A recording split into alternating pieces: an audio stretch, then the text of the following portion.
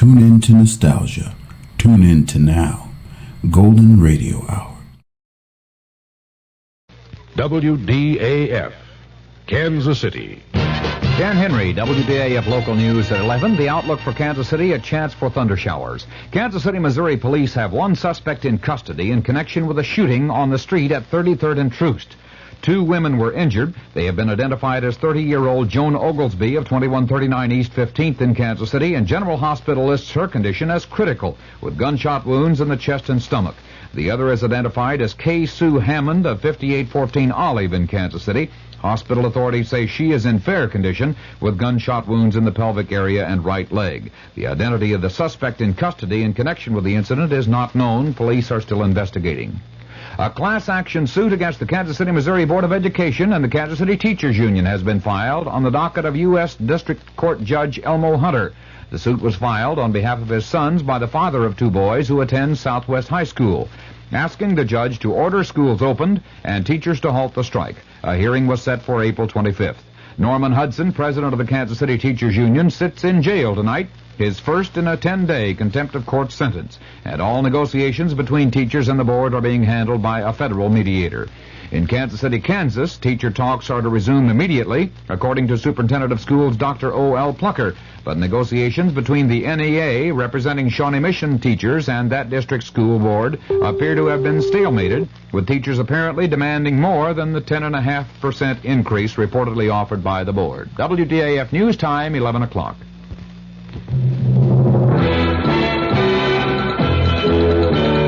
News of the hour on the hour from American Information Radio. This is Richard Wall from Los Angeles, and at this hour, some black police officers in San Francisco have joined the protest against the stop and search policy in the Operation Zebra hunt for the killer of 12 whites.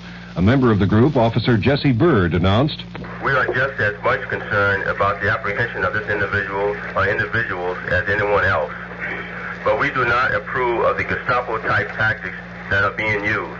We do not approve of people being stopped and frisked at random. We can only view this as another type of harassment." Officer Bird's objection came as 5 black civic leaders filed a class action suit saying the tactics of searching blacks who match the zebra killer's description in San Francisco are unconstitutional. A Statue of Liberty takeover. That story coming up.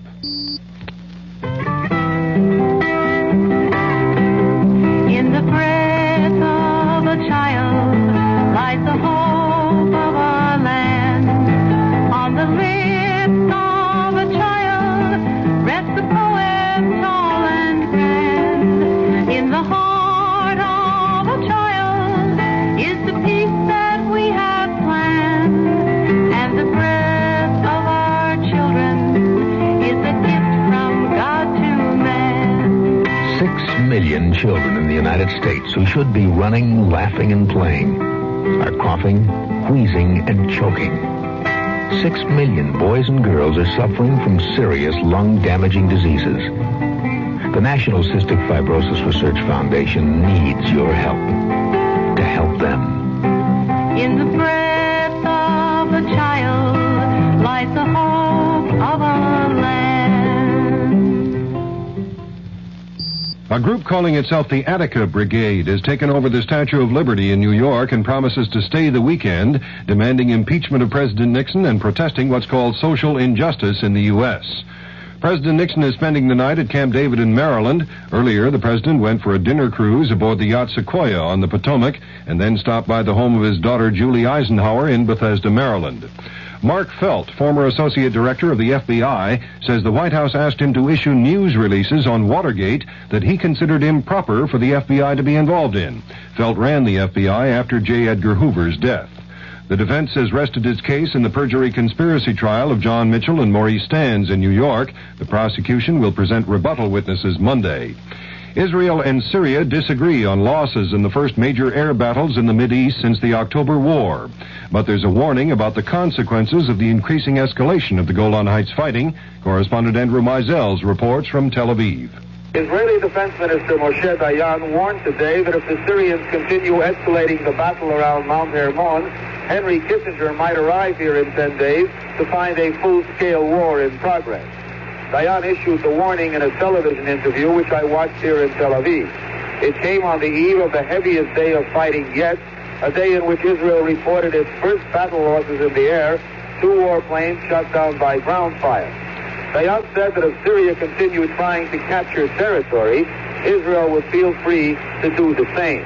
Andrew Mizels, ABC News, Tel Aviv. Japan has signed an agreement with China for mutual airline service. The nationalist Chinese on Taiwan have threatened to end their aviation agreement with Japan because of the arrangement between Tokyo and Peking. Government economist Gary Sievers says inflation will remain a serious problem in the U.S. Sievers' remark followed release of figures showing the cost of living rose 1.1% in March, raising the 12-month increase in consumer prices to 10.2%. The Chicago Tribune has an announcement of interest to nostalgia buffs. The Tribune says it will bring back the original Orphan Annie cartoon strip starting Monday. The first episode will show Annie and her dog Sandy in 1936. This is Information Radio News. From the Kurt Mears Sports Desk, the Kansas City Royals play the Chicago White Sox 2 more games in this series, tomorrow and Sunday, then move to Boston. A temporary restraining order has been issued against the Cincinnati Bengals linebacker Bill Berkey and the World Football League that keeps all WFL owners from negotiating with any member of the Cincinnati squad. Peter Oosterhouse holds the lead in the Monsanto Open Golf Tournament with a 36-hole total of 133, and the KU relays will be wrapped up tomorrow. Kansas City's forecast partly cloudy and mild with a chance for showers or thunder showers through tomorrow. After an overnight low around 60, the high tomorrow will be in the upper 70s. Dan Henry, WDAF News. The CBS Radio Mystery Theater presents...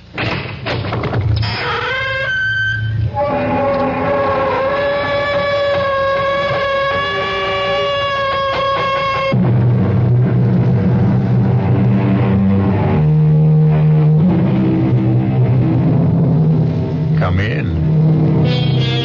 Welcome. I'm E.G. Marshall. Welcome to the fear you can hear. Welcome to the world of your own terrifying imagination. The art of the double cross, unfortunately, has become part of the fabric of our lives. In espionage, however, it is almost a lifestyle. In the world of spies, for the left hand ever to know what the right is doing is unthinkable. For the next hour, imagine that you are Larry Fielding, a 32-year-old newspaper man caught in a dizzying web of circumstances seemingly beyond his control. Larry, please change your mind and come with me. Not until you tell me who you are and why you sneaked into my hotel room. You're a fool, Larry. You must know that the police are looking for you and they'll be here any minute. Oh, well, you're here now, and I still want to know who you are. If that's so important, my name is Carol Johnson. And when I tell you I know all about the murder of Dave Wilson, maybe you'll believe that I'm here to help you.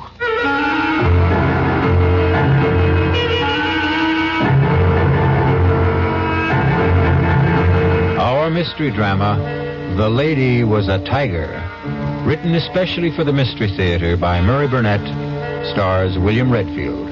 It is sponsored in part by Anheuser-Busch Incorporated, brewers of Budweiser, and by the Kellogg Company, makers of Kellogg's Special K cereal. I'll be back shortly with Act One.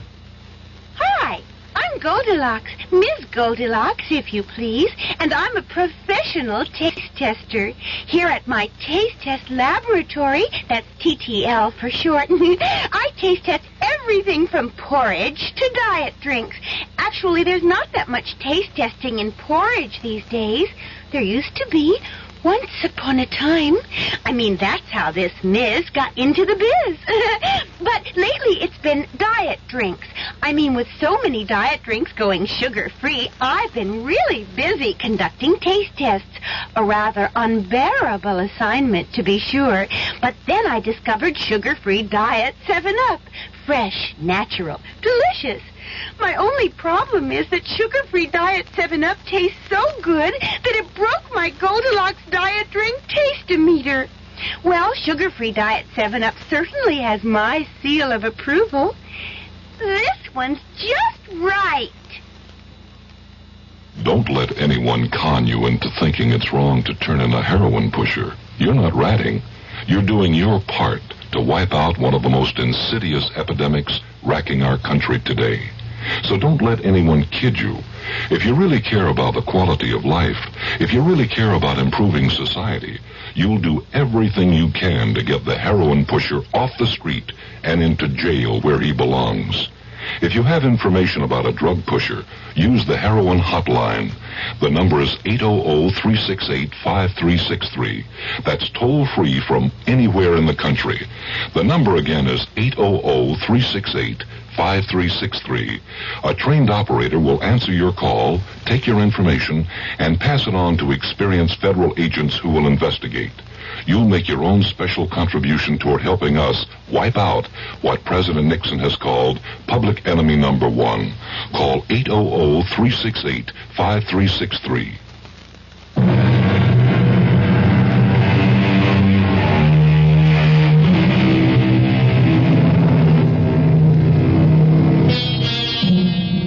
Walking is great exercise, and with good weather can also be great fun. But not when you've just been fired by the editor of the newspaper for which you've worked happily for 5 years. Larry Fielding has been walking aimlessly for 2 hours, trying to figure out why Horace Finley, the editor and his boss, had refused to give him any reason for his dismissal. Tormented by his frustrating thoughts and tired, Larry sits down on a park bench to think. He is so deep in thought, he is unaware of 3 men who suddenly surround him. Larry has only to look at them to know that he is in trouble. He tries to get up, but is pushed back down, and the men start to beat him up. No, take my money and leave me alone, will you? Look, if you want money, I told you can have it. Help! Help! Calling for help when you're being mugged in a big city park is sometimes as helpful as trying to catch hold of a windowsill in a 30-story fall. But this time, there was a miracle. A stranger has seen the attack and rushes to help. Hang in there, man! Here comes... That's a nice jaw you have there, fella. You need a lesson in kicking. That took care of them. They're gone. Oh, thanks. Let me help you up. Thanks, mister. Thanks a lot. I tell you, I was in real trouble. My pleasure. Did they get your wallet? No. I got a lot of bruises, but they didn't get a thing. Say, you're a pretty good scrapper for a guy my age. Well, yeah. Hey, what are you, a karate expert? Oh, just keep myself in shape. You sure do. Listen, can I do something for you to show you I really meant thanks? You certainly can. How about coffee? Oh, sure, but that's nothing. What I meant was... I know what you meant. My name's Dave Wilson. Oh, good. I'm Larry Fielding. Oh, come on, Larry. Let's have a cup of coffee.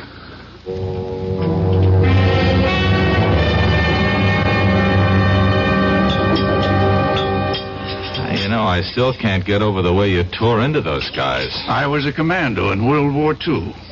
World War II?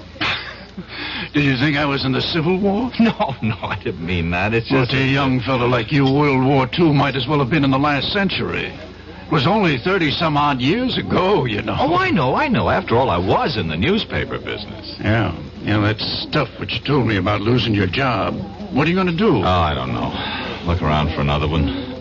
What bothers me is the way my editor let me go. No explanations. You know, we were friends. You'd think he'd at least tell me why he fired me. Those things happen. Stop torturing yourself and begin making plans. No, not until I get this thing straightened out in my own mind. I think I'll call my editor at home tonight and... I've got a better idea. Go out and get drunk, huh? Nope. How about a trip to Paris? Are you putting me on? I'm serious. Well, what are you? A scout for contestants for some kind of TV quiz show?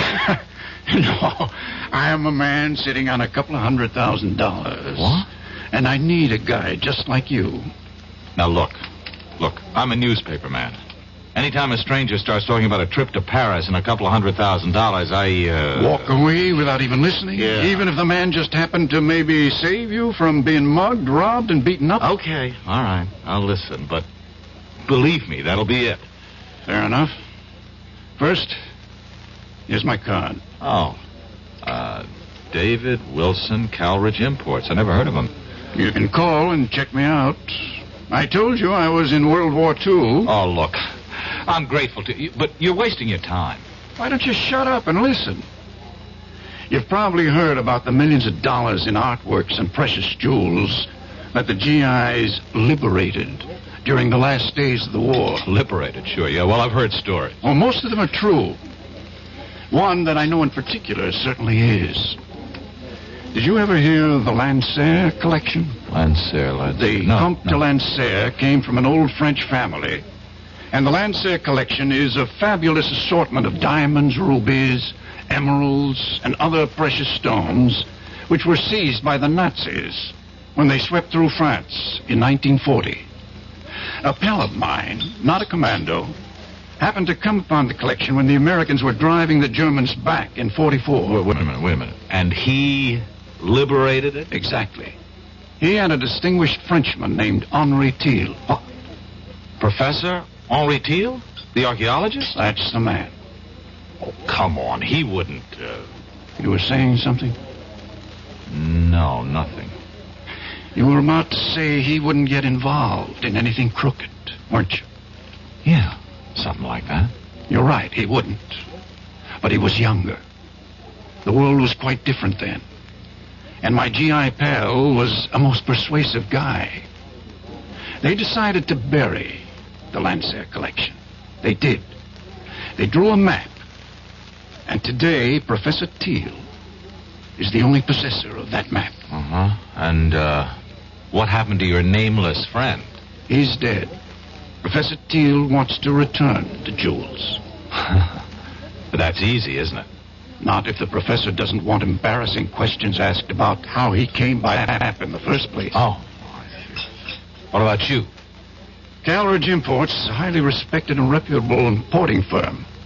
I want to keep it that way. Oh, so do I, even though I've just been fired.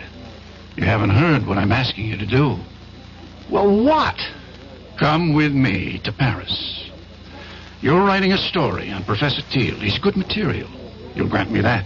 Yes. You'll interview him, naturally. During the course of that interview, he'll give you a slip of paper, which is a map showing the location of the jewels. You'll later deliver it to me. And that's all you have to do. You, mentioned something about sitting on hundreds of thousands of dollars? That's right. The Lancer collection is worth that and more. I'm sitting on it. I intend to return the jewels and collect a reward. If you want to share in that, you deserve it. This is Wilson. The report is positive. Fielding has agreed to go to Paris with me.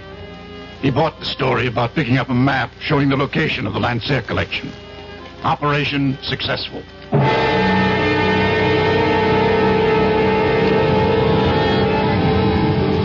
You'd better be on your way, Larry. You're due at Professor Thiel's in 10 minutes. I suppose it's too late to back out, huh? You can always back out, Larry, but I don't think you will. There's really nothing to it. Make it look like a normal interview. Take notes. The professor will give you the map. Slip it in with your notes. Bring it back to me here. I'll be waiting. Okay. Larry. Yes? Relax. Oh, sure thing. I'll see you.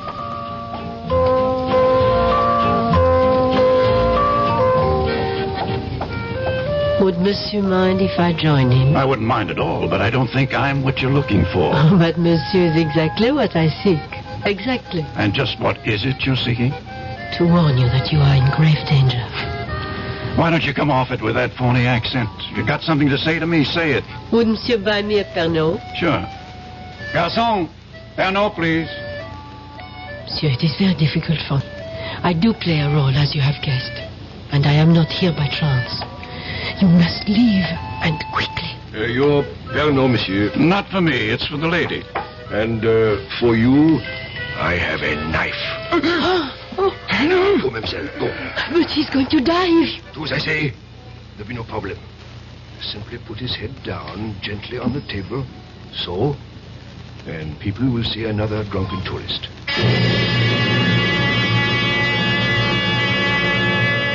Your name is Larry Fielding. You're 28 years old, and you're feeling marvelous.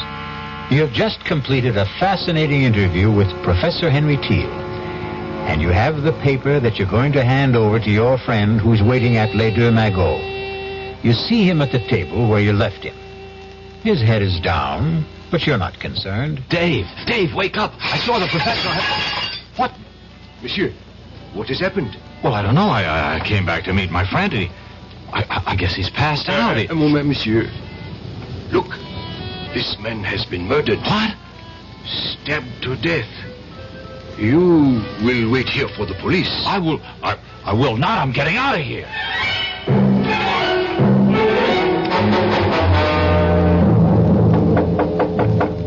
Who's there? It is I. Open up. What's the matter? What happened? The other American. The young one. He got away. You let him go? He panicked. Ran. Now what? He'll probably go back to his room at the Dauphine. You will check. But aren't the police looking for him? I hope so. I gave them a complete description. And what do I say to them if they find me in his room? Calm, a beautiful young lady like yourself. Get to him and find out where the paper is.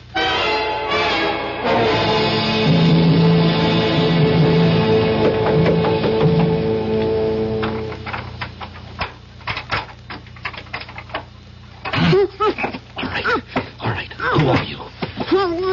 If I take my hand away, you promise not to scream? Right? Okay. Now, why have you picked the lock into my room? Never mind. You have to get out of here. Not until you tell me who you are. If that matters, my name is Carol Johnson. I've been sent here to help you. Oh, sure. I know about the murder of your friend. Wait a minute. Sent by whom? I'll answer your questions while we're on the way. On the way to where? Safety. I don't need to run. I didn't kill anybody. I'm not about to take off with a strange girl, particularly not one who's equipped with skeleton keys. Oh, suit yourself. Goodbye.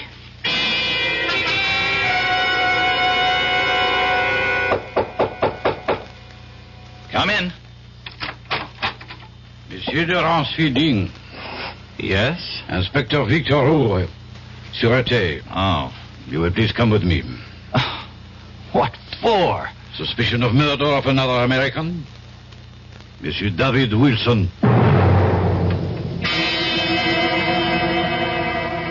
Inspector, listen. Why would I kill Dave? I've already told you I had an appointment to meet Dave at the cafe. He was waiting for me. Would I have walked up to a man I just killed and shake him so that he'd fall down and make a big scene? That is your explanation. There is nothing to support it. Well, there's nothing against it either. There is the word of Louis Goret. Who's he? The waiter who attended the table at which Monsieur Wilson and you sat. The only reason that you are not, as of this moment, charged with murder is because you did return. That much the waiter's testimony supports. Only he says that Monsieur Wilson might very well have been dead shortly after you returned, and that you had time to kill him. That's a lie. So you say. Oh, just check with Professor Teal. He'll tell you what time I arrived, what time I left. We have been trying, and there has been no answer. We may have him on the telephone now. Hello? Eh? Ah? So? Voilà bien. Merci. All right, well, what'd he say? That was not Professor Teal. That was his apartment. And his servant. His servant?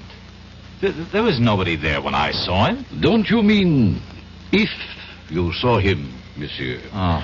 According to the servant, Professor Teal left for an extended holiday early this morning, and it is not known when he is expected back.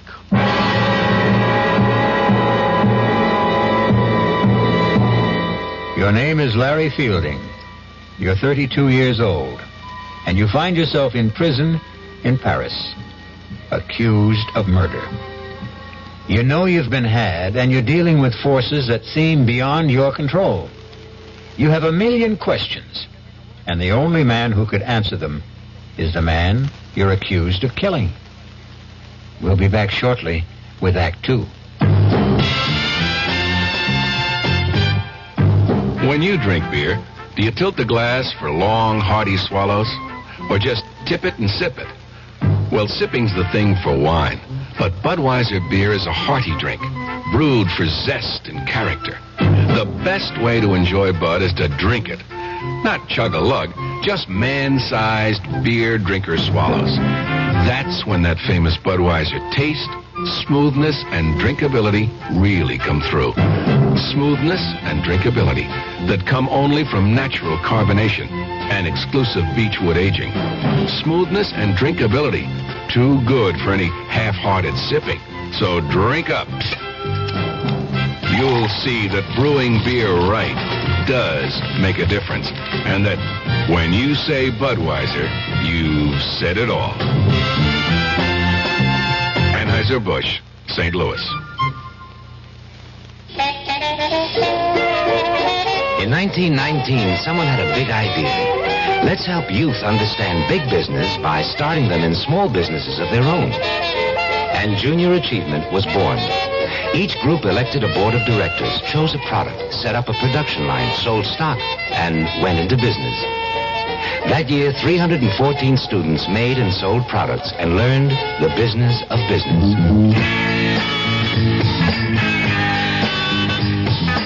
Today, Junior Achievement has grown to nearly 200,000 members. Junior Achievers are designing and marketing their own products and services, from cutting boards to printing. They're organizing sales efforts, writing marketing plans, calculating profit and loss. Running these small businesses helps Junior Achievers understand how big business works. Support Junior Achievement, where youth learns the business of business. Call your local Junior Achievement office.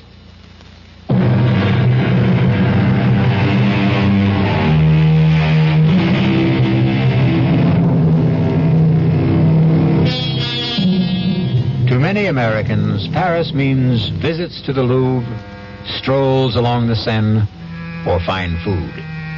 But to Larry Fielding, it means the inside of a prison cell, where he sits accused of a murder he didn't commit. Fielding knows he's been caught up in something that involves more than the recovery of some stolen jewels. However, what he doesn't realize is that he's the key pawn in a deadly game, and the players are about to make some moves. Come. I don't think it's smart to have me come here so often. I would not have sent for you if it were not necessary. Do you still believe that Fielding knows nothing about the operation? I do. Then where's the document? Well, we don't know he ever had it, do we?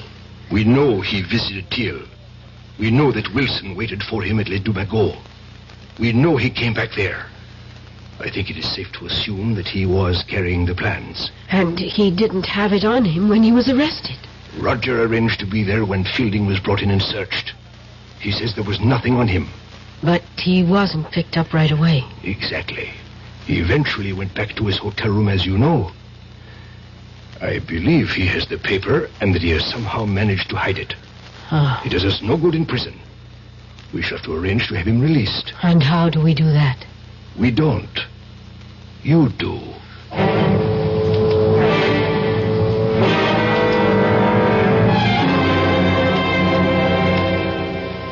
Sit down, mademoiselle. Your passport says Carol Johnson. That's right, Inspector. And I am told you are in my office because of the unfortunate incident in the Café Les Dumagots. Yes, Inspector. I just had to come here to tell you you have the wrong man. Ah? And how do you know that? I'm studying at the Sorbonne. I visit Les Dumagots all the time. I was sitting right there when that man was murdered. Formidable. You saw a man murdered and you did nothing. Oh, at the time I didn't know it was a murder. I just thought the man had too much to drink or was ill. But the reason I know that you've arrested the wrong man is that the murdered man was dead before this young American Fields Fielding. Yes, well, the man was dead before Fielding ever got to the table. Fielding came and shook him, and that was when it was discovered that he was dead. I'm prepared to swear to that, Inspector. Of course you are prepared to swear to this story that you have just told me. Why not? It's the truth. Of course, mademoiselle.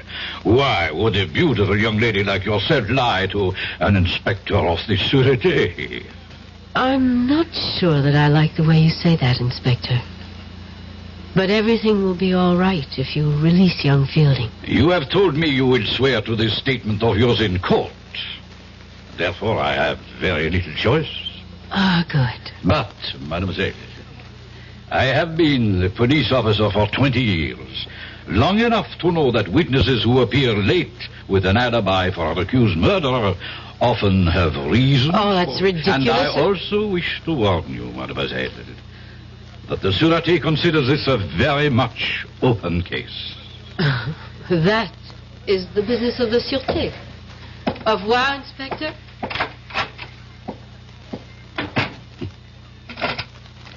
Gérard, you will follow the young lady who just left my office, and do not lose her.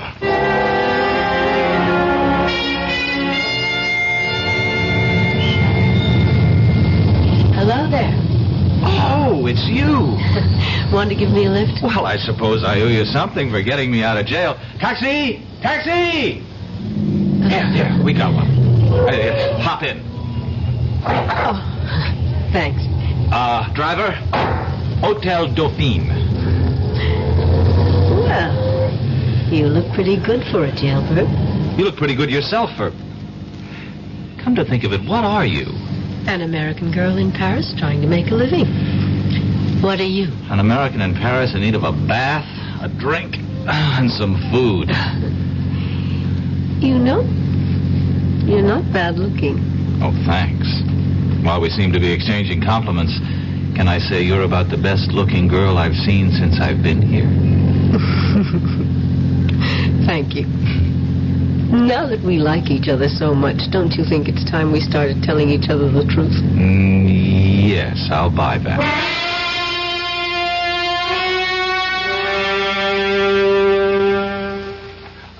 Écoutez-moi, operateur, you speaking. Okay, well, look, I phoned the desk about an hour ago to get this room straightened up, and so far nothing's happened. Now, can you please just send someone up so I can sleep here tonight, huh? Oh, while you're at it, where's our food? Wait a minute, that's a different department. Oh. I'll have to call room service again. Oh, maybe you won't have to bother. Entree. Your dinner, monsieur. Madame? Merci. Monsieur would like me to serve. No, thanks. No, I think I can handle it myself. As monsieur wishes. Wait a minute.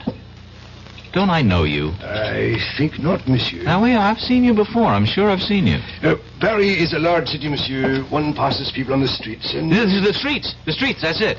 You're the same guy who was at the Café Les Deux Magots. Monsieur is mistaken. What? Hey, wait a minute. Come back here. I want to talk to you. Oh, now don't go chasing him down the hall. Why not? Listen, Carol, I'm positive he's the same waiter... He'll just deny it and you can't prove it. But... Even if you could. What do you think it means? Well, it means... Well, I don't know. But if I get him to talk, maybe I'd find out something. I thought you were going to clue me in. Oh, yeah. Listen, have you ever heard of the Lancer collection? Of course.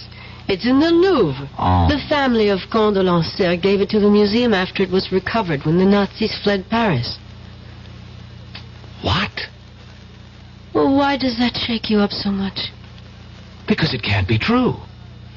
Come with me to the Louvre and I'll show it to you. Well, that changes everything. Come on. Where are we going? To the American consul.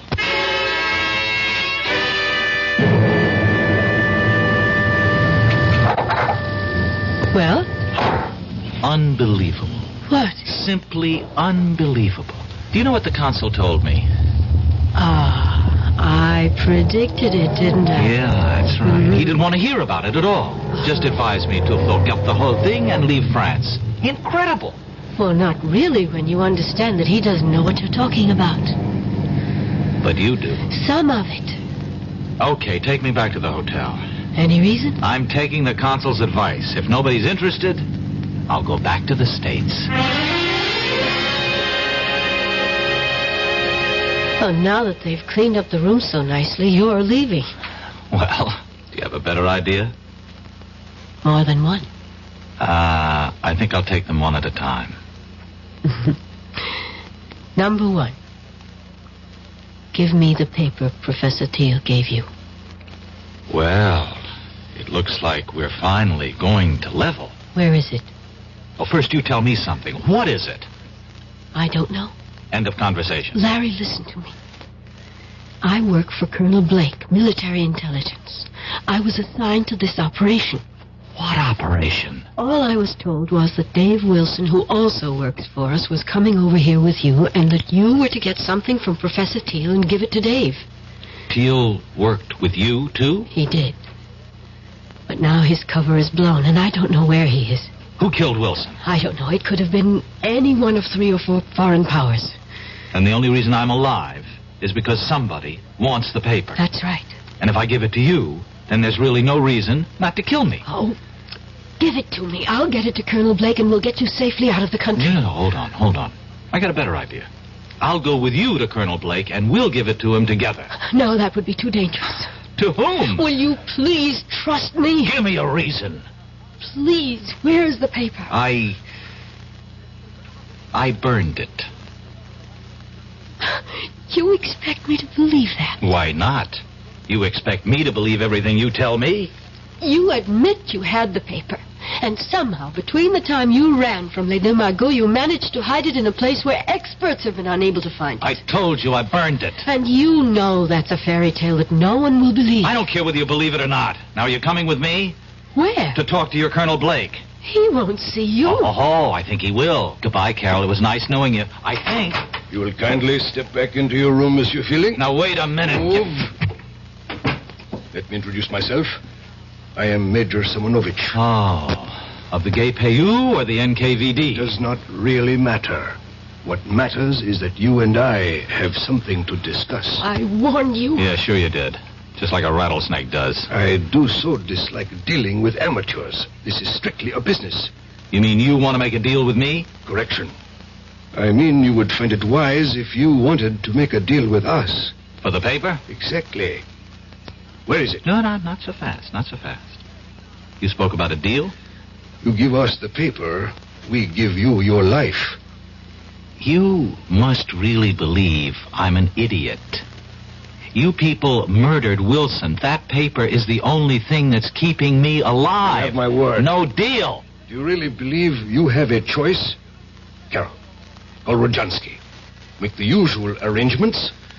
We will wait here. Donnez-moi 80-36, s'il vous plaît. C'est ça. Merci. Carol. Yes. Tell me something, will I like Rodzansky?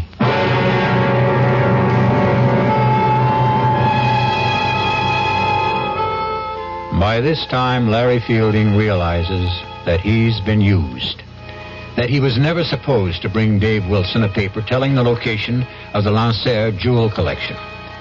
But his discoveries have only added to his dilemma. He was quick-witted enough to realize that his only hope was to hide the paper, because that slip of paper is his last resort.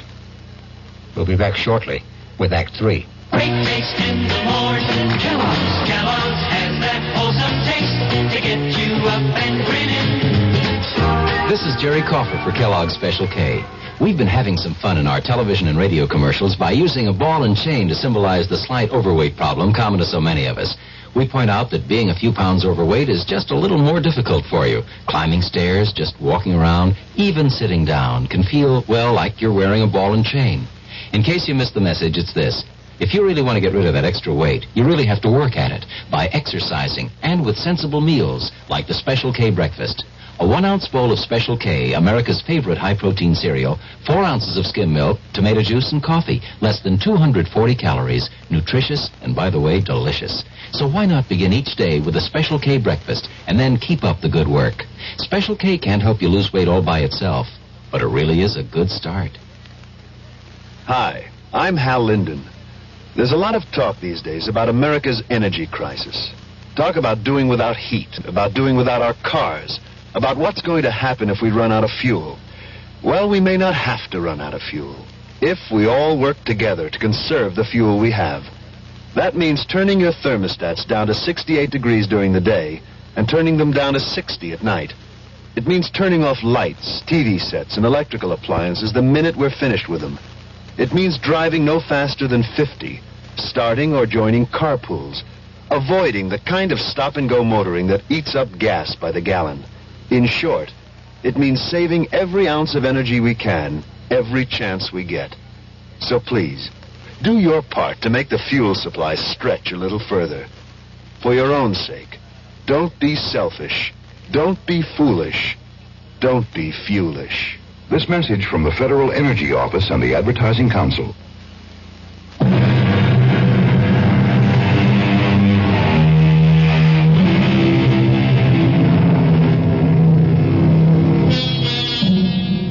Newspaperman Larry Fielding sits waiting in his Paris hotel room, closely guarded by 3 members of the Russian secret police and the beautiful American girl, Carol Johnson. They are waiting for a man named Rozansky, who might very well be, for all Fielding knows, his executioner. You know we mean to obtain the paper. Rozansky is a doctor and a chemist. He'll be here shortly. You will be put to sleep painlessly. You'll be taken from here in an ambulance to a safe place, and there you will be injected with sodium pentothal, Fielding. You will tell us. Look, I don't suppose you'll tell me what's so important about this piece of paper? You have heard of the SAM-6 missiles, the surface-to-air weapons with deadly accuracy that we have developed and which were used so successfully in minor wars in Asia and the Middle East? Yes, I've heard of them. Good. We learned that someone whose identity we still seek has invented a jamming device which would render the SAM-6 almost worthless. We don't believe that any such system can be invented, but we do not take chances. We have reason to believe that the piece of paper that you carried away from Professor Teals has the information for building such a device. That will be Rozansky. Carol, admit him. Of course. Come in, Doctor. This is the patient. Now, look, I really don't think this is necessary. It will be easier if you don't fuss, young man. I don't intend to make... Hold him. Now, his arm. Hold it still. Good. You brought a stretcher? Of course. There. You'll be under in a moment, so we can leave.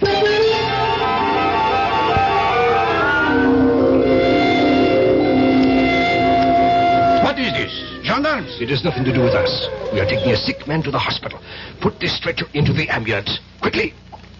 I must apologize, but we received a report from the hotel concierge that there was a dead man here. Absurd, Inspector. This is Dr. Jansky.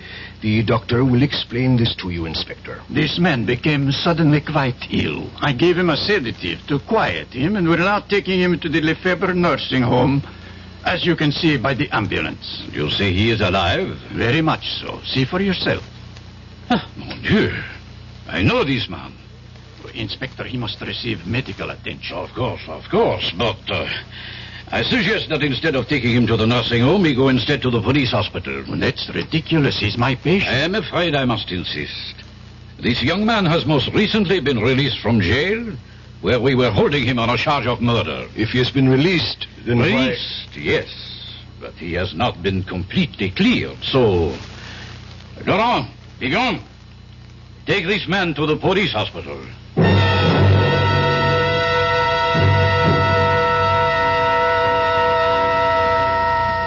Did you get a report? Yes. And? He'll be conscious in an hour. And he will talk. I'm sure of that. He will scream to see Colonel Blake, and then your cover is blown, and the whole operation goes fooey. What do we do? Silence him. But what about the papers? We will be faulted for that, of course, but if we do not have it, neither do the Americans. Who do we have in the police hospital? Only Leclerc. A weakling. But he can admit Rozhansky. Rozhansky's a doctor. He doesn't need Leclerc to admit him. He can visit his patient openly. Thank you, my dear. I visit Fielding and he dies shortly thereafter. That idea does not appeal to me. We have to do something. You are both right. Carol, you will be his first visitor when he regains consciousness. No. Yes, Carol. Rozhansky, give her your hypodermic kit. I don't have to do this, and I won't. You would prefer that in my report I mention your failure with Fielding when you had some hours alone with him? I'll go. That is wise. Rozhansky, give her the syringe. Here. Quickly. The car is waiting. And Carol, if you should decide, or even think about changing sides, it would be most unwise. You know the French police are still most interested in the person who murdered Wilson.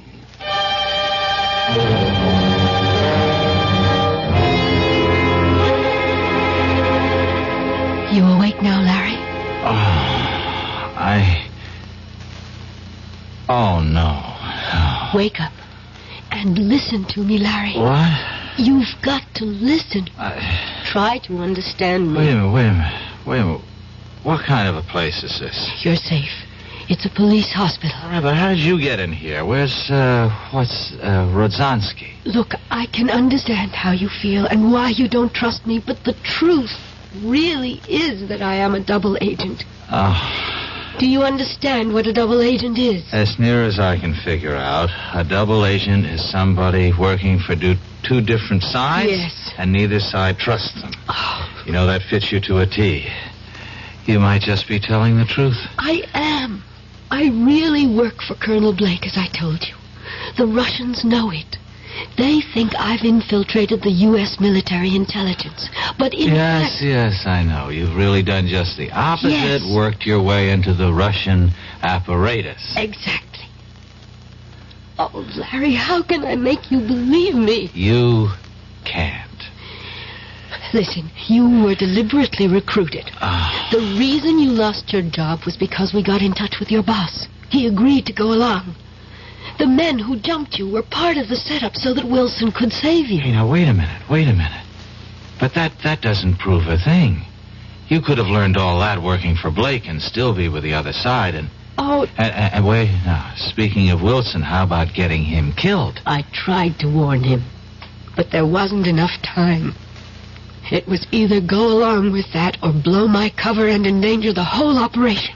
And when I wanted to give the plans to Blake, you objected. Same problem if I went with you to Blake or you went to him after we had talked. My cover was blown. All right. Now, and suppose I had given you the plans. How would that have changed the situation? We would have had a phony copy that I would have delivered to Igor and everything would have been fine. And there's still time for me to do that. If you will just believe me and tell me where the plans are. I'd like to believe you. I really would. Please. Where are they, Larry? Get me to Blake. It's too dangerous. Look, you see this. Yeah, it's a hypodermic. It's death. Igor sent me here with this to kill you. Now, do you believe me? Wait a minute. If you don't kill me, and I guess you don't intend to, what will Igor and his friends think? Isn't your cover blown then anyway? Could be, but if I come back with the plans and say that I got them out of you without having to kill you, there's a chance they'll believe me. Well? I'm thinking. Who are you? One of the hospital guards, monsieur. Oh. Mademoiselle, you have been here some time. How is the patient? Guard. Yes, monsieur? Call Colonel Blake at U.S. Military Intelligence. Tell him I've got to see him right away on a matter of the utmost urgency. Colonel Blake? Colonel Blake. I will inform my superior. Now, you don't have to inform anyone. Just call him. Yes, monsieur. The Major will be disappointed you have not followed instructions. You are a fool. I would have had the information if you hadn't come in when you did. I know what you were ordered to do. What? What's this? A moment of truth, I'm afraid, Larry. Oh, I know how highly the Major regards you, mademoiselle. But I also know what he thinks of me. Tonight will change that. Give me that syringe. Here, right in your arm. Oh, you traitor. I knew. Carol, you were telling me the truth. Yes. Yes, I was.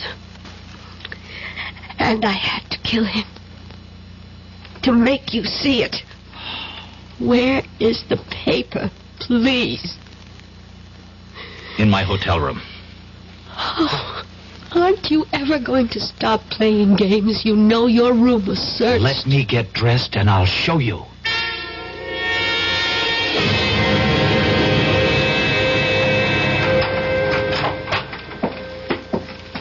If it's not here, there's going to be the devil to pay. Don't worry, it's here. Now I'm the one who has to be shown. Trained operatives from 2 special branches went over this room with everything except Geiger counters. Okay. Where are we going? The bathroom. That was searched, too. Oh, I don't doubt it. Oh, we went through that cabinet. Did you now? What do you see? Towels, paper tissues, some of your toilet articles. We took your razor apart. Uh-huh. And what else? A roll of toilet tissue, unopened. And as the French say, mademoiselle, voila. Oh. And now we unroll this toilet tissue and keep unrolling it, and... Oh, my God. Where did you learn to open a package and reseal it like that? When I was a kid, I was the best clerk in Roscoe's shipping department. Oh, thanks. It was nice knowing you. I really mean that, Larry. Hey, wait a minute. Surely I've earned the right to buy you dinner. I'd like to. Well, you'd better, or I'll start doing some talking. Blackmail? You said it. All right. I'll meet you at Les Deux Magots at 10:30. No way. Let's try the right bank, La Rotonde. That's a date. I'll see you. You better be there. Shirts, ties. Yes, I think that's everything. Come. Oh, it's you, Rojansky. Are you coming with me? I am staying. And we shall say goodbye. I do not have much time. The plane for Moscow leaves in... I do not think you'll be taking the plane. Are you insane? You know I've been recalled. Not precisely. What do you mean, not precisely? Moscow feels you have bungled badly. So, it's not the first time that an operation has been... First, you were duped by the American girl. You know she was a double agent? I know now. Did you know before she killed Leclerc? I was not in charge at that time. At that time? Now there are 2 murders that cannot be hushed up. The French police must have a murderer to satisfy the public. Then give them Carol. I only wish that we could. They want you. You have been chosen to be the murderer. I am replacing you as the head of this section. Ridiculous. I won't remain quiet. I have a lot I could and will say to the authorities if Moscow abandons me. Now you listen to me, Rojansky. I have no time to listen. Rojansky, wait. That hypodermic. Don't...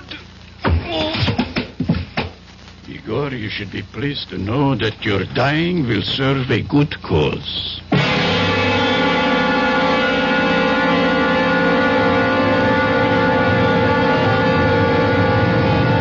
I'm sorry I'm late, but But? there were loose ends that had to be cleared up. Well, I thought maybe you decided against coming. Oh.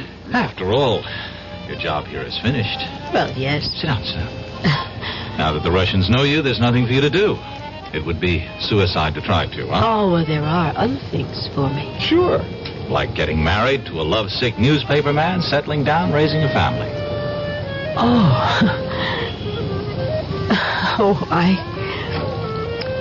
I take it I'm your first Matahari. Mm-hmm. First and only. Well, Larry, we're very different from other women. In our business, you pay dues. And they're heavy payments. I don't get it. I'm talking about sitting at another cafe on the left bank. Sitting and knowing that an agent named Wilson was going to be killed. Clumsily trying to warn him, and finally deciding that his death was the way it had to be. Larry, that's a big payment. But you can forget about it now. It wasn't your fault. No, forget about that and forget about Leclerc. Well, you had to... You see, it's even hard for you to say. I had to kill him. No, Larry, I have to keep on to justify those things. But, Carol, listen. Bye, Larry. Thanks for the champagne. But our dinner, I've ordered dinner. At least have dinner with me. Oh, we both know what I have to do. If I ever change my mind, I promise I'll come running.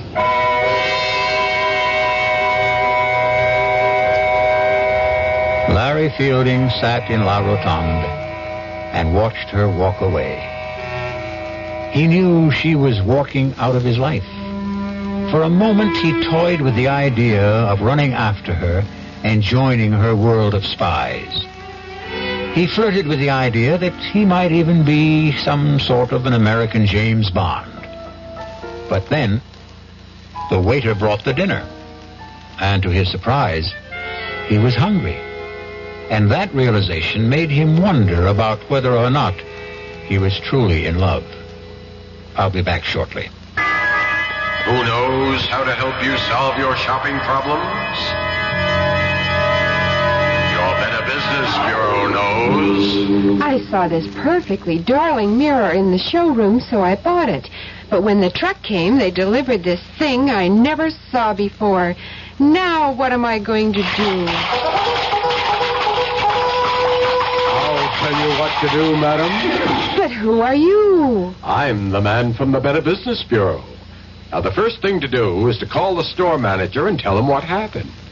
But in the future, when your merchandise is delivered, you should examine the item before the delivery truck leaves. And if it's to be delivered from a warehouse, have a clear understanding with the dealer that unless it is the same as the sample shown to you, you will not accept it or pay for it. Oh, thank you.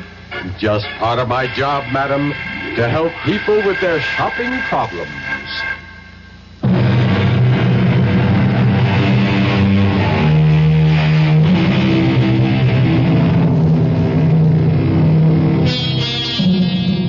Back in New York, Larry Fielding returned to his old job. An old friend and boss, Horace Finley, who was curious about what had happened in Paris. Finley kept pressing Larry to tell him about his Parisian adventure. Finally, Larry said, "I'll tell you, Horace. In Paris, the food was good." Our cast included William Redfield, Joan Loring, Roger De Koven, Ian Martin, and Chris Gampel. The entire production was under the direction of Hyman Brown. And now, a preview of our next tale. I really killed that boy, you know? What did you say? I killed him, Mr. Murray. I waited for him in the hallway the next day, and I grabbed him. He was a scrawny kid. It was like wringing in the neck of a chicken. I'd do the same thing again, Mr. Murray, to the next guy who bothers my wife. They gotta learn. You lied to me. Every stinking word you told me was a lie. Don't be sore, Mr. Murray. I couldn't tell you the truth, could I? I mean, you wouldn't have taken the case, would you? Yes! I would have taken the case and told you to plead guilty with cause. No, I wanted you to get me off, and that's what you did. Look, I've got to go now, Mr. Murray. I just want to say thanks again. Oh, you think it's that simple? You think you can just walk out of here? Melanie's waiting for me. She likes to eat dinner early. The girl's always hungry. So long, Mr. Murray. Radio Mystery Theater was sponsored in part by new sugar-free Diet 7-Up. This is E.G. Marshall inviting you to return to our Radio Mystery Theater for another adventure in the macabre. Until next time, pleasant dreams.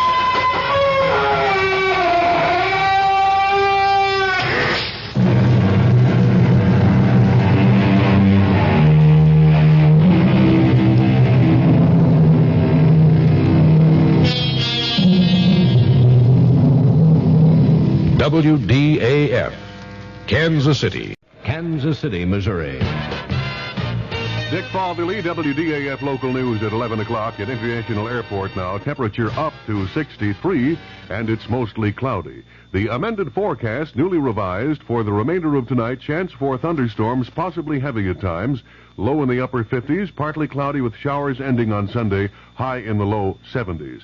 The amended forecast reads flash flood watch tonight. A flash flood watch for the Kansas City metropolitan area. A meeting is scheduled for 10:30 tomorrow morning to decide whether a major construction strike will begin in metropolitan Kansas City on Tuesday. Carl Rogers of the Teamsters Union says business agents of the 10 unions involved will be on hand. The Builders Association rejected a proposed contract yesterday.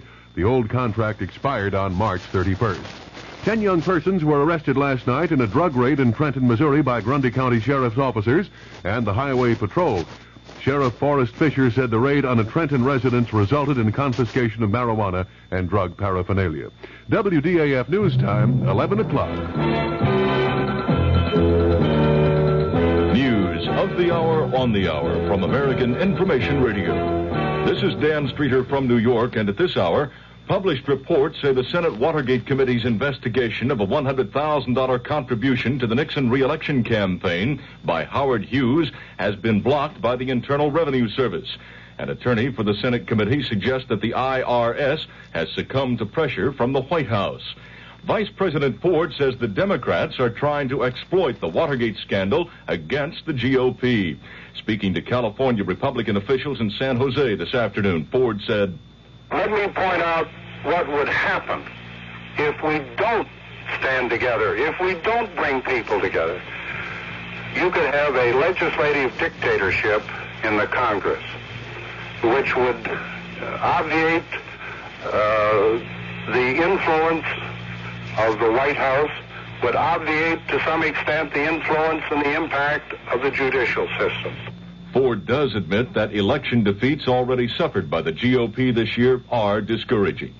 Shut down at Silver Bay. That story coming up. We live in an age in which most handicaps can be dramatically reduced. The almost blind can be helped to see, and the almost deaf can be helped to hear. Retarded children can be taught to work and play with other children, and in many cases, to read and learn an occupation that will give them independence and a better life. Nearly 7 million American children have learning handicaps of one kind or another, and many parents don't know where or even how to look for schools with special education programs. Special education can help a child overcome his particular learning problems, whether physical, mental, or emotional. If you have a child with a learning problem, or know of such a child, you can find out, free, the location of special education programs or facilities in your state. Just write Closer Look, Box 1492, Washington, D.C., 20013. That's Closer Look, Box 1492, Washington, D.C. The Reserve Mining Company is shutting down its processing plant at Silver Bay, Minnesota, throwing 3,200 employees out of work. But the shutdown is a victory for environmentalists. Correspondent Ron Miller has been covering the story and has a report from Chicago. The Reserve mining trial in Minneapolis has been called the most important environmental case of the century. The trial has dragged on for almost 9 months, with testimony focusing on the health hazards created by Reserve's methods of waste disposal. The company has dumped 67,000 tons of waste into Lake Superior every day. Government experts testified that waste contained amosite asbestos fibers, which could later be found in the drinking water of Duluth and several adjoining communities.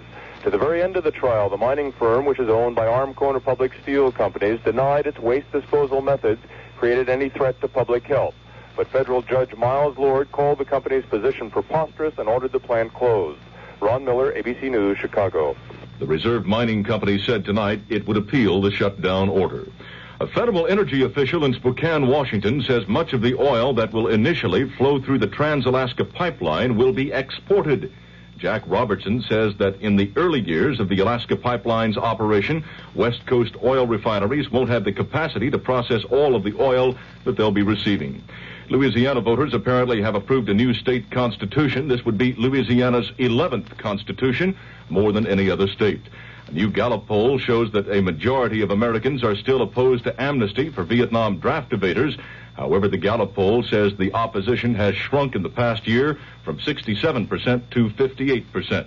The Saigon Military Command says communist forces have cut off 1,000 South Vietnamese reinforcements trying to reach a besieged ranger base 35 miles northwest of Saigon.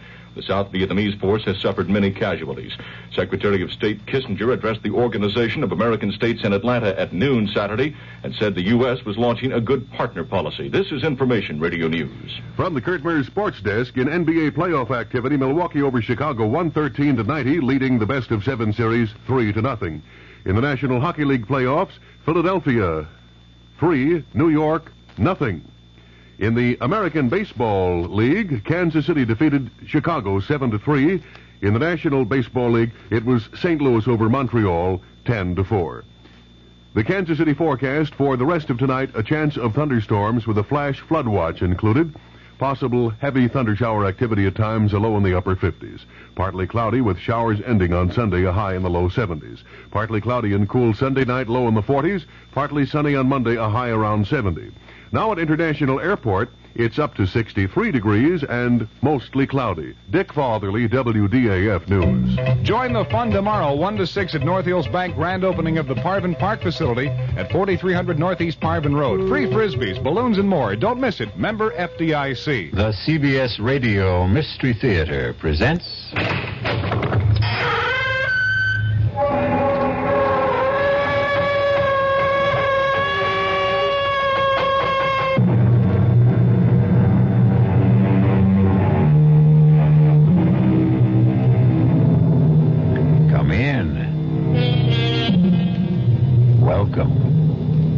I'm E.G. Marshall. Welcome to the sound of suspense. Welcome to the fear you can hear. Welcome to the world of terrifying imagination. This is a tale about justice, about the lady who stands over the criminal courthouses of America with a blindfold over her eyes. Of course, the blindfold represents impartiality, not faulty vision. But yet, there are occasions when justice seems to be looking the other way. And that's something which bothers Attorney Ned Murray very much indeed. He's getting away with murder, Tony. And maybe he'll get away with another one. Maybe there's an answer. What? I've been waiting a long time to figure out what I could do for you, Ned. What kind of favor might be important to you? Now I know. Tony, you're thinking about killing Rydell.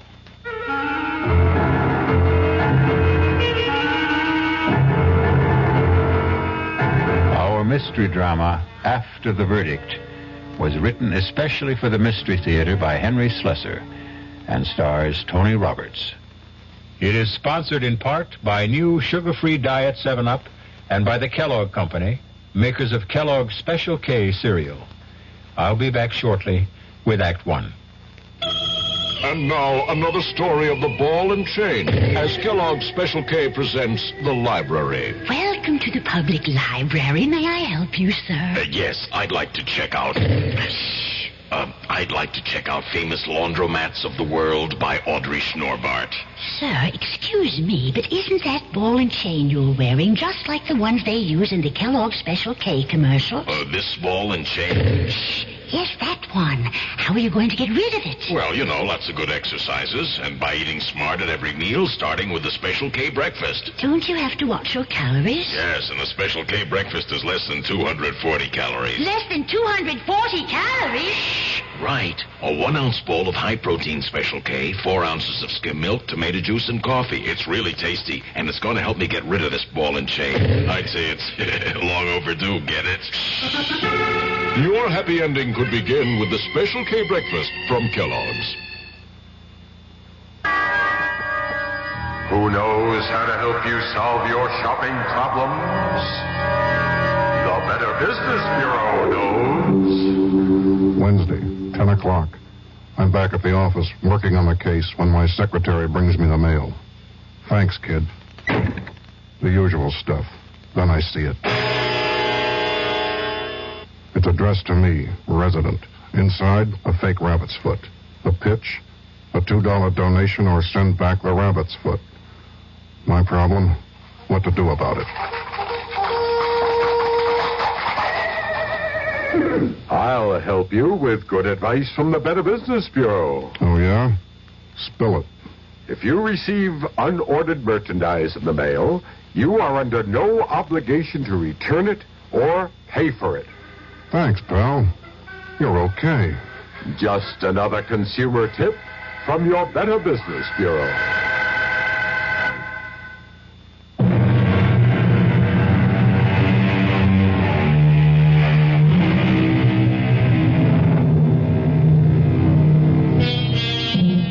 What better place to begin a story about justice than in a courtroom?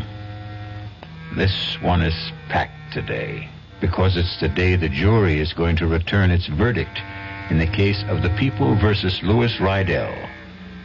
That's Rydell over there, the thin man with the burning eyes. See the way he searches the face of every juror who takes his or her place in the jury box? It's only natural, of course, because Louis Rydell had been charged with murder. Shh, quiet now. Presiding Judge Lincoln Arthur is about to speak. The foreman of the jury will please rise. Has the jury reached a verdict in this case? We have, Your Honor. Please read your verdict to the court. We find the defendant, Louis Rydell, not guilty. Mr. Murray. Congratulations, Lou. I'm very happy. You're happy. How do you think I feel? Hey, come on. Let's get out of this place. Let's celebrate, huh? Let's pick up my wife and have a ball. Well, I don't think I can. I promised my boss that I'd go down You don't care about your boss. You want to see that daughter of his. Okay, we'll make it a foursome. I can't, Lou. I'm sorry. Oh, come on, Counselor. Melanie's got a cab waiting outside.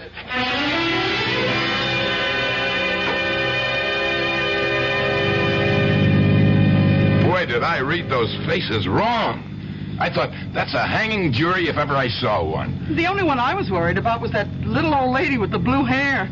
You just can't tell about a jury from their faces. My last case, well, I thought they all looked friendly, but I lost. You won this one, Mr. Murray. I bet that boss of yours is real pleased. I mean, all this publicity that you got. Well, you're a regular Clarence Darrow. Look, Lou, we don't really have to talk about the fee settlement now. Why don't you and Melanie just go out and drink up a couple of bottles of champagne? Oh, Lou doesn't drink, Mr. Murray. Lou doesn't have any vices. Do you, Lou? I want to get the money settled, Counselor. Melanie here doesn't like to hear about money. She just likes to spend it.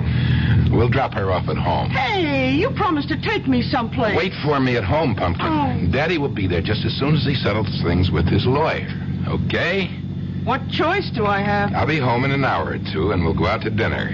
Just stay in the apartment, and don't open the door to anyone. And if you have to open the door, wear some clothes, baby. Huh?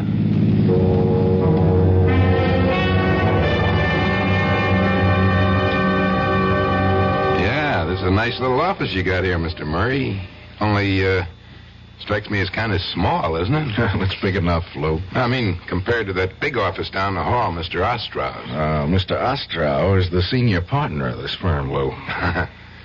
Well, maybe when you marry his daughter. You are going to marry that chick, aren't you?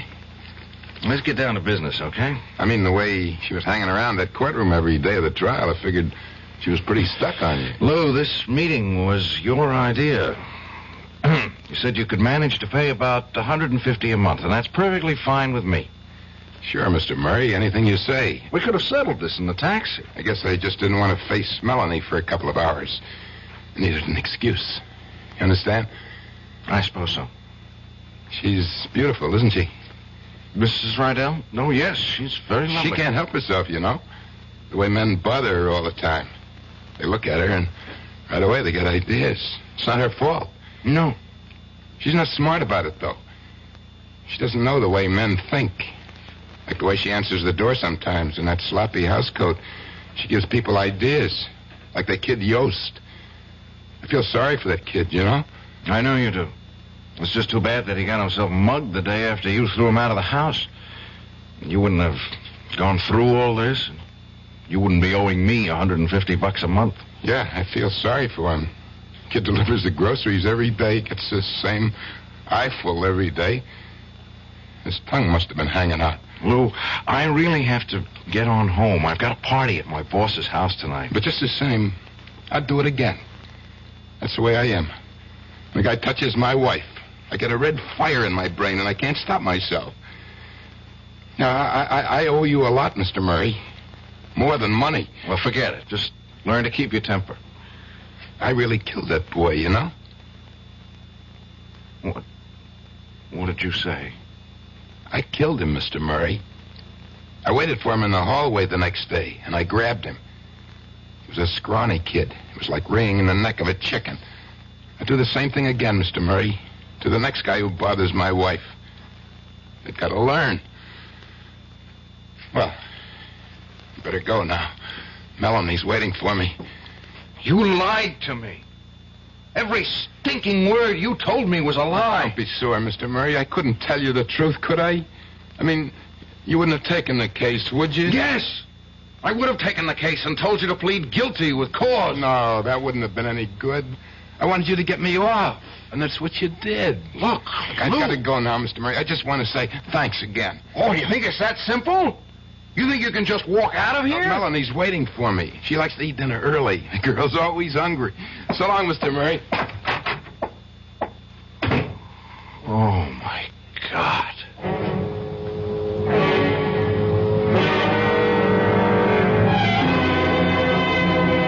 Light on the ride, more on the... Ned, for the love of Mike, where you been? Sorry I'm so late, Mr. Ostrom. Who do you think this party's for, anyway? Well, come in. Karen's going out of her brain waiting for you to get here. This one looks like quite a crowd. Well, they're all in your pocket tonight now, Ned. All right, everybody, hold it. Here's the man we've all been waiting for. Ned Murray, folks. Greatest trial lawyer since Clarence... since Harry Ostrom. All right, come on, Ned. Karen's over here. Ned! Hi, darling. Where in the world have you been? The party started 2 hours ago. I just lost track of the time, that's all. Must be love, if you ask me. All right, I'll see you kids later. Ned, come into the kitchen for a minute. No, it's full of servants. Come into the bedroom. Now, that's an offer I can't refuse. Well, what did you have in mind? Give you one guess. Oh, darling, I'm so proud of you. You were so wonderful. That kiss was pretty wonderful. Father says that you were everything he used to be in the courtroom, and there's no higher praise he can give than that. Look, let's forget about the trial. It's over. Oh, no, I don't want to forget about it, Ned. I'm just so thrilled with the way you handled the case. That man Rydell seems so guilty. But there's too much fuss about all this, Karen. Father said that if you could win this case, you could do anything. That it would mean a lot of business to the firm. Do you know what I think? He's not going to wait on that promise about the junior partnership. I think he's going to do something about it right now. Are you serious? Don't tell him what I said, but I'm sure of it. Ned, you'll have to stop making excuses pretty soon, lover. You'll have to name the day. Oh, for heaven's sake. It's probably your father wanting me to join the party.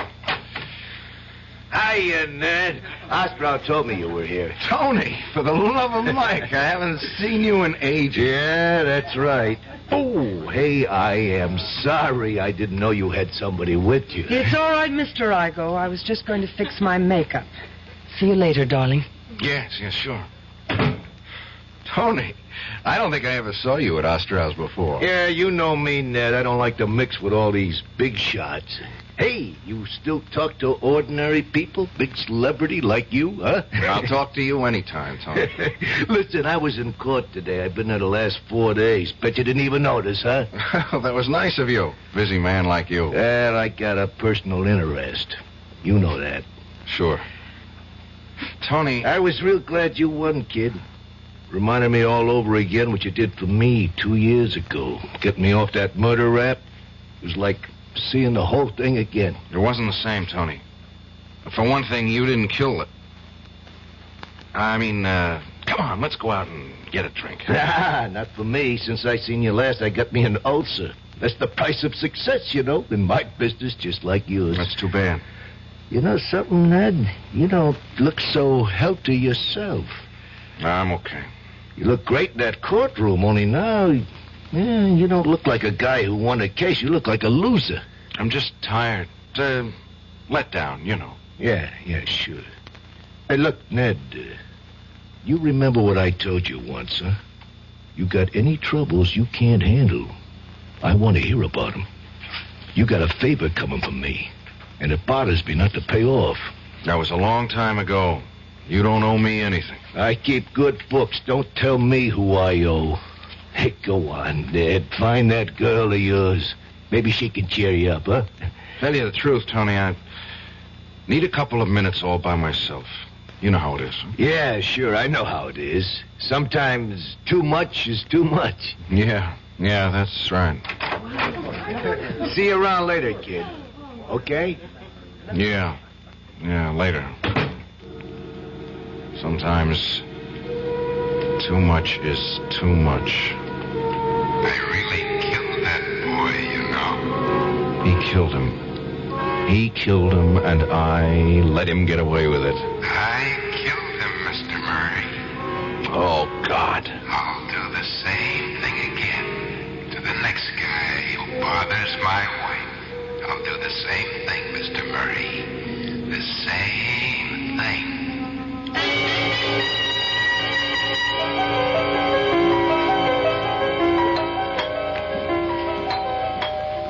I'm coming. Oh, Mr. Murray. Hello, Mrs. Rydell. Oh, well, Lou isn't home, you know. Oh, he went to see Mr. Fleming about going back to the company. I knew he wasn't home. May I come in anyway? Oh, yeah, sure. Look, do you think Lou will have any trouble? I mean, getting his old job back? You know, he was their best salesman before the trouble happened. They won't hold it against him, will they? I don't know. I want to ask you a few things. Yeah? Oh, well, sure. Mrs. Rydell, before the trial, you told me your husband was the jealous type. Yeah, that's right. But you said there was never any reason for his jealousy. But do we have to go through that again? The trial's over, isn't it? Please, it's more important than you think. Why? This delivery boy, Yost. I tried to underplay Lou's anger about him in court, but he was really pretty sore about the pass he made at you, wasn't he? But I told you all that. Yes, Lou was sore. Sore. He was crazy. I didn't even want to tell him about the kid because I was afraid he'd... Well, you know... Mrs. Rydell, the trial is over, just as you said. Nobody can charge Lou with the same crime again. That's the law in this state. So you've got nothing to lose by telling me the absolute truth. About what? Lou did kill that boy, didn't he? Hey! He waited for him the next day and choked him to death. That's a dirty lie. How could you, of all people... All right. Maybe you didn't know the truth. Maybe you believed your husband the way I did. You get out of here, mister. Please, I'm not through. The reason I know this is because Lou told me himself yesterday in my office. Lou isn't going to change because of the trial. He's an insanely jealous man, and he might very well do the same thing again. Oh, you're awful. I thought you were so nice, Mr. Murray, but you're terrible. I had to let you know how things are with Lou. He got away with murder, and that makes me sick to my stomach. There's not much I can do about it, but maybe you can do something, Mrs. Rydell. Me? You can be careful. Do you understand? No. You've got to make sure he never has any reason to be jealous. Listen, if you think I play around... Even if he misunderstands your behavior, somebody else might get Lou's hands around his throat. It might even be easier for him the next time. He got away with it once. Please, Mrs. Rydell, for his sake. All right, for mine. Don't make your husband kill again.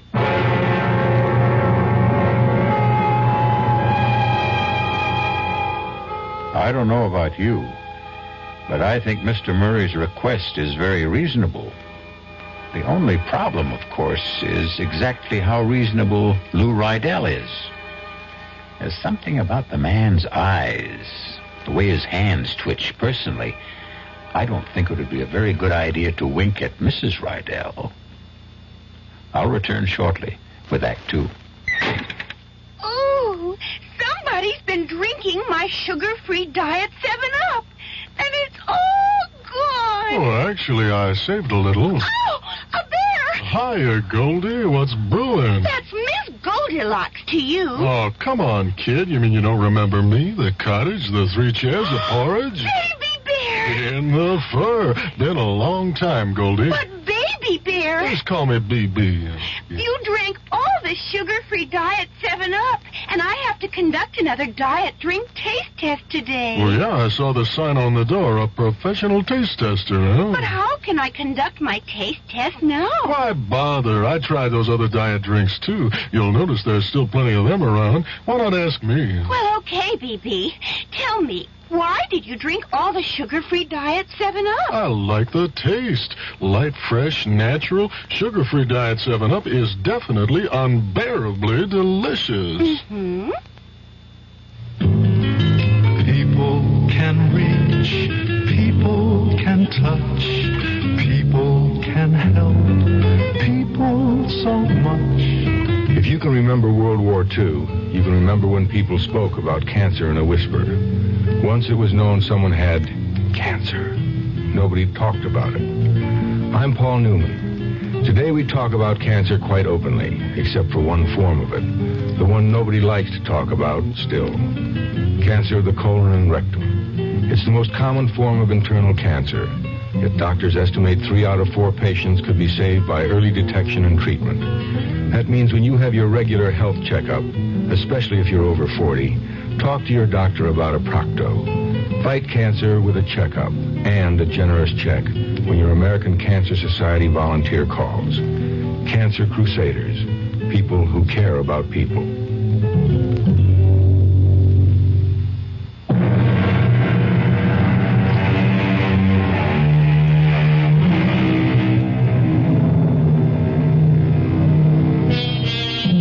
And now here's Act 2 of After the Verdict. It's a bright, sunny morning. The kind of morning that fills promising young men like Ned Murray with enthusiasm for life. After all, he has everything going for him. A fine career ahead, marriage to a lovely young lady who also happens to be the boss's daughter. And even if his recent triumph has turned a bit sour, it was still a triumph, wasn't it? But as Ned Murray goes to see Harry Ostrow, he finds the sun isn't shining in the big corner office. The shades are drawn. His boss's face is a thundercloud. You wanted to see me, Mr. Ostrow? Yes. Come in and shut the door. Hello, Mr. Murray. Nice to see you again. Hello, Lou. What are you doing here? Mr. Rydell's told me something I find hard to believe, Ned. I said he must be mistaken, but he swears it's true. Did you go to see Mrs. Rydell yesterday? Yes. Why did you think it was necessary to do that? I had something I wanted to tell her. It was strictly an unofficial visit. You told her I was guilty. You went up there deliberately just to frighten her. I ought to sue you for what you did, Mr. Murray. Lawyer or no lawyer. What kind of nonsense is this, Ned? You didn't say any such thing, did you? Well, did you? Yes, sir, I did. What? I didn't go there to frighten her, just to warn her. Right after the trial, Mr. Rydell here obliged me with a nice little confession. A little late, I'm afraid. Confession? What are you talking about? That's a lie. I don't know what you've got against me, Mr. Murray, but I never heard of a lawyer behaving like this. I didn't kill that boy. The jury said so. And Ned, please, this is all so ridiculous. Mr. Rydell put it very bluntly. He said he killed Yost. He said he'd kill again if another Yost came along. You can't do that. It's over. The trial's over. They can't put me through this again. They can't. No, Mr. Rydell. Of course they can't. There's nothing to get excited about. Mr. Murray just misunderstood you, that's all. I read him loud and clear. I knew I couldn't get him back in a courtroom because of double jeopardy, but I thought if I went to the DA, he'd be a lot more careful with his hands the next time. I'll sue you. I'll sue this whole firm for slander. You hear that, Ostrow? Please, Ned. Apologize to Mr. Rydell. Tell him you didn't mean it. Apologize? Yes, I should apologize to the state for saving his skin. Ned, you listen to me now.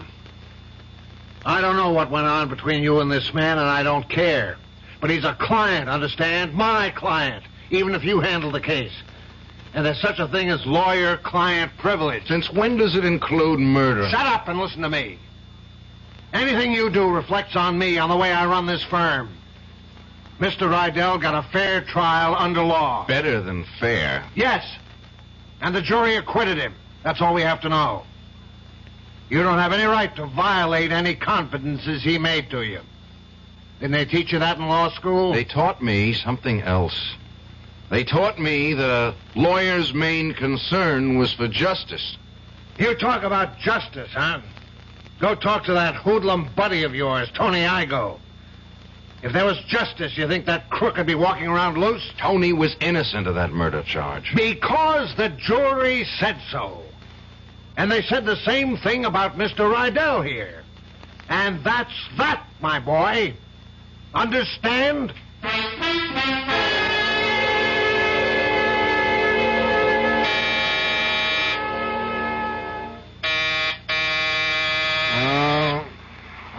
Who is it? Oh, for Pete's sake. Can't they let a guy get some rest in his own home? Well, have I caught you with the blonde? You caught me with a bottle. And just in time, obviously. Well, the least I can do is make sure you don't drink alone. Not enough for the two of us. Even if I give you this? What is it? A present. Open it. It's that pipe you were so crazy about. The one with the ivory carving. I was saving it for some special occasion, but your birthday isn't for 6 months. It's a beauty. If you're going to bribe me, I prefer cash. Really? And I thought I'd use sex appeal. I understand that's surefire. Excuse me, it's time for another drink. What's so funny? The whole thing. You, Father. He told me about that scene in his office this morning. I wish I could have been there. Clarence Darrow versus William Jennings Bryan. It wasn't. It was stupid versus childish, and all because of that... All because of that silly man with the funny eyes. Honestly, Ned, I hope you won't make any more fuss about him. I thought it was Daddy who was making the fuss. Believe me, I think he feels just awful about the whole silly quarrel. Yeah, I'll bet he does. Oh, for heaven's sake, Ned, why would you want to spoil things now? All right, maybe that idiotic man did kill that grocery boy, but I'm not saying he didn't, but, well, wouldn't be the first time that a guilty man is... Ned! It's the first time for me. Don't you understand that? The first time I ever got a guilty man off? Was it really, darling? Well, that man Igo... Tony was innocent. Well, innocent of that crime, maybe, but what about all the others? He might have killed a dozen men before, or had them killed. He wasn't being tried for killing a dozen men, only one. And he was innocent of that. I should know better than to talk to you while you're drinking. I'm going to the district attorney tomorrow, Karen. Even if it doesn't do a bit of good, I'll feel better for it. Do you know what the DA will say? He'll say you're a fool. I don't care. You haven't got a shred of proof. Not a shred. And all the proof in the world wouldn't put Lou Rydell back on the stand. You know that, don't you? If you go to the DA tomorrow, you can find yourself another connection. What? What was that? Oh, I'm sorry, Ned, but he did say it.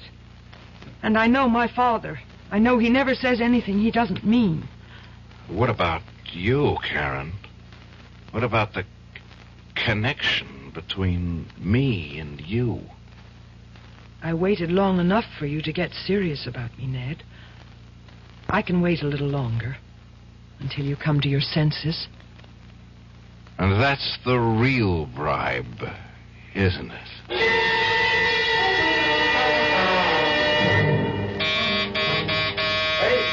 Ned! Open up, it's Tony! Hey! What? What is that? What's all the racket about? Come on, open up! right, take it easy, will you? Give a guy a chance. Tony, what the heck are you doing here? Boy, you've really been working at it, kid. Huh? I'm an invited guest, remember? No, I guess you don't. About an hour ago, you called me up, told me to come have a drink with you. Well, here I am. Want to change your mind? No. Come on in.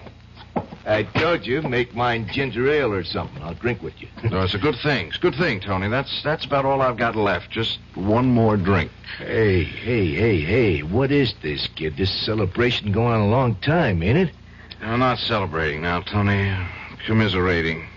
That's the word, isn't it? Doesn't sound right. Commiserating. Don't ask me. I never heard it before. It means I'm feeling sorry for somebody. For who? For a dumb kid named of Yost. Dumb kid from the grocery. You mean a kid that got killed? Yeah, that's right. That got killed. Yeah. And you know who killed him? How should I know? Where's that drink? Oh, there it is. Here's the crime, Tony. Put it down, Ned. What? You heard me. Put it down. You want to tell me your troubles? Okay, I'll put on a pot of coffee for both of us.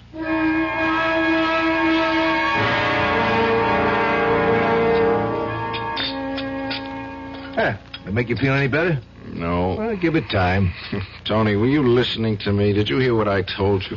Yeah, I heard you. This guy Rydell is a kookaboo. He's getting away with murder, Tony. And maybe he'll get away with another one. Nah, next time will be different. You'll know different from one thing. Meantime, somebody gets killed. Well, what's that to you? I'm sorry. Sir, I forgot the kind of guy I'm talking to. What am I going to feel like when it happens, Tony? Well, there must be some way to nail this crumb. No, there isn't. The law protects him. Double jeopardy. A man can't be tried twice for the same crime. That's how it goes, Tony. One trial to a customer. Yeah, it's a shame, all right. They hung better guys than that, and he's walking around free as air. That's the law, Tony. Yeah, the law. Okay, if it bothers you so much, stop him. Yeah. Tell me how. Everybody else has to pay the penalty, right? Why not him? It's too late. It's too late, Tony. For the law, maybe. Huh? Want some more coffee? No. I think I'll get myself a cup. Yeah, maybe there's an answer. What? I've been waiting a long time to figure out what I could do for you, Ned. What kind of favor might be important to you. Now I know. How do you mean, favor? Well, it won't be just for you. I'd be doing everybody a favor, the whole state, right? Only when it happens, I mean it for you, Ned. Remember that. Hey, it's good coffee. Well, see you around. Tony, wait a minute. Oh, it's getting late, kid. I have to go. What was that you just said? What's in your mind? Nothing. Come on, I did my good deed for day. Let me out of here now, huh? I want to know what you meant by a favor. You know what the word means. You're thinking of killing Rydell. Oh, you see too many movies. Tony, don't be crazy. I don't want that kind of favor, understand? Yeah, sure. Just let him loose, huh? So what if he gets away with murder, huh? Killing him is no answer. Sure, so let some other slobs get knocked off, huh? That's better. I didn't mean all those things I said, Tony. You got the wrong idea. This guy didn't kill a grocery boy. He's killing you too, buddy, and that's what I care about. But you got nothing to be afraid of. Nothing's going to rub off on you. I know my business, just like you know yours. So long, kid. Tony! Usually, it's a very good thing to have friends. Loyal friends who are always willing to do you a favor. But it looks as if Tony Igoe is going to do a good deed by committing a very bad deed. The question is, can one murder avenge another? We'll find out shortly when we return with Act 3. You've seen the Budweiser commercials on television, and maybe you've wondered, how long people have been putting that famous Bud label on things. Well, not as long as the brewers of Bud have been putting things on the label. Things like a list of Bud's most important ingredients. Quote, brewed by our original process from the choicest hops, rice, and best barley malt. And things like the following statement. This is the famous Budweiser beer. We know of no brand produced by any other brewer which costs so much to brew and age. Our exclusive Beechwood aging produces a taste, a smoothness, and a drinkability you'll find in no other beer at any price. Unquote. Yes, brewing beer right does make a difference. Read the Bud label. Taste the king of beers, and you'll agree, when you say Budweiser, you've said it all. Anheuser-Busch, St. Louis. You're 17. Well, that's plenty old. Old enough to know about things like grass and speed and acid and smack. We probably can't tell you anything about the stuff you haven't already heard, or maybe even found out for yourself. So we don't intend to give you any advice. You wouldn't listen. But the trouble is, neither will your kid brother. He doesn't know half of what you know. He doesn't know how dope can affect your body. He's never spent a violent night hugging a friend who was on a bad trip, or watch a guy nod off in class and fall to the floor. He's just a kid, and a real setup for anybody out there selling the stuff. We'd like to warn your little brother. Too bad he doesn't trust us. We can't get to him. But maybe you can. An advertising council campaign.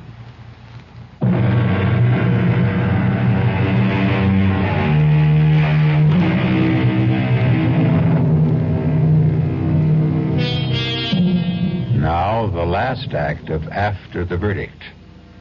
Listen closely. Here's a sound we don't hear very often.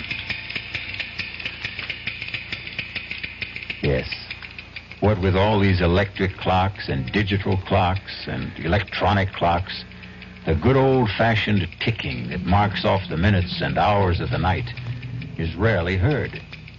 But tonight, Ned Murray is hearing that sound. Hearing it from a clock which normally purrs softly on his night table. But Ned's hearing is highly sensitive tonight. His brain is tuned like a high-frequency instrument, picking out the slightest vibrations, tuning in on voices he doesn't want to hear. Sure, I killed that boy, Mr. Murray. I waited in the hallway and I grinned. It was like wringing the neck of a chicken.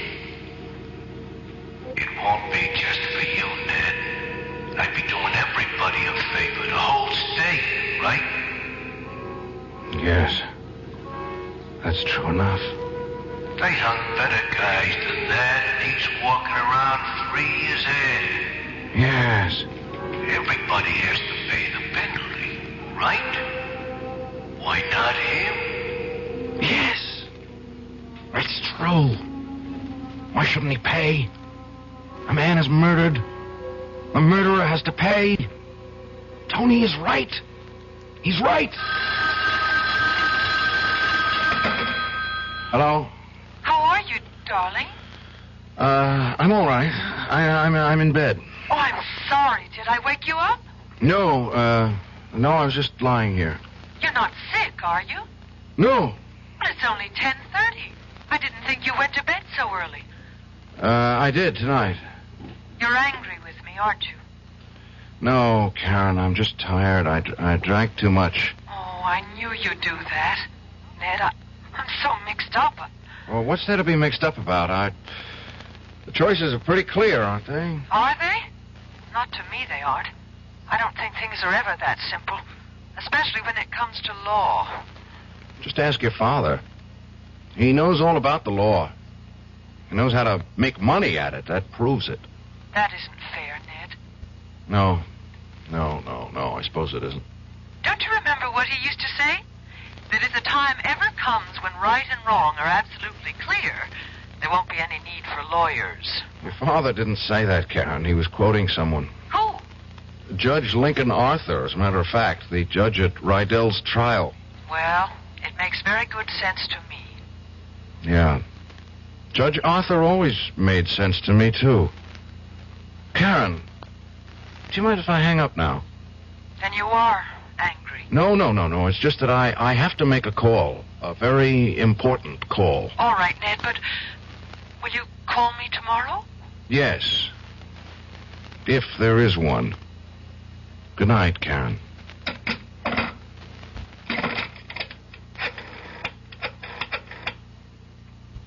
Information? Can you give me the number of Judge Lincoln Arthur?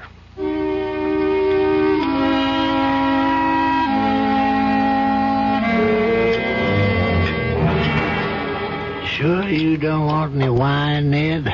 No, Judge, thanks. I've sworn off that stuff for the duration of my life. Sounds like you had yourself a party. Is that when you came up with this parable? Isn't that what you called it? No, Judge. It's more like a riddle, a legal riddle. The only thing is, I already know the answer. All right. Let's see if I know it. It's about a lawyer. A criminal lawyer who defends somebody for murder and does it successfully. He's convinced of his client's innocence, understand? And that helps him get the acquittal. But right after the verdict, he makes a discovery that his client is guilty. How does he make this discovery? Is that important? It might be. Was it on evidence that had appeared at the trial? Evidence he had misinterpreted or concealed unknowingly? No. It was a confession. How does he obtain this confession? It's given to him, unsolicited by his client. Why? I don't know. Perversity, pride, ego. Anyway, he knows the truth about his client. And he knows something worse. That the man is more than capable of committing a similar crime. In fact, he boasts of the possibility almost gleefully. Any witnesses to this confession? No. And when he's confronted with it, the client denies ever having made it. You're not asking a legal question, Ned. I'm sure you know where your hypothetical lawyer stands legally. In the middle of nowhere. Is this a moral question, maybe? Well, you might say that. I mean, if you were that lawyer, Judge, what would you do? If I were that lawyer, Ned, and if I were your age, I suppose I'd do what you're doing now. I'd get angry. With my client, with myself, maybe even with the law. But if I were practicing now, I think I'd feel different. How different? I wouldn't feel anger. Only pity. Pity? For a man like that? Yes. Exactly for that kind of man. Man who feels a compulsion to confess must have felt a similar compulsion to kill. They're symptoms of the same disease, Ned. And if there's one thing the law has learned in this century, it's the ability to feel compassion for the emotionally disturbed. Yeah, he's that all right, but that doesn't... Ned, this parable of yours, you talking about Louis Rydell? Yes. He told you that he murdered Yost? He did, I swear it. In my office, the same day of the verdict. Oh, for God's sake, Ned, use your brains. Can't you see that the man's mentally ill? Everything points to it. He killed a boy just for putting an arm around his wife. He confesses when there's no need to confess. Is it worthwhile venting all this anger against such a man? But he's dangerous. He'll do this again, Judge. If a man just looks cross-eyed at his wife, it'll be another excuse for murder. If he had confessed this to you before the trial was over... I would have demanded that he plead guilty. He'd be waiting to serve a life sentence right now. And Ned, you're forgetting something. What? I was the judge at the trial. It was my prerogative to pass sentence, not yours. It was first-degree murder, premeditated. Ned, if the jury had brought me a guilty verdict, I would have recommended psychiatric examination with a view to confinement at an institution for the criminally insane. But you didn't know he was... I mean, even I didn't know he was crazy. Well, do you know it now? Do you feel it now? Do you recognize that he needs cure more than punishment? Punishment? The law only penalizes the guilty, Ned. Isn't that what we all believe in? We don't penalize the sick. I have to go, Judge. I have something to do. It's getting pretty late for running errands, Ned. Almost midnight. Yeah, but this is important, Judge. I have to see someone. I have to tell something very important.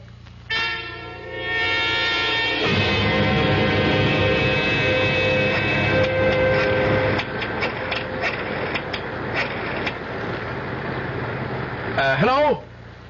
Is this Lucerne Dispatching? My name's Ned Murray. I'm a friend of Tony Igoe. No, Murray. That's the last name, not the first. Look, it's very important that I reach Tony as soon as possible, only this is the only number he ever gave me to reach him. But he's got to have a home phone, right? So help me, it's important. It's a matter of... Look, who am I speaking to? Lady, please, I'm in a phone booth and it's pouring like hell and I'm getting soaked. No, I'm sorry. I didn't mean to talk to you that way. Yes, I realize that, but if you could make this one exception. Well, how do you know he isn't home? For God's sakes, it's after midnight. Yes, all right. He couldn't have gone there tonight. He couldn't. Taxi!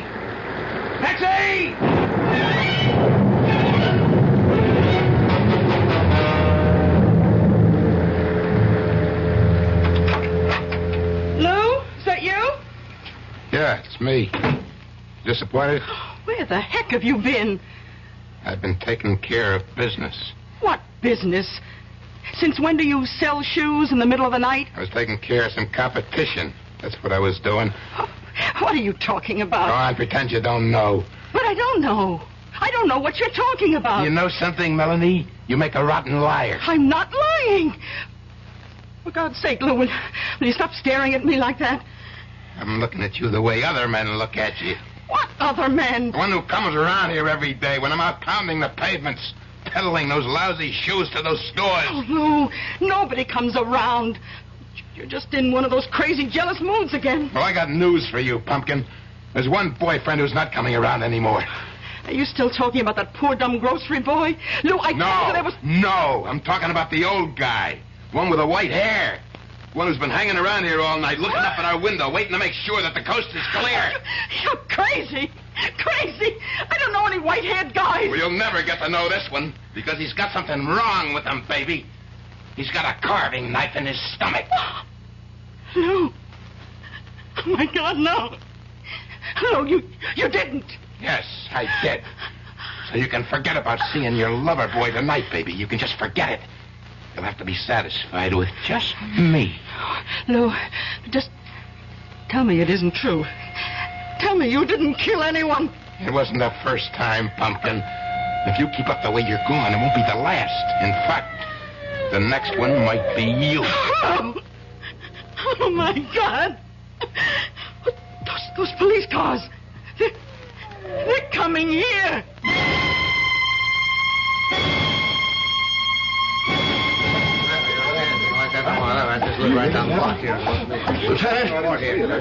Lieutenant Gerhardt. Oh, hi, Ned. What are you doing here? What's going on? What's all the crowd about? Oh, wait a minute. You know the victim, don't you? Is that why you're here? You get a tip or something? Victim? Who? Tony Igoe. Tony? Somebody used a knife on him.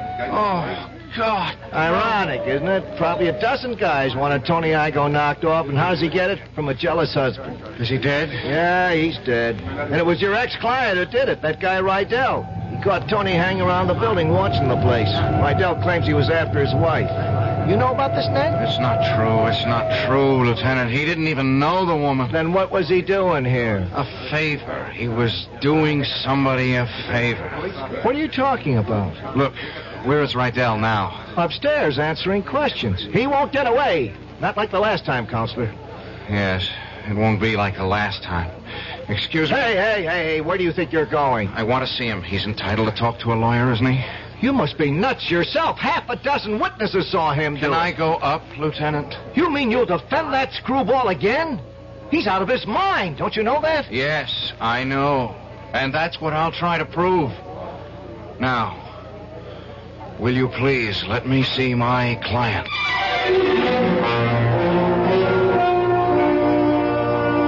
And so Ned Murray is about to try for still another verdict.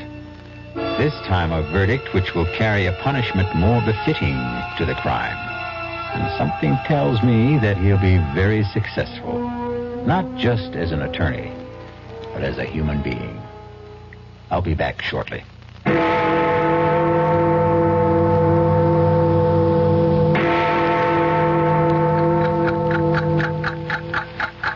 The time has come for action. Birth defects are forever unless you help. A time to be born, a time to The die. March of Dimes fights birth A defects. time to heal. Through medical service programs, scientific research, a time to and public education. These are the times that try men's To souls. protect the bodies and minds of our children, today and That's why tomorrow. it's time for a change. So much to do. So little time. We must see to it that every child is born healthy, whole, Now is perfect. the time for all good men to come To the aid of the March of Dimes in its drive to prevent birth Make defects. time stand still. Wake up. It's later than you Remember, birth defects are forever unless you The help. time has come for The time has come for action. Give to the March of Dimes.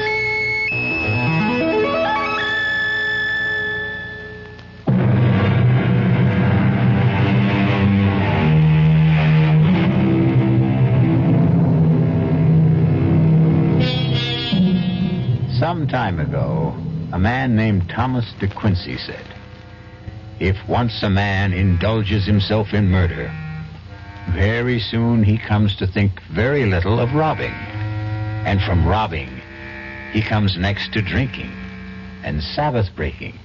And from that, to incivility and procrastination." Let that be a lesson to all of you. This quotation and this story have come to you through the courtesy of our Radio Mystery Theater. Our cast included Tony Roberts, Joseph Julian, Bryna Rayburn, Barbara Caruso, Robert Dryden, and Sam Gray. The entire production was under the direction of Hyman Brown. And now, a preview of our next tale. I take it you are referring to Miss Helene Friend? Where is she? Back at her hotel. I had her sent back immediately. We did not want to speak to her, just you. Okay. You have the floor, Mr. Coladanos. Colladinus, Monsieur Nash. It is an old name. In my country, a revered name. I'll do my best to remember. Well, continue. A question, monsieur. Why are you in France? As we say at home, none of your business. I like you, Monsieur Nash. You are refreshingly candid. You are working for FNB. You are a trusted, intelligent worker, well thought of. Thanks for the information. When I get back, I'll put in for a raise. If you get back, monsieur. If you get back. Radio Mystery Theater was sponsored in part by Anheuser-Busch Incorporated, brewers of Budweiser. This is E.G. Marshall inviting you to return to our Mystery Theater for another adventure in the macabre. Until next time, pleasant dreams.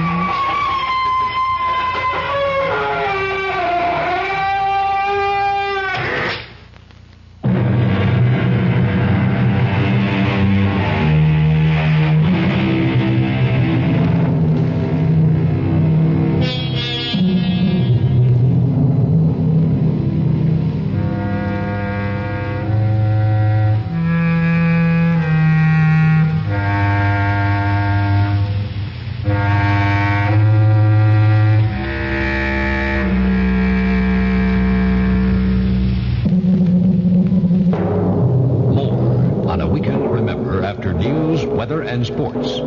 This is WDAF, Kansas City, Missouri. Pat Ross, WDAF local news at 11 o'clock. The outlook for Kansas City, sunny and mild. Floodwaters from the rising Big Arkansas River swept into rural and urban areas north and south of Wichita Sunday, causing the evacuation of many families. At Mulvane, Kansas, south of Wichita, at least 25 families were evacuated from their homes as the water continued to rise. Affected were from 75 to 100 residents. It's been a relatively safe weekend this far on Kansas roads. Just one highway death reported in Kansas since the weekend counting period began at 6 o'clock Friday night. In Missouri, 9 persons have been killed so far this weekend. 5 of the deaths involved motorcycles.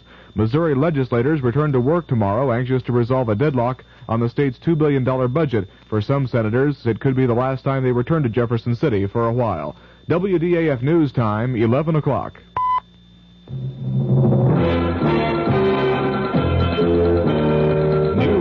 The hour on the hour from American Information Radio. This is George Caldwell from New York, and at this hour, Chairman Peter Rodino of the House Impeachment Committee says he doubts President Nixon would be cited for contempt of Congress, even if the president does withhold some evidence subpoenaed by the committee.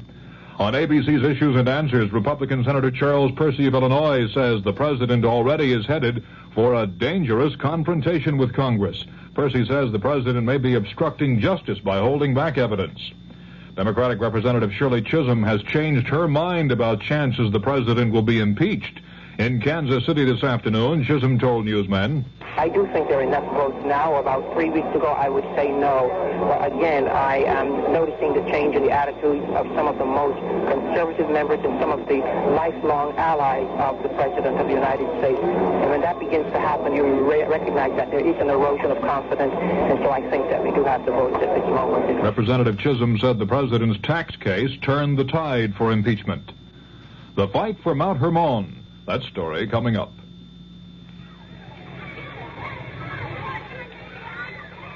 Pollution, crime, substandard housing, energy crisis, corruption, inequality, vandalism. If you don't like these conditions, you can do something about it. Law Day, May 1st, reminds us that the great thing about our system is that people can have a voice in improving it if they understand it and if they use that voice in the many ways possible. Through involvement like helping to register voters, campaigning for candidates, voting. People of all ages can work to bring about change lawfully. But with almost half the population under 25, youth can make the difference. Learning what can be done and how should begin at an early age. Law Day urges young America to lead the way. Help preserve good laws. Help change bad laws. Help make better laws. A public service message of the American Bar Association and your state and local bar associations. Military officials in Tel Aviv say they don't have any information to support reports that Israeli soldiers moved into Lebanon today. Arab newsmen on the scene say an Israeli force took positions on the edge of Mount Hermon in southern Lebanon. Syria says its troops attacked 10 Israeli positions on the other side of Mount Hermon. Earlier today, correspondent Jem Bennett was on Mount Hermon. At least for a few hours, the Israelis, who have tenaciously held on to this position in the face of very heavy shelling by the Syrians, are not about to be pushed off. Their spirits remain high. They're a happy people, a happy group of soldiers. I don't see any dispiritedness among them. The plateau stretches out in a green carpet for miles. From here I can see Damascus. I can see into Lebanon. And it's the control of this mountain that gives the Israelis the advantage in the Golan Heights. This is Jim Bennett, ABC News, atop Mount Hermon. Newsweek magazine says the FBI has turned up valuable new leads in the Hearst case. Newsweek says numerous undercover agents have infiltrated the neighborhood where the Symbionese Liberation Army was headquartered and may actually have found the house where Patricia Hearst was taken. Tornadoes hit 3 counties of eastern Wisconsin this afternoon, killing 2 people and injuring at least 36. Police Captain Don Utak tells what a twister did in Oshkosh, Wisconsin. Well, it did quite a bit of damage. There was some areas that are residential and some are commercial areas. Broke windows, tore roofs off. Some of the homes were torn apart completely. And it seemed to touch down, then raise up and skip an area, and then touch down again. Utak said there were about 20 injuries in Oshkosh. One man is reported dead because of flooding along the Souris River in the southern part of North Dakota. About 3,000 people have been evacuated from their homes in the North Dakota flooding. On Broadway tonight, the Tony Award for Best Play went to The River Niger. Best Musical is Raisin. Best Actress in a Musical, Virginia Capers in Raisin. And the Tony for Best Actor, Michael Moriarty for Find Your Way Home. This is Information Radio News. From the Kurt Murray Sports Desk, the Chicago White Sox scored 7 times in the 6th inning and went on to an 11-7 victory over the Kansas City Royals today. The highlight was Brian Downing's bases-loaded triple. Downing also homered. John Mayberry had a 2-run homer for the Royals, while Tony Soleda added a solo shot. California's Lee Stanton hit a 3-run homer to cap a 6-run rally in the 8th inning and lead the Angels to a 9-5 victory over the Oakland A's. The uprising came against 3 Oakland pitchers, Vida Blue, Raleigh Fingers, and Darrell Knowles. Stanton's homer was his 4th of the season. A 3-run double by Mike Phillips and a tie-breaking single by Steve Ontiveros in the 8th inning boosted the San Francisco Giants to a 6-4 triumph over the Los Angeles Dodgers. The Dodgers' Andy Messersmith entered the frame with a 4-hitter and a 4-1 lead before the Giants exploded for 5 runs. Chris Spear drove in the final run of the inning with a single.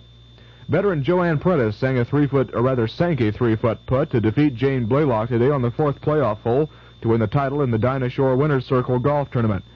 Miss Prentice, an 18-year veteran of the tour with 4 prior victories, holed her birdie putt after Miss Blaylock's attempt at a 12-foot birdie went beyond the hole. She collects $32,000 for winning this richest ladies tournament in history. And Chris Efford won her 9th consecutive clay court title today by methodically crushing Australian Kerry Melville 6-0, 6-1. Miss Everett takes home $10,000 for her victory in the tourney at St. Petersburg, Florida. The Kansas City forecast for the remainder of tonight, mostly fair and cooler. The low tonight in the upper 40s. Partly sunny and mild tomorrow with a high in the upper 60s. Fair and cool Monday night with a low in the 40s. Tuesday, mostly sunny and warmer with a high around 70. Currently clear skies, calm winds, the humidity 58%, and 60 degrees in Kansas City. This is Pat Ross, WDAF News.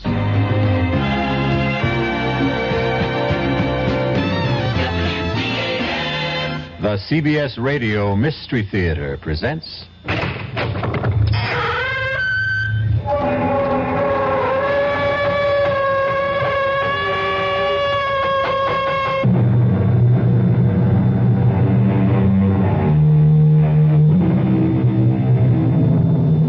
Come in. Welcome. I am E.G. Marshall. Welcome to the terrifying world of your own imagination. I have an unusual story about foreign intrigue, murder, and love. Interesting combination? You know, that great mystery writer Edgar Allan Poe once wrote that the best way to hide something was to leave it in full sight. And that's what this story's about. Steve Nash, agent for the Federal Narcotics Bureau, was awakened from a sound sleep by his chief. Steve, Manny and LaFaro got it tonight. Wounded? Dead. Oh, no. Manny's wife just had a baby. She's still in the hospital. Start packing a bag right now, Steve. Am I going somewhere? Paris, and anywhere else you feel it necessary to go from there. Paris? Now, don't get happy. It's not exactly a vacation, Steve. You're in for plenty of trouble.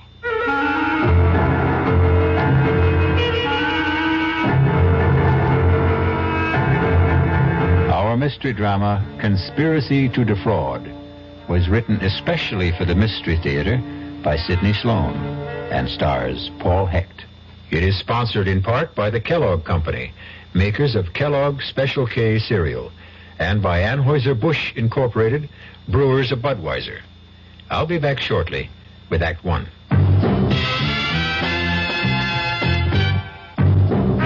Ever had a tall, frosty glass of Amplitude? Well, if your beer is Budweiser, you've had it often. Amplitude is a fancy word for the entire taste phenomenon, the total experience of flavor. Next time you take a healthy swallow of Bud, watch what happens. Think about the sensations you're experiencing. Notice how the flavor of Bud comes on nice and easy. Not too strong, not too quick. just right. Notice the clean, crisp togetherness of Bud's taste. Everything in perfect balance, with no single element jumping out at you. And there'll be no aftertaste either, no hanging on. And you'll be refreshed and ready for another glassful. Actually, Bud drinkers have been experiencing amplitude for years, but they never phrase it that way. They just say Budweiser, and that says it all. Anheuser-Busch, St. Louis. Hello, this is Steve Allen. You are? Then I must be Jane Meadows. I hope so. Now, do you want to tell them, darling, or shall I? Ladies first, sweetheart. The microphone's all yours. Okay. Well, we have some good news. Steve and I are the honorary chairman of National Goodwill Week. That's May 5th through the 12th. Mm-hmm. And we're very pleased to be associated with this organization. Yes. Because it's the #1 rehabilitation facility in the country. You see, Goodwill believes in people, and its business is helping the handicapped help themselves. Mm-hmm. And you know, Steve, with most of us these days devoting a good portion of our time combating the energy crisis, we tend to forget about the battle that handicapped people face every day just to survive. Very true. But that's where Goodwill Industries comes in. It offers them a chance to learn a trade, earn a living, and regain their self-respect. Yes. Well, our time's about up, Jane, so remember, folks, be good to Goodwill. Especially during the week of May 5th through the 12th.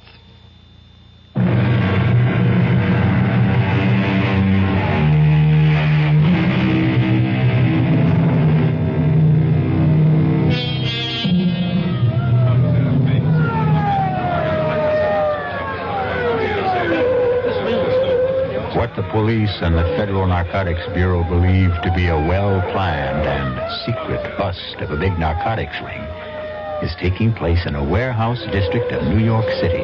Stand by, Sergeant. I'm going to talk to them on a bullhorn. If they don't come out, we go in. Right, I got it.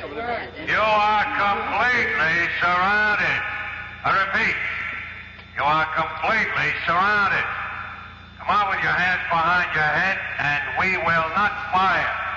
Come out with your hands behind your head, and you will not be harmed. Keep the windows covered. I'm going to blast the lock on the door. That's got the door. Let's go. Looks like there's nobody here. Careful, it might be a trap. This is your last chance. Come out with your hands behind your head. Cover me. Hit the lights. Well, there's the body. Careful, careful. Chief, it's Manny. He's dead. Manny. LaFaro may be here, too. He's here, Chief. Still alive? No. Dead. They got him, too.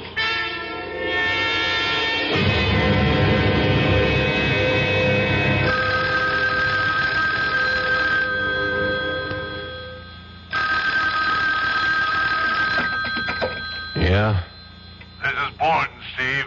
Yeah, Chief, what's up? Manny and LaFaro got it tonight.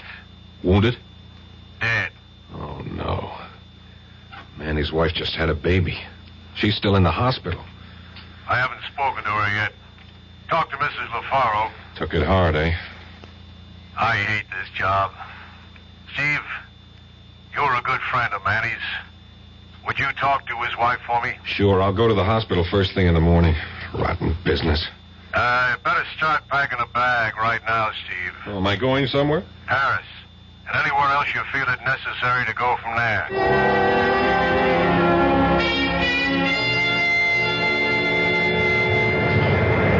I beg your pardon. Yeah. What? This seat. Seat? Oh, I'm sorry. Am I in the wrong seat?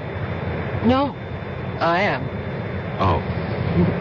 You see, I was sitting forward, the second row on the outside. Yeah? And I asked the stewardess to change my seat. This was the only unoccupied seat in first class. Oh, sure. Sit down. I don't mind. I thought this was going to be a dull flight. My name is Helene Frame. Oh, I'm Steve Nash. Pleased to have you as a traveling companion. I'm pleased, too. Are you going to be in Paris long, Mr.? Nash. Call me Steve.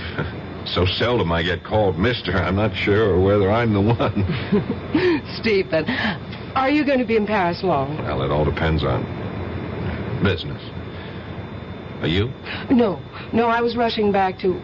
Well, you see, my aunt and my brother are in Paris, and I was with them until last Thursday when I had to fly back to New York. Up and back across the Atlantic. I'm impressed. This is my first time over. I'm as excited as a kid.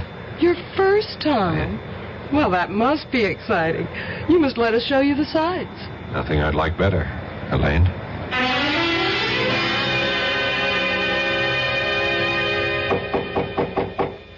Entrez.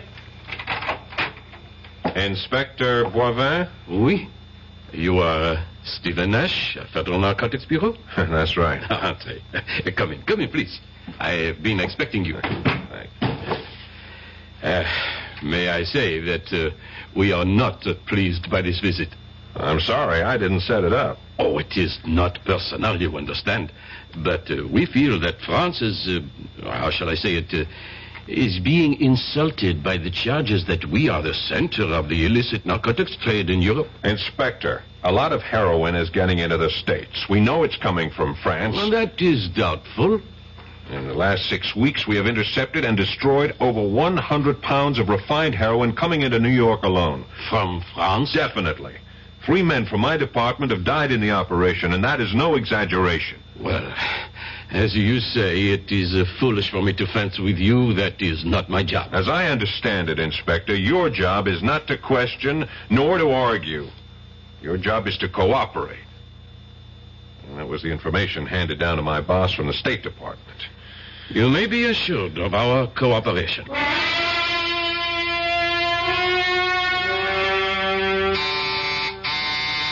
Entree. The door is open.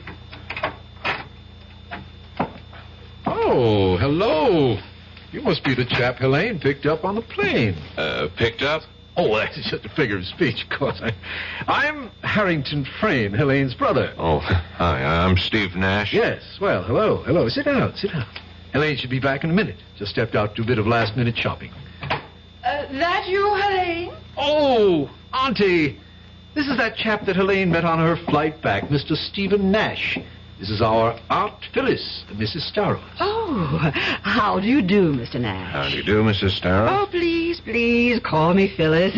Mrs. Starrows reminds me of that I'm an old widow woman. You're going to be in Paris long, Stephen? 2, 3 weeks, perhaps longer. Auntie thinks of herself as an unofficial tourist bureau, feels she must take her fellow countrymen under her wing and show them her Paris. Oh, you be quiet, Howard. I just want to be pleasant. Don't you like people who are pleasant, Steve? Oh, yeah, of course. I don't suppose that Harrington or Helene has told you of our trouble. Oh, good Lord, Phyllis, must you tell everyone you meet? Mr. Nash has only been here a few minutes, and you want to burden him with the story. Well, I must say it's rather a traumatic experience, wouldn't you say, Stephen? To lose emeralds worth $150,000. $150,000? Oh, that must be Helene. Let her in, Harrington. Phyllis is angry with me. She always calls me Harrington when she's annoyed. Oh, Helene. Is Mr. Nash here yet? Oh, indeed, yes. Phyllis and I have been staging a little domestic spat to keep him amused. Well, I wasn't amused, and I'm sure that this nice Mr. Nash wasn't amused either. I'm certain he wasn't. Hello, Steve. Helene. Sorry I was late and allowed my abrasive brother and aunt to put on a show for you. I enjoyed every moment, Helene.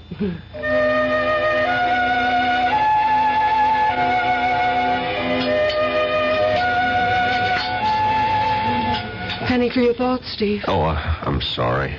I shouldn't have let the maitre d' seat us here in the window with a view of Notre Dame and the river. It is beautiful, isn't it?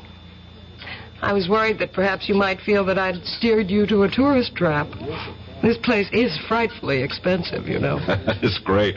I'm on an expense account. Stop worrying. All right, I shall. And speaking of worry, you seem to have something bothering you. Is it something personal? Well, it's about my aunt and Harrington. Yeah? Well, you see, my aunt has lost a very valuable piece of jewelry. The emeralds. You know. One of the first things she told me when I called, worth $100,000 or more. They're insured for $120,000. Why should she worry? She's not worrying. I am. The emeralds are not lost, strayed, or stolen. What? It's just a stunt to bilk the insurance company. Well, she's being very foolish. She's desperate. She's completely without money. For that matter, both Harrington and I are, too. If they go through with this insurance swindle, they're going to be in big trouble. Even a professional crook would have serious problems in there. Rank amateurs. When I went back to New York to see if I could raise some money... no good, eh? Aunt Phyllis has been to the well too often. No credit. Well, why doesn't she sell the emeralds, honestly? Well, I believe it's Harrington's idea, but he wants her to sell them to some... Fence? Yes. And also collect the insurance. He's made several tentative moves in that direction. He's spoken to several mysterious callers. I don't know how far the transaction has gone.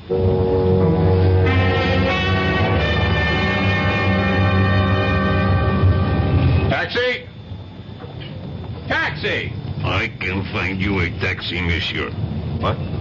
You want a taxi? I can get one for you. No thanks, sir. What a town. Even the taxi drivers have agents. You will not make a move, monsieur. It is a revolver that is pressing into your back.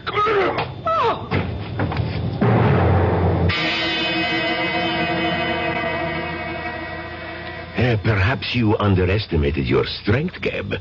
The blow on the head... No, he'll be all right. We dropped her at the Concord. That is the hotel where she is staying, is it not? Yes. Nash, can you hear me?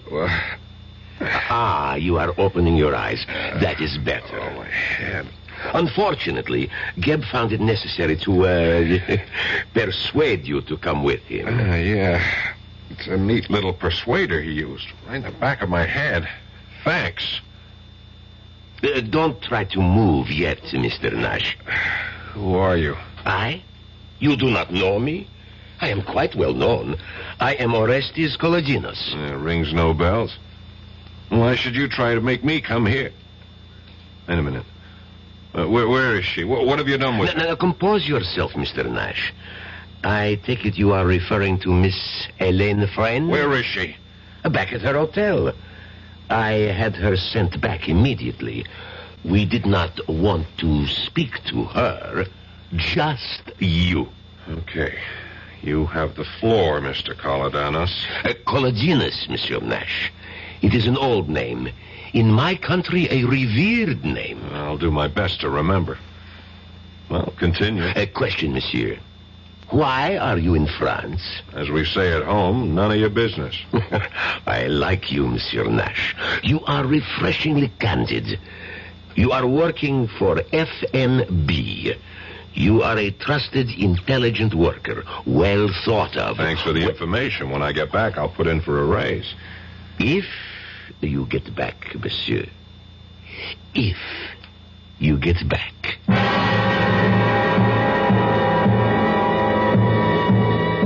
There is no doubt in Steve's mind that Kolodinos would and could carry out his threat. 3 men had already been permanently silenced, and it was not likely that Kolodinos would hesitate at the 4th. I'll be back shortly with Act 2. Great taste in the morning. Kellogg's has that wholesome taste to get you up and grinning. This is Jerry Coffer for Kellogg's Special K. You know, for years we've been talking about the Special K breakfast, a great way to start the day if you have a weight problem. You may have seen or heard our latest commercials, which symbolize the problem of being a few pounds overweight by using this ball and chain. That's the sound effect. But so many people have come to know the Special K breakfast that can help solve weight problems, they sometimes forget that Special K is America's favorite high-protein cereal. It has 8 essential vitamins and iron, and so delicious that lots of folks, kids as well as adults, eat Special K just for the sheer good taste of it. So we don't want you to think that you have to wear a ball and chain to eat Special K. All you need is an appreciation for the finer things of life, a 1-ounce bowl of Special K, 4 ounces of skim milk, tomato juice, coffee, and maybe a little sugar. The Special K breakfast can help you lose weight all by itself, but it really is a good start. The Marine Corps Reserves are looking for a few good men to help keep the peace. looking for men who understand that nobody likes to fight. But somebody has to know how. We want men who want to see their children grow up in an age of peace.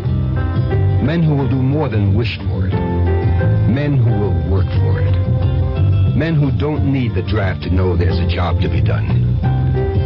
Men who ask themselves what they can do for their country and do it. We're looking for a few good men to stand with the Marine Corps Reserve. No shortcuts, no compromises, no promises except one.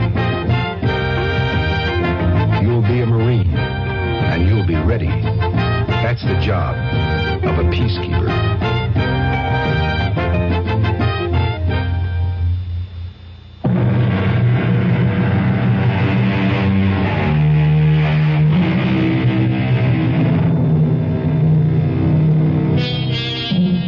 After his meeting with Kaladinos, Steve was taken back to his hotel. It was too late to do anything but call Elaine to reassure himself of her safety. It may have occurred to him that his feelings for her were more than that of a casual friend, and the sound of her voice on the phone convinced him of her personal concern for his safety. Steve, you're safe. Oh, I was so worried. They told me that you'd been driven back to your hotel, but I wanted to be sure. I saw that man hit you. There was a car waiting. He forced me into the car, and they dragged you in. Oh, you were so white, I thought... With my hard head, you needn't have worried. I'll tell you all about it when I see you. Well, when? When will I see you? Oh, there's so many things to ask you. I'm sorry, I can't tell you what time. I'll call you again. Okay, Steve. Till then, bye. Bye, darling.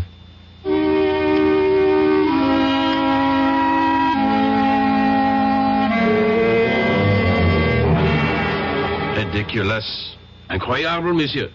It could not have occurred. I tell you, he told me that his name was Kaladinos. It could not be he. It is a, how do you say, imagination, hallucination. This lump on my head is not the result of a vivid imagination, Inspector. And also, I have a witness. I was with a Miss Helene Frayne when the incident occurred.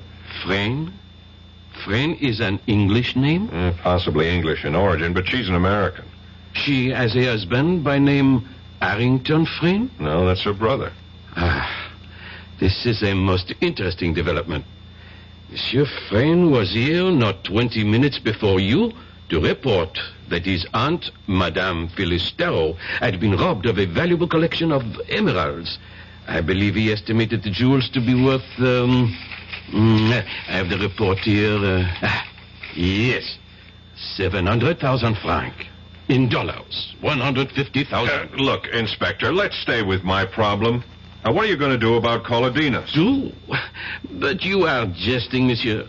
Monsieur Kaladinos is a very rich, very powerful man. So he can get away with hitting a man over the head and forcibly detaining him, kidnapping him, threatening him? Monsieur Kaladinos could not have been involved in this matter. What do you mean? I spoke to him. He introduced himself. He insisted that I pronounce his name correct. It was not Kaladinos, monsieur. Who was it then? What was this man's purpose in posing as Kaladinos? That, monsieur, I cannot answer. But I know that it could not have been Kaladinos. He is just at this time, 1900 hours, arriving in France at Orly Airport in his own plane.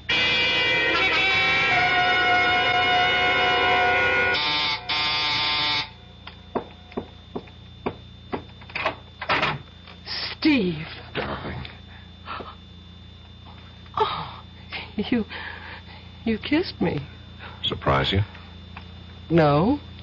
I was sort of expecting you to kiss me. Don't you think we ought to shut the door? I wanted to take you in my arms 20 minutes after we met on the plane. I wanted you to 13 minutes after we...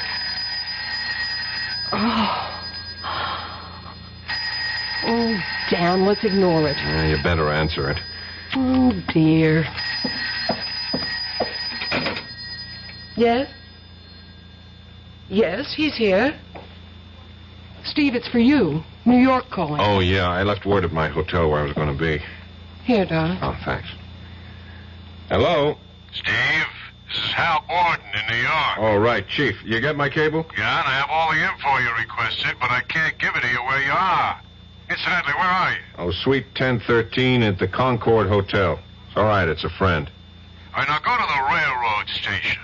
Gare du Nord.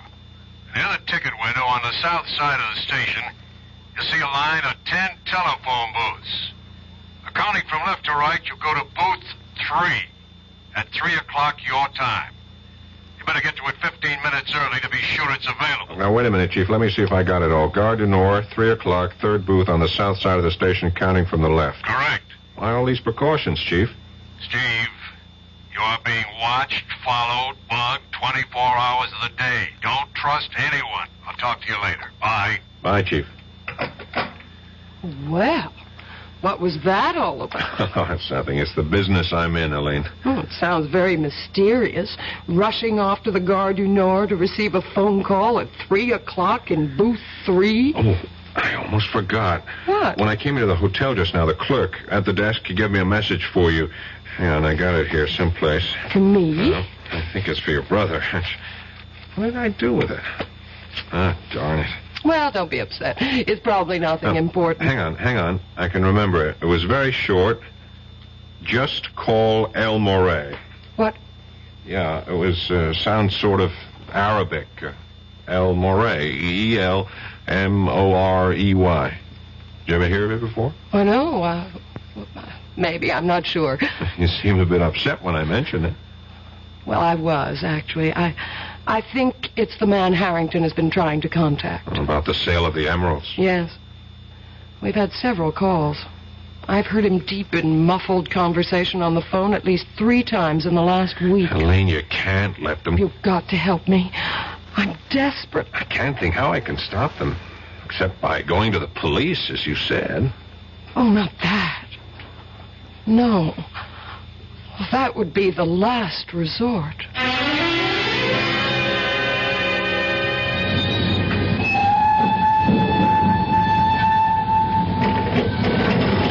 I should have brought a book along. Hello? Hello? Hello?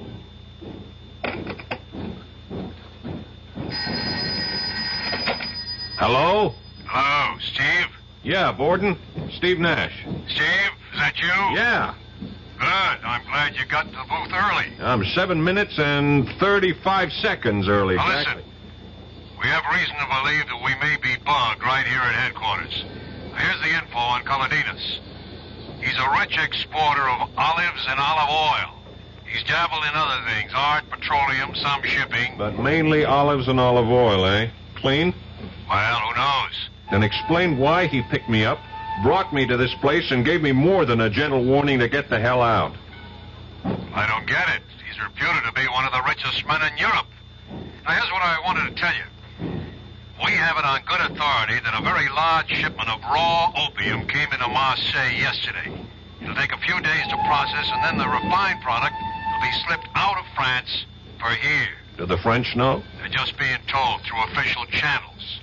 We've asked them to check all personal baggage going out of France. Going out? Big order. I know. It's going to be tough to check. A lot will slip by. We'll have to try to spot it here. Wait a minute, Chief. What is it? Someone just slipped into the booth next to mine.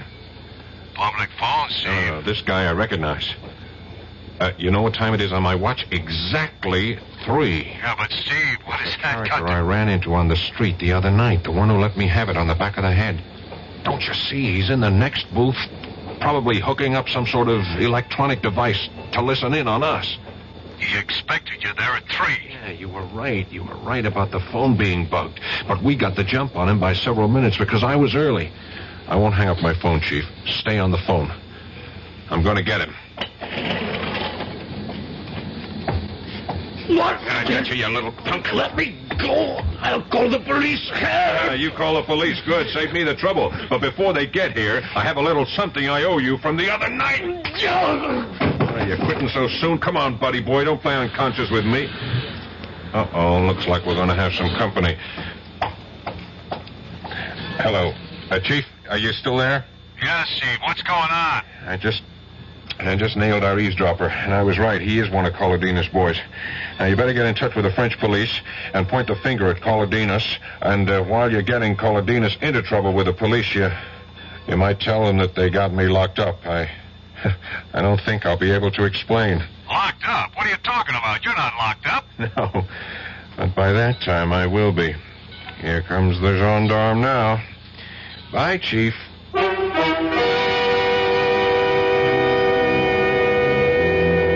It is one thing to point the finger at Colodinos. It is another to pin him down. Colodinos is a man used to wielding great power, a very cunning and wily antagonist. We'll be back shortly with Act 3. Hello, this is Goldilocks. It seemed like only yesterday that I was a little girl tasting porridge. You know, this one's too hot. This one's too cold. And now I conduct taste tests on diet drinks. And there's one I must tell you about. Sugar-free diet 7-Up. It has a fresh, natural, delicious taste. It drives my taste-o-meter crazy. Sugar-free diet 7-Up. This one's just right. Hi, I'm Nanette Fabre.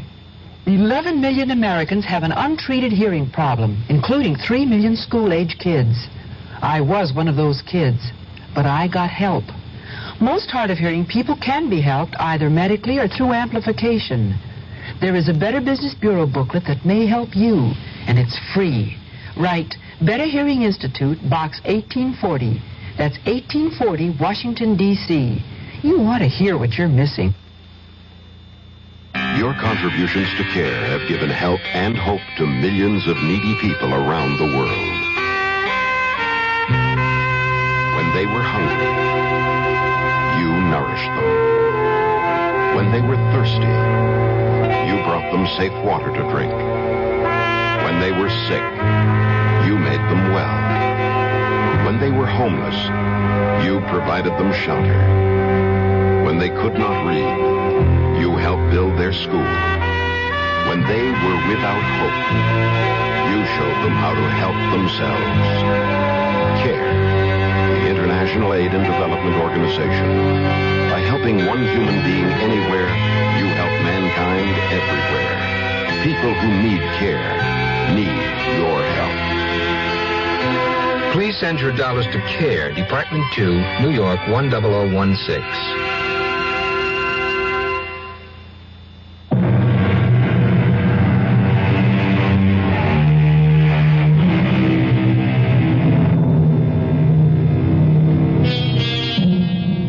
At times, Steve Nash's assignment has him feeling as though he's chasing phantoms.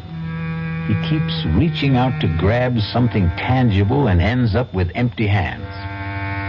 After 10 days in Paris, he is as much in the dark about the narcotics racket as he was before he came. Colodinos is probably deeply involved. But Colodinos is untouchable. You can close the cell door, guard. Thank you. Thanks for being so prompt, Inspector. I didn't think I could stand your Bastille for another 10 minutes. Monsieur Nash, we have received a call from your bureau in New York asking us to come here and release you. How they knew you had been arrested is a mystery. I told them on the phone. You called from here? No. When I was making a call to my chief in New York from a booth in the Gare du Nord. I still do not understand. I knew I was in trouble after I hit that man that Colodinos sent. Colodinos? He is becoming, how you say, an obsession. You still don't believe he was the man? No. And I do not wish to continue this useless conversation. You have been released. You may leave. Good day. Hey, wait a minute, Inspector. What happened to the man I hit? He was treated for his injuries and sent home. Hey, let him go. He is Colodinos, man. He's the one who cracked me over the head and took... Monsieur, I will not listen to more from you. I am 3 years from retirement, and I am not stupid to jeopardize my pension. What's your pension got to do with this? What, indeed? I have told you that Monsieur Colodinos is very important, very powerful. You're afraid of him. I would not exactly say that. Well, I would exactly say it. I think he's the fat butterfly I came here to catch. And I'm going to net him with your help. Or without it.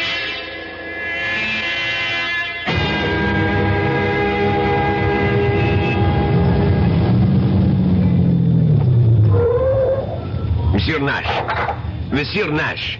Here. Well, Mr. Kaladinos, fancy meeting you here. May I give you a lift? No, thank you. My head still aches when I remember my last ride in your rolls. Get in. We're tying up traffic parking here. Come on, you're perfectly safe. Okay. Good. Drive on, Andre.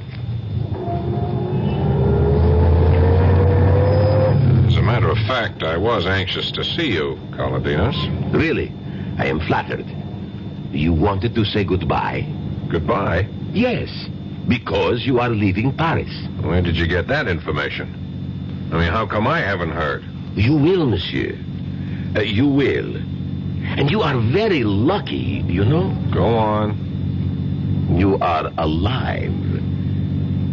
Monsieur Nash, you have been walking in dangerous territory. And do you know why you have survived? Tell me. Because you have been completely ineffectual. Because you have discovered nothing in all the time you have been here. In fact, your superiors are of the opinion that you have wasted your time and your government's money. So I'm going home in disgrace. Friday afternoon. Flight 225 International. Suppose I decide to stay on until I've nailed you. That would be a very unfortunate decision. Learn to quit when you're ahead. You are ahead right now. Well, I want to thank you for everything. All the arrangements. Very neat. Very efficient. Thank you. And now I should like to drop you at your destination. My hotel? I was thinking perhaps that you would be going to the American Embassy. There to call your superior in New York, Chief Borden, and verify the information that I have given you.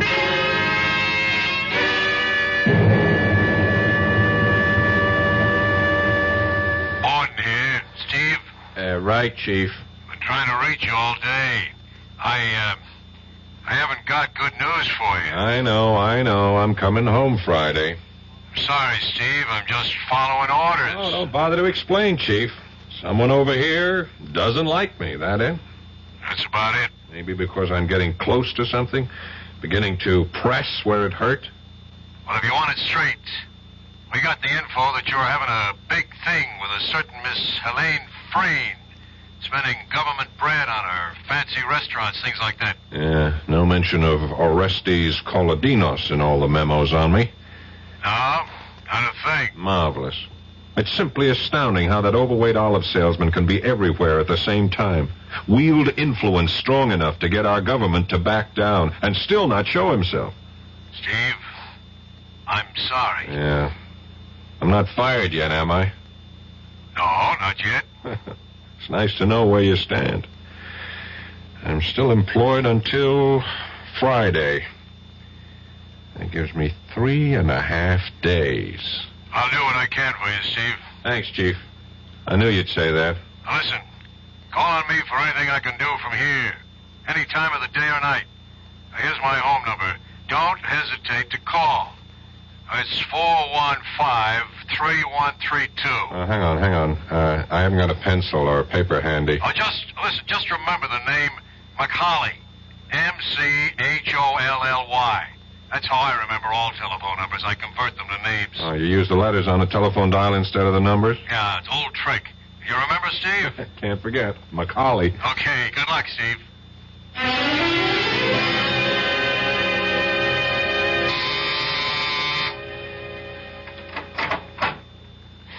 Steve, darling. Hi, Helene. Oh, come in. Come in, let's shut the door. Oh, I called you all day yesterday. I left messages. I was in jail. Jail? Yeah, I ran into the buzzard who hit me that night. Oh, that night? Yeah, I was making that overseas call in the Gare du Nord when I noticed him getting into the booth next to mine. What a coincidence. That was no coincidence. Someone knew I was to be there at 3 o'clock and tipped him off. I hit him, and the gendarme... Say, you've been packing. Are you leaving Paris? Well, that's what I wanted to tell you. We're flying to New York on Friday. Friday? I'm going back on Friday, too. Flight 225, international. You're kidding. Oh, that's our flight. Oh, Steve, that's wonderful. Oh, we'll have 6 whole hours together. Speaking of coincidence. I'm beginning to wonder if it is really that or if someone isn't programming my whole life to suit his own wishes. I don't understand you. I'm just talking to myself. You're going to be a wee bit overweight, Helene. All these boxes and packing crates, are they going with you? Oh, heavens, no. We'll just carry suitcases. This'll all be sent by freighter. Oh, I see. Ship via SS Andreas Bordeaux. Is that a French ship, Helene? No, I wouldn't know. Harrington made all the arrangements. Oh, speaking of your brother, how's his little swindle going? I'm afraid that it's all been settled. He sold it, eh? Well, he seems to have a great deal of money on him. And Auntie's out shopping at the most expensive couturier in Paris. What about you, Elaine?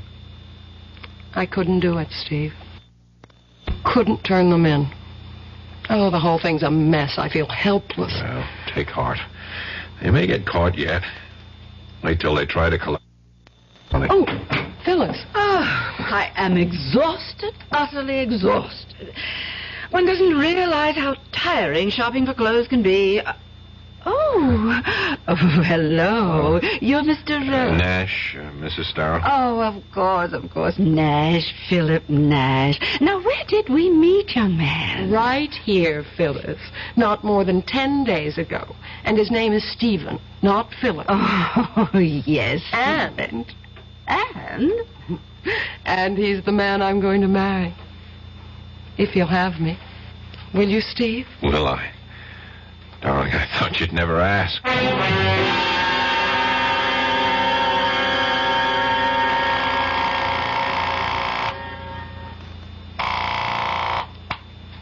Hello? Chief, Steve. You know what time it is? Yes, 8 o'clock in the morning. Where you are, here it's just 2 o'clock in the morning. I just got to sleep an hour ago. I'm sorry, Chief. I had to call. It's urgent. Chief, I'm in Bordeaux. What the hell are you doing in Bordeaux? I'll explain it to you later. Just tell me this. You mentioned that Colodino's had varied business interests. One you mentioned in passing, shipping? Yes, he has. He owns 2 ships, both under Liberian registry. He uses them mainly for his olive oil company. Would the name of one of them be the SS Andreas? Can't remember the names. The files are at the office. Well, I'll be in Paris in a few hours. Would you check and call me? You sound like you've latched onto something, Steve. I may have. I'll tell you about it when I see you. I'm flying home this afternoon, remember? Yeah. If I have anything, I'll have you to thank. Thanks for the tip, Macaulay.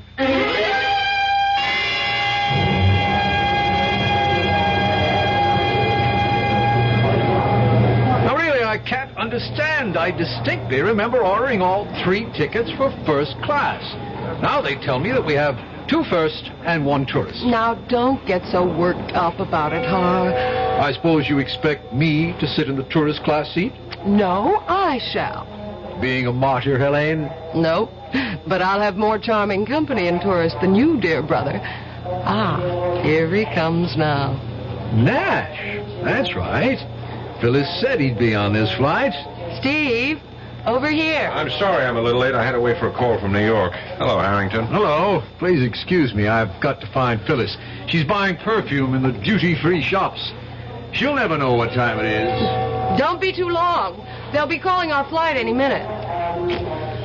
Oh, Steve, I missed you. Where have you been for the last 2 days? Oh, a few things to wrap up before I left Paris. I wanted to take a look at a little more of the country. I may not be back for years, if ever. Well, why didn't you tell me? I'd have gone with you. Mademoiselle, monsieur? Oh, Inspector Boivin.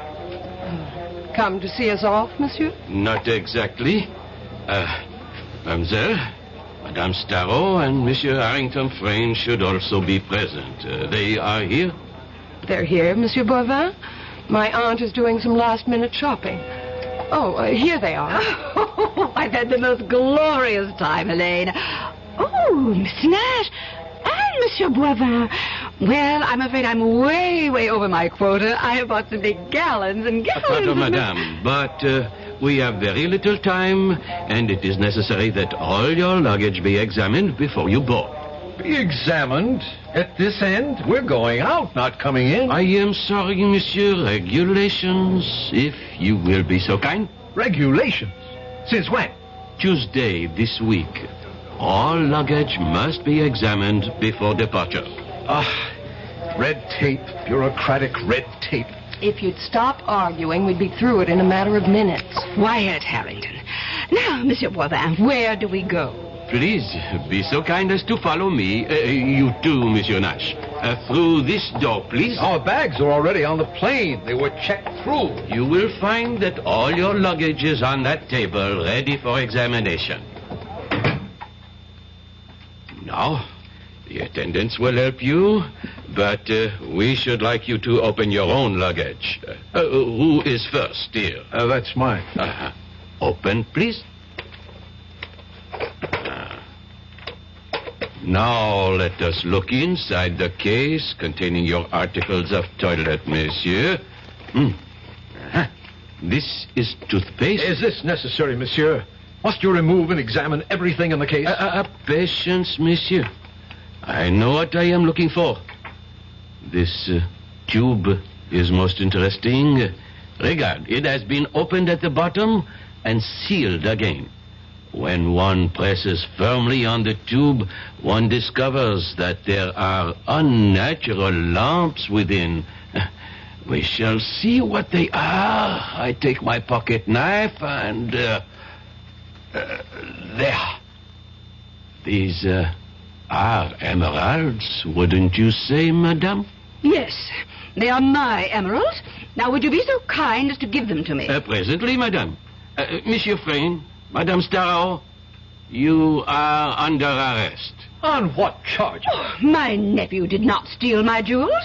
I gave them to him for safekeeping. You reported a theft, madame. A false theft. A mistake. A misunderstanding. We have found the emeralds, and now we report them found. You are in a conspiracy to defraud the insurance company, madame. That is a crime. Now, you will both come with me. You, Nash, you did this, snooping around. I knew he was some sort of a cop, Phyllis. You are clear, mademoiselle. The attendants will see that your luggage is placed aboard the plane.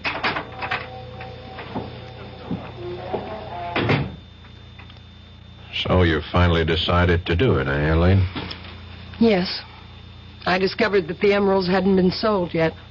Also that Phyllis hadn't reported the loss to the insurance company.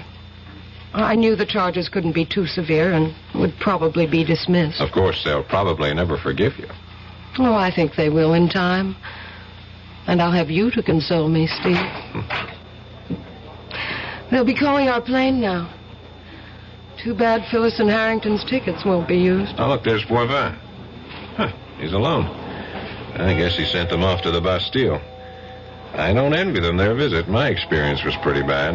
Will Mademoiselle Elaine Frayne come to information, please? Oh, you're being paged, Elaine. I can't imagine what it is. Elaine Frayne come to information, Let's please? find out. Come on. You have a message for me? Oui, madame? Elaine Frayne? Yes? Ah, oui. I have it here. Thank you. Merci. Oh, what is it, Elaine? You look worried. Nothing. Nothing, Steve. I've just got to make a telephone call that I neglected to... there's a booth over there. Do you want me to come with you? No, wait for me here.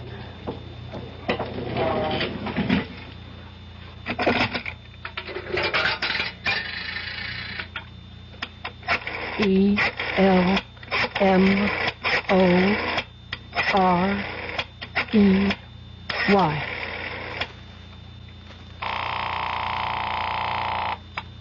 Yes? This is Elaine. I'm at the airport. I got your message.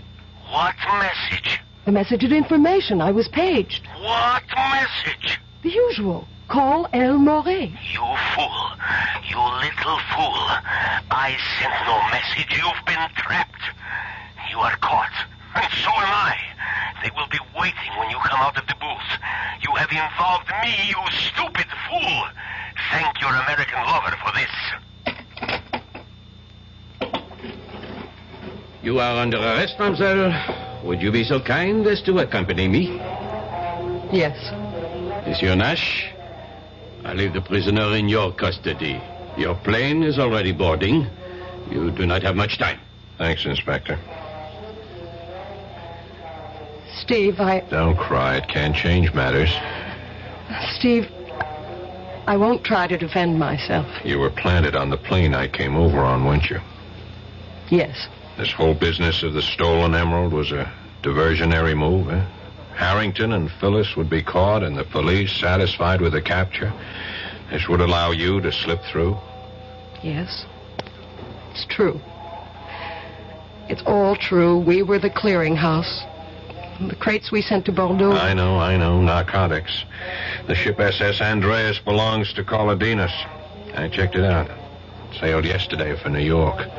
12 gallon tins in the cargo contain heroin, not olive oil. They'll be found when the ship docks in New York. I've wired ahead. I'm sure you have. So this has all been a performance. A charming charade to throw dust in my eyes. No, that isn't entirely true. Come on, Elaine. It started that way, I admit. Please believe me.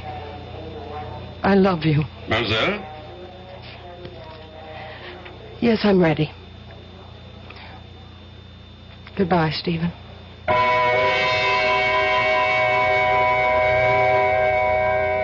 Steve stood there and silently watched the woman he had just begun to love being led away by the French police. For long minutes after she disappeared through the main doors, he stood there without moving. Finally, with an effort, he responded to the last boarding call for Flight 225. I'll be back shortly. Oh, sure. You can talk about good-tasting diet drinks, but I know. I'm Goldilocks, and here at my taste-testing laboratory, I taste-test them all. And nobody's been drinking my diet drinks until I tested sugar-free Diet 7-Up. And then, kabloomy! Every bear wanted some. Diet 7-Up is fresh, natural, delicious. Sugar-free Diet 7-Up. This one's just right. Pollution, crime, substandard housing. Law Day, May 1st, reminds us that if we don't like these conditions, our system allows us to do something about it. Through involvement like helping to register voters, campaigning, and voting, we all can help bring about change lawfully. With nearly half the population under 25, Law Day urges young America to lead the way. A public service message of the American Bar Association and your state and local bar associations.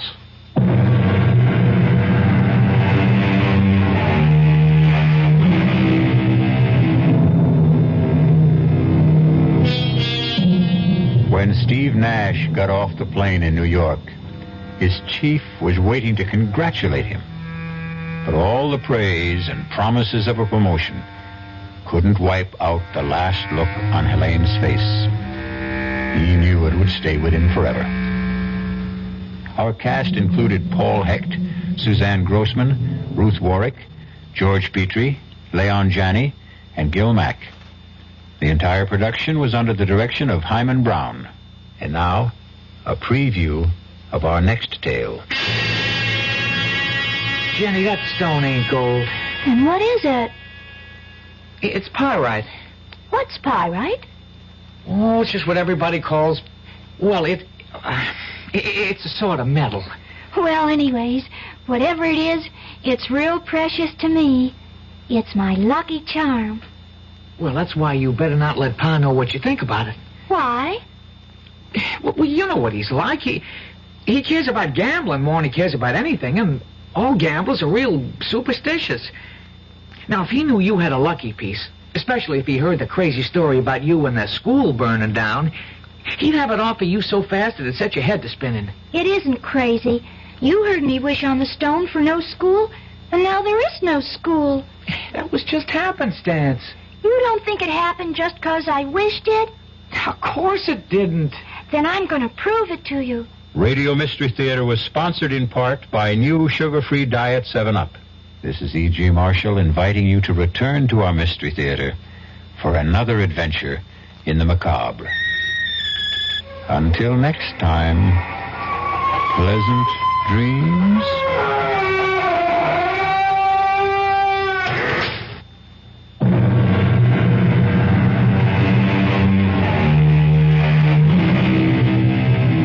WDAF, Kansas City.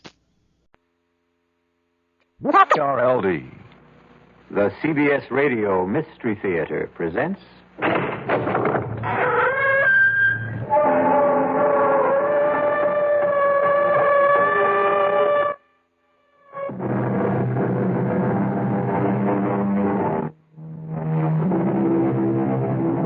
Come in. Welcome. I'm E.G. Marshall. Welcome to the sounds of suspense, to the fear you can hear. Relax and listen to the strange tale of a strange man, though no more strange than anyone who has suffered what you might call a mutilation of the soul. And who of us has not, at one time or another, suffered such a mutilation?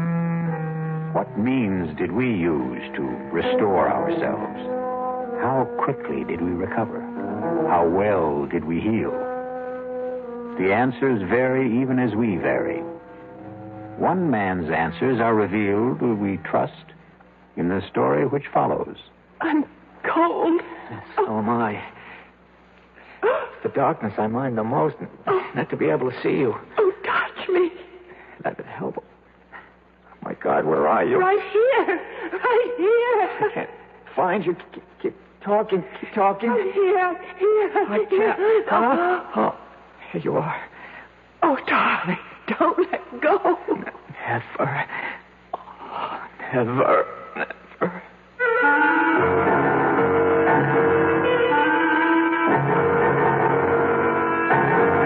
Our mystery drama, The Deadly Hour, was written especially for the Mystery Theater by Elspeth Eric and stars Norman Rose. It is sponsored in part by Anheuser-Busch Incorporated, brewers of Budweiser. I'll be back shortly with Act One. In 1919, someone had a big idea. Let's help youth understand big business by starting them in small businesses of their own. And Junior Achievement was born. Each group elected a board of directors, chose a product, set up a production line, sold stock, and went into business. That year, 314 students made and sold products and learned the business of business.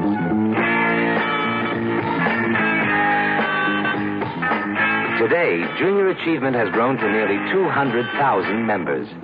Junior Achievers are designing and marketing their own products and services, from cutting boards to printing. They're organizing sales efforts, writing marketing plans, calculating profit and loss. Running these small businesses helps Junior Achievers understand how big business works. Support Junior Achievement, where youth learns the business of business. Call your local Junior Achievement office. Hello.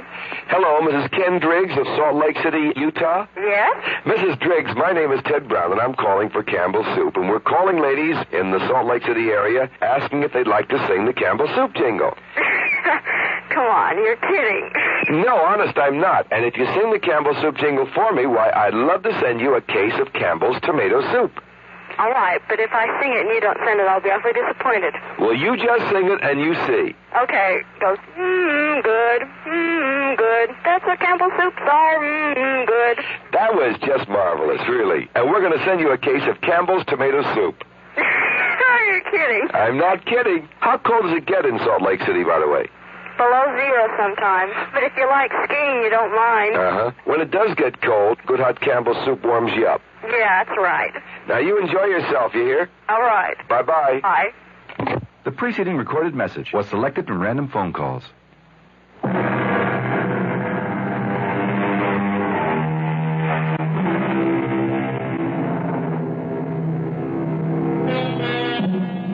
A person who seems strange, we call grotesque, incredible, not to be believed.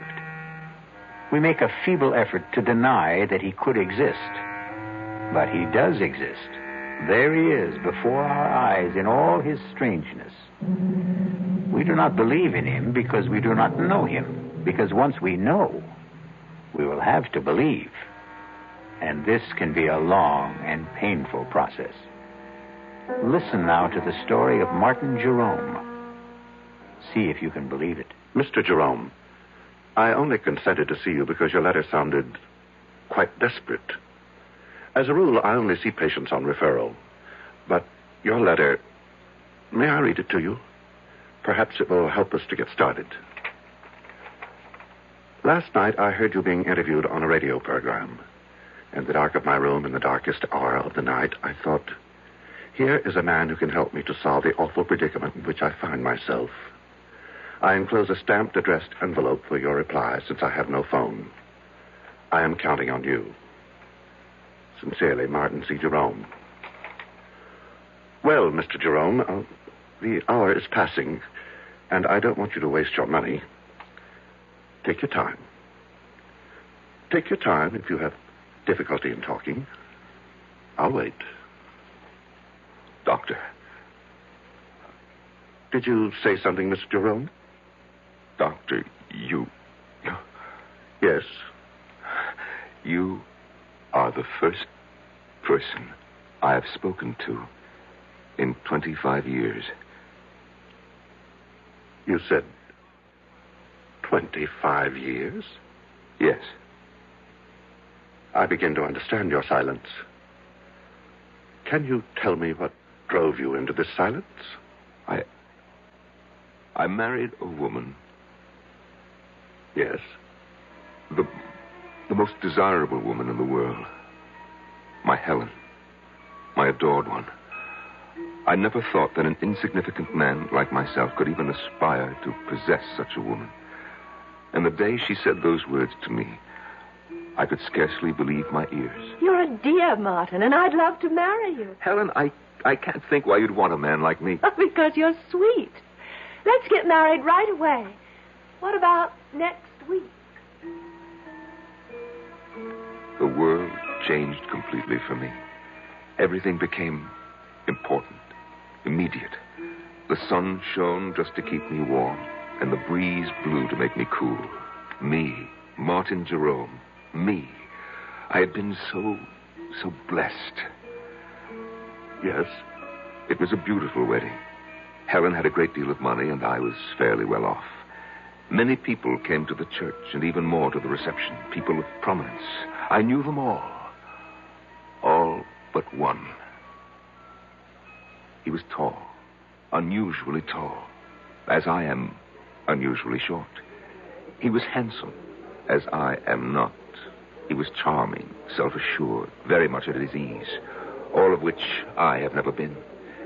You couldn't help noticing him. Helen, who's that very tall man talking to your mother? The pale man with the black mustache? I've no notion, love. It's probably someone Mother invited. Good looking, isn't he? Sort of. Come on. It's time to cut the cake. We sailed for Europe. My head was swimming with visions of the life I had embarked on. The good life, the beautiful life. One night on the ship, we were at dinner. Helen, look over there. To your right, against the wall, sitting by himself. Isn't that the man who was at our wedding? 500 people were at our wedding, love. He's getting up from the table. The tall man, black mustache. Your mother must have invited him, you said. Well, then I guess she did. After dinner, we danced for a while. Then Helen said she had a headache, but I should stay and enjoy myself. Well, I tried, but I couldn't enjoy myself without her. I was too much in love for that. I watched the dancers for a while, drank a brandy. I managed to kill an hour, and then I went down to our stateroom. Helen wasn't there. When I stepped back out into the corridor, there she was, coming out of another stateroom about 6 doors from ours. Darling. You weren't in our room. I didn't know what to think. You said that you had a headache. I'd been doing a little detective work. You were so anxious to know who the tall man was. Well, I found out. He's not precisely a friend. His mother came to the wedding and dragged him along. Helen, you were in his stateroom. I ran into him in the corridor, and he said to come in for a nightcap. Let's go to bed. Our stateroom is much nicer than his, by the way. We went to Paris. And then because she loved to ski, we went to St. Moritz. She was very good on skis, effortless as a bird flying. I watched and watched and never got tired of watching. And then, one day, there he was again, the tall man. I've got to catch the ski tow. Wait for me. Helen, he's here. Who's here? The man from the wedding, the man from the ship. Oh, is he here? Oh, so he is. Well, I'm off. Wait for me. After St. Moritz, we came back to the city and moved into an apartment. I went to work. We made friends. Helen grew lovelier every day, and she was her loveliest the day she told me that we would have a child. Tell me about that. Well, Helen was very, very light-hearted, very casual about the prospect, but I... Yes? How did you feel? Well, it's hard to tell you, Doctor. Oh, I know every man is what, excited, happy, I don't know, but I felt bowed down, Doctor, actually crushed by my own good fortune. That a man like myself, so petty, so pitiable, should be given a child by a woman like Helen. Have you always thought of yourself as petty and pitiable? I have. Why? Because I am. Go on, please. I could scarcely concentrate on my work once I'd heard the good news. Helen was on my mind all the time.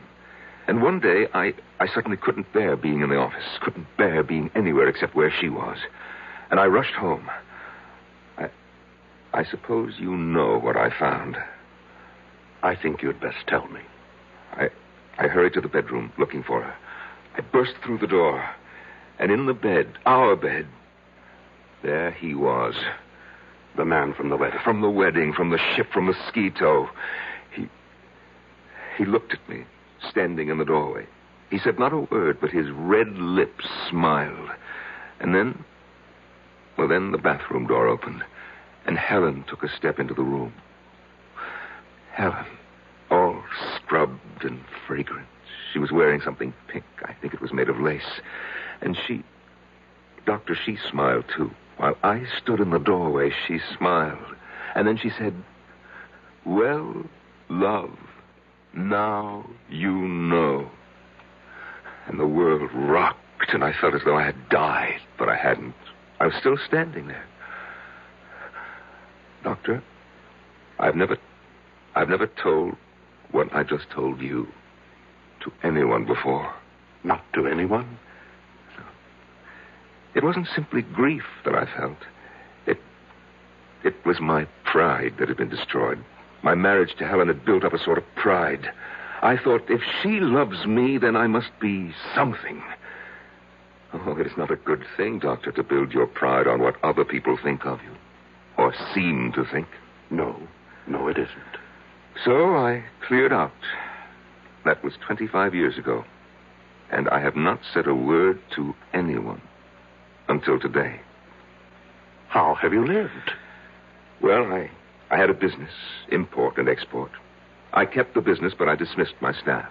I had the phone removed and made arrangements to conduct my affairs by mail. I took a one-room flat with a little kitchen, a bed, a chest of drawers, an easy chair with an ottoman. And to one side of the chair, my hi-fi stereo set and my records.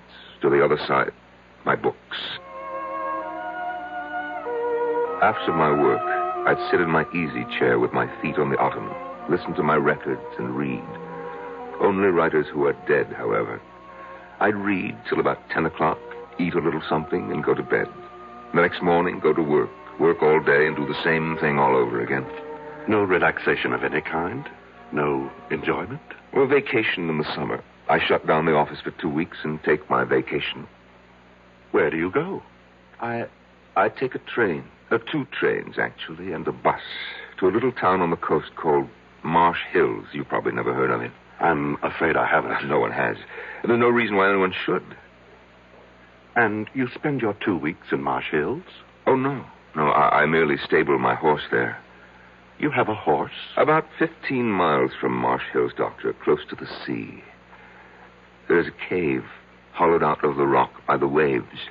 And when I get to Marsh Hills, I arrive every year on the same day. They have my horse ready for me, and I ride the 15 miles to the cave, and there I spend my vacation. In a cave? For 2 weeks? Well, I walk. I canter my horse on the beach. I gather what edible herbs there are growing in the rocks. I boil them. They're very tasty, really. And at the end of 2 weeks, I return my horse to the stable and take my bus and the 2 trains back to the city. And you've lived this way for 25 years. Oh, yes. But, Doctor, last summer something happened. I arrived in Marsh Hills as always. My horse was waiting for me, as always. And we started off at a walk for the cave by the sea. There is always a certain excitement when I begin to smell the sea. And I know that soon I shall be out of sight and sound of any human being. There will be only the sea, the sun, the wind, and my cave. It is the most thrilling moment of the year for me. I suppose it's the only one. Soon I will have my solitude. At last, I'm on the sand. My horse feels the excitement as I do. I feel him extend himself. And as we round the last bend in the shoreline, I see it. I see it, my cave, my refuge. But last summer, yes, I pulled my horse up at the entrance to the cave. I sat listening to the rhythms of the ocean. And then, all at once, I heard a sound. A sound that I've never heard before in that deserted spot. And the sound, Doctor, was coming from inside my cave. Never had I felt such anger. I was faint with hatred. I dismounted and I crept to the side of the cave where I knew it sloped to the ground. Quietly climbed the roof. I found a tiny chink in the stone, no more than 1/8 of an inch wide. I put my ear to it. Beneath me, I heard laughter. Laughter and tender words and all the sticky, silly sounds that lovers make. Are you my girl? Oh, so much your girl. How much? This much. I can't hardly see how much is this much. It's too dark in this place. Then come here. Oh, darling, darling love. They were kissing. They were using my sacred sanctuary for lovemaking. I almost fell from the roof of the cave. I struggled to stay where I was, and my feet dislodged a shower of stones. What was that? Sounds like a rock slide. Yes, some rocks in front of the entrance. Lots of them. Hey, maybe we better move them. Oh, we can still get out. Let's stay a little longer. I love this place. All right. I climbed down. My brain was on fire. My whole body was on fire. I had never felt such hatred as I felt then. Not since... Well, Doctor, you know when, I've told you. I took hold of a big boulder. Yes, these skinny arms went round it. This puny body pushed and shoved till it stood against the mouth of the cave, was tight against the mouth of the cave. I heard the voices of the lovers, fainter now from inside. George, it's really dark. Darker than before. Aaron, there's no light at all. I had sealed them in.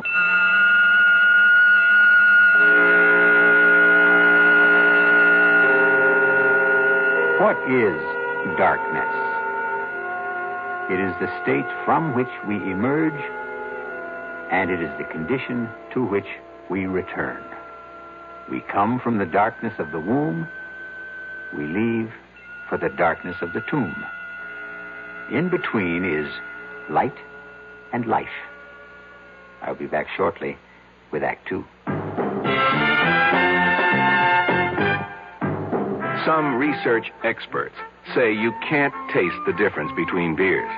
Well, if they're right, then Anheuser-Busch wastes a barrel of time Beechwood aging Budweiser. Only they don't think so. Brewing beer right does make a difference. And they're betting a bundle that you can taste the difference in Bud. When it comes to brewing Budweiser, the Anheuser-Busch choice is to go all the way because they still care about quality.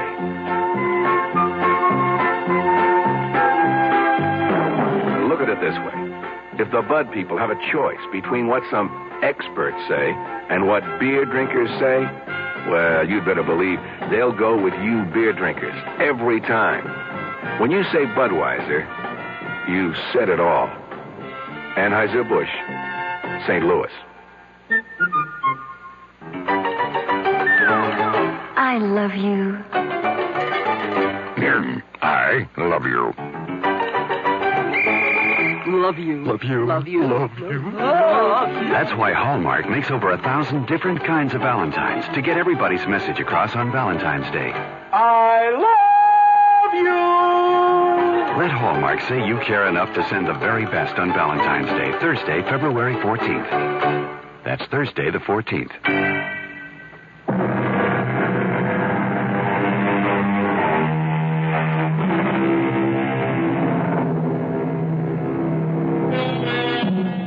Marvin Jerome, 50 years old, has not uttered a single word to a living soul in 25 years.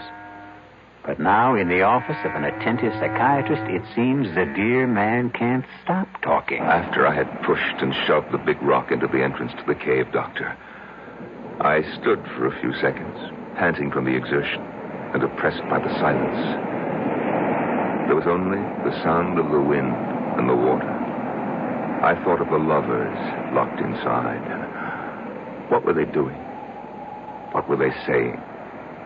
I felt that I must hear their voices again, as though their words, which had driven me near to madness, were essential now to keep me sane. I scrambled back to the roof of the cave and put my ear once again to the narrow crack through which I could hear them. George, there was a little light before, now there's none. More rocks must have fallen. I didn't hear them. I heard something that didn't sound like rocks falling. Oh, come on, we've got to clear the entrance. Come where? I don't know where the entrance is anymore. It's so dark. Well, take my hand. I think I know which direction. I can't even see your hand. Don't you have a match? I may have. Boy. Yeah, I have a few. Well, light one. I will. Oh, went out. Now, don't panic. Don't panic. Light another. We've got to get out of here. Just don't panic. All right, now, careful. Be careful. I am being careful. Oh, darling. Huh? No, I found the one that went out. It was right by my foot. Let me light it from yours. Yeah, good girl. All right, George. There's the entrance. Don't let your match go out. Don't you let yours. Hey, look, see? Just a whole bunch of stones. Come on, let's start clearing them away. Oh, both matches went out. That's all right now. We know where we are. We're right by the entrance. Come on, let's get started. George. What, darling? We'll get out, won't we? Of course we'll get out. Now, keep working. Don't stop. At my listening post atop the cave, I heard them, so kindly toward each other, so reassuring, so united in their purpose. I pressed my ear closer to the crack in the cave's roof. I was frantic to hear every word. George, it isn't getting any lighter.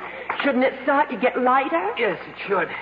Oh, why doesn't it? How should I know why? I'm sorry, darling. Oh, that's all right.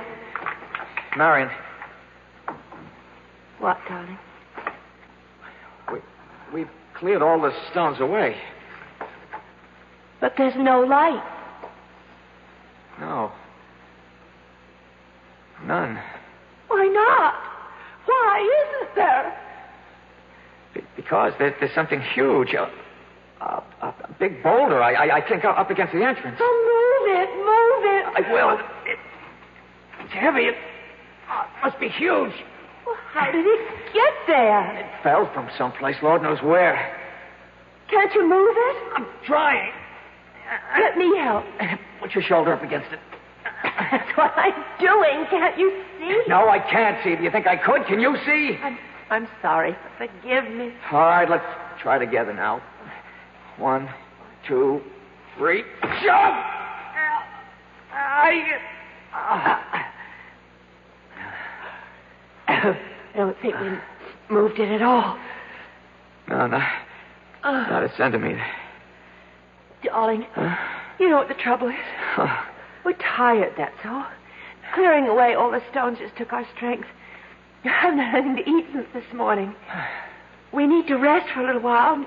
Then we'll be able to move it. Oh, you're probably right. So let's lie down right here by the entrance so we know where we are. First, I want to light a match. Why do you want to do that? I want to look at your face.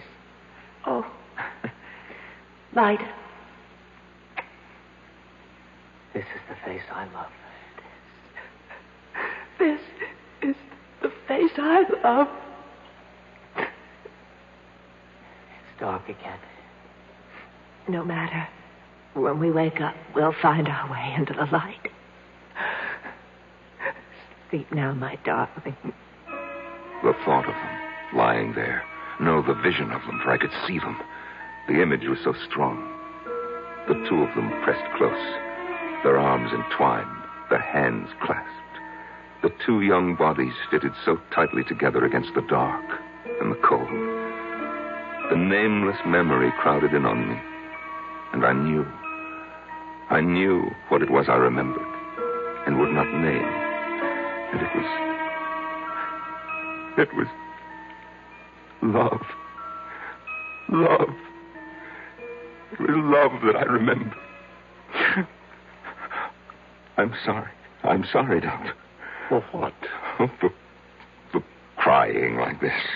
If there is anything to be sorry for, it's that it took you so long to cry. All I really know is that when that word came into my head... What word? The word love. I shrank from it as though it was tainted. Poison. Yes. And then? Then, Doctor, I climbed down. I got on my horse and rode back to Marsh Hills. I took the bus and the 2 trains back to the city. You what? I opened up my office. I took the dust covers off the furniture in my flat, and I resumed my old routine. Didn't you ever think of them? I'd shut them out of my mind, just as I'd shut them in the cave. You didn't worry about them or anything? Well, they had each other. Mr. Jerome, I have to tell you, I can't help being shocked. Forgive me. Go on. Well, after a while, the old feeling of loneliness came back. You see, I missed them. Missed them? Yes, it may sound strange. Indeed it does. I began imagining what they might be saying to each other. I couldn't know for sure, of course, but I imagined. I'm cold. So am I. I'm hungry. I can't find you. Keep talking. Keep talking. I'm here. I can't. Oh, there you are. Oh, darling, don't let go. Oh, never. I invented their conversations, of course, but I was fairly sure my inventions were accurate, or nearly so. You simply left them there? For 2 weeks. And then I was suddenly seized with the desire to hear their voices once more, before they were silent forever.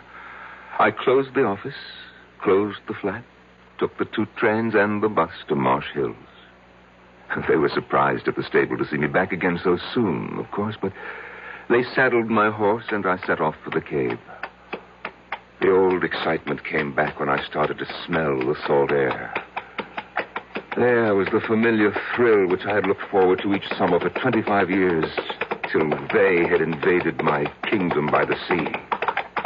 Such a tiny kingdom, a cave no bigger than a tool shed, with no comforts, no conveniences, and they had taken it away from me. On the sand at last, we round the last bend, and I see it. My cave, my refuge. And even from a distance, I can see that the big boulder still stands wedged into the entrance. What did you do then, Mr. Jerome? I dismounted.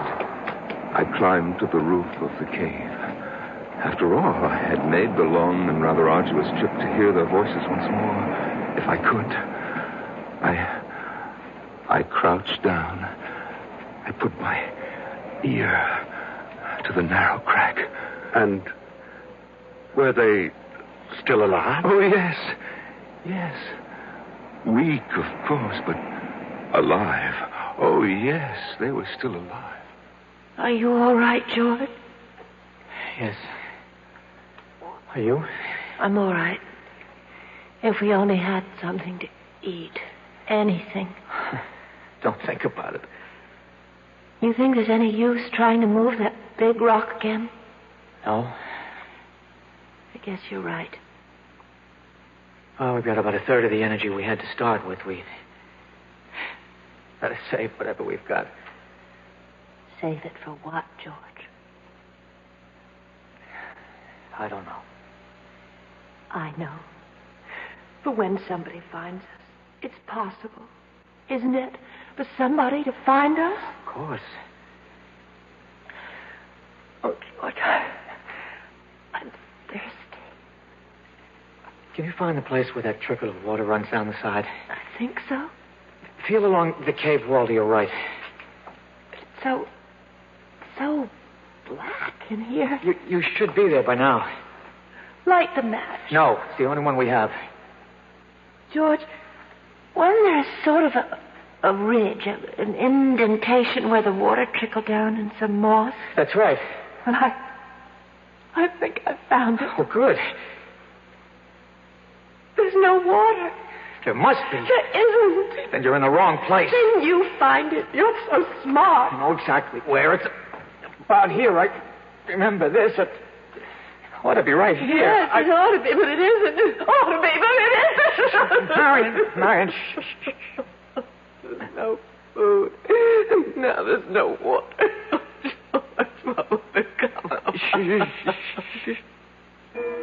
Doctor, I wanted to call to them. I wanted to say, wait for rain, because as soon as a good rain came, the water would start to trickle down the cave wall again. But I couldn't speak. I don't know why I couldn't. Do you? I have some notion, yes. Why couldn't I? I'd rather you told me the rest of the story first. All right, Doctor, if you say so. Well, they must have gone to sleep after that. I think they probably slept a lot. I know that I didn't hear anything more after that until much later. I wonder what day it is. Well, it was Saturday when we came down here, wasn't it? Yes.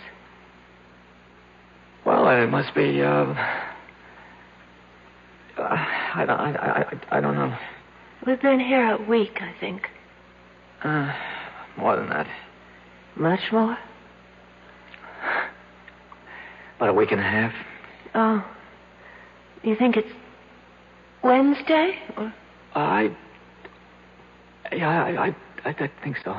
If it's Wednesday, then we've been here 11 days. Something like that.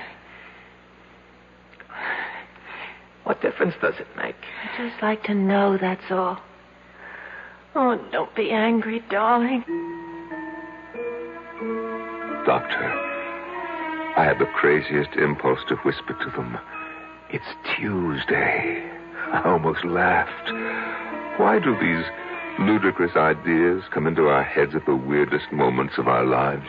Perhaps it wasn't as ludicrous as you thought. Well, of course it was. I was there to watch these people die. Listen to them die is more like it. And I still wanted to tell them what day of the week it was. If that's not ludicrous, I don't know what is. Tell me, what happened next? Well, I went to sleep on the roof of the cave. After the sun came up in the morning, I got a sandwich out of my saddlebag and a flask of brandy and sat on the sand for a while, watching the ocean. And then I went back to my listening post. George. Yes? I'm going to try walking around a little. Oh, Lord. This darkness is driving me mad. No, it's not. No, it's not. Let me have a match. No. Oh, give it to me. I won't. What was that? I heard something. I stumbled over something. Well, look for it. The fish are That's on. what I'm doing. What is it? Feels like a little sort of a pan. Pan? Well, about 5 inches wide. What? Enamel, I think. Feels like enamel.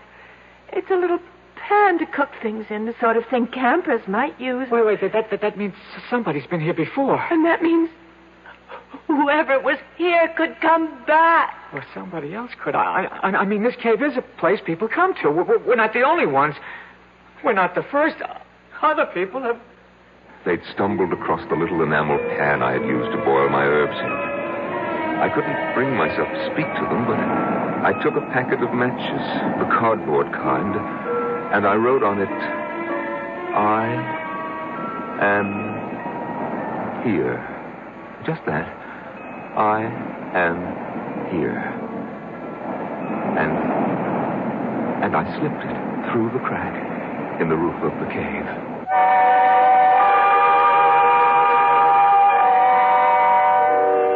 Three little words. I am here. I suppose the most cherished trio of words in our language consists of I love you. But surely there are times of trouble when I am here is even more welcome. I'll be back shortly with Act 3. And now another tale of the ball and chain. At Kellogg's Special K presents Last Tango in Pittsburgh. There I was at Raoul's all-night tango lounge. My little orchid, will you tango with me? It was Raoul. You're a splendid dancer. Thank you. But what was that? I was what? That sound effect. Oh, I'm a few pounds overweight, and this ball and chain points out how my extra weight can get in the way. I'm pointing you back to your chair. Our heroine decided to lose that extra weight. She exercised and ate smart at every meal, starting with a Special K breakfast. A bowl of Special K, skim milk, tomato juice, and coffee. It's less than 240 calories, 99% fat-free, and 100% delicious. After a while, she was rid of the ball and chain and back at Raoul's. Darling, you're looking fantastic. What a happy ending. What ending? We're just getting started. Raoul, get lost. Your happy ending could begin with the Kellogg's Special K breakfast. And that's another tale of the ball and chain. Give your hand to a friend. Give your heart to your heart. Give your cold to contact. The sooner the better. Hey, I'm back. How's that cold? Rotten. Get the contact? I got everything. Contact, cold tablets, and this liquid. Oh, no. Honey, it's all cold medicine. Well, sure, but it only takes one contact for up to 12 hours continuous relief from sneezing, drips, congestion. For that, I'd need 6 of your cold tablets. 2 every 4 hours. Or 3 ounces of nighttime liquid. 1 every 4 hours. Or just 1 contact. The tiny Tide pills do it. Well, it's all cold medicine. Those others contain antipyretic analgesics. The liquid, antitussive, and alcohol. They're not in contact. 6 or 3 or 1. I'd choose the 1 contact. Me too. And I'm the one with the cold. Give your cold contact. The sooner the better. 6 or 3 or 1. When you catch a cold, take contact. Only as directed.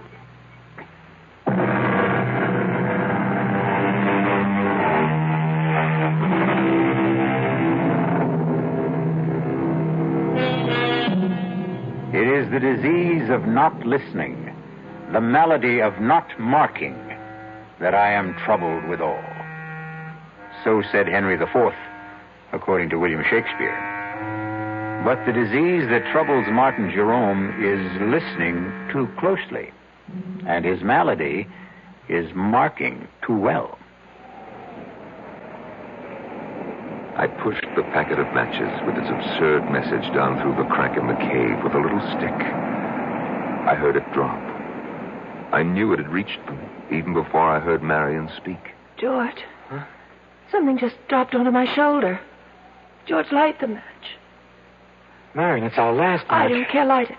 I have to know what fell on my shoulder. I don't like to use George, up our last... please, if you don't... All right. All right. Take it easy. Did you see anything? It hit my shoulder, and then it... Here it is. George! Well, it's matches. It's a whole fold of matches. You're kidding. I'm not. There's something written on it here, George. Wait a minute. It says, I am here. Who? Who's here? I don't know. Oh, my God, that's the end of the match. I held till I burned my fingers. I'm sorry, I couldn't. It's all right. What? We have matches now. Can you see? It isn't signed at all. It just says, I am here. That's all. But who's here? Doesn't matter, does it? Somebody's here. That's what counts. Why doesn't he say something? Call out to us or something. Tell us that everything will be all right. Maybe he's gone for help. Oh, yes, that must be it. Yes, that is it. It's all right now. It's all right as long as somebody's here. I couldn't stand their joy over my simple-minded message. They seemed like silly children, as silly as I felt myself. For I hadn't the faintest notion what I was going to do once I had made this strange contact with them. I climbed down and sat on the beach staring at the water until I fell asleep. I must have slept the rest of that day and all night because it was the sun coming up behind the horizon that woke me. I went back to the cave, climbed to the roof, and put my ear to the crack. George, I can't stand it. Where is he? How should I know? Stop asking me. He wouldn't give us a message like that. He wouldn't write, I am here on a package of matches and then just go away, would he? How do I know? You keep asking me as though I had an answer. Oh, I'm not hungry anymore. I haven't been hungry for a long time. I just feel terribly weak. Damn it, I know. Now, will you shut up? Just shut up. We'll die here, George. Be quiet. No water. No food. We'll die here. I said shut up. Whoever wrote that note must have been a madman. Whoever he was, wherever he was, he's gone away. Yes. And we'll die in this cave. I don't intend to die in this cave. No. And just what do you think you'll do about it? Something. Nothing you can do. I'm just not going to die. Yes. Not yet. Yes, you are. Make up your mind to it. What are you doing now? I'm going to light a match. Matches? We have matches. No food. No water. Just matches. George. I'm not going to die. Not yet. Not me. George! Not me. I felt as though the world had stopped. Actually, I had stopped. All at once, I knew what I must do. I didn't want to go completely out of my mind. I clambered down from the roof. I ran to the cave entrance. I tried to move the big boulder that blocked it. I knew even before I tried that I wouldn't be able to do it. But my mind was working brilliantly. I ran to where my horse's saddle and bridle lay on the sand. And after taking it all apart, I began working to put it together again for a new purpose. Oh, I used everything. The girth, the reins, the stirrup leathers. And in an hour, I had fashioned a crude device. I led my horse to the cave entrance. Somehow, I wrapped the girth around the boulder and made it firm. The reins circled my horse's shoulders. And then I stood back and gave him a sharp rap on the flank. He moved. And the boulder moved. The boulder moved away from the entrance to the cave. There was room for me to squeeze through. Just inside, I found them.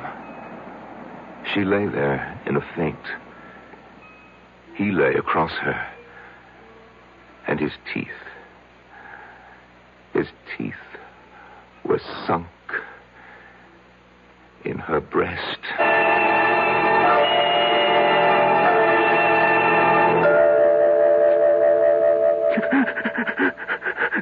Mr. Jerome, would you like to wait till another time to tell me? No. I must tell it to you now. I carried their bodies out, and I put them on the back of my horse. I threw a halter over his head, and led him the 15 miles to Marsh Hills. It took all day because I stopped every hour to be sure that they were both breathing. There's a doctor in Marsh Hills, and I left them on his doorstep. I rang his bell and fled. The next day, I waited outside the doctor's house until I saw an ambulance drive up and take the young couple away.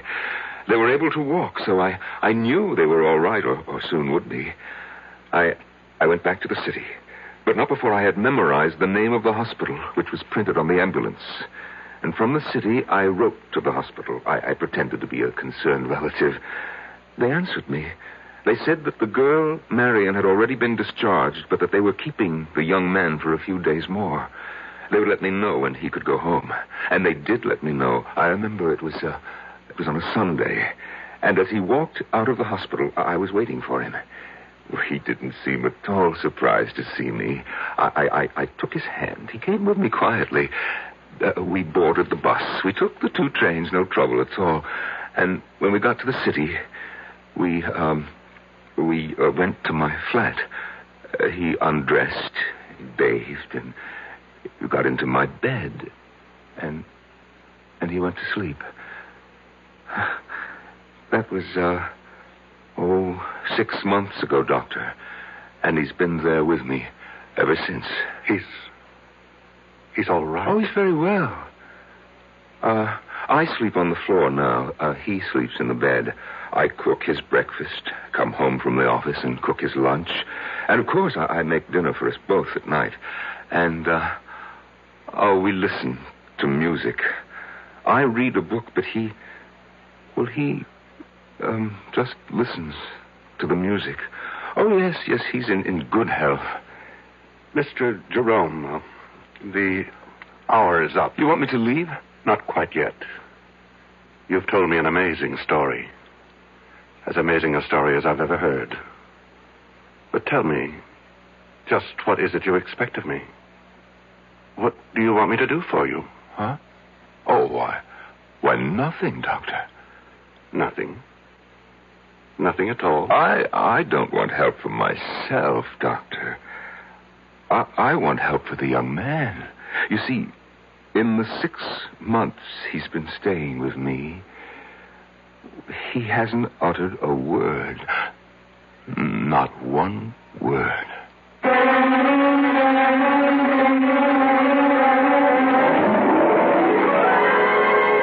see the doctor, young man. Yes, George, he can help you to unburden yourself. He will make the words pour out in full confession, and you'll feel the better for it. Why, look what he has just done for Martin Jerome. As the deadly hour passed. I'll be back shortly. Young I may be, but still I'm a man. Just turned 18 and I'll do what I can to find me a place where I can be me. Get ready for life and be free as the sea. Where do I go from here? Oh, where do I go from here? I finished school, but what lies ahead? Don't want to get trapped, want to feel free instead. All over the world, there's so much to do. The call of the sea, don't you hear it too? Where do I go from here? Oh, where do I go from here? What about the new Navy? You'll get your chance at success, learn an exciting job, and see the world. Call toll-free 800-841-8000. That's 800-841-8000. Or see your Navy recruiter. Be someone special in the new Navy. I know where I'm going from here.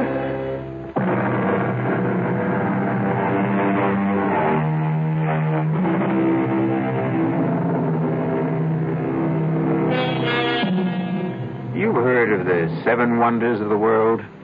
The Grand Canyon, the Taj Mahal, Niagara Falls, and I forget the other 4. No matter. Because they are simple things compared to the human mind in all its deviousness, all its twists and drifts. Why, I could sit in wonder at the human mind for the rest of my life. Our cast included Norman Rose, Marion Seldes, John Barragray, and Jack Grimes. The entire production was under the direction of Hyman Brown. And now, a preview of our next tale. That's impossible. Why is it impossible? It's all right for the simple-minded hicks up here to swallow that superstitious nonsense, but me, I'm a doctor. There has to be a reasonable, logical, rational explanation for what happened to George Morrissey. Oh, there is. He offended the spirit of the mountain. Oh, you consider that reasonable, logical, rational? Would you feel better if I said there's something up in that mountain, a virus, a bacillus, a fungus, which somehow causes immediate aging? It would be a more rational explanation. You mean more acceptable? I want to know what you believe. I believe the evidence. If you go up there, you can die. Radio Mystery Theater was sponsored in part by the Kellogg Company, makers of Kellogg's Special K cereal. This is E.G. Marshall inviting you to return to our Mystery Theater for another adventure in the macabre. Until next time, pleasant dreams.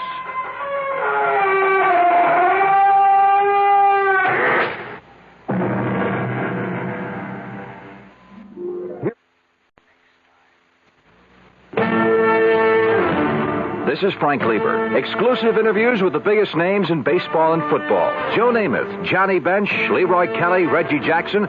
They were all at the recently concluded American Airlines Golf Classic in Puerto Rico, and so were we. Here are informal chats with the superstars each morning at 8:15 and each evening at 9:50. Another service of KRLD Sports. The latest American Research Bureau survey reports KRLD Dallas continues to have more audience than any other Dallas radio station. CBS News. The FBI in Berkeley, California says a search is on for a young couple wanted as possible suspects in the terrorist kidnapping of newspaper heiress Patricia Hearst. This is John Meyer reporting on the CBS Radio Network. That announcement in California marks the first major break in the case since the terrorist Symbionese Liberation Army claimed last week that it had kidnapped Miss Hearst and is holding her as a political prisoner. Reporters were given a description of the wanted couple by Thomas Druken, Assistant Special Agent in charge of the San Francisco FBI office. We determined during the course of our investigation that a dark, late model Volkswagen was in the immediate area of the kidnapping, occupied by a white male and white female. Now, we're merely attempting to locate these individuals as potential witnesses. Druken noted that the FBI already has released drawings of 3 suspects, 2 young black men and a white woman, who invaded Miss Hearst's apartment, attacked her fiancé, and then, firing shots at witnesses, dragged her screaming to a waiting car and drove off. More news in a moment. Oh, hello, Mr. Carlson. And how are you today? Oh, fine, just fine. How about yourself, Gladys? Oh, I'm pretty good, thank you. Yeah. Now, let's see what we've got here. Toothpaste, razor blades, prunes.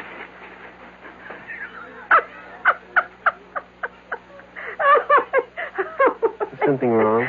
Can we have a replacement checker for Gladys on number 5, please? There are still a lot of people who laugh at prunes.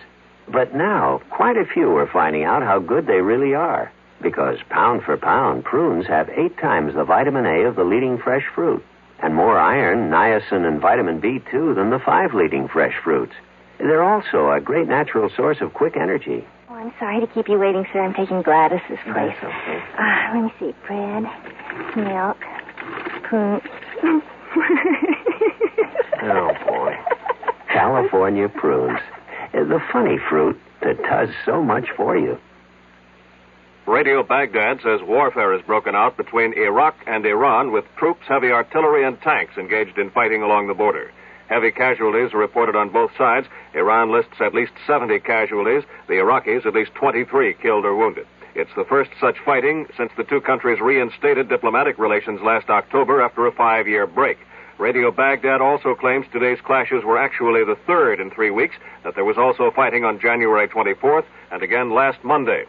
In Tel Aviv, the Israeli military command confirms 4 Israeli soldiers wounded today in renewed fighting between Syrian and Israeli forces in the Golan Heights. That artillery duel ended a 4-day lull along the ceasefire line. Radio Damascus says the fighting lasted more than an hour, but has made no mention of Syrian casualties. Meanwhile, in Jerusalem, the Israeli government says Russia will try to persuade Syria to turn over lists of Israeli prisoners of war being held in Damascus. Those lists, plus Syrian permission to let the International Red Cross visit the POWs, are the top Israeli conditions for beginning disengagement talks with Syria. In Amman, a Jordanian army spokesman confirmed today that the Nixon administration has supplied that Arab country with the most sophisticated portable anti-tank missile in the U.S. arsenal. The spokesman identifies the missile as the TOW. Here in Washington, the Pentagon declines comment. In Saigon, the South Vietnamese military command says communist forces have suffered their heaviest battle losses in a single action this year. A spokesman says 81 communist troops were killed in a two-day battle with government forces in the Central Highlands province of Pleiku. Government losses are placed at 17 killed, 15 wounded.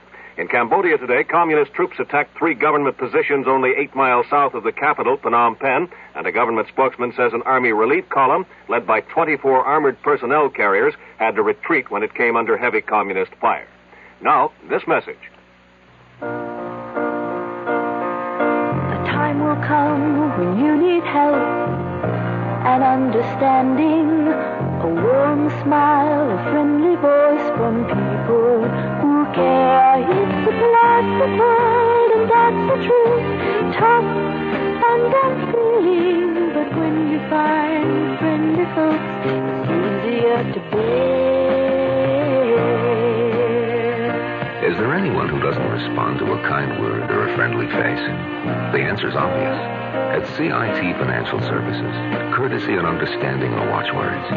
Sure, we make money happen, but we do it quietly, quickly, without embarrassment. So whenever you need a loan, and some kind words to go with it, drop into your nearest CIT office. We'd really like to make money happen for you. CIT makes money happen. We really do. The Nixon administration's energy czar, William Simon, has announced that the major oil companies can now begin refining more gasoline if they have produced enough home heating oil to last out the winter. Simon's long-awaited announcement on shifting refinery output comes as motorists in 4 states, plus the District of Columbia, prepare to switch to the so-called Oregon plan for gasoline rationing. The leaders of 13 major oil-consuming countries have been arriving here in Washington on the eve of tomorrow's opening session of a 2-day conference on energy at the foreign ministers level. U.S. Secretary of State Henry Kissinger expected to try to persuade his 12 colleagues that they must act in concert with the United States to weather the world oil crisis. This is John Meyer, CBS News. Hello? Hello, Mrs. William Hawk of Anchorage, Alaska. Yes? Hi, Mrs. Hawk. My name is Ted Brown from New York City. And I'm calling ladies in Anchorage, asking if you'd like to have some fun and sing the Campbell Soup jingle. If you do, I'll send you a case of Campbell's chicken with rice soup. Is this really from New York? That's right. Do you know it? Yes, I do. Well, go ahead. Good. Good. Campbell's noodle soup is good.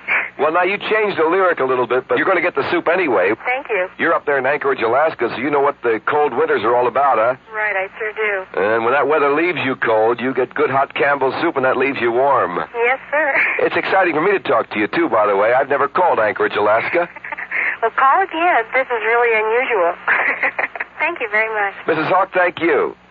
Bye-bye. The preceding recorded message was selected from random phone calls. The CBS Radio Mystery Theater presents...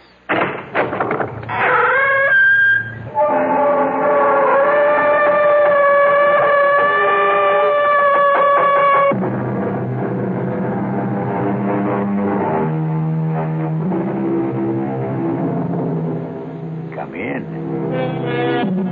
Welcome. I'm E.G. Marshall. Welcome to the sounds of suspense, to the fear you can hear, to the terrifying world of the imagination. I'm your guide for a journey up a mysterious mountain. Dead Man's Mountain is what it's called. Going is really no problem. It's coming down that separates the living from the dead. Doctor, a man simply cannot age 40 years in one night. I wish I knew what to tell you, Mr. Johnson. I saw George last evening at dinner. He was 35.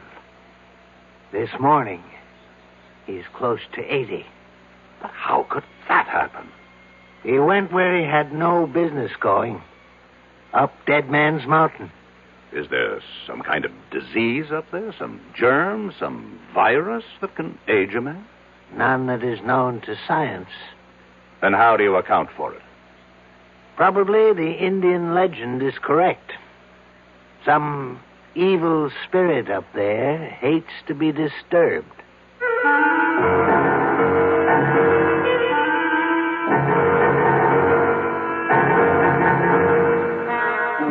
Our mystery drama, Dead Man's Mountain, was written especially for the Mystery Theater by Sam Dan and stars Alan Hewitt. It is sponsored in part by the Kellogg Company, makers of Kellogg's Special K cereal. I'll return shortly with Act One. Hi, son. Hi, Mom. Hi, Dad. Hi, Junior. Kellogg's Special K presents Junior Gives Up. Junior, why aren't you eating your Special K? It's your favorite cereal. Oh, just 'cause. Just 'cause why, honey? Just 'cause Darla said some evil things about it. That's just 'cause why. Hi, Mom. Hi, Dad. Hi, Darla. Hi, Sis. Hi, Junior. Darla, what did you tell Junior about his Special K? Daddy, all I told him was that Special K is good for him. Yeah, and anything that's good for me never seems to taste good. But, Junior, you already know that Special K tastes good. Who do I believe? Darla or my taste buds? What's that, son? Oh, nothing, Dad. Son, Special K is America's favorite high-protein cereal. It's got minerals, vitamins, iron, and all those good, nutritious things. But it got to be so popular over the years because it tastes good, too. You mean it's good for me and tastes good, too? Right, son. Right, Dad. Right, Junior. Right, Mom. Right. Right, indeed. Start your balanced breakfast with Kellogg's Special K. It's nutritious and delicious. Right, Dad. When occasional heartburn or acid indigestion is combined with a gassy, foolish feeling, that's what we call gassed indigestion. Digel is made for gassed indigestion because Digel is different. It does more than plain add acids. Digel reduces excess acid while its patented simethicone gets rid of trapped gas fast. Use only as directed. Digel for gassed indigestion. No plain add acid can do what Digel can. Was I embarrassed? Even though I used an adhesive on my dentures, they still came loose during dinner. And when I had to be... This denture wearer should change to Cushion Grip, a soft, pliable thermoplastic adhesive that even hot or cold liquids can't dissolve. That's why Cushion Grip lasts and holds dentures much longer than ordinary powder, paste, or cream adhesives you often must apply 2 or 3 times daily. For new, long-lasting security, new comfort, change to Cushion Grip.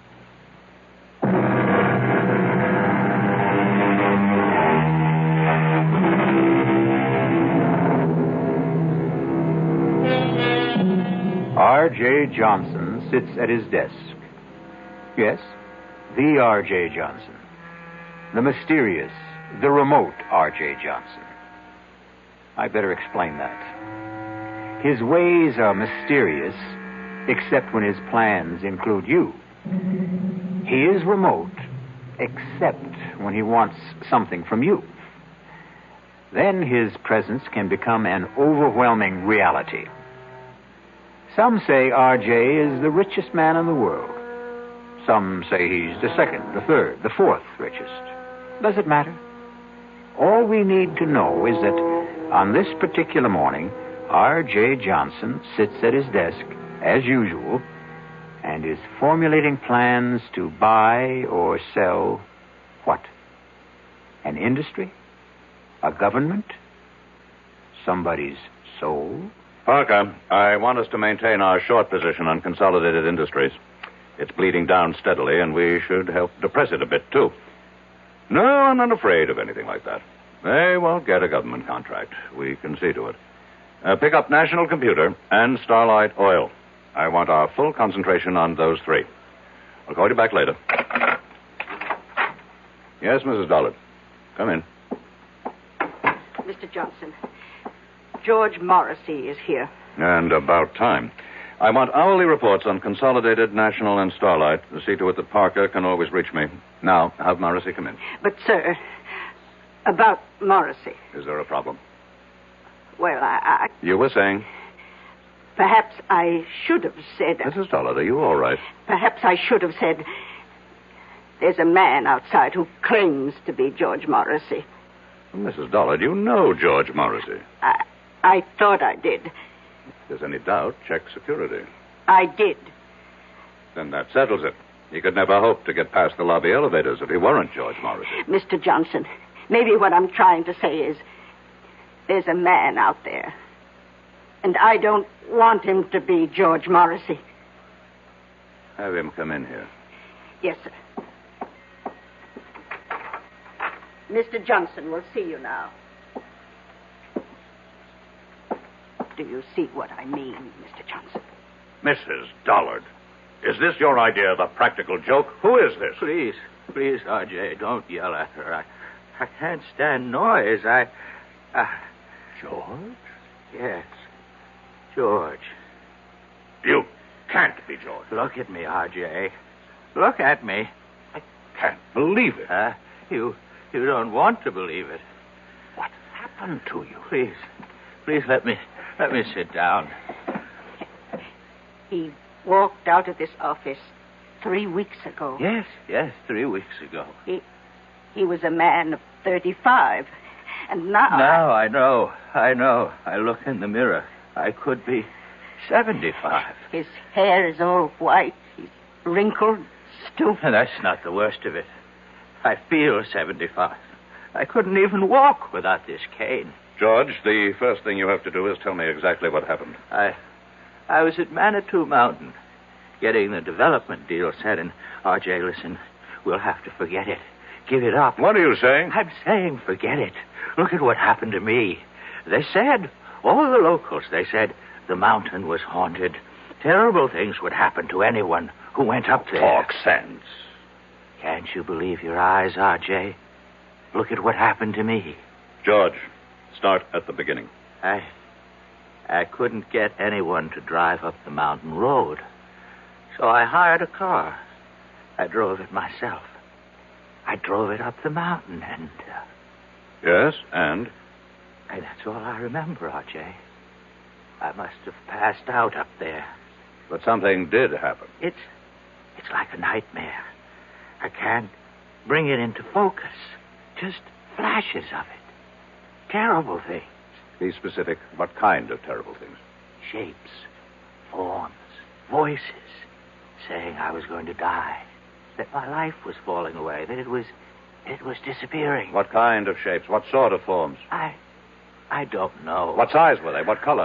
I don't know. You say voices. What kind? High, low? R.J., I were they don't men's know. voices? Women's? I can't remember. I can't now pull remember. yourself together. Pull myself together. Look at me. I'm an old man. I've been robbed of half my life. Now think. How long did you stay on the mountain? I don't know. Somehow I managed to get the car turned around. I drove back to town. I found a doctor. What's his name? I don't know. What did he say? I can't remember. R.J., I came here to warn you. The mountain, it's haunted. It's cursed. Give up the project. Mrs. Dollard, call Dr. Watterson. No.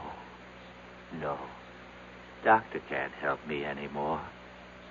But I can help you, R.J. Give it up. Give up the project.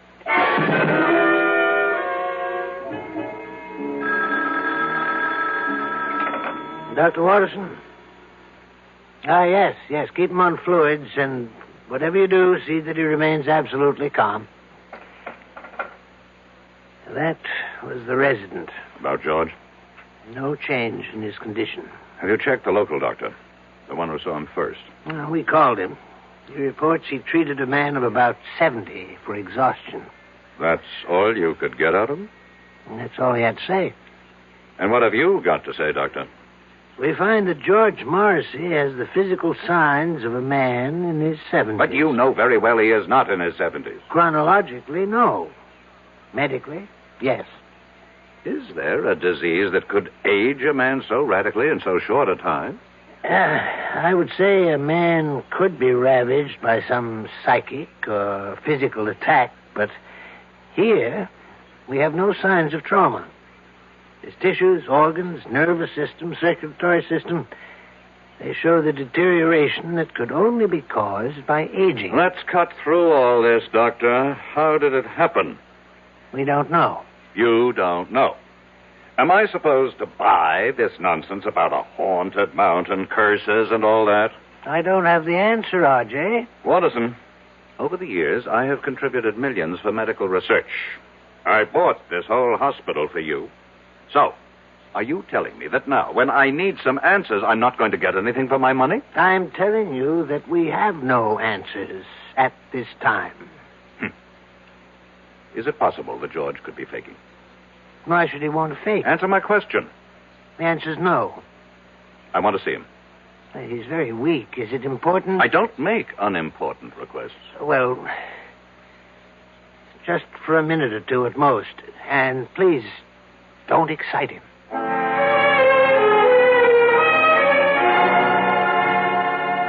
I won the club championship, and I was named third team All-America. George. Girls, you should see how the girls would fall all over George, me. pay attention. Huh? Oh, it's you, R.J. Listen. No, George. Don't try to sit up. But I've got to talk to R.J. Listen, R.J., are you listening? I'm listening. Here's what happens to you up there on the mountain. I remember, you see.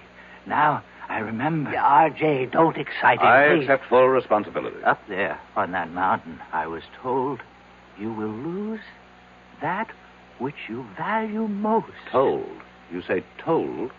How? By whom? I don't know.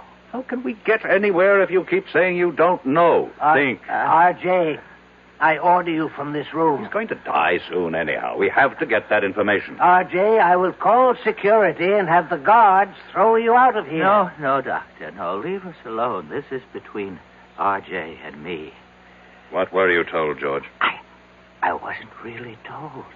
It was more like a kind of feeling, an idea that seemed to seep into me. And I realized the most important thing, what mattered most to me, was my body. Talk sense. I'm talking sense, R.J. And I began to lose my body. What do you mean, lose your body? The way you really lose it. To old age. Only, oh, God. Only I was losing it then and there. And all at once. Is that what you think happened, Morrissey? But look, I got away from there, you see.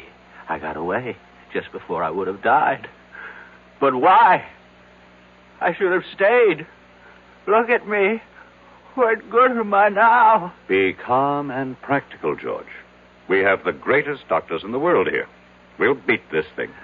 You can still beat it, R.J. You can still beat it. Just don't go near that mountain. Just give up the project.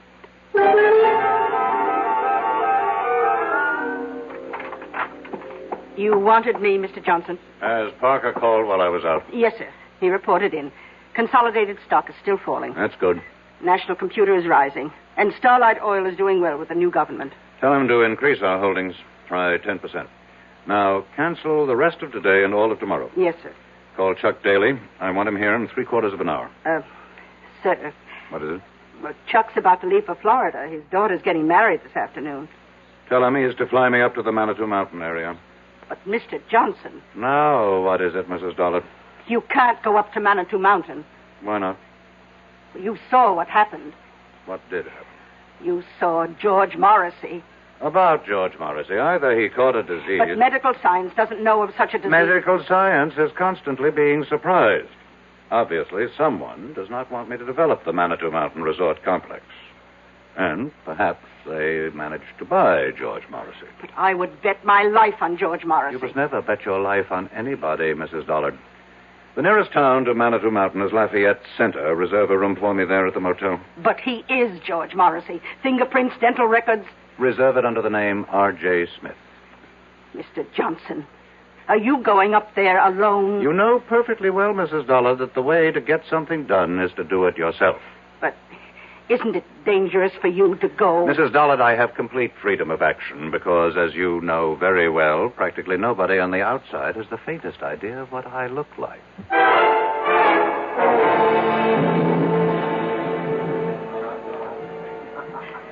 How many days do you plan to spend with us, Mr. Smith? Well, that all depends. Oh? On what? Do you suppose I could hire a car and driver? Oh, let's see. I have some cards here. Pick out any name. Tell him Doris Evans over at the motel recommended you. Do you mean I need a recommendation to hire a car? Well, it's deer season. Can't expect a man to concentrate on his business. I would think you can if you pay him and he recognizes his obligation. Well, I can see you're a very serious-minded person, Mr. Smith. What brings you up to our frivolous part of the world? I intend to do some sightseeing. Sightseeing? Well, I hear you have some very beautiful country. Oh, yes, we do have a lot of very beautiful country up here. Wild, unspoiled. And we aim to keep it that way, too. Tell me, is there a doctor in town? Oh, I hope nothing's wrong. I wouldn't want you to get sick on us while you're here. No, I should just be checked every now and then. Oh, well, we do have Doc Stallings. Does he have office hours now? His office hours are when he's not hunting or fishing. But I think he'd give up a chance at a 12-point buck for you. Why? Well, he doesn't get an opportunity like this every day. To do what? To treat the world-famous R.J. Johnson. I see. How did you know I'm sorry. Really, I shouldn't have given it away. After all, if you want to call yourself Mr. Smith, we should indulge that little conceit. But how did you know? Mr. Johnson, the whole town knows you're up here. Why, we've all been waiting for you.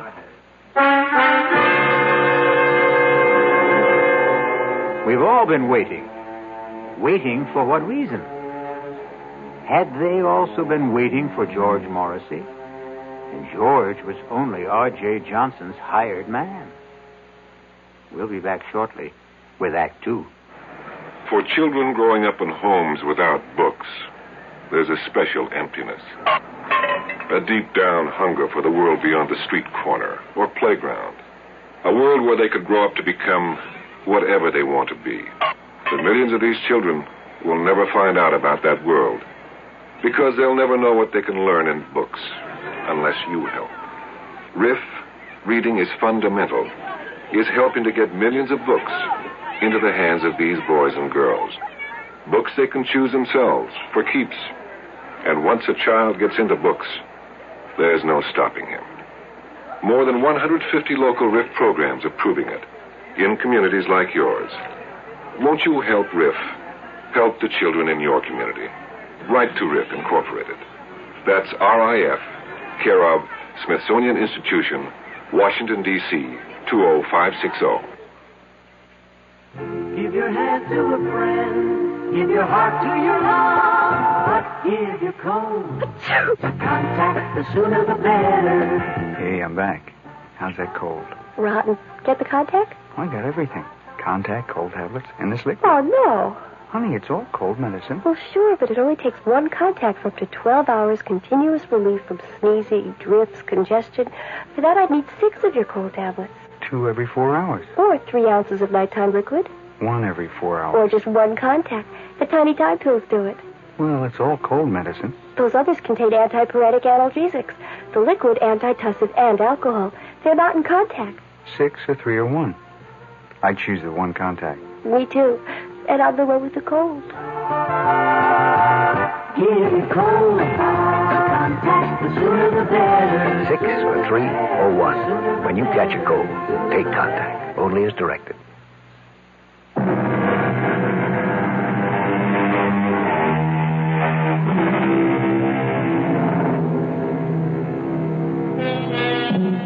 One of the world's wealthiest men sits in the tiny lobby of a small motel in an out-of-the-way village somewhere in the Adirondacks. And suddenly he feels that all of his money and power somehow seem to be very far away at this anxious moment. You say the whole town's been waiting for me, Mrs. Evans? Yes, we've been waiting. Why? Well, you own us now. I own you. In a manner of speaking. You own all the land that surrounds this village. I would think of myself as more of a neighbor. Well, we don't think your plans for the area will make you a good neighbor. You had your chance to protest against the project at the hearing. And we did. And after the legislature weighed all the pros and cons, they acted in the interests of the entire state, not your narrow provincial prejudices. You really believe that, don't you? I certainly do. Well, we know why certain votes went a certain way. Oh, do you? Suppose you tell me. We know there was bribery and pressure. Really? None of this was found by the special prosecutor's office. Well, I must admit, though, I admire your courage. My courage? To come up here, all alone, without your thugs. Oh, just a minute, Mrs. Evans. Oh, they have clean fingernails, excellent manners, college degrees. But they help you to steal and cover your tracks. In that sense, they're no better than common thugs. You really believe that, don't you? Now, let me set you straight. I have never done anything illegal. Oh, you can't be serious. No court has ever found me guilty of any crime. Congratulations. But here's what I am guilty of. Success. And this has earned me the envy and the hatred of millions of people. But that's human nature. I understand that. What I don't understand is the attitude of the people in this town. I'm not taking anything from you. I'm going to make every one of you rich. Can't you believe it? Oh, yes. We believe it. Do you have any idea how property values in this town will skyrocket when the development is here? Yes, indeed. Then why is everybody so unhappy? You know, you remind me of my husband. My late husband, that is. In what way? He was an unsuccessful version of you. He also worshipped money. But he didn't know how to make it. Now, what happened to your husband? He went up to what your investment brochure calls Manitou Mountain. Dead Man's Mountain, we call it around here, and it killed him. How could the mountain kill him? It's an old Indian legend. Unless your conscience is completely clear, that mountain will kill you. Well, it killed poor Sidney Evans, rest his soul. Killed him? How? He was discovered at the foot of it. He was completely shriveled. There must be an explanation. Doc Stallings never found it. He just wrote it up as death due to causes unknown. Stallings is, after all, only a country doctor. That's right, he is. Tell me, how do your high-powered city doctors explain Mr. Morrissey? Do you know about Mr. Morrissey? Oh, the whole town knows about Mr. Morrissey. Poor Mr. Morrissey, he went up there. Something he had no business doing. I must correct that. He had every business doing it. He was my agent inspecting my property on orders from me. But the fact is, he went up there, and the mountain got him. Have other people met with mysterious results after climbing that mountain? Oh, very few and far between. We may be just country folk up here, but we learn from experience.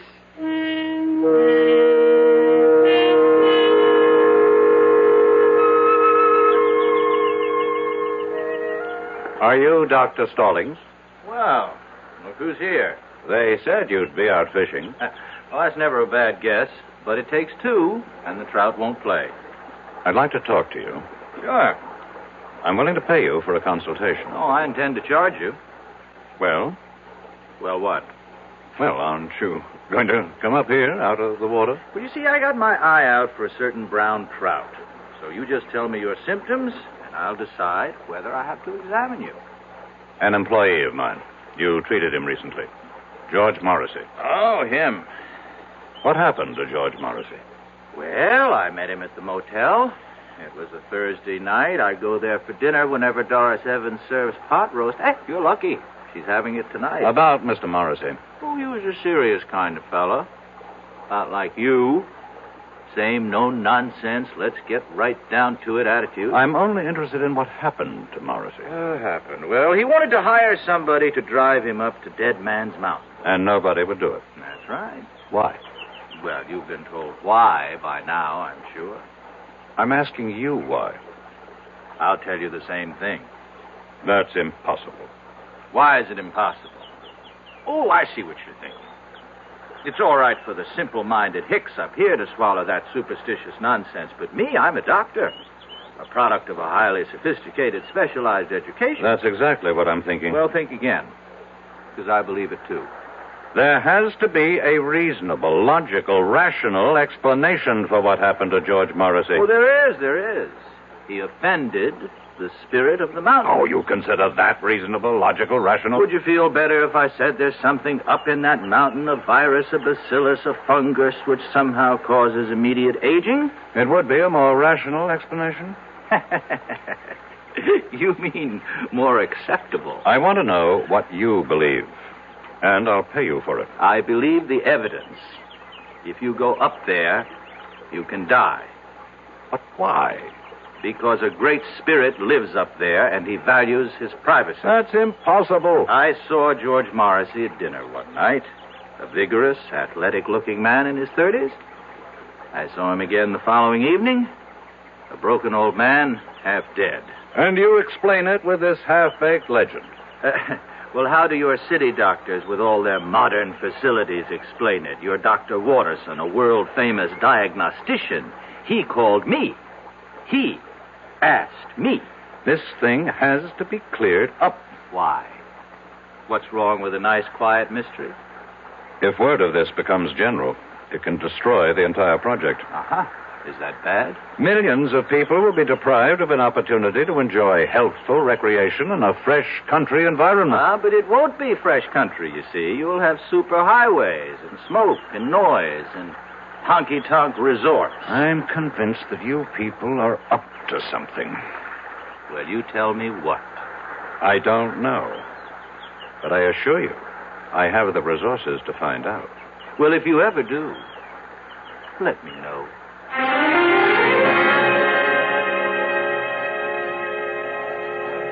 Well, did you find Doc Stallings? My secretary should have called me on the hour. Oh, she did. We serve dinner till 9:30, but the best time to eat's around 6. From then on, it's leftovers. I'll have a sandwich sent up to my room. Oh, you're joking. I don't tell jokes. You mean all you want for dinner is a sandwich? Mrs. Evans, food is merely fuel. The body is just a machine, and so my tastes are very simple. Whom do rich men think they impress when they say they have simple tastes? Do you have a wife? I never married. Oh? Well, so far we've eliminated wine and women. I can see by looking at you that there isn't too much song. Well, what do you do with all your money? I make it grow. Well, whatever you do, don't go up that mountain. I don't think I need any more advice from anyone around here. I would like to place a call to New York. You go up that mountain, and when you come down, you'll be penniless. You have my secretary's number there. Please put it through. Just remember, I told you.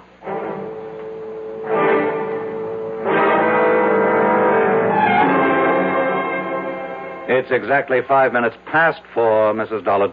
I know that, sir. Why haven't you heard from Parker? I'm expecting a call any moment. Any moment was not his orders. I specifically directed him to report on the hour. Yes, sir. Why is there a delay? I don't know. Well, find out.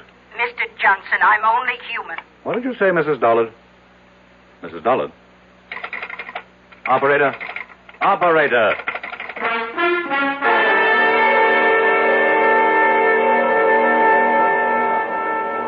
Now, see here, Mrs. Evans. Oh, Mr. Johnson, I was just trying to reach your room. I've been cut off in the middle of a crucial telephone call. Carlotta, the phone company operator, she just told me that we can't get through to New York for a bit. What are you saying? Well, you've seen those signs along the roads. Look out for falling rocks. Well, we just had a pretty good slide on Route 640. But I must talk to New York. A lot of wires are down, but Ev Bailey and his boys will have it fixed before long. Oh, hi, Doc. Hello, Doris. And why does the celebrated R.J. Johnson look so agitated? Well, he can't make a phone call. Oh, my. You know, Mr. Johnson, as a physician, I have a prescription that could keep you healthy and happy for years. Doctor, I'm in no mood for your folksy philosophy. I have to make a phone call. Don't you want to hear my prescription? How long will it take to repair the lines? So, maybe an hour. An hour? Maybe less. I would prescribe the following. Chuck it all, Mr. Johnson. Give it up. Settle down here and marry Doris. Oh, I'm not sure I'd want to marry him, Doc. I'm not out to marry anybody. Oh, why not? What's going on in this town? Are you people crazy? Where's the police station? The police station? Well, we do have a sheriff. Send for him. What do you want the sheriff for? There has to be some kind of plot. Where can I find the sheriff? Oh, you don't have to find him. He's coming in the door right now. Hi, Elwood. Evening, folks. A gentleman here wants to see you, Elwood. Yes, sir. Sheriff, I need your help. That's what we're here for, sir. My name is R.J. Johnson. Pleased to meet you. Sheriff, these people are trying to... Yes, sir? These people are out to do me harm. Which people? Among others, these two. But Doc Stallings here is the greatest guy you'd ever hope to meet. Matter of fact, he takes care of me. And I personally vouch for Doris. She's my sister.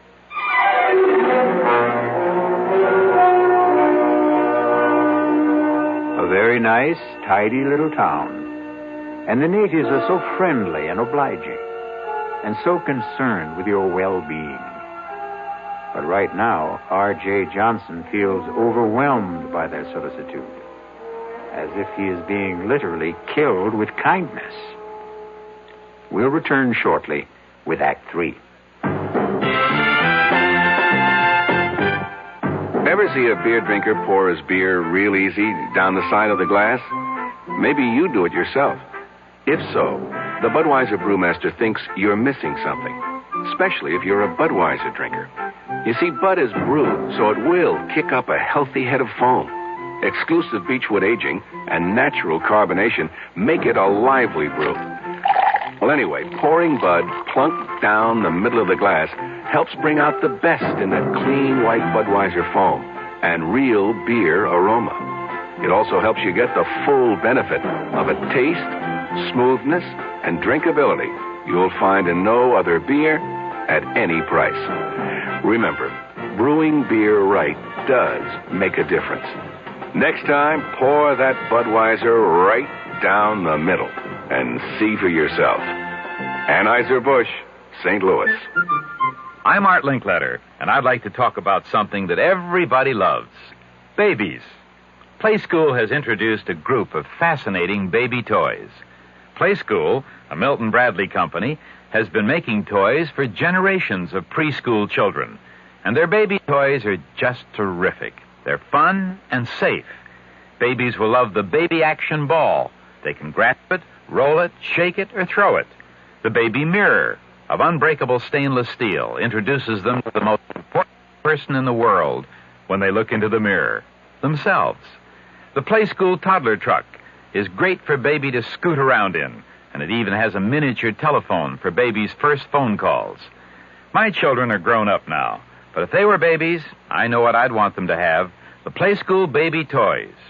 Your children are going to love making discoveries every day with Play School's new baby toys. And every day is a good day to make a baby happy.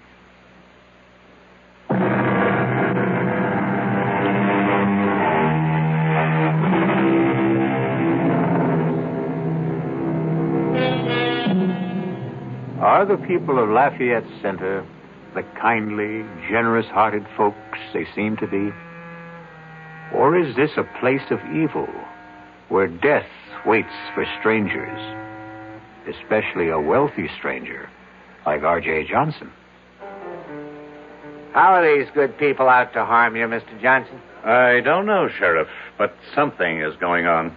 And I demand protection until I can get some of my own people up here. You got to appreciate my position, Mr. Johnson. There's nothing I can do unless you make a choice. Well, we're only trying to help him, Elwood. You see, I look at this man's face and I hear the tension in his voice and I see his color, you know. So I say to him, change your way of life.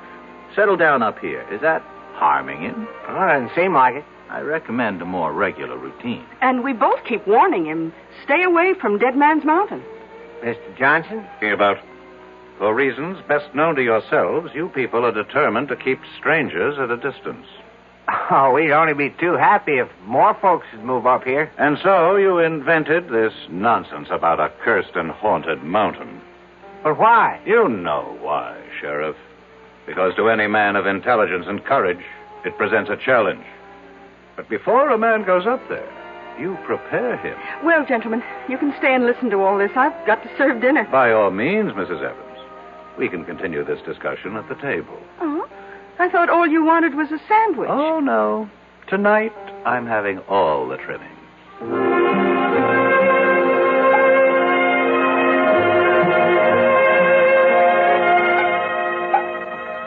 Here you are, Mr. Johnson. thank you. Pot roast, mashed potatoes, peas and carrots. Now, that's a cure for whatever ails you. Hold on. Dr. Stallings, change plates with me, please. Why?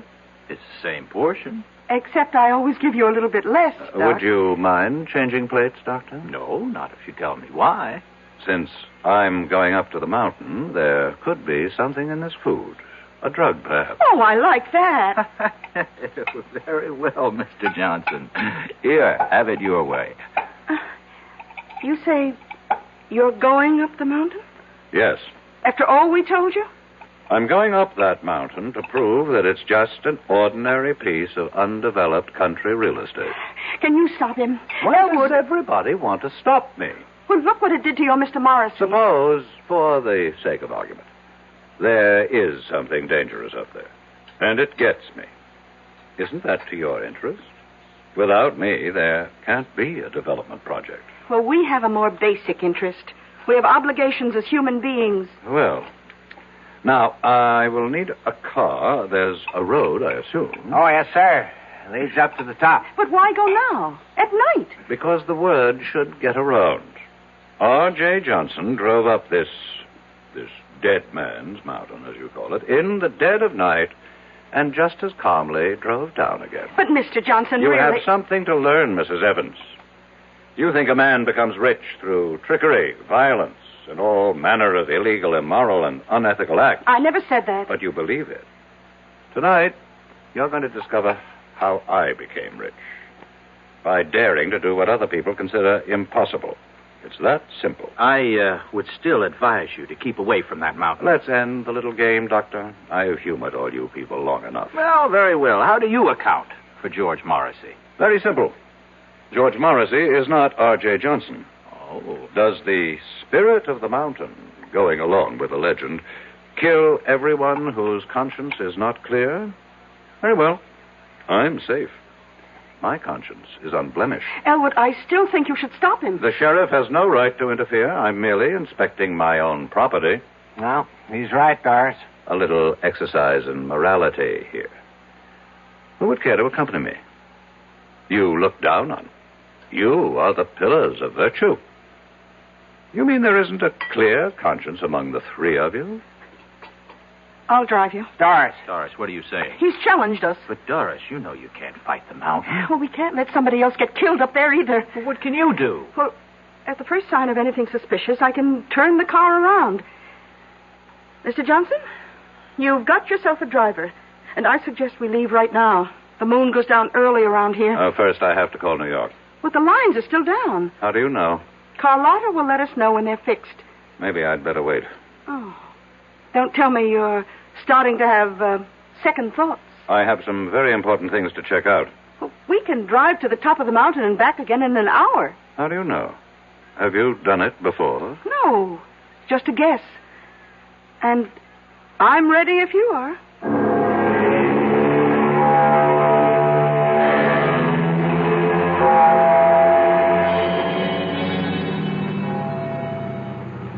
Well?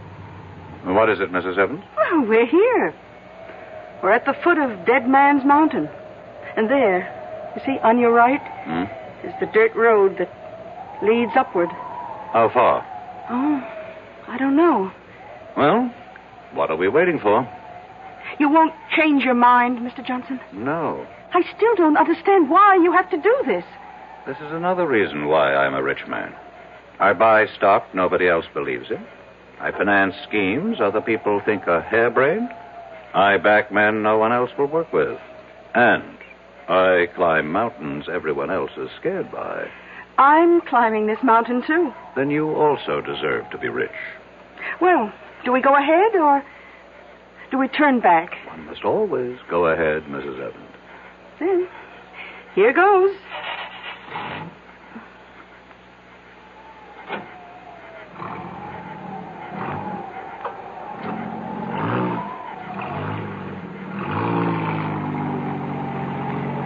How do you feel, Mrs. Evans?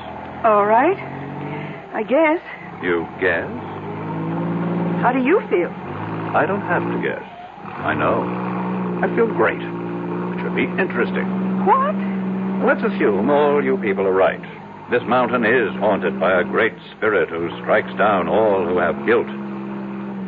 Which one of us do you suppose he'll strike down? Well, I don't have a guilty conscience. I wonder about that.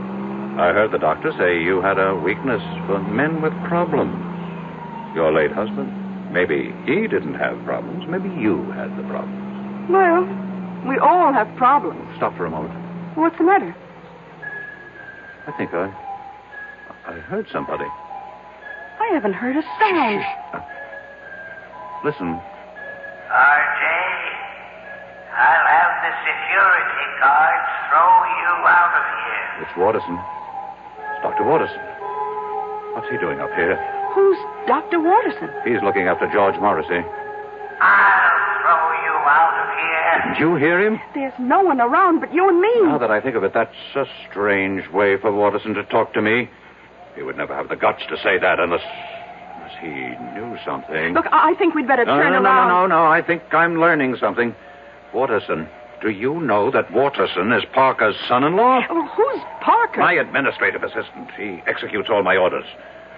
Suppose Consolidated Industries is not going down. Suppose it's starting to go up. Suppose Parker is still holding. Oh, come on, Mr. Johnson. Just relax. Huh?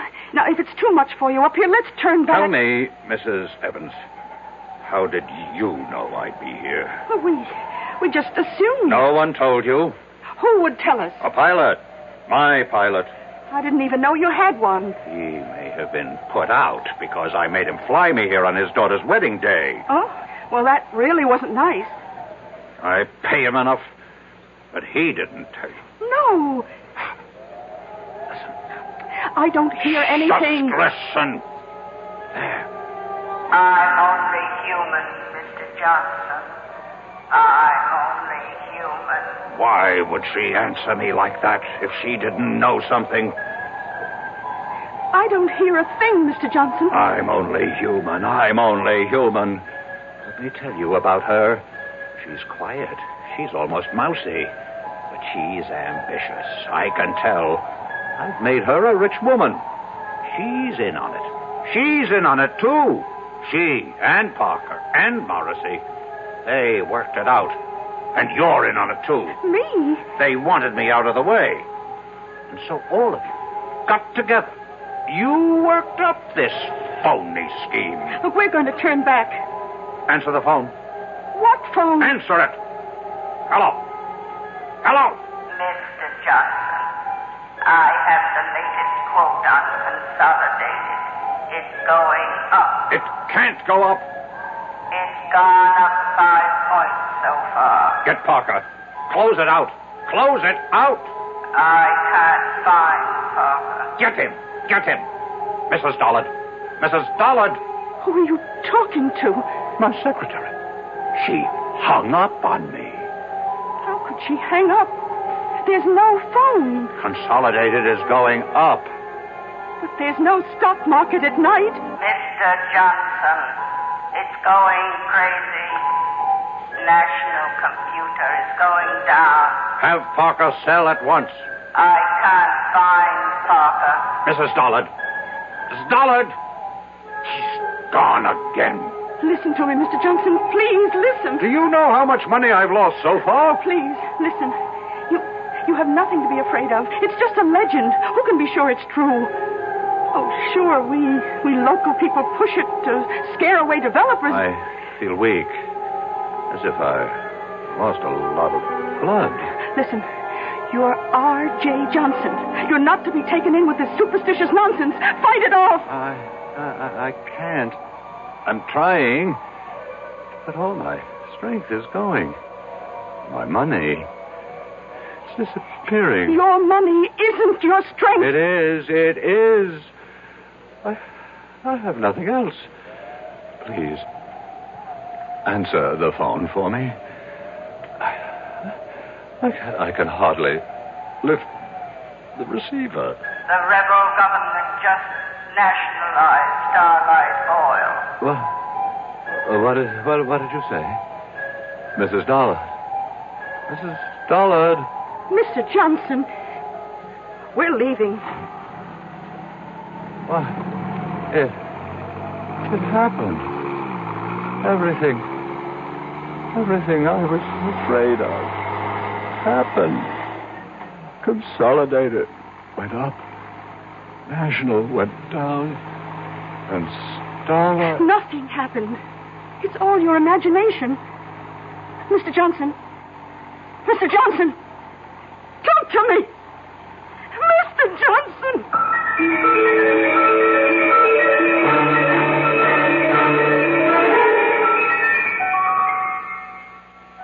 He's dead. How? Why? Doris, I don't know. There isn't a mark or a sign on him. It's as if all the force and vital energy just left his body. Well, maybe it's all for the best. He was in trouble. Trouble? It was on the news. Some of his holdings went haywire for some reason. 3 big companies. He's out millions. He may have died just in time. The mountain. The mountain. What about the mountain? It's true. Every word we say about it. It's true. Oh, come on, sis. How can it be true? The mountain killed him. It took away his money. Doris, are you all right? I don't know. I don't know yet. I wonder. What did it do to me? Well, what did it do to Doris? Everybody loses what he values most up on Dead Man's Mountain, as the saying goes. Maybe Doris had fallen in love with R.J., and thus the mountain robbed her, too. I'll be back shortly. Who knows how to help you solve your shopping problems? Your Better Business Bureau knows. For heaven's sake, this store won't give me back my $25 for the ice skates. All they would give me is this credit slip, and they don't even have any more skates in my size. Oh, what am I going to do? Madam, not all stores make cash refunds on returns, you know. Who are you? I'm the man from the Better Business Bureau. You know, only some stores will make refunds because it's their policy to do so, not because they're required to do so. Next time, remember, find out about a store's policy on refunds and exchanges before you buy. I guess you're right. Well, you know, it's just another tip from your Better Business Bureau.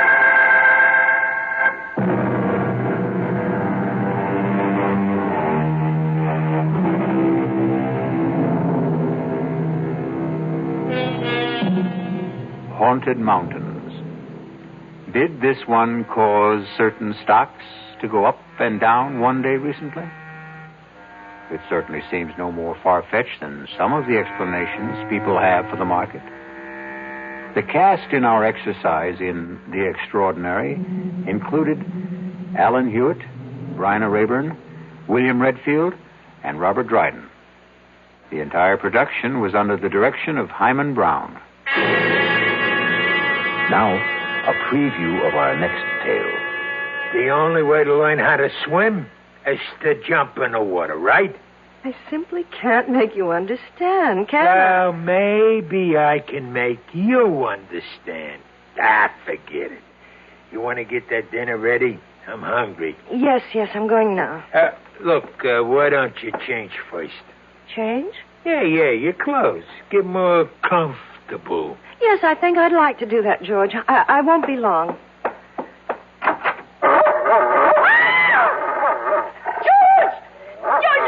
There's a dog on our bed. A horrible big dog. Take it easy. That's my surprise. That's it. Tell him. Get him out of here. Please, George, take him away. It's only a dog, for Pete's sake. He's not going to hurt you. Get it out, George.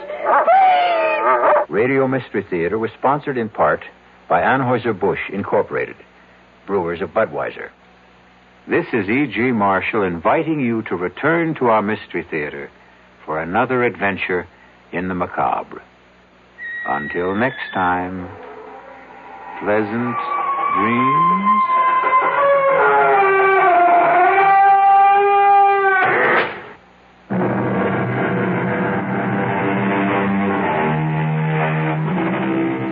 Oldies Mystery Theater presents 7 thrilling dramas each week.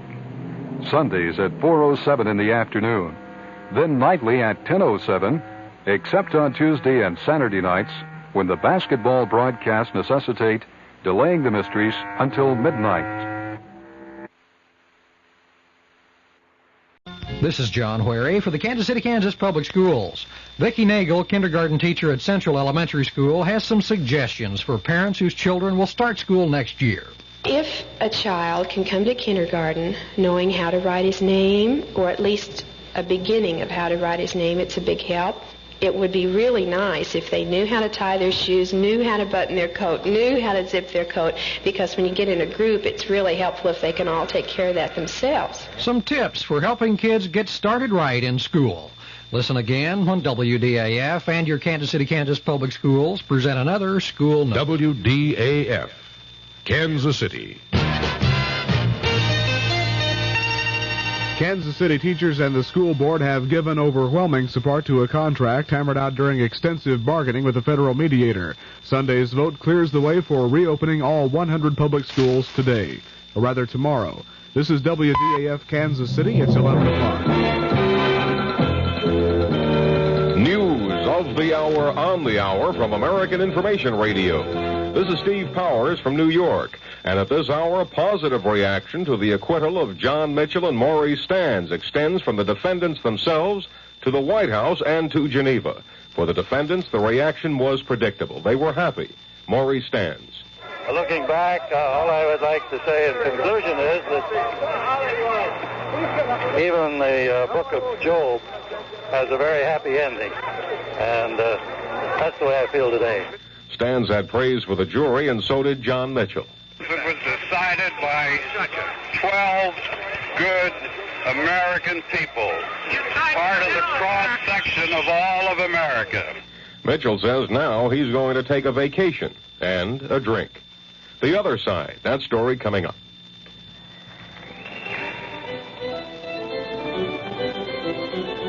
You may live with it for 1,000 years, and there is still challenge. And you see, the young people are searching for the answers to life.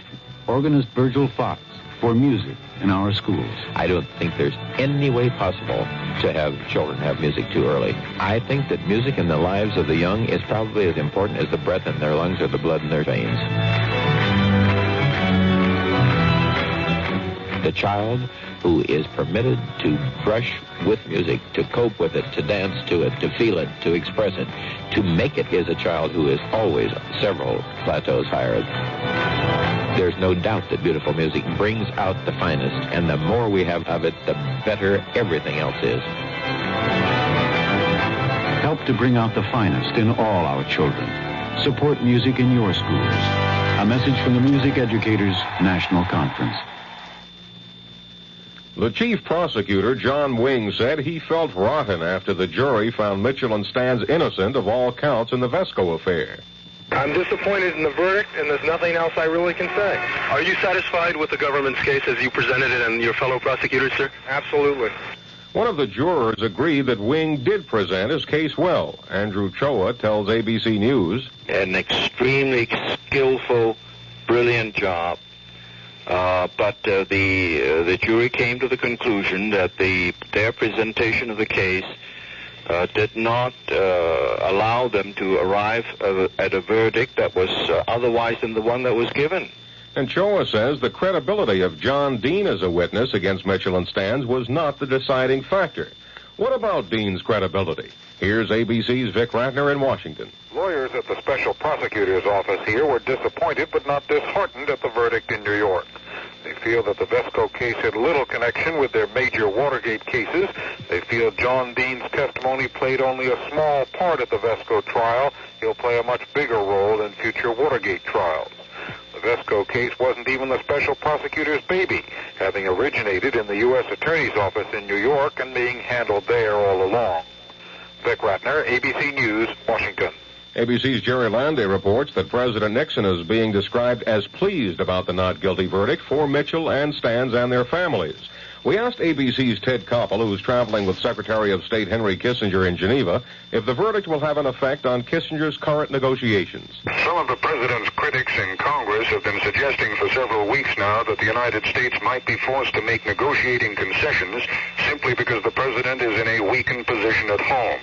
The fact that Messrs. Mitchell and Stans have now been acquitted is not, of course, going to take the heat off altogether. There is still the danger of impeachment hanging over the president, but Secretary Kissinger was clearly elated when he heard the news of the acquittal this evening and felt that his hand was somewhat strengthened as he goes in now to his first round of negotiations with Soviet Foreign Minister Gromyko here in Geneva. Correspondent Koppel said Kissinger was beaming when he heard the news that Mitchell and Stans had been acquitted in the Vesco affair. This is Information Radio News. From the Kurt Murray Sports Desk, Johnny Miller sank a clutch 4-foot putt to win the $200,000 Tournament of Champions today. Miller fired a final round 69 to win by a single stroke over Buddy Allen and John Mahaffey.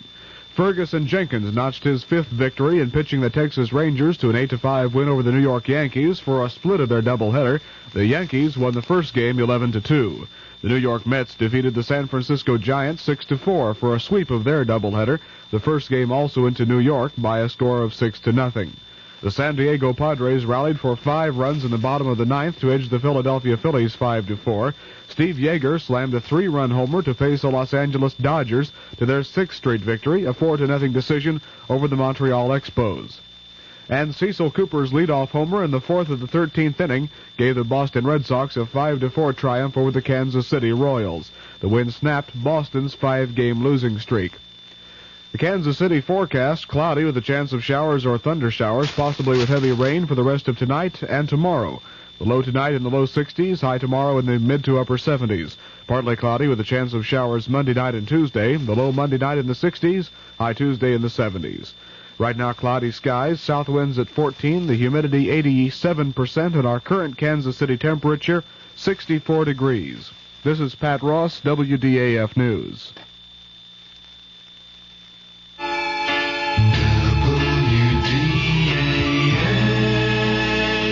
The CBS Radio Mystery Theater presents...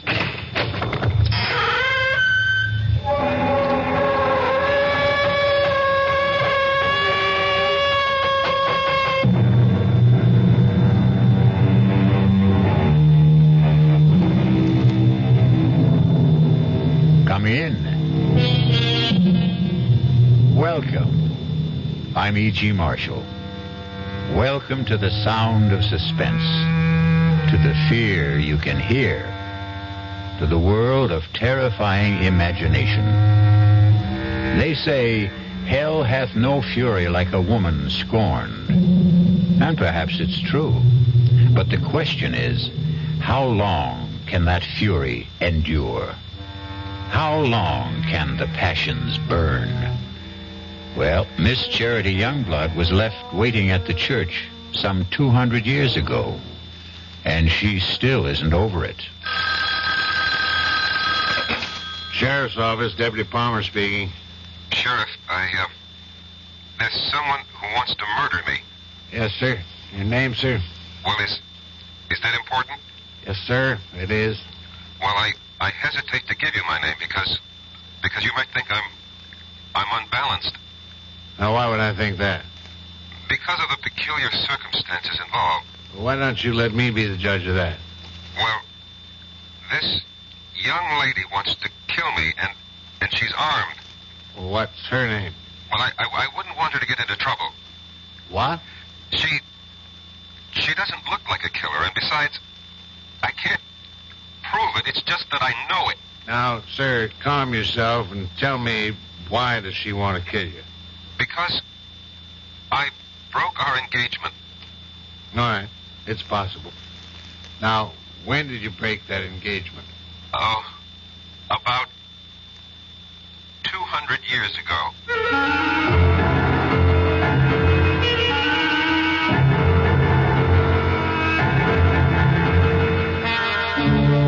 Our mystery drama, A Dream of Death, was written especially for the Mystery Theater by Sam Dan and stars Michael Tolan.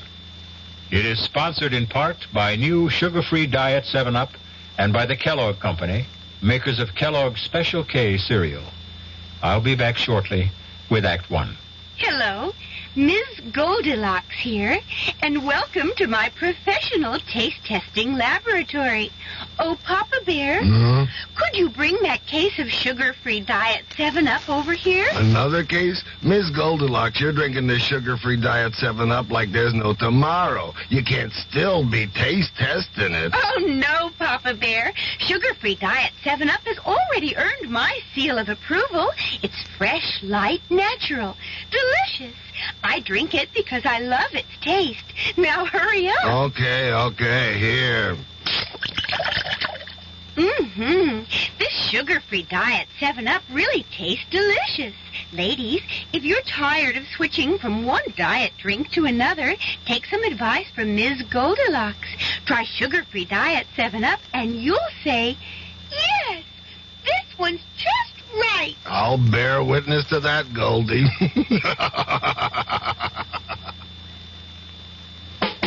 Young I may be, but still I'm a man. Just turned 18 and I'll do what I can to find me a place where I can be me.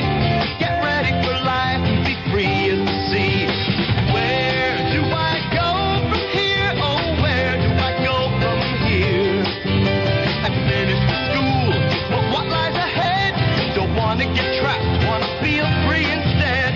All over the world, there's so much to do. The call of the sea, don't you hear it too? Where do I go from here? Oh, where do I go from here? What about the new Navy? You'll get your chance at success, learn an exciting job, and see the world. Call toll-free 800-841-8000. That's 800-841-8000. Or see your Navy recruiter. Be someone special in the new Navy. I know where I'm going from here.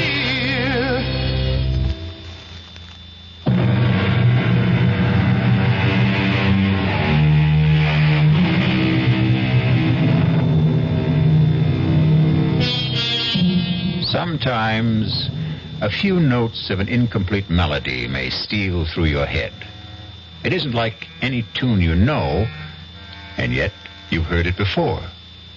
For no reason, a name, a noise, an aroma may evoke a dim and distant memory. A memory of a place you cannot clearly remember, but it's a place you cannot completely forget. A great poet said, "Life is a dream, and even dreams are dreams." Perhaps. But sooner or later, there must be an awakening for every dream.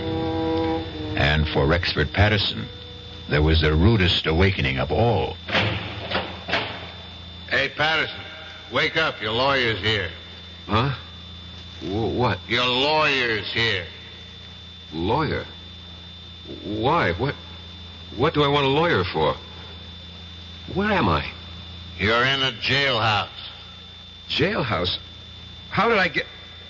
I demand to see a lawyer. Mister, no sooner said than done. He's all yours, Counselor. All right, Sheriff, if you would leave us. Bang on the door when you want out, Counselor. Who are you? Why am I in here? My name is Peter Evans. I'm an attorney. I was retained by the university on your behalf. Why do I need a lawyer? Why? Well, you're going to be tried for murder. Who is? You are. But that's impossible. You don't remember? Murder? Murder. No. Well, according to the sheriff, you were found unconscious on the floor of your study, and she'd been shot. Who? Your fiancée. Charity? I killed Charity? No. Madeline Betty, your fiancée, Madeline Betty Powers.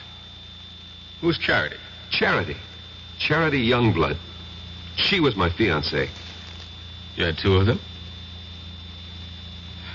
Look, we know you were engaged to Madeline Betty Powers. Now you say you were also engaged to a Miss Charity Youngblood? Yes. Well, what happened to that engagement? I broke it. Was the parting amicable? No. How did Miss Youngblood take it? She was She was hurt, angry. She was violent. What do you mean, violent? She swore she would make me regret it. She swore she would have a revenge. Can you prove any of this? Oh, yes. How? I have it in writing. Well, now, this may throw a new light on the case. When did you break your engagement to Miss Youngblood? When? About 200 years ago. Good. You see, if we can produce written evidence... When did you say you broke this engagement? I was killed at the Battle of Monmouth in 78. And 3 years before that would be, the early spring of 1775. Allow me to suggest the only plea that will save you. Insanity. No, I will insist that we plead the truth. Well, what is the truth? Self-defense. I killed Charity Youngblood in self-defense. All right. Look. Now, you may have killed Miss Youngblood in self-defense 200 years ago, but it's over. It's gone. It's done with. Nobody wants you for that. You're going to be tried for the murder of Madeline Betty Powers. Exactly. Charity Youngblood is Madeline Betty Powers. Professor Patterson. You're my attorney. I have to tell you the truth. But I can't believe it. But I can prove it. Look, go to my apartment. In the middle drawer of my desk, there's a book. An old book, an old leather notebook. Bring it here. You'll see. You'll see for yourself. Proof.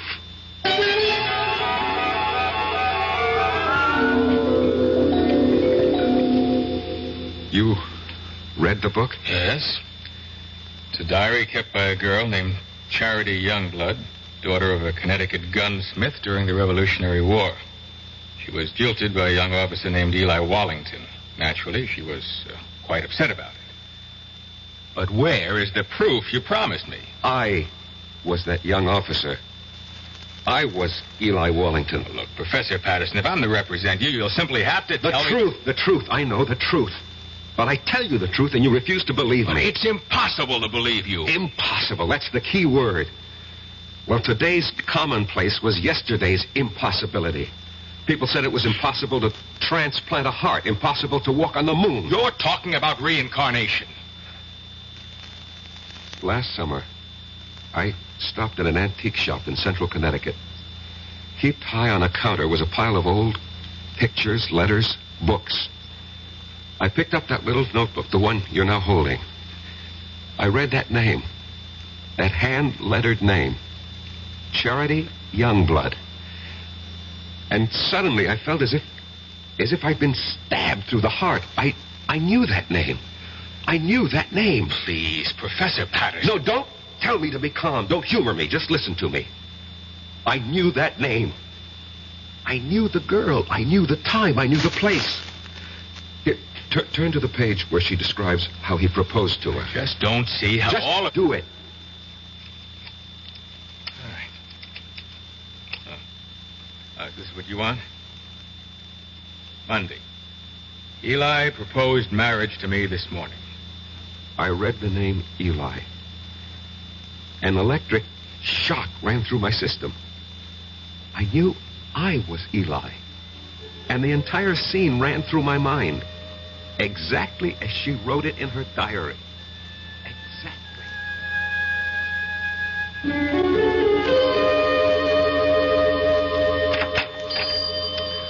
Good morning, Charity. Oh, it's the high and mighty Lieutenant Eli Wallington. Come to see my father? Well, that pistol of yours isn't ready. I've come to see you, Charity. I've been foolish. It doesn't interest me. Charity, I love you. Oh, yes, you love me. Believe me. Oh, I believe you. You love me here. You love me now. But tomorrow you'll be somewhere else. You'll see someone else. You'll love someone else. Men are fools. We don't realize at first how important it is to have a woman who really loves us. And you love me. Please go. Marry me, Charity. Eli? We'll have the banns on Sunday and marry the week after. Now, come, close the shop. We'll go riding this morning. But I promised Father... Let's be together this morning. Come with me. Oh, Eli, you're a scoundrel. Yes, Charity. But I'm your scoundrel. You must never forget that, Eli. Never forget that.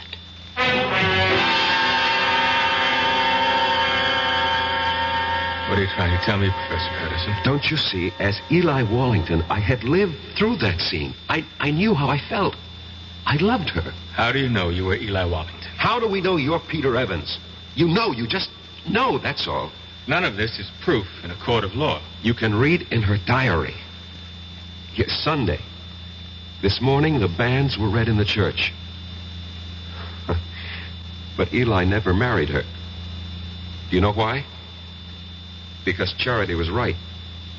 The very next week, Eli was somewhere else. He saw someone else. He loved someone else. He never saw Charity again.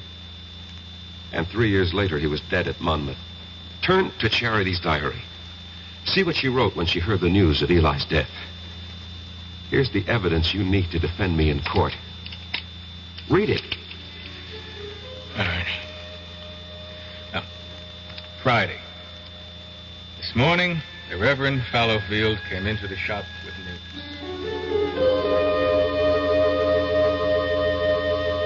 Charity, I am told that Eli Wallington has fallen at Monmouth.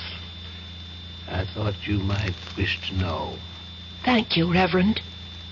He died bravely for his country, and I hope you can find it in your heart to forgive him. I will not forgive him. Charity. On that Sunday, that awful Sunday, I swore I'd kill him. But the boy is already dead. He'll live again. I'll live again. I'll find him and kill him. Give up this frightful hatred before it destroys you. He won't escape. If only I could help you, Charity. No one can help me. And no one can help Eli. Somewhere, somehow, someday, I'll have my revenge.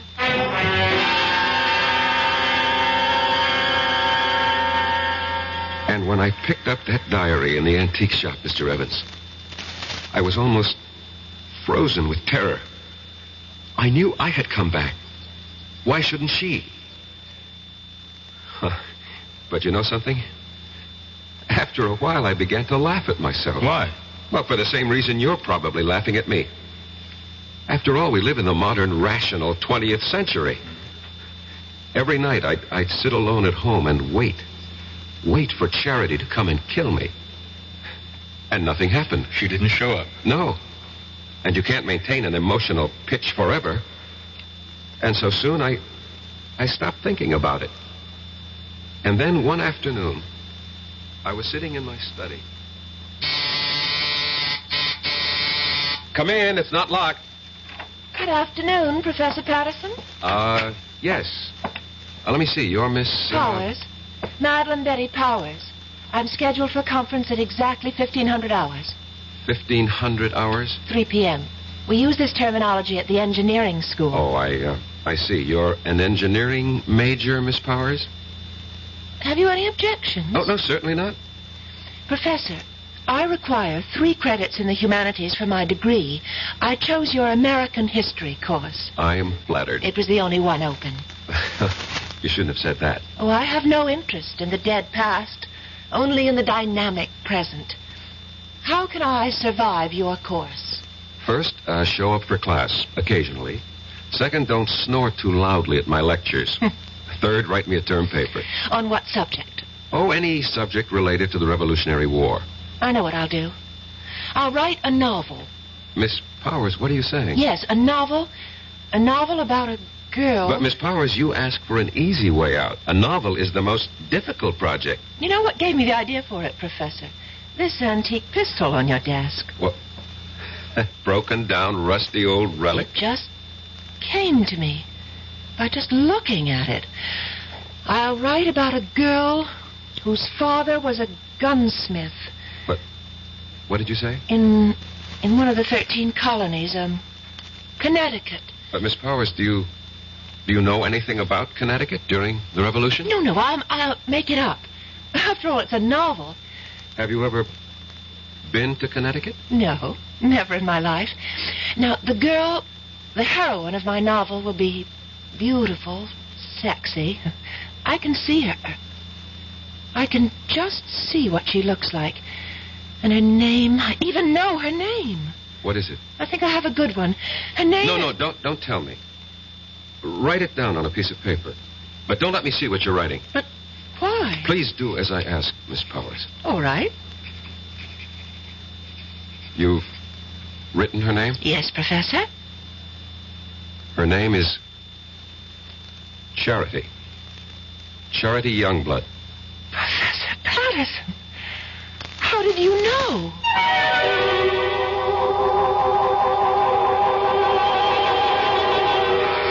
How does he know? Funny how these things work out, no? You can never tell who you'll come back as. Devil-may-care adventurer. He's getting any money, but he's entitled. Well, what's wrong with writing a letter saying that under the law, this man is entitled to receive $220 a month for attending school on a full-time basis? Believe it or not, he can take that letter with the little job, take it to the real estate people, and because he has an additional income of $220, although he isn't receiving it, it makes his chances of getting that apartment much better. And this is what I mean about the little things. Going beyond the duty every once in a while. Just go a little bit out of your way to help someone. That's my philosophy. To me, these are little things, but big things to that person. A big thing to that person. At VA, we try a little harder to help.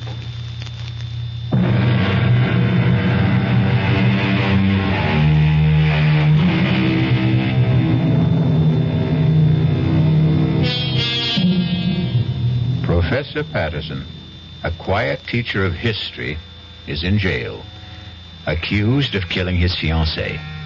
He doesn't deny it. What he's desperately trying to prove is that he killed the one he had 200 years ago. Where, Miss Powers, have you heard that name, Charity Youngblood, before? Nowhere. I made it up. You made it up? Well, Charity sounds like a name a girl might have had 200 years ago. And Youngblood has a kind of colonial quality to it. Charity Youngblood. It just sort of popped into my head. And everything just came to you, the whole idea for the novel, the heroine, her name, it all occurred to you just now? Yes, that's right, Professor Patterson. I simply can't account for it. It has no scientific basis. But suddenly, I have feelings that I've never experienced before. What sort of feelings? I can't describe them. Vague ideas, hazy pictures. Of what? But this woman, this girl, this Charity Youngblood, she's a creature of my own imagination. I only conjured her up a few moments ago, and yet she seems to be alive. Give it up, Miss Powers. You know, sometimes when you write fiction, the character takes over, and unless you're a skilled professional author, this can be dangerous. Just attend class, look intelligent, and you'll pass the course. Oh, Professor, that wouldn't be ethical. Miss Powers, we'll just let that be our secret.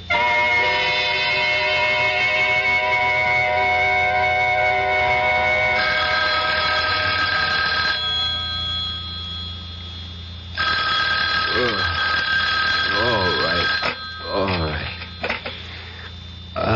Hello. Professor Patterson, this is Miss Powers. What? Miss Powers? Madeline Betty Powers. Did I wake you? I'm sorry. I know it's midnight, but I must see you at once. Please. Well, It's important. Where? Well, I'm calling from the all-night cafeteria at the Student Union building. I'll be there. Oh, thank you, Professor.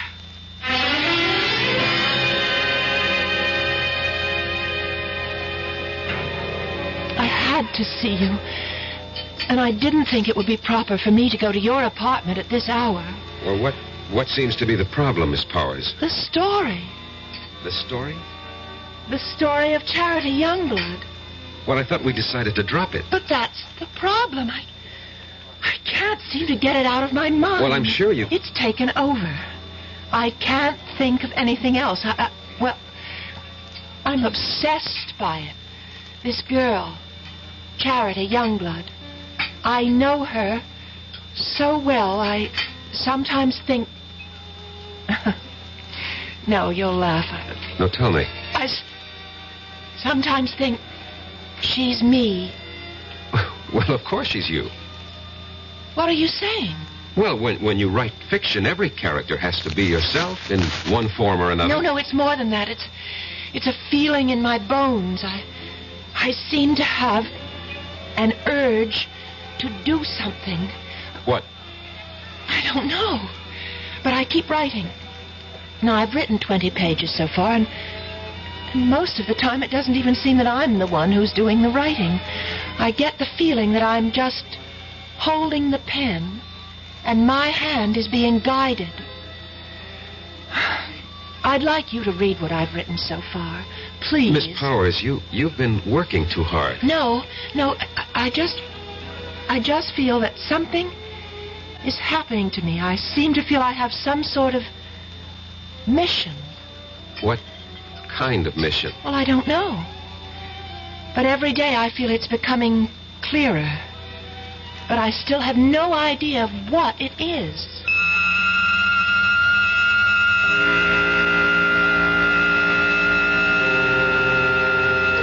And every day, Mr. Evans, she would hand me a chapter of her novel. And that novel will win me acquittal in court. Why? Because each chapter is word for word a day in Charity Youngblood's original diary. In Madeline Betty's own handwriting. Where's that novel now? In my desk. I did everything I could to get her to stop writing, hoping that somehow I could get her mind off it. But of course that was useless. After all, if she really was Charity Youngblood, and there was no doubt in my mind about it, nothing would stop her from finding it out. And every day she was getting closer. Not just to Charity, but to me. Professor, I decided to give Charity a love interest. We're about to have the war, and I've created a young cavalry officer of the Connecticut Brigade. I have a name for him, Eli Wallington. Eli Wallington? Yes. Miss Powers, you've already written more than enough to earn a good grade. It's already longer than the average term paper. Oh, but I have to finish. Why? This whole thing started as a term project, yes, it and may as far... have started that way, but now it's something that belongs to me, and I can't help it. I have to keep writing until... Until? Until something happens. What? What is supposed to happen? I don't know. But I'm afraid. I'm very much afraid.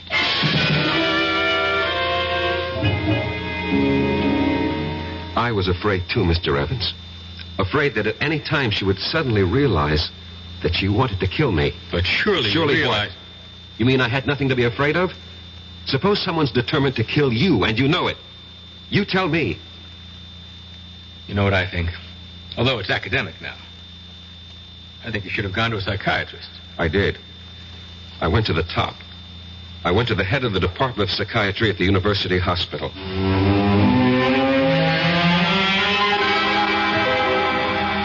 All right. Now, let us see if we can delve into the core of these hallucinations. No, let's not, Dr. Laufer. You see, these are not hallucinations. No? No. These are matters of fact. I know them to be true. You're talking about reincarnation. Yes. And you obviously don't believe in it. That's hardly the point. It may exist, for all I know. However, if it does, then we have no way of knowing who we were in a past lifetime. Perhaps we had no way of knowing. Perhaps today, with heightened powers of communication, perhaps our modern scientific technology has upset certain natural balances. Whatever. The fact is, I know. If you know, you know. What do you want me to do? Suggest a way I can live with it. I'm afraid I don't understand. Look, if a man was an alcoholic or a drug addict or a gambler, and he said to you, this is what's wrong with me, how do I live with it? What would you tell him? You are oversimplifying. I am I'll coin the word. Reincarnate. How do I live with it? Especially since my life is in danger. Very well. Why is your life in danger? I told you. Charity Youngblood wants her revenge. And she's here in the person of Madeline Betty Powers to exact it. Don't you see what you must do? No. This is all within the framework you yourself have created. If you remove the motive, you can prevent the crime. I still don't know what you mean. If she wants to kill you because you jilted her, well, all you have to do is give her satisfaction. How? Marry her. Marry her? Marry Madeline Betty? She's hardly my type. You're 32 years old. You're not married. Are you going with anyone? No. But marry her? How do I know she'll have me? Were you once Eli Wallington? Yes. Was she once Charity Youngblood? Yes. She'll have you.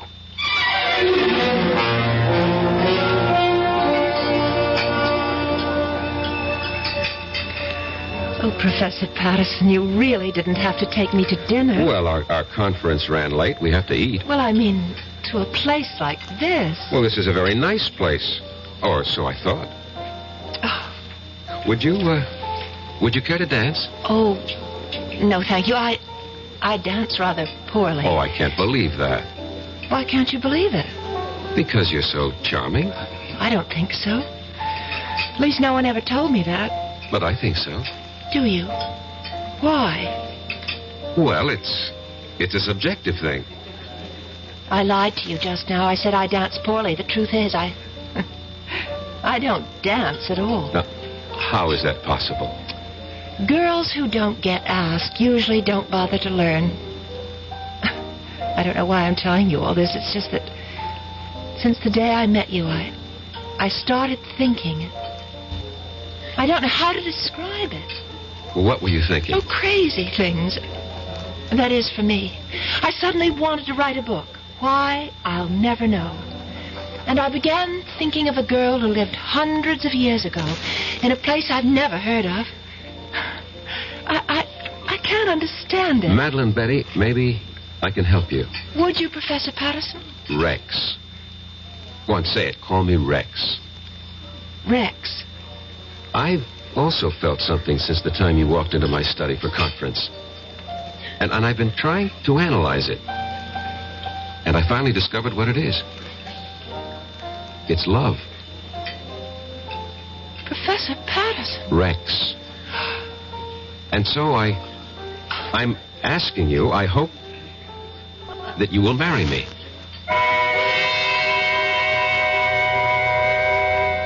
If you're going along with what Rex believes, they're playing the scene again. Rex and Madeline Betty have now reached the point where Eli proposed to Charity.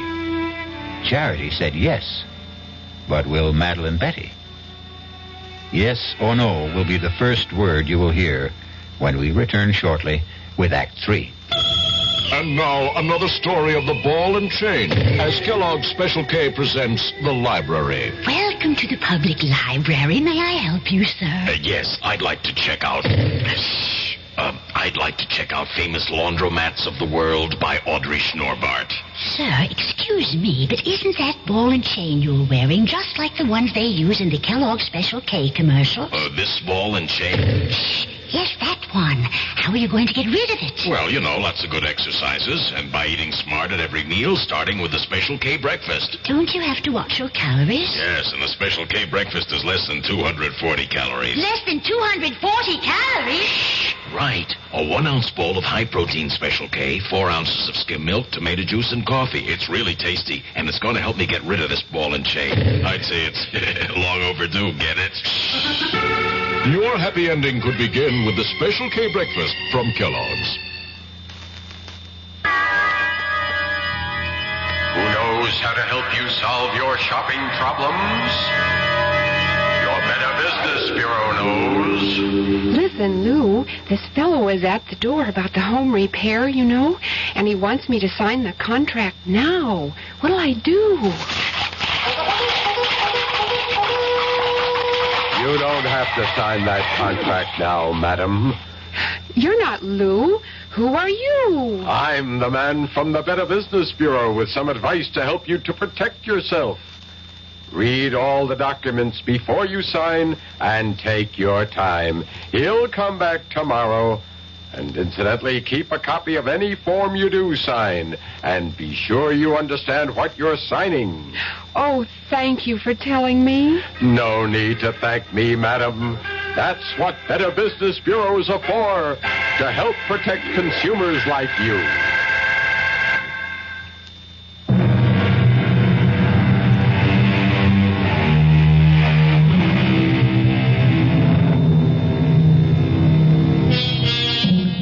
Eliminate the motive, and you prevent the crime. Excellent advice. And Rexford Patterson has taken it.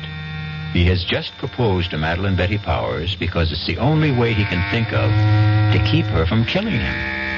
And now, she looks at him and says, Yes, Professor Patterson. Yes. You can't agree to marry a man and call him Professor Patterson. Rex. I know it's sudden, Madeline Betty. We can get married after you graduate. Oh, I'll marry you anytime you say, Rex. I love you. I love you, too. I fell in love with you. Must have been at first sight. Why? Why? Because you're handsome. I was hoping I had other qualities. Oh, you do. You do. But being handsome's part of it. Why did you fall in love with me? Because you're beautiful. Oh. No, you don't believe it. No, well, I feel beautiful. You make me feel beautiful. Oh, Rex. I can't believe this is happening to me. It's happening. It's happening to both of us. And I'll be such a good wife for you. What is it? Oh, my head. What's the matter? Suddenly feels so light, so clear. Well, that's good. And different. Different? Yes, different. How? The book. You know the novel that I'm writing for the course? Yes. All of a sudden, I don't want to write it anymore. Why not? I don't know how it came into my head in the first place. Just as suddenly as it came, it's gone out. Gone out? That girl, Charity? Oh, yes, Charity, the heroine of your book. Yes, that's her name? Yes, I seem to remember. Well, she's gone from my mind, too. I simply can't understand how it happened. Well, why bother? Yes, that's right. Oh, why bother about anything except us? Except you and me.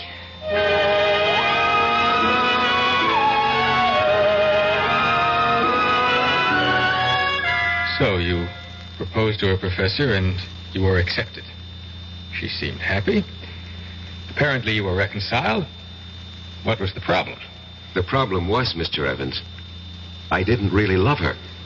Just as Eli didn't really love Charity. But within the theory you'd set up... Don't call it a theory. It's a fact. Oh, whatever. But this is what you had to do. You had to marry the girl. And I tried hard.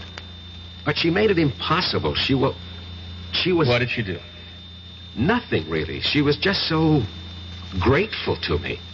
You pay attention to a wallflower, and what you create for yourself is a clinging vine. A vine that can strangle and suffocate you. And besides... Yes? Besides, there was Susan Miller.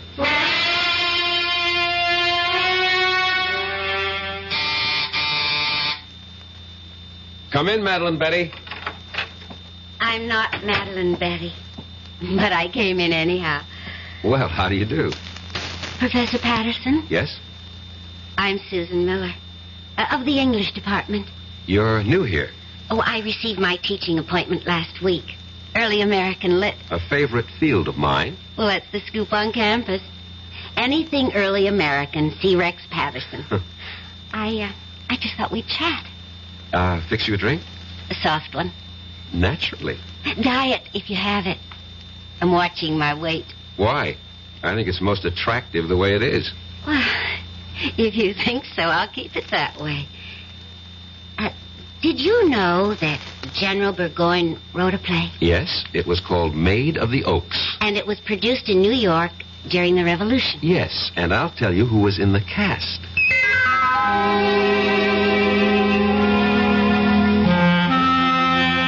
And that's how it all started, Mr. Evans. Easy, relaxed, delightful. There is such a thing as love at first sight.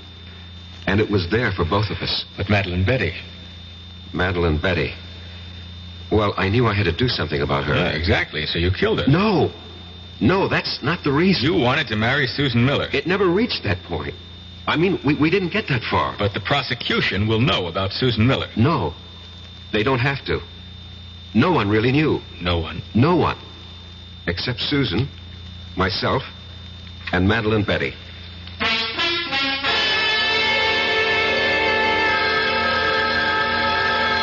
I'll get it. Hello? Hello. Is Rex, Professor Patterson there? Oh, who's calling? This is Susan. Miss Susan Miller. Rex, it's for you, Miss Susan Miller. Oh, thank you, Madeline. Yes, Susan? Rex, how about a drive in the country? I have considerable work to do. But I thought you had nothing to do all weekend. So did I, but, I have this research project. I see. Did your project answer the phone? No. No, it's nothing like that. Well, maybe we can get together tomorrow. Sure thing. Goodbye. Bye. And who is Susan Miller? She teaches here. I'll bet. What does she teach? English. You could look it up in the catalog. I'm sorry. I'm so jealous. Forgive me. You're forgiven. I just can't believe my good luck, that's all. Rex, you said you'd marry me any time I chose. Well, yes. Well, I choose now. Now? Well, next month. I want Mother and Dad and my sisters, and I have some cousins. I'd like to see the looks on their faces. The first Sunday next month. That's almost 4 weeks from now. Is that all right? Well, You haven't changed your mind, have you? But I had changed my mind, Doctor. I see. I wish I knew what doctors meant when they say, I see. Patterson, you are the one who set up the ground rules. You said she was Charity Youngblood, reincarnated to have her revenge. I know. I know. And using that, I suggested marriage. It was your only chance. I realize that, but you see, I really don't believe that anymore. You don't? I should have listened to you when you called it an hallucination. You agree with that now? I think I do. What caused this radical change? I'm in love. With whom? A woman. A woman? Yes, a woman. Not a girl, not an immature, neurotic girl, but a woman. A woman who is beautiful, intelligent, who has everything in common with me, who has something to offer me, just as I have something to offer her. And what of Madeline Betty or Charity Youngblood? Charity Youngblood was an adolescent delusion. You're hardly an adolescent. In many respects, I was. I fell in love with the idea of Charity Youngblood, this voluptuous creature, but... Yes. You grow up when you meet a real woman. As I said before, you're hardly a boy. It takes some of us longer than others. And Madeline Betty? What of her? She'll have to grow up, too. Somehow, all this, it doesn't seem fair to her. Life itself is unfair, Doctor. You make everything seem very neat. Somehow, I don't think you'll be able to unwrap the package as easily as you think.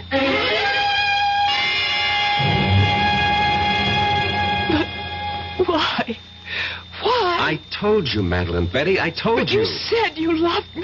I thought I did. No. Oh, please, Madeline Betty, don't make this difficult for both of us. Oh, Rex, please, marry me. No, it wouldn't be right. I told everyone, my parents, my sister, my friends. Oh, Rex, what can I tell them now? Would you want us to live a lie? I don't care. Rex, why did you do this to me? These things happen. You loved because I was here. You went somewhere else. You saw someone else. Now you love someone else. What do you say? I don't know what I'm saying. Look, you'll find someone else, too. I'm sorry, Rex. I've been speaking to you like a fool. You want to break our engagement? Only because it would be best for both of us. For whatever reason. I won't stand in your way. Excuse me. Hello? Rex? Could you... She doesn't have to call back. I'm leaving. But before I go, Rex, I'd like to have a memento of us. I'll leave you what I wrote about Charity Youngblood, and, could I have... Anything, Madeline Betty. That... Anything. Pistol, that old broken antique pistol? Well, certainly, of course. Well, goodbye, Eli. What did you say? Nothing. What did you call me? I called you by your name. Goodbye.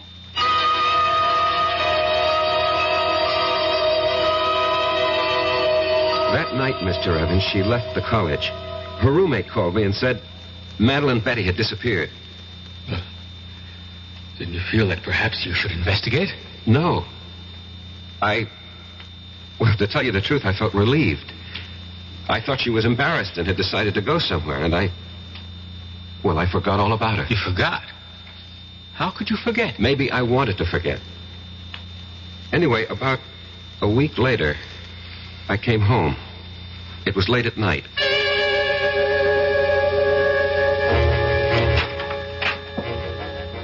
Good evening. What are you doing here? I have a key, remember? Look, what can I do for you? Nothing. Ask me what I can do for you. Well, what? I can kill you. What do you say? Yes. I can kill you very easily. And I'm going to. Madeline Betty, Who are you talking to? My name is Charity. Charity? Yes, Eli. Charity. Remember Charity? No, you're Madeline It's Betty. taken me such a long time to find you, Eli. Such a long time. Listen to me. I'm not Eli. I'm Rex Patterson, and you're not Charity. You're Madeline Betty Powers. Sweet talk, Eli. You always could do it, but it doesn't go with me anymore. Look, Madeline Betty, I'll have to ask you to leave. Oh, I will. After I kill you. No, you can't kill me. I can. With this. What are you talking about? With that rusty old antique pistol? No, not anymore. I brought it home to Father, to Isaiah Youngblood's gun shop, and I said, Father, fix this pistol. And he did, you see, how he cleaned it and oiled it. See how it shines now. Madeline Don't Betty. move any closer, not one step closer. See how it sparkles. He gave it a new flammer and a fresh flint, fitted a new flash pan, and then primed it. Poured in the powder, rammed home the ball, and now it's ready to fire. Charity, no. Get away from me. Take your hands off. No. Get away Drop from it. me. Let go of me, Eli. Charity, Eli. drop it.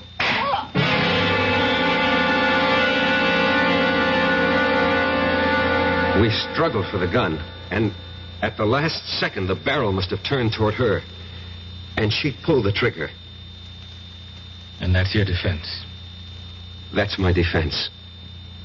You want me to plead that defense? I want you to tell the jury exactly what happened, why it happened, and the way it happened. Show them the written proof. You're sure that's what you want me to do? Yes, I'm sure. I'm sure because it's the truth. Well, I hope the jury buys it. Would you have bought Professor Patterson's story? You would. A pity you weren't on the jury. because 12 good men and true, actually 6 of them were women, deliberated for a full week and decided that Rex would have to pay the price. Not just the price for Madeline Betty, but also, as it turned out, the price for charity. I'll be back shortly. This is Ray Scott for the President's Council on Physical Fitness and Sports. Sometimes we're accused of exaggerating the importance of a game, along with millions of Americans across the country. Well, maybe so. But one thing is sure. We certainly under-exaggerate the importance of physical fitness and sports among our children. We send our kids to the best schools we can to get the best education they can, and yet we often completely neglect their physical education. Phys ed departments are usually the first to suffer when budgets are cut. That's why we urge you to support the physical education departments in your schools and to make sure your kids are getting the kind of programs and instruction that will do them the most good. Physical fitness can help them develop into healthier adults and help them live up to their full potential. For more information, write the President's Council on Physical Fitness and Sports, Washington, D.C., 20201.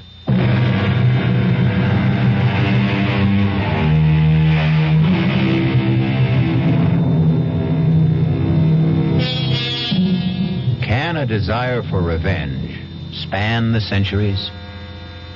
Not a comforting thought, exactly. It's all most of us can do to hew to the straight and narrow during one lifetime. If we're going to have to pay for the sins of other incarnations and existences, well, who has the price? But there is no price for our next meeting, when we shall enjoy another suspenseful experience. Our cast included Michael Tolan, Marion Seldes, E.V. Juster, Ira Lewis, and Robert Dryden. The entire production was under the direction of Hyman Brown. And now, a preview of our next tale.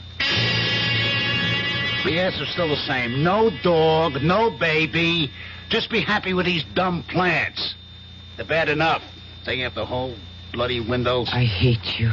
Yeah, look, I'll let you keep them. I hate you. I wish you were dead. What did you say? I said I hate you. I wish you were dead. Did you really say... Hey. Hey, what? Hey, what's this? The bloody plants are on my neck. Hey, Barbara, they're all around me. They're choking me. I can't get them off. Hey, Barbara. Barbara, they're too strong.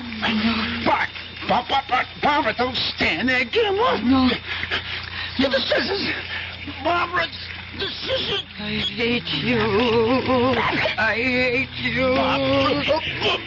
I want you dead. Radio Mystery Theater was sponsored in part by Anheuser-Busch Incorporated, brewers of Budweiser. This is E.G. Marshall inviting you to return to our Mystery Theater for another adventure in the macabre. Until next time, pleasant dreams.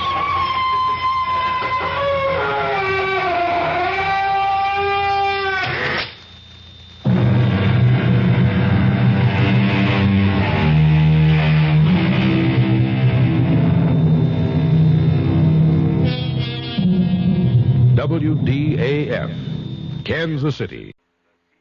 The CBS Radio Mystery Theater presents...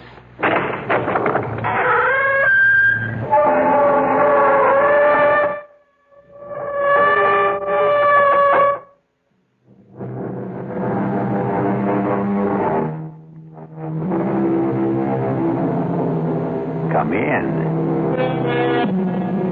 Welcome. I'm E.G. Marshall. Welcome to the fear you can hear. Welcome to the world of terrifying imagination. It gives me a fiendish delight to invite you on a very unusual expedition. For in our tale to come, we are going to travel not to distant shores, not to outer space, but instead backwards in time. Time as the archaeologist knows it, the depths of time. Strange thing about archaeology, it seeks to understand life by the study of death. Can we try to uncover the rest of the body, Professor? Of course. Jimmy, get the 3 or 4 fellows to help you, and do it carefully. There's no way of telling the body's position. Sure thing, Professor. Oh, this is awful. What are we going to do? Don't worry. Ancient bodies are your specialty. Fresh ones are mine. But how do you know it's murder? You surprise me. A suicide may dig her own grave, but you'd hardly expect her to pull the dirt in after her.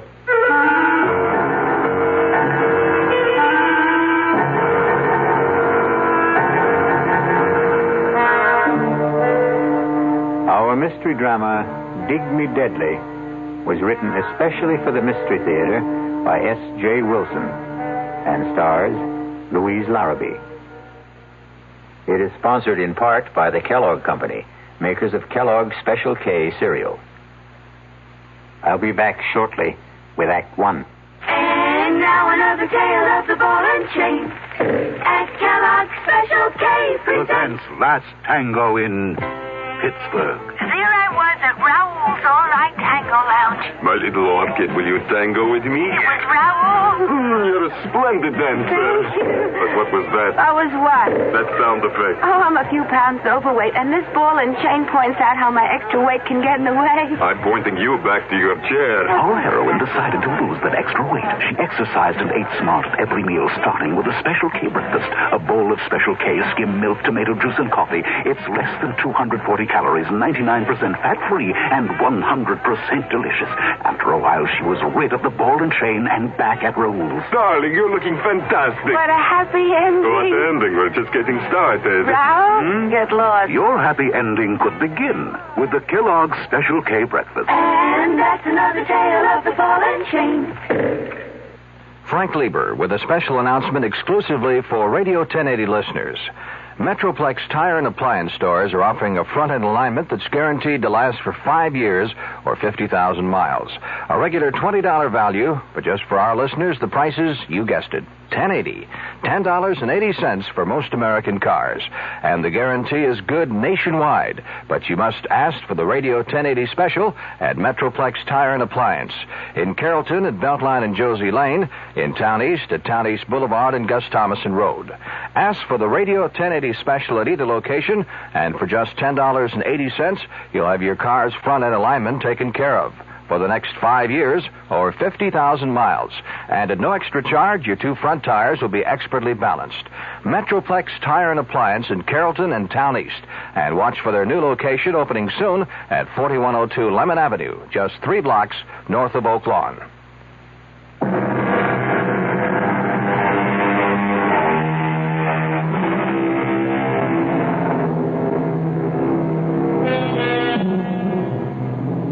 I know that death is no respecter of time. It often comes unbidden, unexpectedly, even fiercely and murderously. So, get your pith helmets, your sunglasses, your axes, shovels, and all the other paraphernalia you will need to join us in Dig Me Deadly. Young man, why aren't we on a road? Why do we have to cross the desert? Because it's the fastest way to where we're going, Detective Scrubshaw. Not Scrubshaw, Trubshaw. Trubshaw. Detective Claudia Trubshaw. And I bet your last toothpick, which I wish you'd take out of your mouth, that we're really crossing the Rocky Mountains. They're in Colorado. This is Arizona. I know it's Arizona, Sheriff Wiley. It's where I came to spend my vacation with my sister before you showed up with all your hornswoggling. Oh, ma'am, I did no such thing. Now, what else would you call it? I came here to get away from L.A. and all that smog and to breathe in the pure, fresh, clean air of Tucson. Now, thanks to you, I've got more sand in my mouth than the whole Sonora Desert. That's Mexico. This is Arizona. I've got news for you. It's left Mexico and settled in my lungs. Now, do you mean to tell me that in the entire state of Arizona there isn't a police officer, anybody who can cover this case, that you had to drag me into this no-woman's land? Those are my orders, ma'am. But why would my boss in Los Angeles assign me to an Arizona case? Well, I guess he knew you were in the neighborhood. That makes as much sense as kissing one of those cactuses. They're called saguaros. Now stop changing the subject. Now, will you tell me where we are going? Like I said, west of Naco. Good for you. You have advanced to the next plateau. And why are we going there? Because that's where they're digging. Superb. Now, who are they? The kids that are digging. Wiley, did you ever have your IQ tested? Not since I know. Well, don't. It's probably lower than Death Valley. And I know that's in California. Now, why are they digging? For dead bodies, I think. Stop this car at once. Well, what's wrong, Detective? Now, I'm not riding another minute until you tell me what this is all about. Well, what more do you want to know? Why I'm sitting in this rolling junk heap on my way to West Naco or wherever. Well, there are these kids there. What kids? These kids from some school near L.A. Every summer they come, and they dig up things that are supposed to be real old. In other words, students working on an archaeological dig. Never could pronounce that word. Forget the pronunciation. Just try and make some sense. Well, a few days ago, I am sitting in the sheriff's office when this here girl comes by. Excuse me. Sure, miss. Come on in. Is the sheriff here? Well, the truth is, there is no sheriff. Then who's in charge? Well, I guess I am. Sergeant Deputy Sheriff, you could say, and name's Wiley. I'm looking for help. That's why I'm here. What can I do for you? But you're not a real sheriff. Well, I don't get paid for it, but they give me the badge. Why don't you try me? I'm one of the students working at the Broadfields. The dig. Why don't you sit down? And there's some trouble there. And what kind of trouble? Well, it's just it. I can't tell exactly, but someone's following me. Wherever I go, I have the feeling someone right behind me or hiding and waiting to do something to me. Something terrible. Isn't there anyone in charge? Well, Professor Wilkerson, but he says I'm imagining things. Well, now, have you ever really seen anyone following you? No, but only the other day someone went through my bureau and my luggage. And are they messing? No, but things were all messed up. Now, what's your name? Rogers. Edith Rogers. Miss Rogers. Now, do you have any idea why somebody'd be tailing you or looking through your things? I think someone's trying to kill me. Kill you? Hey, that's serious. Why would anyone want to do that? Because they're afraid of me, scared of what I could do. Well, you don't look like you could trouble a horned toad. What are they scared of? Well, you see, no, I can't tell you. If they found out I came here, they'd do it faster. Anyway, you can't help me. Maybe nobody can. Hey, wait a minute. Wait there.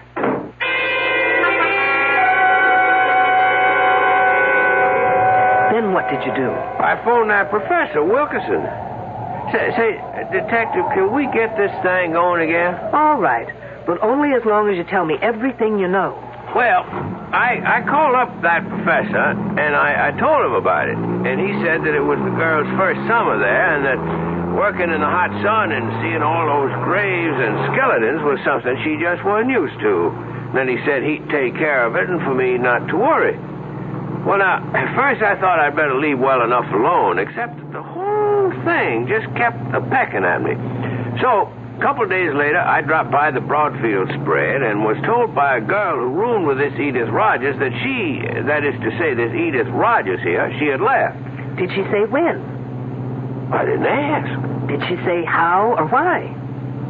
No, I didn't ask that either. Were her clothes and luggage gone?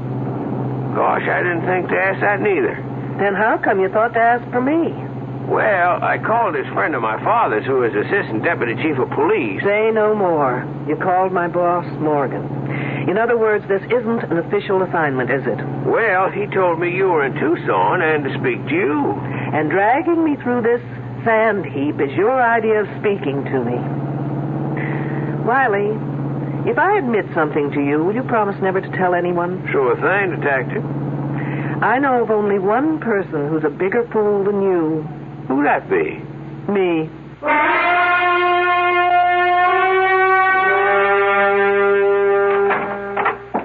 Detective Troopshaw? I'm Julian Wilkerson. One of the students tells me you'd like to see me. Only in an unofficial capacity, Professor. If you can be of assistance, fine. If not, I'll understand. Well, I'll try. Professor, this is Sheriff Wiley. Oh, yes. How do you do? Hi. What's it all about? The Rogers girl. I understand she's not here any longer. Yes. I knew that girl would be more trouble than it was worth to bring her out here. Then why was she here? Oh, she was thinking of archaeology as a major. You see, she apparently comes from a difficult home. She had nothing to occupy her this summer, and the dean asked me if we could fit her in. Try to make her feel she belongs to something. A group. Apparently it didn't work out. No. She moped a lot. Got depressed, suspicious. Felt she wasn't wanted. I did everything I could. I got two of the nicest girls to room with her. Who are they? Oh, Janine Boulanger, a French exchange student. Specializes in atomic physics. And Susan Lathrop, a straight-A student. Very outgoing, very bright. Were there any young men? Yes, and I didn't like doing it, but I got Jimmy Trumbull to spend some of his free time with her. He's our prize. He's a brilliant fellow. We call him our Libby. Libby? Well, now that's a girl's name, eh? Wiley, you're famous for not asking questions. Why not live up to your reputation? Professor Libby developed the carbon-14 dating system. Oh, he did he? Yes. Anyway, Edith didn't take to the work or to anyone. It's no surprise that she just dropped out. Are her belongings still here? Well, I wouldn't know, but Susan would. She's in the specimen shed next door. Let me call her. Sue Lathrop. Yes, Professor? Well, can you come to my office for a minute? Wiley, why don't you do something constructive, like seeing if you can get me something to wash down this sandstorm I swallowed? Thanks to you. Sure thing. Detective, anything special? Just something soft, wet, and cold, please. I'll be back in a minute. Oh, sorry, miss. I didn't mean to knock. Oh, that's all right. Susan, I'd like you to meet Detective Troopshaw. A detective? From the police? Yes, but not on official business. What for, then? I was wondering if Edith Rogers' belongings were still in her room. Oh, Edith? Oh, no. She took everything when she left. When was that? Oh, about 4 or maybe 5 days ago. I'm not sure. Do you have any idea why she left? Not really. She didn't tell anyone she was going, but then she just didn't get... Well, what can I say? Susan's trying to be discreet. The fact is, the girl just didn't belong. Did anyone notify her family? I know I didn't. We just assumed that she hitchhiked her way home, or perhaps to one of the youth communes around here.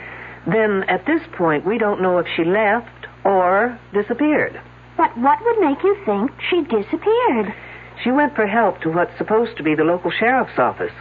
She was frightened, thought she was being followed, that someone wanted to kill her. That's just like her. She was so silly, so romantic, always making up stories where so-and-so loved her madly and so-and-so was terribly jealous of her.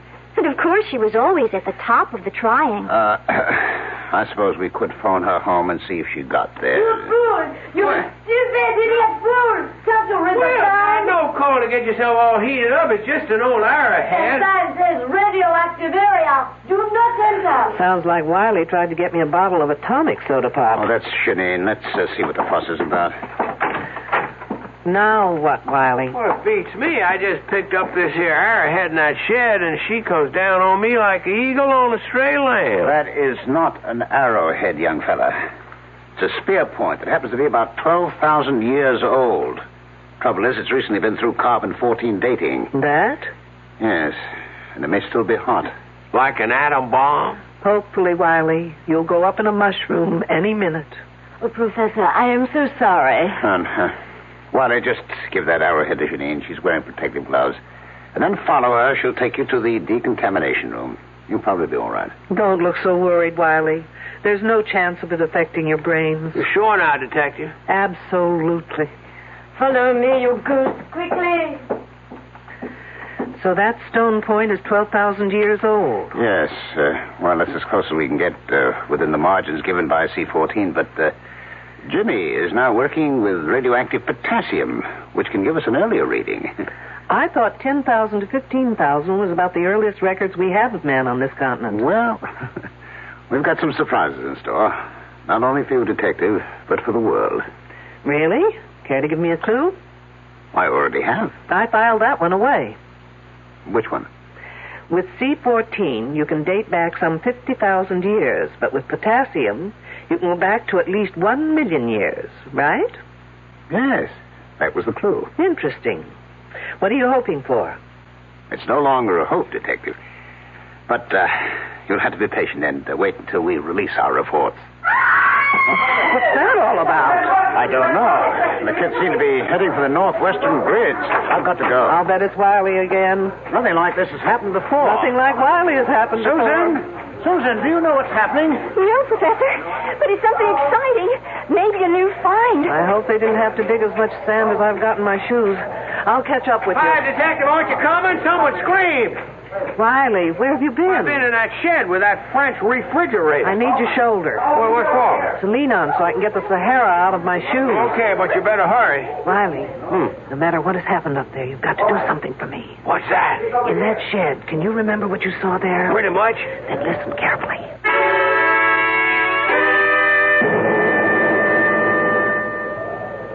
Oh, bon Dieu, it's a woman's hand. And I know whose it is. By the ring. The silver band. Well, whose is it? Edith Rogers. Oh. All right, no one touch anything until Detective Troopshaw gets here. A detective? A lady detective in here. Okay, kids, one detective coming up. Let me through. All right. Yes. Let the detective through, please. Well, from the looks of it, here's a lady who definitely needs a hand. Who found her? I did. And who are you? James Trumbull. I told you about him, remember? Oh, yes, you're Libby, as you call him. Yes. But there doesn't seem to be any digging around here. Is this the way you found her? Just one hand sticking out of the sand? No. I was on my way to the datum point to figure out what the next grid would be when I passed this place and noticed that someone had been digging around here. The sand wasn't as flat as the surrounding area and not as compact. So I began to brush away the top layer until I uncovered this one hand. Professor, have I your permission to supervise this matter until I get official regulations? Yes, of course. Thanks. Has anyone been able to identify the hand? Susan, she said it is Edith Rogers. What makes you think that? The silver band. I was with her when she bought it in town a couple of weeks ago. She bought a silver wedding band? I asked her why, and she said she expected to be married very soon. It just sounded like one of her crazy stories, so I forgot about it. I see. Well, rings have been known to change fingers. Can we try and uncover the rest of the body? Of course. Jimmy, get 3 or 4 fellows to help you. Do it carefully, please. There's no way of telling the body's position. Sure thing, Professor. Oh, this is awful. What are we going to do? Don't worry, Professor. Ancient bodies are your specialty. Fresh ones are mine. Yes, but this is liable to stop our work. This place will be crawling with police, newsmen, television crews, what all. Really? Why? Isn't murder a little too common to rate that kind of attention? But how do you know it is murder? Miss Lathrop, you surprise me. A suicide may dig her own grave, but you'd hardly expect her to pull the dirt in after her. Pit's very shallow, Professor. I don't think we should use shovels. Shall we use the brushes from here? Sure, but let's get a move on, eh? Ah! Look! The hand is attached only to bones. To a skeleton. Oh, no, I've never seen it. Oh, now, will you all stop crowding? You'd think this was a Hollywood opening. Oh, Janine is right. There is no body. The hands are attached to a skeleton.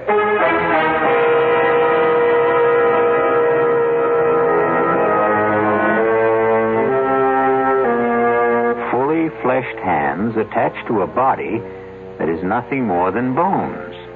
A skeleton. You know, Mother Earth is very miserly about giving up her secrets. But little by little, man has dug them out of her. But never before has there been this kind of puzzle, in which the hands belong to the present and the body to the past. We'll be back shortly with Act 2. Hi, I'm Hal Linden. There's a lot of talk these days about America's energy crisis. Talk about doing without heat, about doing without our cars, about what's going to happen if we run out of fuel. Well, we may not have to run out of fuel if we all work together to conserve the fuel we have. That means turning your thermostats down to 68 degrees during the day and turning them down to 60 at night. It means turning off lights, TV sets, and electrical appliances the minute we're finished with them. It means driving no faster than 50, starting or joining carpools, avoiding the kind of stop-and-go motoring that eats up gas by the gallon. In short, it means saving every ounce of energy we can, every chance we get. So please, do your part to make the fuel supply stretch a little further. For your own sake, don't be selfish. Don't be foolish. Don't be fuelish. This message from the Federal Energy Office and the Advertising Council.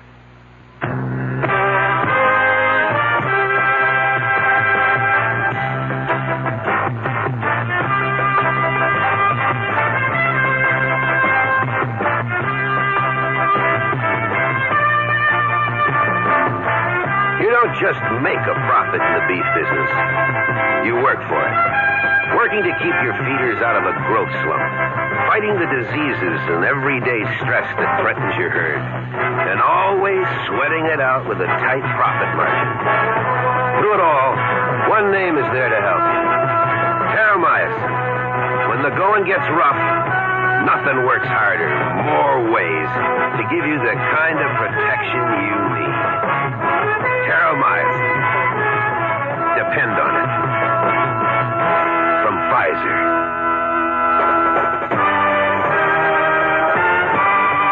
More for growth and health.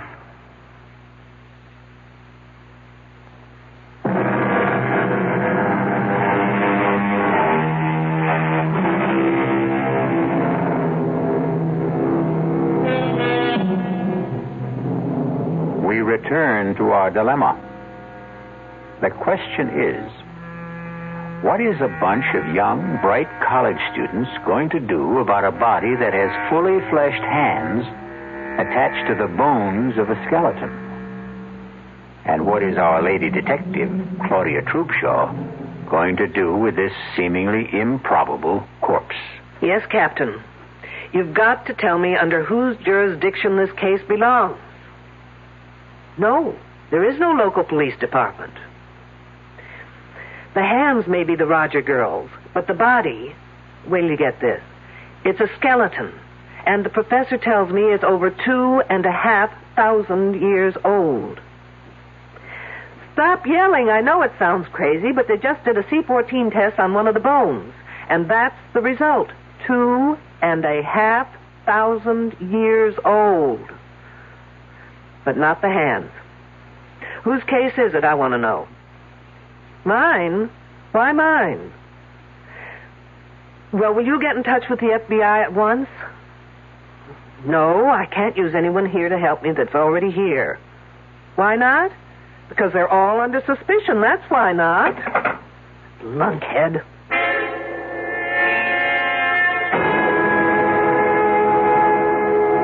It's nice of you, Miss Boulanger, to take time off to have this little talk with me. Professor Wilkerson said I should answer all your questions to the best that I can. Do you always do what Professor Wilkerson asks? Oh, yes, he is a marvelous man. He is so brilliant. I'm sure. Tell me, do you have many friends among the other students? I don't think so. Not even Jimmy Trumbull? Oh, he is nice, but he is such a little boy. And the others? I am afraid they're all too jealous. Do you know why? Oh, they think that the professor treats me like a favorite. Well, does he? Of course not. But I have studied all this and done it in France before, so I know it very well. And they do not. I think I understand. This body we found, you've seen it? I could not bear to look. No, but you did. Now tell me, in all your work, both here and in France, have you ever seen anything like it? No, absolutely not. And you couldn't explain how two perfectly fleshed hands could be attached to a prehistoric skeleton? It's against all possibilities. What did you think of Edith Rogers? She was very unfortunate. In what way? Oh, she so badly needed some kind of an attachment. With a boy, I mean. And I think she almost found it. But then that Susan Lathrop got in the way and kept it from happening. How do you mean? Oh, I don't like talking gossip. But Edith Rogers liked very much this Jimmy Trumbull. But that Susan, who blows hot one day and cold the next, makes up her mind that Jimmy is her property. And she says to that Rogers girl she should stay off her property. Anything else, Janine? No. That is all. Thank you. You've been very helpful.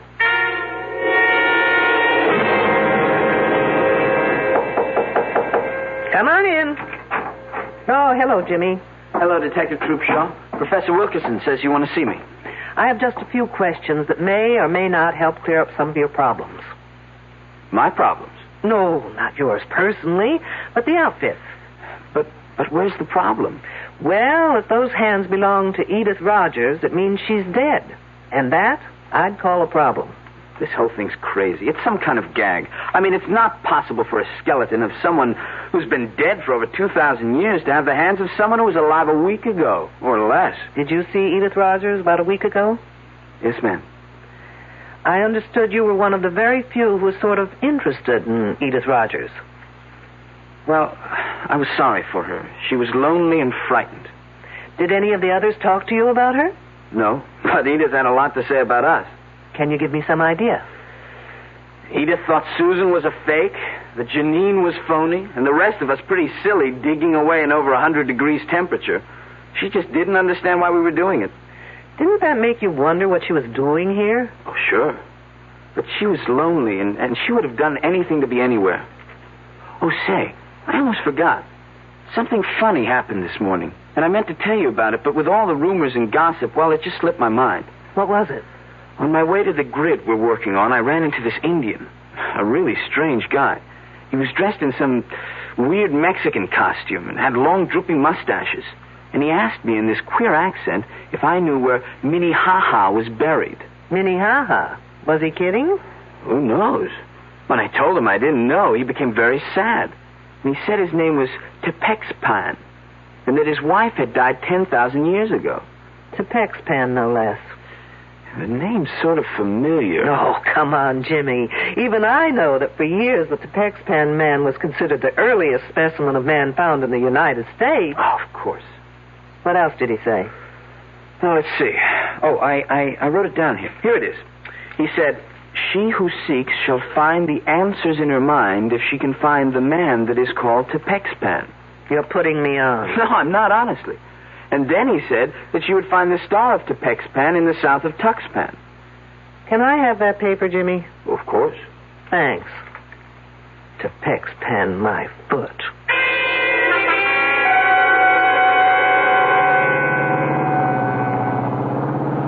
Wiley must be a genius to be able to drive this kidney buster. I can just about manage to keep the wheels straight. Now, where am I? Tuxpan. Ah, here it is, Tuxpan Avenue. Now turn south. How am I supposed to find the building? The Star of Tuxpan. Ah, lo and behold, a building with a star over the door.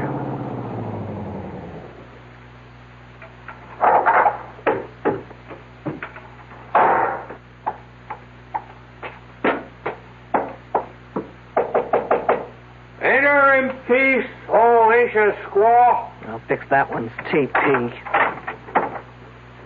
I was told you've been to the ancient burial ground. You have been told well. I go to see my wife.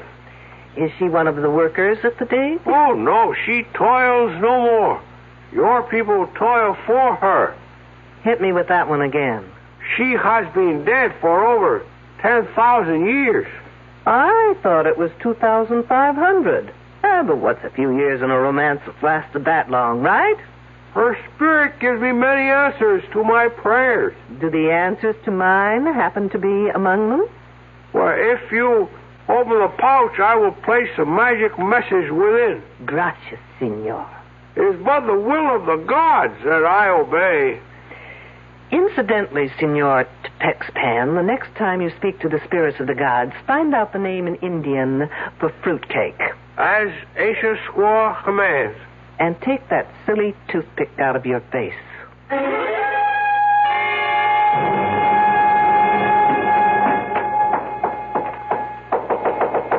Who's there? Shirley Holmes. Who? Oh, it's you, Detective. I was just being cute, Miss Lathrop. Shirley, Sherlock Holmes, get it? What's there to get cute about? I see you're packing. I'm leaving. I'm sorry, Miss Lathrop, but you're not going anywhere. Why not? Because everyone stays put.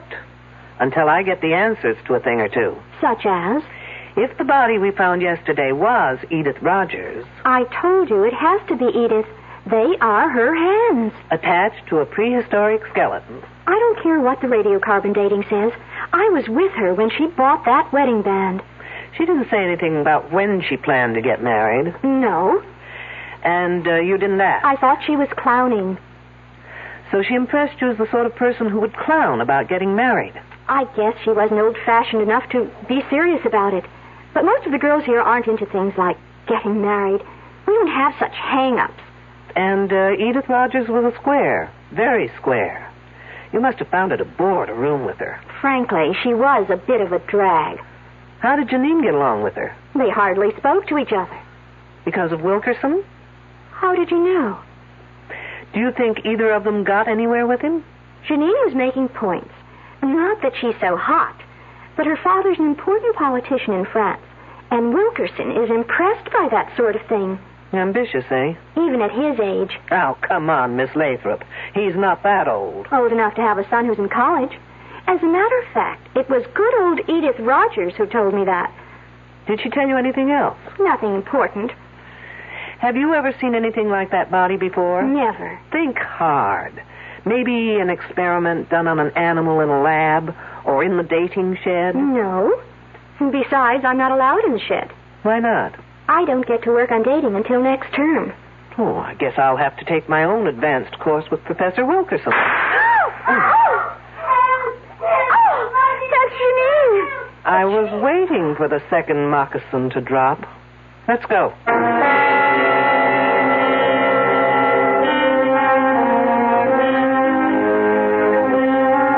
It is written in the book of Proverbs, and wisely, I believe, that whoso diggeth a pit shall fall therein. Our problem is that all our characters are diggers in pits. Even our ardent detective Claudia Trubshaw has been digging through level after level, but getting seemingly nowhere. I'll be back shortly with Act 3. There's nothing wrong with drinking Budweiser sip by sip, is there? Well, the brewers of Budweiser think there's a better way. Sipping's fine if you're drinking wine. But Bud is the king of beers, a hearty drink. Look, rinse a 10 or 12-ounce glass with cold water. Then open a can or bottle of Bud and pour it right down the middle so it kicks up a good head of foam. Now, take a big drink and then swallow big. No sips. That's how it should be done. More taste, more beer drinking enjoyment. Thanks to exclusive Beechwood aging, Budweiser has a smoothness that lets it go down especially easy. Sure, it's an expensive way to brew beer, but brewing beer right does make a difference. That's why, when you say Budweiser, you've said it all. Anheuser-Busch, St. Louis. There's no satisfaction quite like the satisfaction of getting a bargain. It brings a smile to your face, partly because you've saved money, mainly because you've beat the system by paying less when everything seems to be costing more. Hi, I'm Frank Lieber. Right now, True Value hardware stores have 14 of those smiles of satisfaction in stock. They're kitchen helpers from Echo and from Foley. You can get 2 for just 88 cents. Choose a can and bottle opener, a fruit and vegetable slicer, or a serving fork, or get a nylon baster. Its tube is graduated for measurement. And there's a 2.5-inch strainer for making egg coffee, for straining loose tea, or for separating orange juice from its pulp and seeds.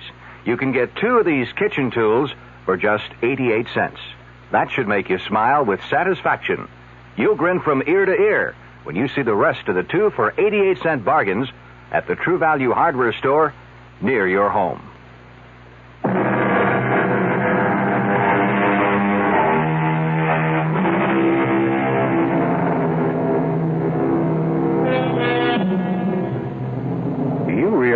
That the gunshot we heard at the end of the second act was the first time anyone has used a conventional weapon in our story? Well, gunshots may not only be used to signify someone's end, they may also be fired to start something. Isn't that typical of a woman? She calls for help but doesn't bother to tell where she needs it. It sounded far away. Maybe from the northern goods section. You mean where the body was found? Yes. What could anyone be doing out there? Looking for clues? Or maybe hiding. Well, why didn't I think of that? I don't know. I heard you go. There's our man. You mean Professor Wilkerson? Yes. Hey, Professor. There's Detective. Over here. There he is. He turned on his flash. Professor, hold it a minute. Let me catch my breath. Did you hear Janine call? No, I was covering grid S42. We were working late there. Are you sure it was Janine? Pretty much, unless someone's imitating her accent. We don't know from where she called. I think it came from that north grid. First we heard what may have been a gunshot, and then we heard La Belle Janine calling for help. Hey, has everyone around here gone bananas? They say they heard a gunshot. Detective Troopshaw says Janine cried for help. And where were you, Mr. Trumbull? In the barracks, doing some research. Well, anyway, the detective thinks that Janine is locked in somewhere. Well, how about the lab shed? A thinker in the tank. Come on. Who has the key to the shed? I do, but you'll have to wait out here. What for? I'll have to go in first to check on possible radioactivity inside. Just 1 second, Professor. Janine? Janine, are you in there? Yes, I am. Is it safe for us to come in? Yes, it is very safe. All right, I got my key here. Oh, Professor. That girl faints easier than I can think. Janine, are you all right? Don't ask her. She'll say no. Get her back inside. Now, for the rest of you, please, stay out here. Don't go anywhere, anyone. Still planning to leave, Susan? She wouldn't let me. Besides, what difference would it make to you if I did? I'm just being friendly. Isn't it a little too late? What do you mean? Well, now that Edith Rogers is dead, do you think I'd be waiting around to catch you on the rebound? Oh, look, I was just being kind to her. Kind? Isn't there a phrase about someone being killed with kindness? What are you getting at? Now listen, James Trumbull. Because Edith Rogers was a fool doesn't mean all girls are. No one ever said you were. Look, the only reason I took her out a couple of times was because the professor asked me to. Aren't you the obedient student? What professors say, Jimmy do. I don't know how else I can convince you. You can't. And if I were you, I wouldn't try. Look, you can count on my being fair and keeping quiet. I'm not out for revenge. But I'm also not about to stick my neck out for anyone, including you. I still don't know what you're getting at. I'm getting at who killed Edith Rogers.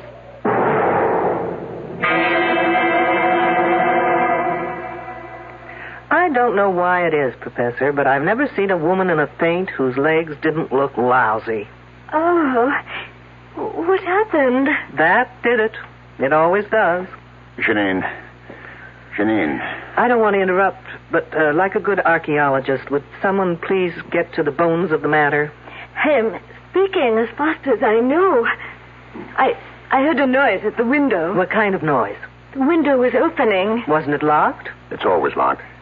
So I went to see what could be happening, and already there was this man climbing inside.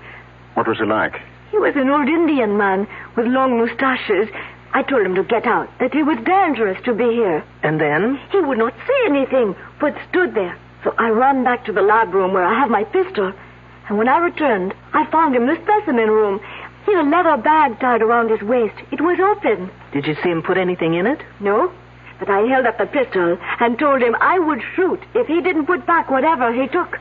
So he put his hand in the bag and took something out and threw it in my eyes. Then I pressed the pistol. What did he throw? Little things. I don't know. Let's take a look. All right. Now, wait. Here on the floor. It's thin slivers. It's maybe wood. Let's take a closer look. No, don't touch them. For heaven's sakes, why not? They may be hot. I'll get the counter. Is anything missing, Miss Boulanger? I have not looked. Well, do that little thing. And, Miss Boulanger, the next time you find that you're stuck in here, just open the lock and walk out.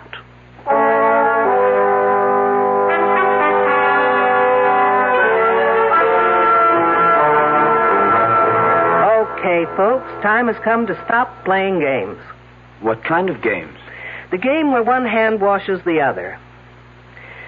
Now, Since you've got seniority, Professor, we'll start with you. What kind of a game could I possibly be playing? Well, as a professor, you're a great show. As a poker player, you're stupid. Oh, really? You don't know how to bluff. Remember how you insisted that spear point Wiley took from the shed had to be radioactive? Well, you were lying. How dare you? When it comes to the truth, Professor, I'm very daring. That spear point was in perfect condition. If it had been dated, a piece of it would have had to be missing. How could you know that? What do you think they teach us at the police academy? Home economics? Now, putting it simply, the less carbon-14 in an object, the older it is, right? That is correct. And the older, the more valuable. Sure, that's what we're here for, to find evidence leading back to the first human being in America. And when you can't find it? Well, then you can fake it, can't you? What do you mean, Detective? There's no dating equipment in that shed. You are preposterous. Wait till you hear how preposterous I really am. Only 2 people have been allowed in that shed. You and Miss Boulanger. Yes, those are the rules. Well, a certain friend of mine broke those rules. Senor Tepexpan, if you please. Fancy, how about that? Now, if you'll just get rid of those tired handlebars from under your nose. Glad to. They sure itch. Wiley. Monsieur is... The one who asked me questions about Edith. Right. And he got into that shed not to take things, but to return them. Didn't you, Wiley? I sure did. But, what did you take that had to be put back? That old spear point and the nozzle on that machine. The head? The bombarding head? And I took them both to Tucson to have the experts there take a look at them. And they confirmed my best suspicions. Professor Wilkerson, you and Miss Boulanger were faking your specimens, making them older. That's one accusation I won't buy. You can always return it for credit when I open that department. Meanwhile, you were bombarding those specimens repeatedly, trying to get them to date more than 50,000 years. Professor, did you do that? I just can't believe it. Why not, Trumbull? You invented the machine. Well, only by accident. It was a fluke. And you told your esteemed professor about that fluke, and he told you to keep it under wraps. Yes, I did keep it under wraps.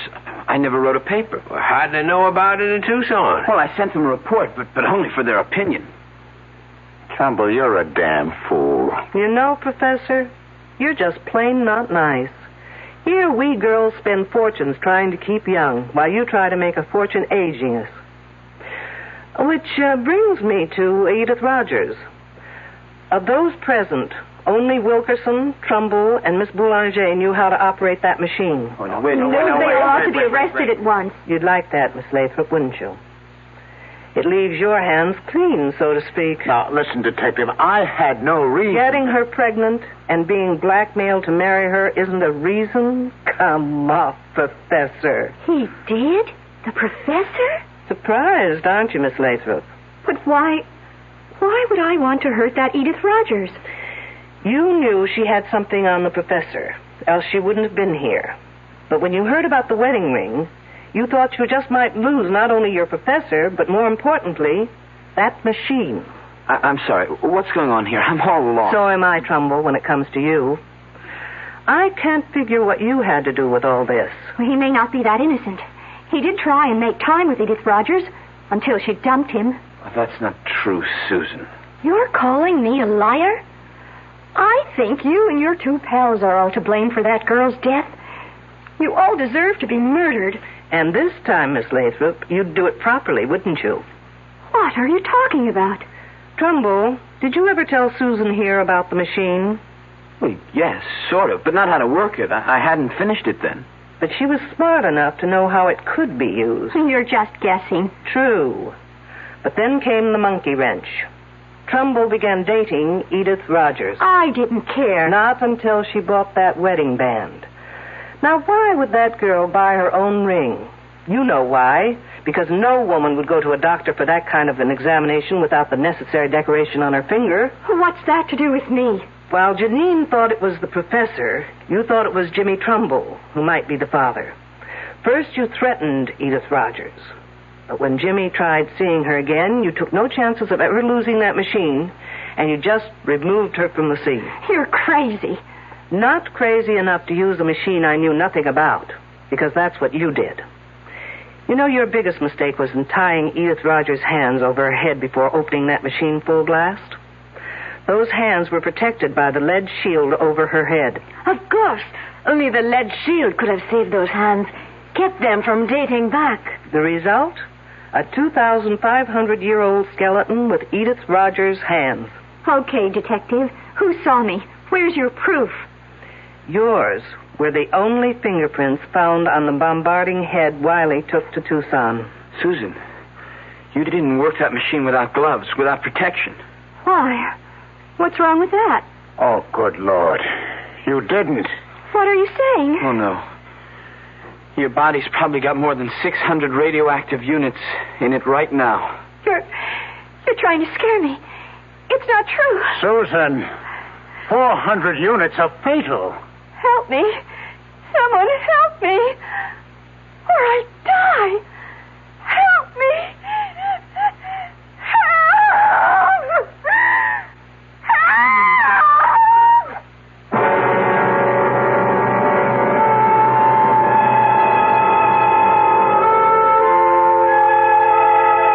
Obviously, Miss Susan Lathrop got a dose of the same medicine she gave Edith Rogers.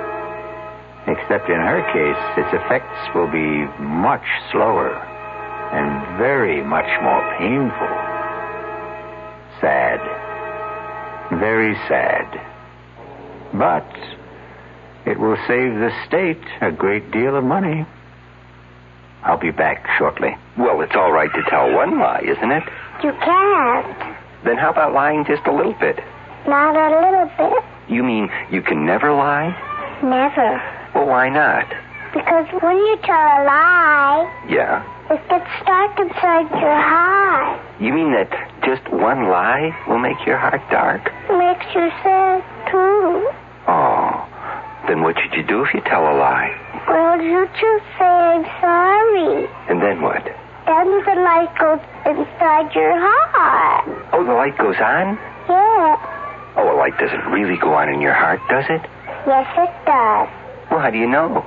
Because the light in your heart will shine in your eyes. Oh. And then you'll be happy. I wonder why people tell lies. I wonder why, too. From the Franciscans, with love.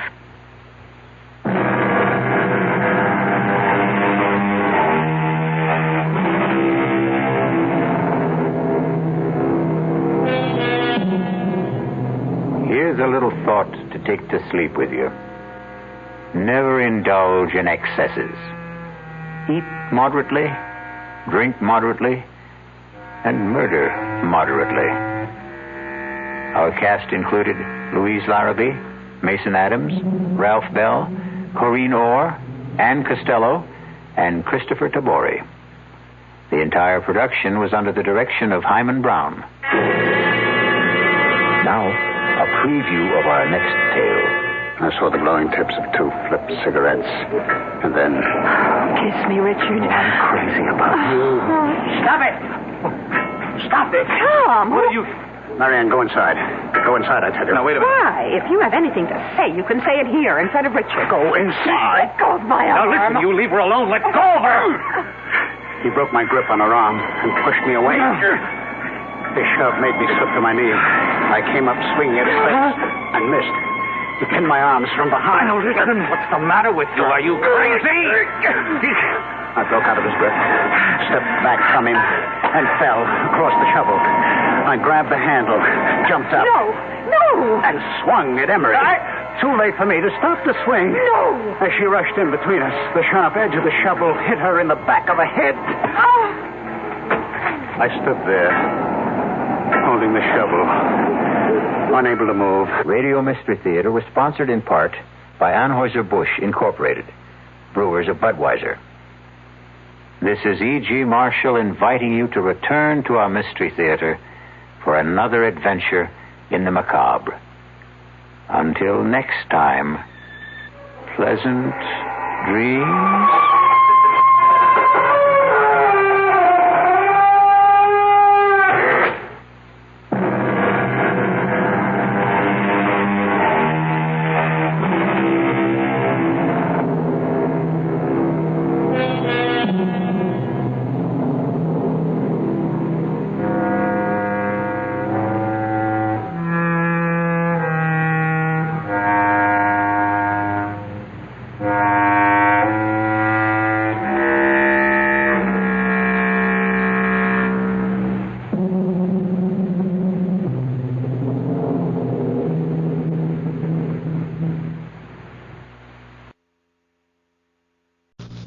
WDAF, Kansas City. Dan Henry, WDAF Local News at 11. The outlook for Kansas City, cool.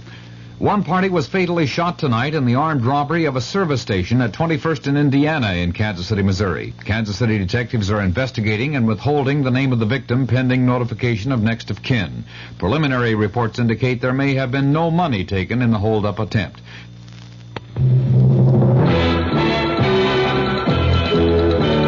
News of the hour on the hour from American Information Radio.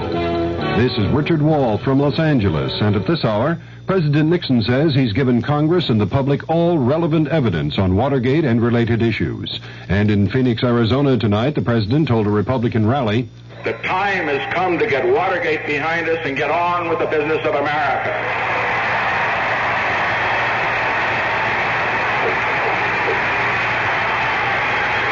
The time has come for the President and the Congress to devote their full attention to what you, the people of Arizona and America, think are of your great concerns. President Nixon was warmly received by the GOP crowd. In a broadcast taped in Phoenix earlier, Democratic Congressman Morris Udall of Arizona criticized the White House for sending transcripts rather than tapes to the House impeachment inquiry. That either the President has committed impeachable offenses and should be tried and removed from office, or he hasn't. And every day that goes by without delivery of all the evidence to Congress and to the special prosecutor drags this process out and hurts this country. Congressman Udall is the featured speaker at the Democrats' counter rally in Phoenix tonight. The vice president on the transcripts, that story coming up. Paper's full of those women again. They say they don't have equal opportunity. Ridiculous. I don't know, Bob. I'm beginning to see they may have something there. What do you mean? Your daughter Mary Jean's doing all right, isn't she? Oh, yeah, just great. She's finishing college with almost a straight A average. Cost me $15,000. Hey, she wants a job in publishing. Can I send her to see you? Sure. Always glad to have a bright, pretty girl like Mary Jean around. We'll start her in the typing pool. Typing pool? Good college, great grades, and a $15,000 diploma so she can be a typist? If she were a young man, would you say the same thing? Let's stop neglecting one of the greatest untapped resources we have, the young women of our country. They deserve the same breaks as young male graduates who often move into executive training jobs straight out of college. Stereotyping women constantly as office workers only is just not fair. Woman power, it's much too good to waste. This message sponsored by the Now Legal Defense and Education Fund. Vice President Gerald Ford has outlined his impressions of the transcripts released in answer to the House Judiciary Committee subpoena for tapes for the impeachment investigation. Correspondent Bill Zimmerman reports from Myrtle Beach, South Carolina. The Vice President told a news conference here in Myrtle Beach, South Carolina, that he has been disappointed at some of the talk and harsh language indicated by the edited White House transcripts.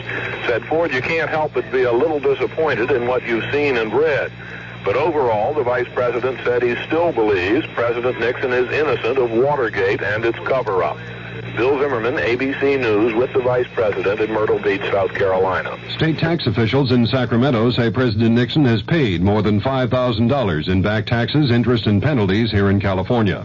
Senator Edward Kennedy says he disagrees with critics who say President Nixon might give away too much on nuclear arms limitation with the Soviets to draw attention from Watergate. Kennedy says the president should make a Moscow trip this summer. U.S. officials with Secretary of State Henry Kissinger in Damascus say there was some progress toward a disengagement agreement with Israel in Kissinger's talks with Syrian President Hafez Assad. But Reuters quotes sources in Damascus as saying there was no agreement by Assad and Kissinger on any point. In San Francisco, the FBI says it's believed that Patricia Hearst stayed in the Symbionese Liberation Army apartment raided last night. The FBI says the SLA apparently pulled out of the apartment about a week ago. 3 men have been arraigned in San Francisco on murder charges in the zebra killings. 4 others arrested in the zebra case were released for lack of evidence. Atomic Energy Commission officials say a cloud of radioactive gas has drifted off the South Carolina coast. The tritium gas was accidentally released from the AEC Savannah River plant. This is Information Radio News. From the Kurt Murr Sports Desk, the Kansas City Royals will be hosting the Yankees tomorrow and Sunday. Pistol Pete Maravich has signed with the NBA's new franchise in New Orleans. Kansas City's Tommy Watson is tied with Bruce Crampton in third place in the Byron Nelson Golf Classic in Dallas after the second round. And 23 horses are set to run tomorrow in the largest field yet in the Kentucky Derby. The Kansas City outlook fair and colder tonight with a chance for scattered light frost in low-lying areas, the low in the upper 30s generally, sunny and warmer tomorrow with a high near 70. Dan Henry, WDAF News.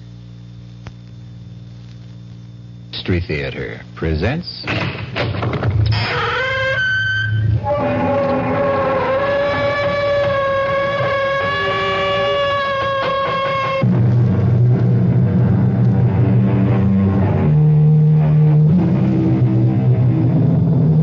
Come in. Welcome. I'm E.G. Marshall. Welcome to another hour of mystery and suspense, to a terrifying battle of wits. Our play poses a dilemma you have never faced, or are likely to face in your lifetime. Whether to commit the murder in your heart when your mind tells you to restrain yourself. Listen to what happened to one man, Thomas Drake, who did face that dilemma, and what he did about it. Professor Mallory, if you're a friend of Emery's, you've got to tell him to stay away from my wife. Really now, Drake, I don't like to interfere in the personal life of faculty You members. must. You must tell him, or I won't be responsible. I don't want to kill him, but I don't trust myself. Come now, Drake. Sensible people don't solve their marital problems like that. With murder.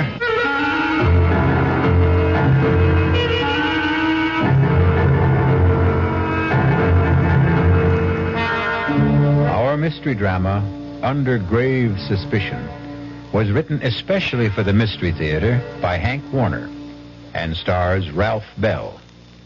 It is sponsored in part by the Kellogg Company, makers of Kellogg's Special K cereal, and by Anheuser-Busch Incorporated, brewers of Budweiser.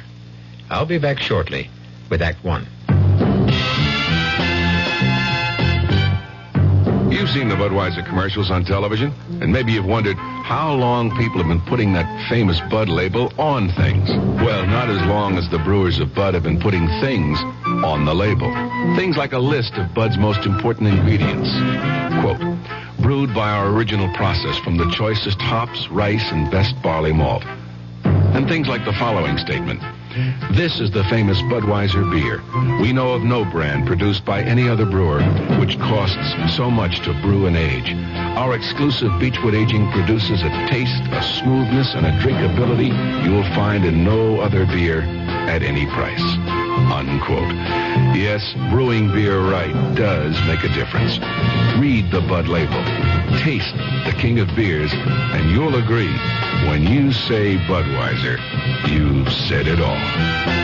Anheuser-Busch, St. Louis. A, we're the action corps. C, we contribute more. T's for the teamwork of our crew. I, our ideals are high. Oh, oughtn't you apply? Means it's now that we need you. A, C, D, boy. We could go on all day. Oh. Here's why volunteers are needed right away. Action is Vista, the Peace Corps, RSVP, SCORE, and other volunteer programs that are helping people to help themselves.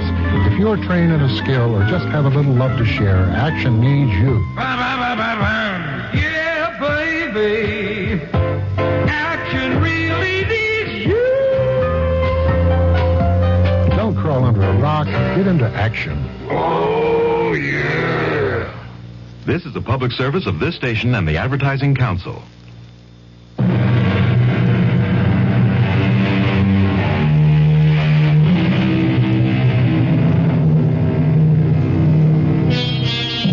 Have you ever returned home late one night and listened in the still darkness, tense and trembling, hoping and praying that you would not hear the whispered passions of your wife and a stranger. Fearful that you would not control a blinding fury to kill. That man getting out of the car on that dark dead-end road on the windswept bluff overlooking the desolate Long Island Sound beach, hurrying by cloud-veiled moonlight down the winding footpath through the scrub pines and brush to his isolated cottage, is Thomas Drake. Despondent, depressed. I should have telephoned, given us some warning that I'd be home a night earlier. But deep down I had the feeling that I still couldn't trust her. And I had to find out. I hurried towards the cottage, wondering why there were no lights on. Wondering whether she was asleep, alone, or with. I walked around from the back of the house, across the gravel mound, toward the waterside porch steps, not caring whether the crunch of my footsteps could be heard inside. The only other sound was my pounding heart and the surf washing the loose gravel off the berm. The half-moon slipped behind a bank of black clouds. And in the darkness, I tripped over the shovel, left lying on the gravel. I kicked it away. I went up the porch steps to the front door. I tried it. It was not locked. I stepped inside and listened. I called out, "Marianne!" The bedroom door was closed. I opened the door. I stabbed at the light wall switch. The ceiling flooded. An empty made-up bed. I went to the kitchen. Turned on the light. It was swept and tidy. The counter, the sink, the stovetop, bare and dry. Not a trace of food particles. No lingering cooking odors. The dish mop, dish towel, bone dry. I needed a drink to calm down. I reached for the bottle of bourbon in the kitchen cabinet. Poured myself a stiff one. Wondering where she was. The drink only added fuel to my slow burn. I flushed with waves of anger. I had to get out in the air to think. I put out the house lights, carried the bottle and the glass to the porch, and settled down to wait. The cool onshore wind on my face. The moon playing hide and seek with the dark clouds. The lights of Connecticut blinking across 10 miles of black water. The old field light alternating beams of green and red. It was restful. But as I nursed the bourbon, I couldn't altogether get her out of my mind. My thoughts wandering back in time, wondering if she'd left me or would, once again like the first time, before we were married and were living together in my apartment on Manhattan's swinging east side. Two modern, sensible singles willing to give it a try.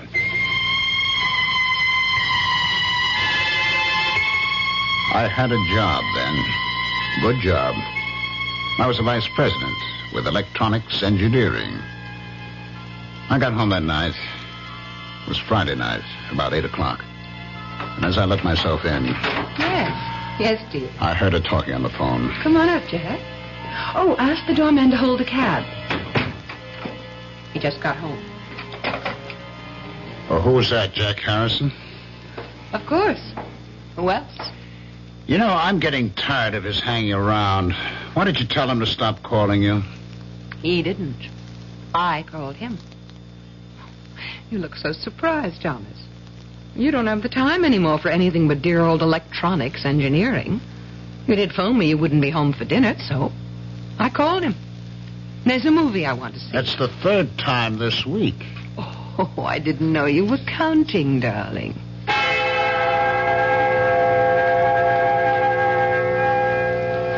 I waited that night watching television, dozing fitfully. My mind going back to the smiles and looks they had exchanged as they left. I could see them after the movies going to the Purple Camellia for nightcaps and the wild rock of the panting cougars.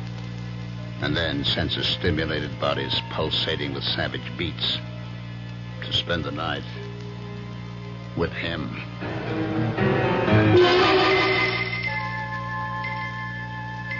I was awakened from my sleep in the chair by the buzzing TV set.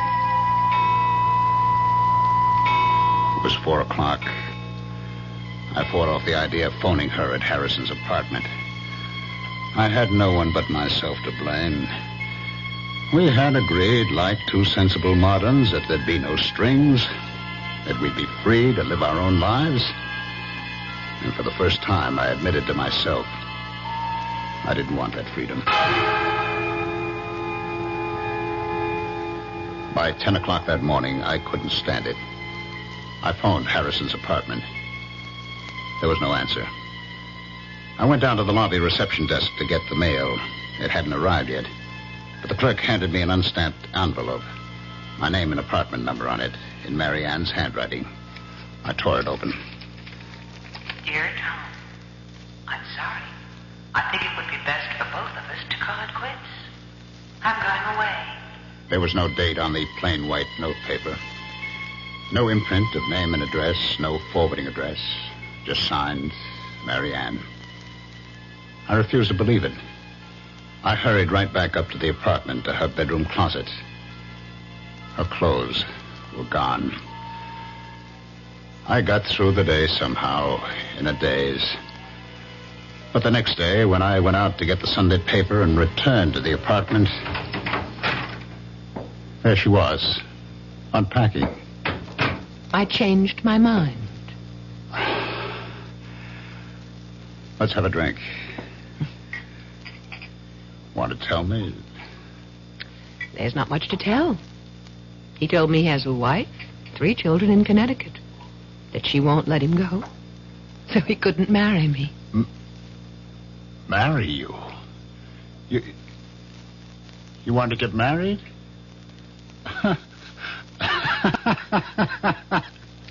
Is that all? You wanted to get married? Will you marry me? Yes.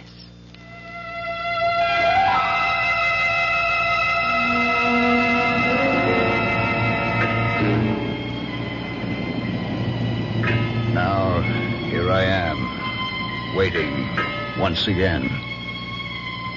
Like two sensible moderns, we adjusted to marriage. We seemed to be making a go of it. Until I lost my job and the cutbacks of government contracts. We subleased the apartment, moved to the cottage to make the rounds of electronic firms on Long Island. I sat there on the porch, waiting once again, looking up and down the beach. And suddenly I saw a flashlight about 100 yards down the beach. It moved around, but it did not advance. And then it went out. I listened. The crunch of footsteps on gravel, carried by the wind, grew louder. I could make out the silhouettes of a man and a fishing rod on his shoulder. He was alone, hugging the waterline. As he came abreast, I called out, any luck? It was Professor Mowry of the State University Marine Laboratory at nearby Flax Pond. Oh, not a thing. I was hoping to pick up a striper. Line got snarled and the reel too tangled to bother with tonight. Well, I'm just having a nightcap. Did you join me, Professor? Yeah, I could stand one short one. Getting a bit nippy. We talked. He sipped his whiskey. I don't know how many I had. He talked about projects at the Marine Lab, the need for more state funds for research on wetlands, water pollution, erosion. He knew I was trying to get relocated, had given me a letter to an executive at the Grumman plant. Hear anything from Grumman? No, not a thing. I've about exhausted the job possibilities on Long Island. I spent yesterday and today in New England. Well, thanks for the drink. I'm sure the job market will open up. Say hello to Mrs. Drake. Thanks again. Dr. Mallory. Yes? Would you do me a favor? Favor? Well, you're a friend of Emery, Richard Emery. I know you know him. But are you a friend of his? Well, he's one of several new young chaps doing postdoctorate work at the Marine Lab. It's a small group, and we're all more or less friendly. I mean, will he listen to you as a friend? Listen? Yes. Tell him to stay away from my wife. Well, Emery? Your wife? That's right. Don't ask me how I know. Little things, I know. I come home tonight. She's not home.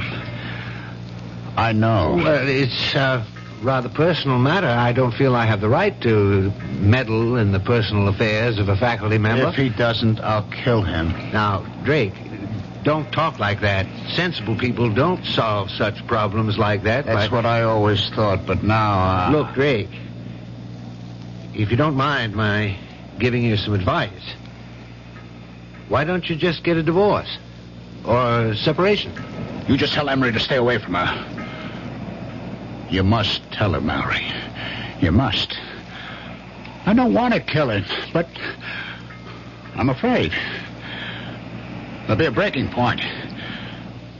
You tell him, Mallory, tell him. If you don't, you'll share the responsibility. Now, Tom, you're overwrought. You'll feel better in the morning. All right, I'll talk to Emery. Thanks. Good night, Tom.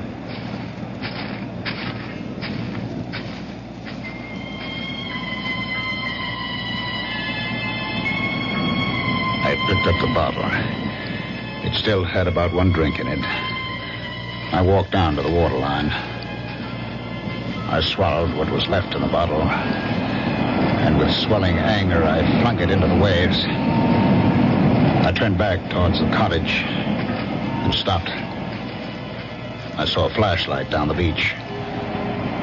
I could make out two persons walking towards me. And then the light was out, and silhouetted against the night sky, two forms embraced as one. And then, carried by the wind rising out of the northeast, I heard the teasing laughter of Marianne.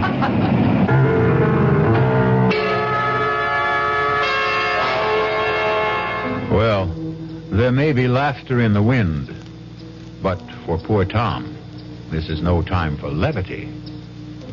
Wonder whether he knows that it's an ill wind and will blow him no good. I'll be back shortly with Act 2. Breakfast in the morning. Kellogg's has that wholesome taste to get you up and grinning. This is Jerry Coffer for Kellogg's Special K. You know, for years we've been talking about the Special K breakfast, a great way to start the day if you have a weight problem. You may have seen or heard our latest commercials, which symbolize the problem of being a few pounds overweight by using this ball and chain. That's the sound effect.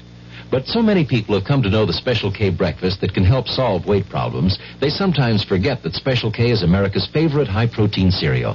It has 8 essential vitamins and iron, and so delicious that lots of folks, kids as well as adults, eat Special K just for the sheer good taste of it.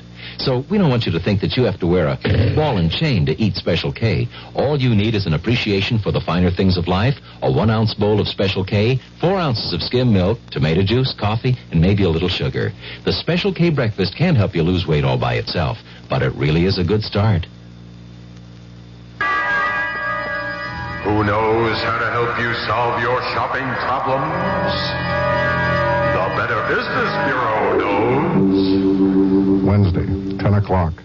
I'm back at the office working on the case when my secretary brings me the mail. Thanks, kid. The usual stuff. Then I see it. It's addressed to me, resident. Inside, a fake rabbit's foot. The pitch, a $2 donation or send back the rabbit's foot. My problem, what to do about it. I'll help you with good advice from the Better Business Bureau. Oh, yeah? Spill it. If you receive unordered merchandise in the mail, you are under no obligation to return it or pay for it. Thanks, pal. You're okay. Just another consumer tip from your Better Business Bureau.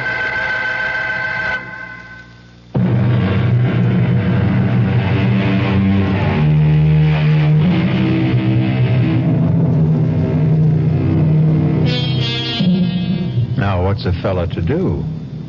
Poor Tom Drake is in the dark and all at sea, wondering where he ought to be or not to be. But let's not blow the man down. Just lend me your ears, and we'll listen.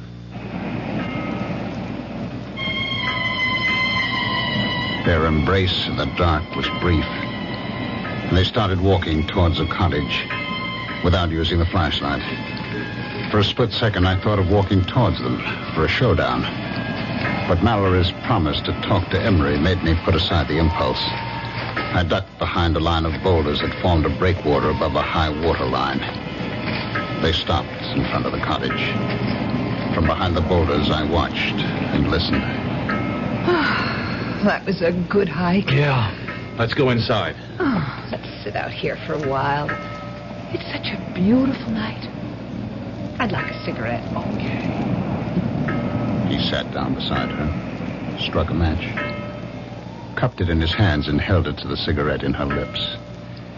In the glow from the match flame, her face flushed, her eyes dreamy with desire. I knew I would never give her up. I'm going out to Montauk next week. It's a long Monday holiday weekend. How about coming with me? I'd love to, but I'll have to figure out some excuse to be away. Figure out? Well, that shouldn't be any problem. You're pretty clever about such things. I'll think of something. I couldn't help thinking she was pretty clever about such things. Like the night she went with that very clever Harrison leading her on. I'd never forget that Friday night. And now, another Friday night. Come on, let's go inside. You said he won't be back tonight. Oh, relax, Richard. You mean to tell me you prefer this cold gravel to a nice, comfortable couch? Come on, Marianne. Oh, what's wrong with staying out here? Omar Khayyam was content with a jug of wine, a loaf of bread beneath a bough. Oh, not bad, not bad. The laughter broke off suddenly. I saw the glowing tips of two flipped cigarettes. And then... Kiss me, Richard. I'm crazy about you. Stop it! Stop it! Tom! What are you... Marianne, go inside. Go inside, I tell you. Now, wait a minute. Why? If you have anything to say, you can say it here in front of Richard. Go inside. Let go of my arm. Now, listen, you leave her alone. Let go of her. He broke my grip on her arm and pushed me away. His shove made me slip to my knee. I came up swinging at his face and missed. He pinned my arms from behind. Now, listen. What's the matter with you? Are you crazy? I broke out of his grip, stepped back from him, and fell across the shovel. I grabbed the handle, jumped up. No! And swung at Emery. Too late for me to stop the swing. No! As she rushed in between us, the sharp edge of the shovel hit her in the back of the head. Oh, my God. I stood there, holding the shovel, unable to move, my eyes fixed on her face as Emery knelt down over her with the flashlight. I watched her face and prayed she wouldn't die. I trembled with fear and anguish, telling myself this couldn't be. It was a nightmare. Emery turned the flashlight on me, studied my trembling lips, my glazed eyes fixed on Marianne. She's dead. I heard him, but didn't answer. I couldn't take my eyes off her. Drake, did you hear what I said? She's dead. You killed her.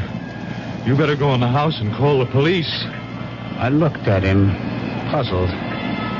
My mind, my eyes, my memory playing tricks on me, wondering who he was. Harrison? Jack Harrison? Mocking me. The night he took her to the movie, telling me we'll be back. What's the matter with you, Drake? Don't you hear me? Call the police. I'll tell them. I'll say it was an accident. She tried to steal. I don't think you've heard a word I said. I'll call the police myself. Where are you going, Harrison? Call the... Who's Harrison? I'm Emery, Richard Emery. Drake. I'll be right back. Don't turn your back on me. What? He looked back as I swung the shovel, his mouth open, his eyes unbelieving. He went down. I hit him again. He was still, lying on his face. I staggered, gasping for air, my head pounding, thousands of pinpoints of light exploding inside my head. I sank down on the steps of the porch, holding my head in my hands, trying to clear my head, groping to recall, understand what had happened to me, to them. Slowly, the horror of it all returned. Marianne was dead. I turned the other body face up. It was not Harrison. It was Emery.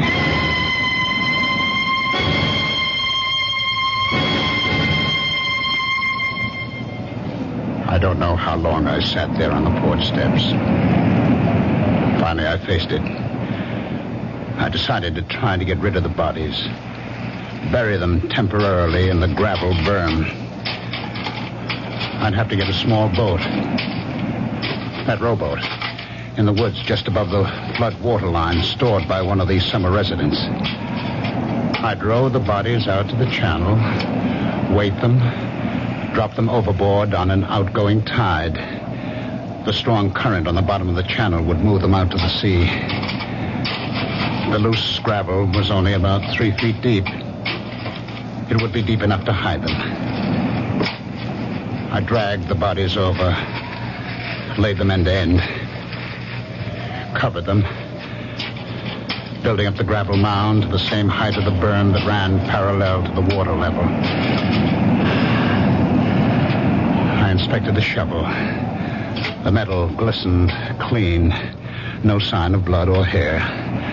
I stood it against the porch rail, went inside. I sprawled out on the bed, exhausted, and fell into a heavy, dreamless sleep.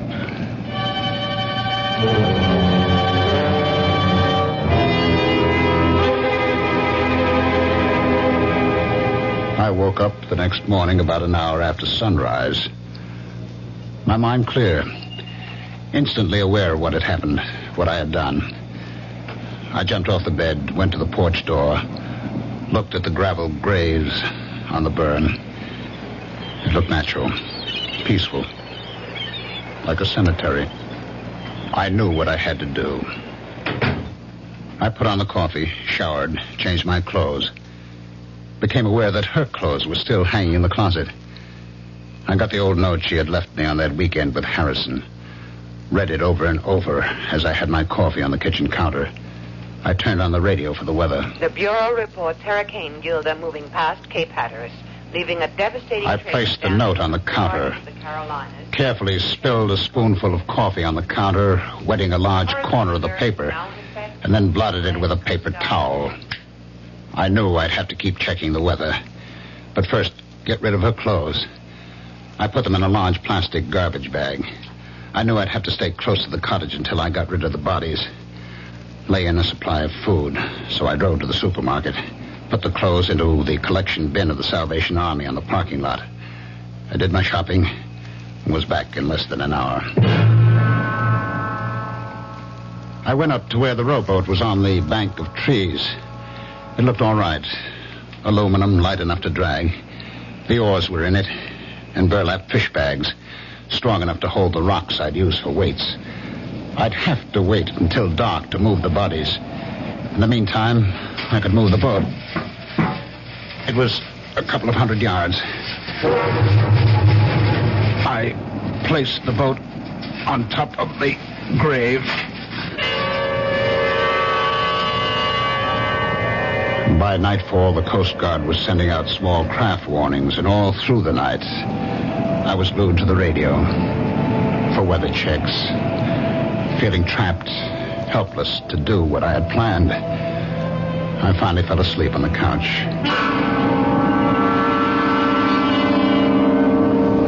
I was awakened by the Sunday morning church music and a loud knocking on the porch door.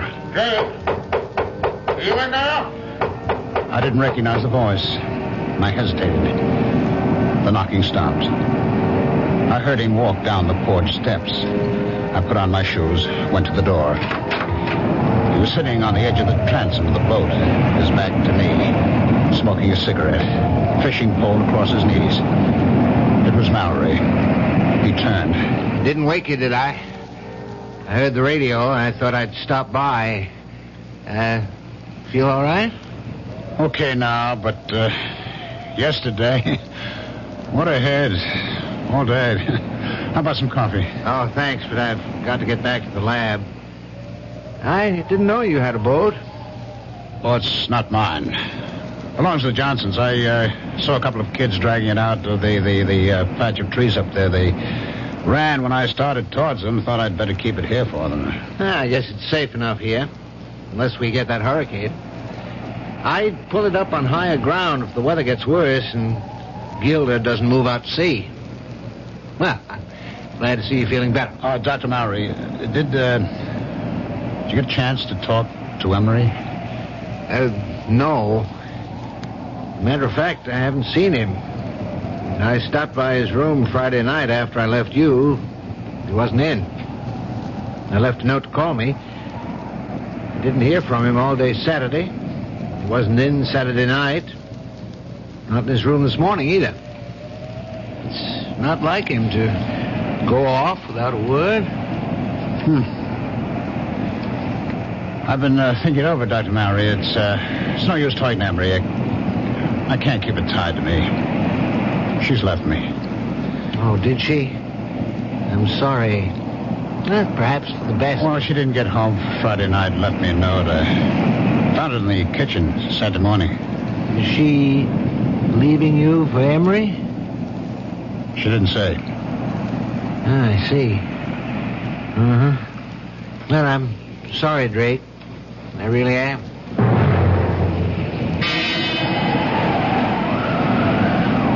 Sunday night, I was still trapped by the weather. It got worse through the night. But the weather report said there still was a 50-50 chance that the hurricane would bypass Long Island.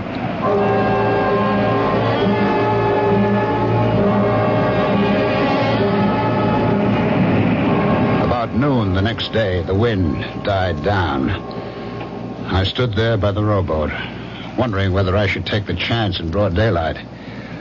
Long Island Sound was still, calm as a lake. I heard a helicopter coming across Crane Neck. Routine patrol of the shore. I could read Suffolk Police. And then Dr. Mallory coming down the beach towards me. I stood there waiting for him.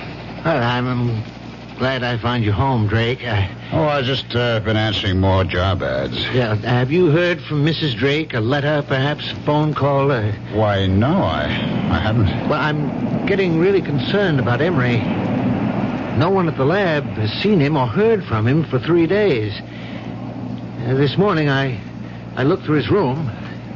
His clothes, his suitcases were there.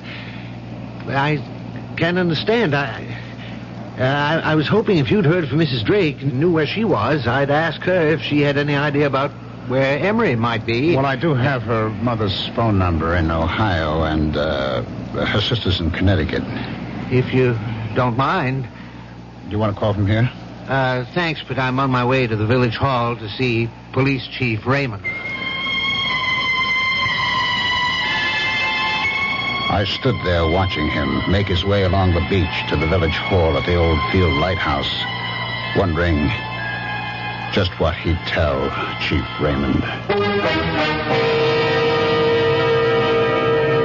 Well, You know what they say. The path of gory murder leads but to the grave. What do you suppose will happen to Tom Drake? Will he be like that comedian who murdered people with stolen jokes and was hanged by his wits' end? I'll be back shortly with Act 3. Hi, Ms. Goldilocks here. Professionally taste-testing diet drinks can be very difficult, but I've just had to bear with it. Then I found sugar-free Diet 7-Up. It doesn't taste like other diet drinks. It's fresh, light, natural, delicious. Sugar-free Diet 7-Up tastes so good that I've taste-tested it hundreds of times, and each time I've given it my seal of approval. Yes, this one's just right. You've finally made your gift list. Your neighbor's child is 2, your niece is 6, and nephew is 7. But before you go to the toy store, there's something else you should do.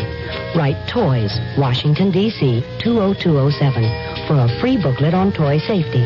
That's Toys, Washington, D.C., 20207. This message is brought to you by the U.S. Consumer Product Safety Commission.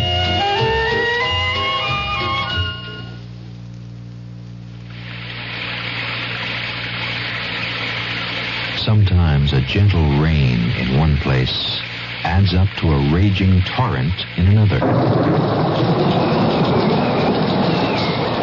A torrent that can uproot lives as well as trees. To remedy the things that can be remedied in a disaster, America has a unique emergency force, the American Red Cross, America's good neighbor. Red Cross is on call 24 hours a day, every day, to cope with emergencies, whether they're on the next block or a continent away. Most of the help that's given is from volunteers. The money's from volunteers, too. Volunteers like you. If you need help, join us. If you can give help, join us. The American Red Cross. Help us help people. Just like you.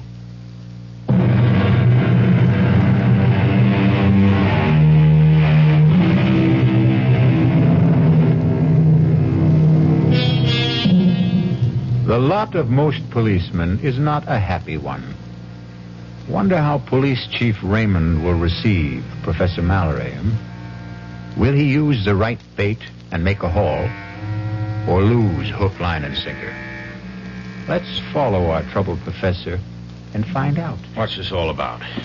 Emma said to tell me it was urgent. Well, I mean, it's not a matter of life or death, is it? I hope not. Ooh, well, you sound like you're not so sure. I'm not, but I am getting worried.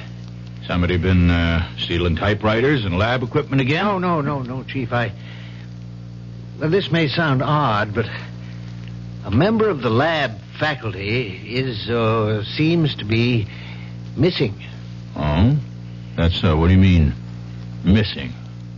No one's seen him since Friday afternoon. Well, this is only Monday. Yes, but he was not in his room Friday night, Saturday night, Sunday night. He didn't show up in the lab today. Well, what about his weekends? Did he have them free? Oh, sometimes, when scheduled. He was not scheduled to be off this weekend. Uh-huh. The chap he rooms with, Garrison, says he saw Emery Friday noon. Well, Garrison was off this past weekend. He got back Sunday night. I saw Garrison this morning. He wasn't surprised or upset over the fact that Emery hadn't spent the night in his room. Mm-hmm. It wasn't the first time. Do you know that cottage the Drakes rented? Yes, I do. It belongs to Howard. Was that the one? What about it? Well, last Friday night, I was out casting along the beach. On my way back to the lab, Drake invited me to stop for a nightcap on the porch. He'd already had quite a few. I had one drink with him, and he asked me, was I a friend of Emery's? And he asked me, the way he put it, would I do him a favor? Mm-hmm. Go on. What he wanted me to do was for me to tell Emery to stay away from his wife. Now, did he explain that? Did he mean Emery was annoying his wife, or did he mean they were having an affair? Well, my first impression was that it was more or less a dalliance. Well, that's kind of par for the course in this university town, you know. Yes, perhaps, but I told him I'd prefer not to get involved in personal affairs of faculty members. And what'd he say? He said if Emery didn't stay away, he'd kill him. His exact words. Huh? Of course, he was very drunk when he said it. I told Drake to calm him down, that I'd talked to Emery. Yes, I see. Well, now, what about Mrs. Drake? Was there anything said to indicate whether she was inside the cottage while Drake was blowing his top this way to you? No. There were no lights on inside. Matter of fact, Drake made it clear that she was not home. He implied, without mentioning Emery by name, that she was out somewhere with him. Well, in that case, she could have some idea about where he might be. That occurred to me. I went back there yesterday morning with that in mind. And did she? She wasn't there. Drake told me she'd left him. He said she didn't come home at all Friday night. He said he found a note from her in the kitchen Saturday morning. Well, that's quite a coincidence, to say the least. Did the note say she'd gone away with Emery? Well, Drake didn't show me the note, but as much as said there was no mention of Emery. Have you been to the cottage since yesterday? I stopped there on my way here. Drake says he hasn't heard a word from her. No mail, no phone call. But I asked him, would she perhaps have gone to her parents' home, to a relative? He gave me these phone numbers. Oh, yes, let me see that. Ohio and Connecticut. You think we ought to call them? No. I'll drop in on Drake. I'd rather he made the call. You see, if we can't locate Mrs. Drake and you don't hear from Emery, that leaves us with 2 missing persons. We'll put out an all-points teletype alarm, full descriptions and photos. I'll keep you posted, Mallory.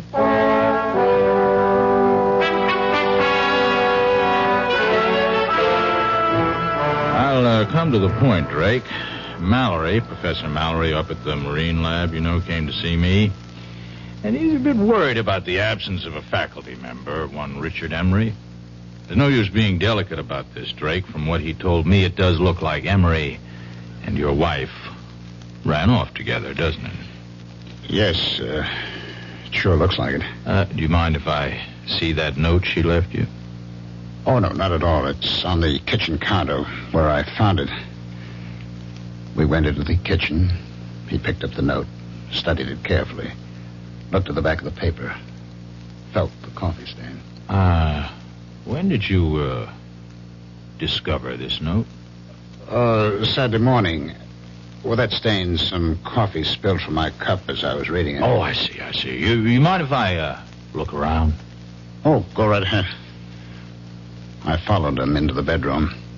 He looked through her dresser, the closet, the night table. Well, her clothes are gone, all right. I was looking for a letter she might have received from a friend or relative, you know, inviting her for a visit for a few days or a week. I mean, did she mention such an invitation to you? No. Well, if she did get such a letter, she could have taken it with her. I mean, have you called her parents or her sister? Well, frankly, no. I was hoping I wouldn't have to do that, when she'd come back, or write or phone. Well, if they don't turn up in a week or two, we might perhaps go on the assumption that they're dead. You see? And start a search for their bodies. You don't think... Well, look, Chief, I was drunk when I told Mallory... No. I don't think you killed them. Of course not. What would you do with the bodies? Bury them out there? Let's not get morbid about this. You don't think I'm going to call out the tractors to scrape down the gravel, do you?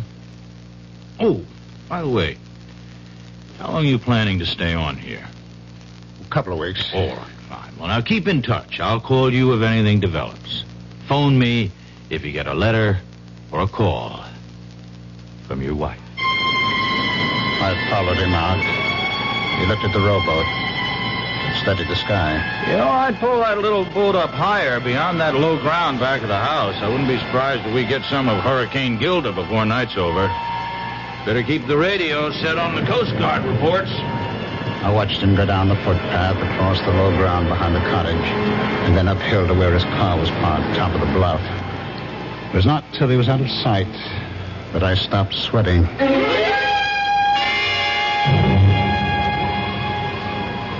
It stayed calm, windless, an oppressive silence hanging over the water and the land. The sky was sunless, gray, not a cloud in sight. I'd heard of the calm before the storm, but I'd never seen it.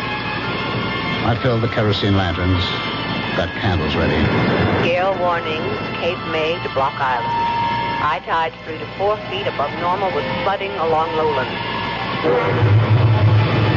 By late afternoon, all up and down the sound, white caps galloped shoreward from as far as the eye could see. Treetops swayed and twisted in the whistling wind. The waves crashed higher on the shore. It started to rain hard. Windswept sheets of water lashed the roof and the shingled siding. The lights went off. I lit the lanterns and candles. Winds 50 to 60 knots. Residents alerted to evacuate low-lying shore areas. The door banged open, and the wind picked up the rowboat, sent it rolling side over side across the low ground behind the house.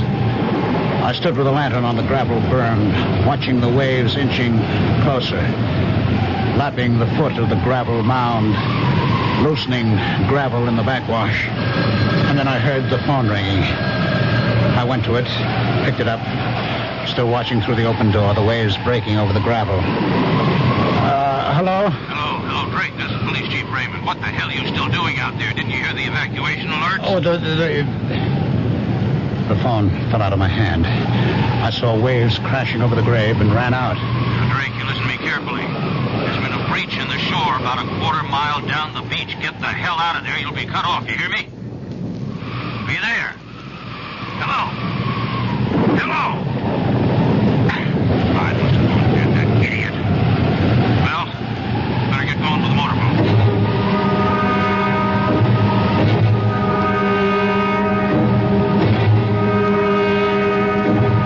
I knew I had to keep shoveling on the gravel and sand as fast as the waves washed it off. But for every shovelful I threw on the grave, the waves washed off too. I lost track of time. I knew I had to keep at it to keep the grave covered.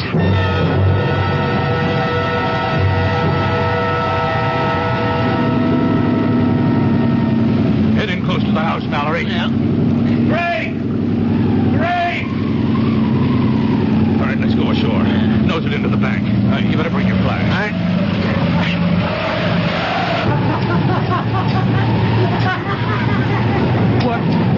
What the hell is he doing? No! No! You can't come back! Never, Harrison! Never! God of mercy. It's Emery. Well, I better get him over to the Riverhead Prison Hospital. Tide will be going out in a little while. Let's put this rope around the ankles and secure it to the porch. Mallory, you stay here till the county police and the coroner get here.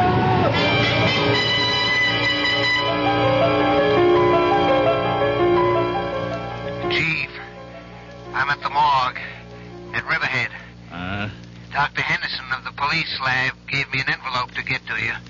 He said you wanted an analysis report in a hurry. That's right. What's it say? Read it to me. It says, the coffee stain is less than a week old. The ink is at least a year old. Well, thanks, Mallory. By the way, do me a favor, will you? Leave a note to Highway Superintendent Murphy in the State Office building. And tell him I said, I won't be needing those tractors.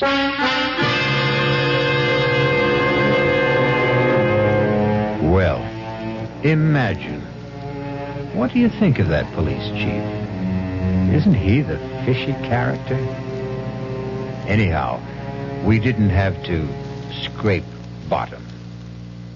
I'll be back shortly. Hello, this is Goldilocks. It seems like only yesterday that I was a little girl tasting porridge. You know, this one's too hot. This one's too cold. And now I conduct taste tests on diet drinks. And there's one I must tell you about. Sugar-free Diet 7-Up. It has a fresh, natural, delicious taste. It drives my taste-o-meter crazy. Sugar-free Diet 7-Up. This one's just right. Answer on. I'm building a kite out of tissue paper, and it's beginning to rain. What do I need? Umbrella or plastic kite. Answer on. How many children are born with birth defects? 250,000 a year in the United States. What's being done? The March of Dimes supports research, medical service, and public education programs. How can I help? Answer on. Like me, the March of Dimes needs money for answers. Give to the March of Dimes.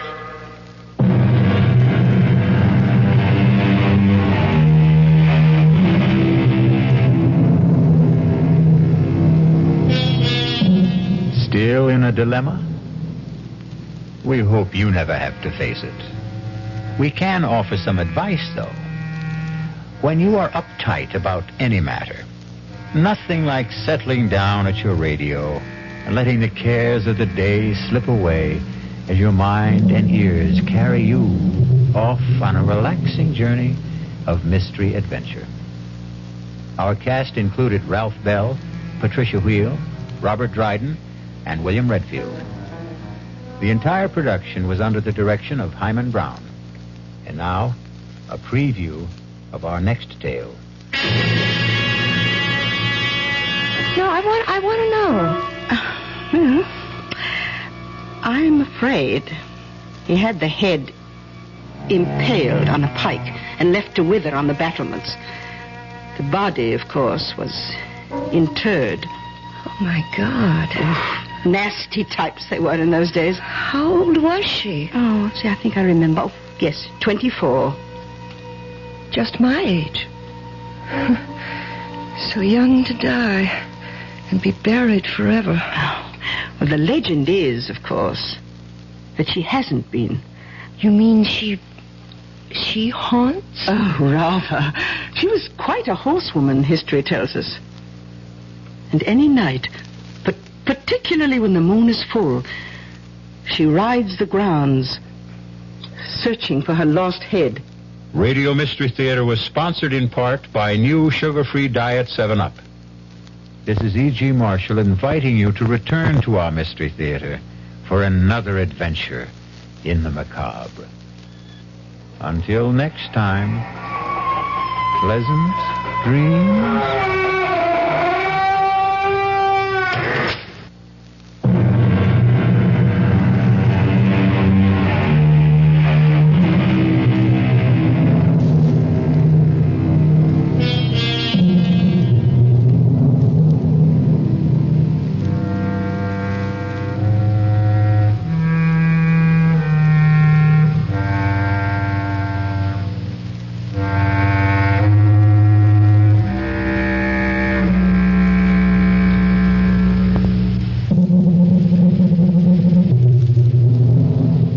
WDAF, Kansas City.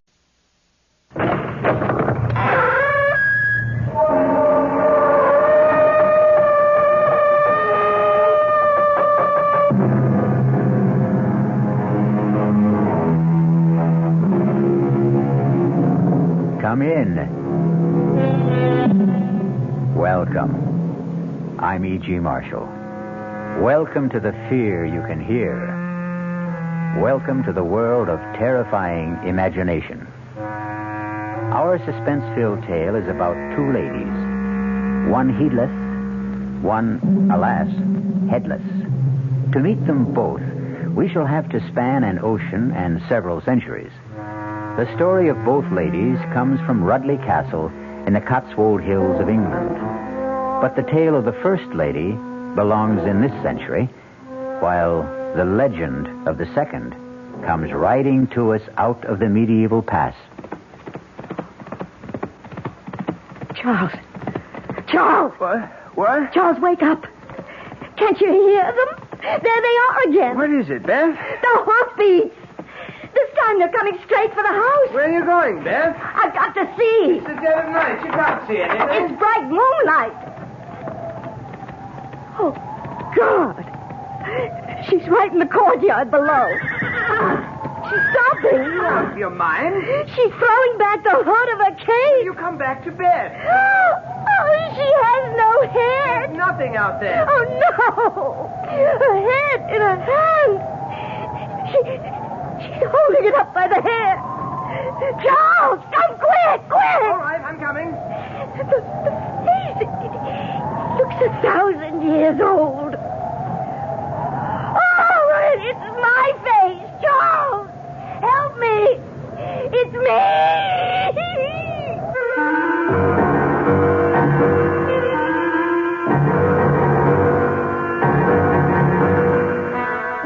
Our mystery drama, A Lady Never Loses Her Head, was written especially for the Mystery Theater by Ian Martin and stars Kim Hunter. It is sponsored in part by the Kellogg Company, makers of Kellogg's Special K cereal, and by new sugar-free Diet 7-Up. I'll be back shortly with Act One. Oh, somebody's been drinking my sugar-free Diet 7-Up, and it's all gone. Oh, actually, I saved a little. Oh, a bear! Hiya, Goldie. What's brewing? That's Miss Goldilocks to you. Oh, come on, kid. You mean you don't remember me? The cottage, the 3 chairs, the porridge? Baby bear! In the fur. Been a long time, Goldie. But baby bear... Just call me BB.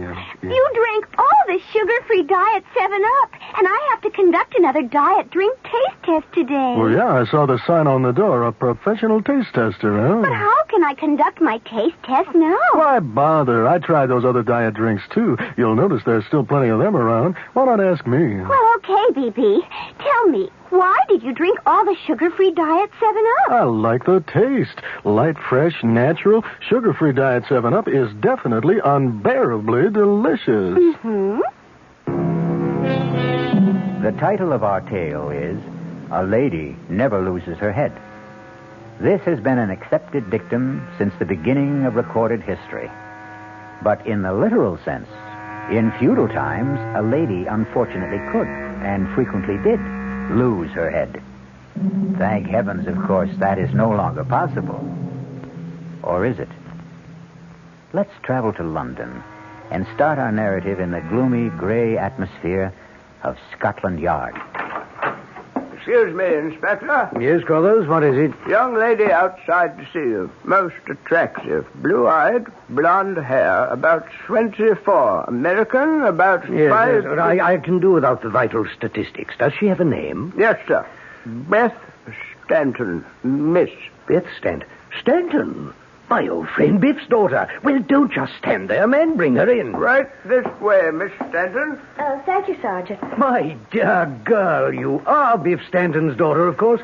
Of course. Oh, how nice to meet you. Come in, come in. Dear me, this is a pleasure. Oh, do sit down. Oh, thank you, Inspector Finchley. Tell me, what are you doing in England? Oh, first, before anything, following Dad's orders and coming to see you. Also, I brought you something from him. Really? I should have brought it earlier or sent it, but well, after he died, I was a mess. For so long, it had just been the two of us. It took me a year to paste myself back together again. I wish I could have helped. At the very least, I should have come over for the funeral. Oh, there was none. Dad wouldn't have wanted that. I can imagine. Anyway, he wanted you to have this. Oh, no, I can't. No, you have to. Biff Stanton's wings. Any idea what they mean to an old fogey who went through the Battle of Britain shoulder to shoulder with him? I can tell you something, my dear. These mean more to me than the crown jewels. You know, you're everything Dad said you'd be. Hello for real, Uncle Alfie. After that, what can I do to make England yours? Not a thing. It's already mine. Oh, how so? Well, it's mad, wild, out of sight.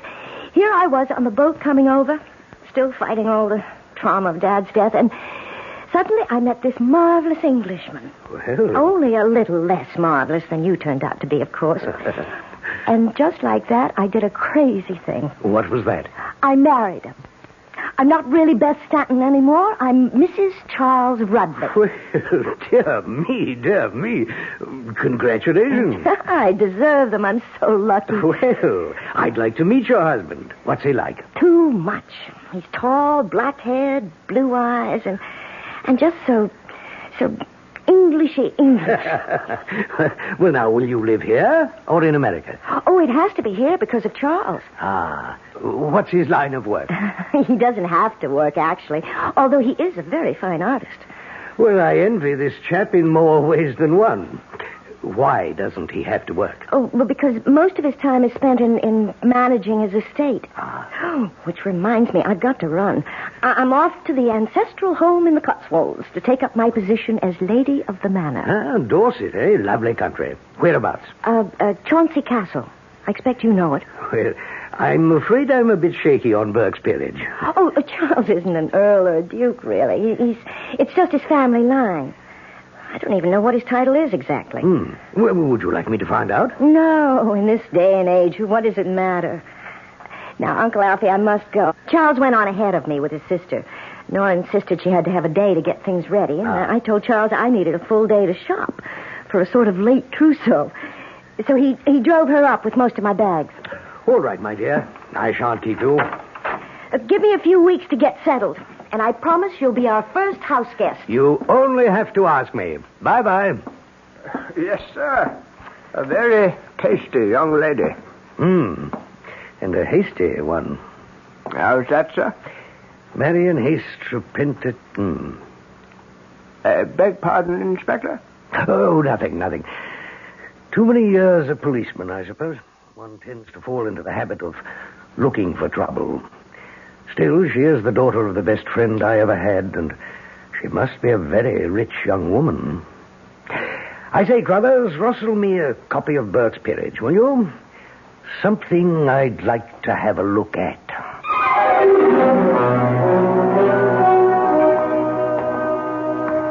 So, milady, how do you like your castle? Oh, Charles, it's something else. It's what? I mean it's too much.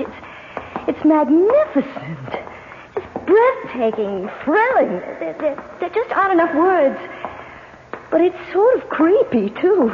Creepy? Well, you know, everything's so old and so big. Yes, and so very drafty. I'm glad we won't be living here. Well, we can if you want, my darling. Oh, no, please, no. I feel like an exhibit. It's so comfortable at the gatehouse. Yes, except for poor Nora. She is sort of underfoot. Oh, come on. It's not that small. And I'm not going to put Nora out of her own home. You're sure you don't mind, dear? Are all these paintings legitimate ancestors? Yes. Charles? What is it, Beth? Who's that? Ah, yes. I thought that one might pique your curiosity. That was the Lady Elizabeth Chauncey. Beyond question, the most attractive of all the family. Until now. But she looks just like me. A very pallid copy, my darling. Besides, she was very dark. Not like my fair and golden-haired American beauty. Well, still, can you imagine? All those years ago, someone in your family who... Oh, when did she die? Oh, somewhere in the middle 1500s. She died very young, as the story goes. How? Oh, accidentally. Darling, I think we ought to get back to the gatehouse. It's almost time for tea.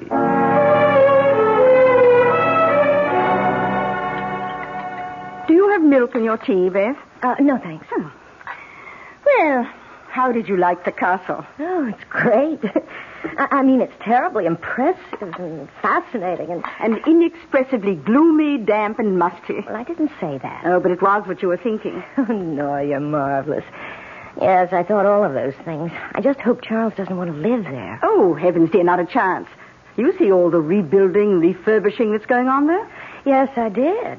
That's why I thought maybe... Oh, not intended for private life, Beth. Strictly for the public. Beg pardon? Well, the only way of supporting these charming and historic white elephants is to open them to the public for a small fee, which mounts up. Oh, what a shame. Your own home. Poor Charles. Oh, he doesn't mind any more than I do. The place is much too big and full of cobwebs and ghosts. It gives me the shivers. Ghosts? You mean real ones that actually haunt? Well, if you want to believe in such things. Oh, the usual clanking of armor and dragging of chains. Except, of course, for the Lady Elizabeth. The one whose portrait I saw today? Oh, I'm not sure if I know you did. We've had a great many Elizabeths. Well, the very young one. The one who looked like me. Oh, that would be she. Yes, you do favor her. You know, Charles was so funny about her. I mean, he didn't seem to want to talk about how she died. Jolly right, I should think. Gruesome, silly story. Well, she was married to one of the first Earls of Chauncey. A man quite literally, believe it or not, old enough to be her grandparent. And so, quite naturally, she fell in love with one of the young bloods who traipsed around in the retinue. Oh, what was his name? Oh, heavens, dear, I haven't the foggiest. No one remembers him. At all events, sex being just as urgent in those days, if not quite so publicized, the two of them were caught cavorting in flagrante delicto, I think is the polite Latin phrase. And the elderly Earl was quite put out about it. So much so that he had the poor little thing beheaded. Oh. Violent times, you know, violent measures. Even that wasn't quite enough for him. What do you mean? What else could he do to her? Well, it gets a bit bloody, dear. Maybe we'd better just... No, I want to know. Well, I'm afraid he had the head impaled on a pike and left to wither on the battlements. The body, of course, was interred. Oh, my God. Oh, nasty types they were in those days. How old was she? Oh, see, I think I remember. Oh, yes, 24. Just my age. So young to die and be buried forever. Oh. Well, the legend is, of course, that she hasn't been. Our parlor legend. You mean she haunts? Oh, rather. She was quite a horsewoman, history tells us. And any night, but particularly when the moon is full, she rides the grounds, searching for her lost head. She's quite famous locally. I must admit, when the wind's from the west, I sometimes swear myself I can hear the hoofbeats.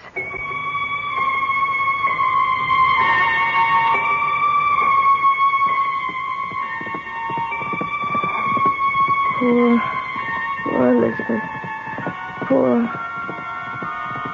No. What's that? Charles, wake up. What is it, Dolly? Do you hear them? Why? Somebody riding a horse. It's 2:30 in the morning. But can't you hear them? You don't suppose Elizabeth... Oh, that stupid legend. I'm really quite furious at Nora... No, don't be, please. I expect I'm the stupid one. It's all so new to me. I'll settle down. Let me assist in that process. Darling. I don't hear the hoofbeats anymore. You never did. Just the excited beating of your husband's heart. Oh, I love you. And I love you. You're so lovely. I can't wait to paint you. I'll sit for you. Do you know what I'd like to do tomorrow? What? Make a life mask of you. Oh, how do you do that? You'll see. Tomorrow. You'll see. Charles really has something more sinister than history lurking in the dark corners of Chauncey Castle. And what, if one examines it, is a life mask? A mold of the features, once done in plaster of Paris, today in modern plastic, a technique often employed to perpetuate someone departed from this life and originally named the death mask. I'll be back shortly with Act 2. Ever had a tall, frosty glass of amplitude? Well, if your beer is Budweiser, you've had it often. Amplitude is a fancy word for the entire taste phenomenon, the total experience of flavor. Next time you take a healthy swallow of Bud, watch what happens. Think about the sensations you're experiencing. Notice how the flavor of Bud comes on nice and easy. Not too strong, not too quick, just right. Notice the clean, crisp togetherness of Bud's taste. Everything in perfect balance, with no single element jumping out at you. And there'll be no aftertaste either, no hanging on. And you'll be refreshed and ready for another glassful. Actually, Bud drinkers have been experiencing Amplitude for years, but they never phrase it that way. They just say Budweiser, and that says it all. Anheuser-Busch, St. Louis. Hey, Mom, what's for dinner? Hey, Mom, what you got? It's time to get ready for the great outdoors, and your ShopRite supermarket has everything you'll need for cookout dinners and fun in the sun. And for this week's dinners, ShopRite is featuring whole grade A frying chickens just 37 cents a pound. Roasting chickens up to 4 pounds, 47 cents a pound. Choice beef rib steaks $1.19 a pound. ShopRite Franks 89 cents a pound. Get all your outdoor cooking equipment and many great food values at your ShopRite supermarket. She loves her family. She wants the best. She does all that she can do. She lets ShopRite do the rest. Hey, Ma, what's for dinner? ShopRite has the answer.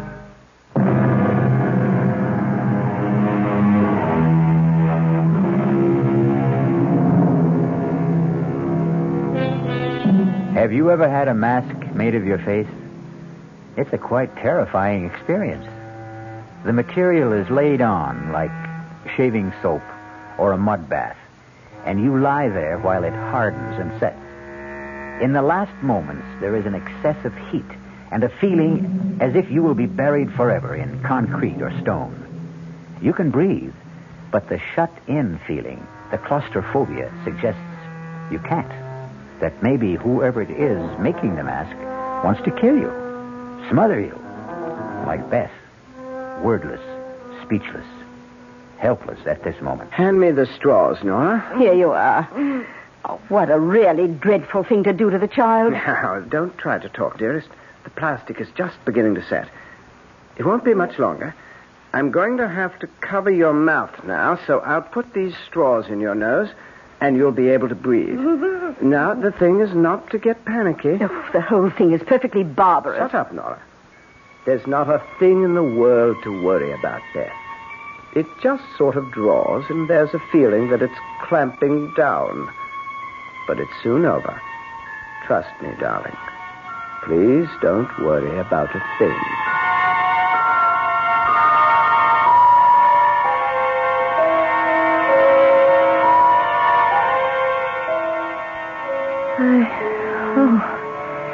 I thought I was going to die. I've got the most beautiful mold of your face. You'll see it was worth it. Oh, honestly, darling, I was scared. I'm like Elizabeth. I'm much too young to die. Will you forget her? I'd like to, but she haunts me. I never ever thought about death before, and now suddenly... Darling, have you made a will? Good Lord, Beth. You are morbid. No, since you ask. Well, you should. And everyone should. Well, I expect you're quite right. I'm rather careless about money matters. I'll take care of it first thing in the morning. May I come with you? Why, if you want. But... I want to make one too, Charles. It's really quite important. Well, my dear, if you insist. See, I never told you, Charles, that I'm really worth an awful lot of money.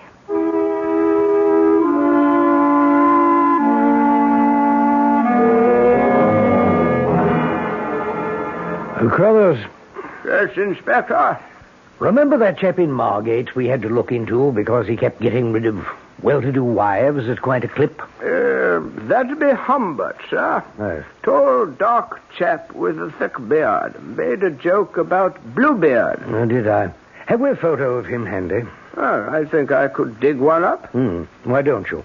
And by the by, next weekend's Halloween. I think I might leave crime to the small fry and take a busman's holiday. Oh, you deserve it, sir. Where away? Well, I might take a run up to the Cotswolds. Sort of a sentimental journey, you might say.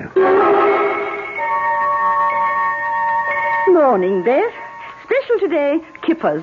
Oh, no, thank you. Not for me. Oh, out of sorts, dear. I haven't... I didn't sleep so well. Just a little orange juice and coffee. Oh, absolutely. Well, anything wrong? Oh, no, not really. You know, I guess maybe I ought to look out for those toddies of yours. Why, Beth, nothing but a little Scotch, sugar, and lemon. I didn't mean I suspected the ingredients. It's just that maybe I can't handle quite so much whiskey. Oh, there was only a nip in there. Child, you do look a little wan. Should we have Dr. Yule in to have a glance at you, do you think? Oh, I can't need a doctor. I'm always so healthy. Oh, change of clime and all that, dear, and damp old England. Flu is always floating around. Why don't we just play safe? What do you think, Doctor? Oh, well, nothing serious, of course, but a high-strung young lady, you know. Well, sensitive, naturally. But high-strung. Well, you know Americans, very suggestible. What is this notion she has about somebody on horseback without a head? I beg your pardon? Some legend about a girl who looked like her centuries ago. I haven't the foggiest idea. Yeah. Well, for the moment, there's no real concern. I've left a sedative to be filled at the pharmacist with your sister. Convenient thing she happens to be an RN.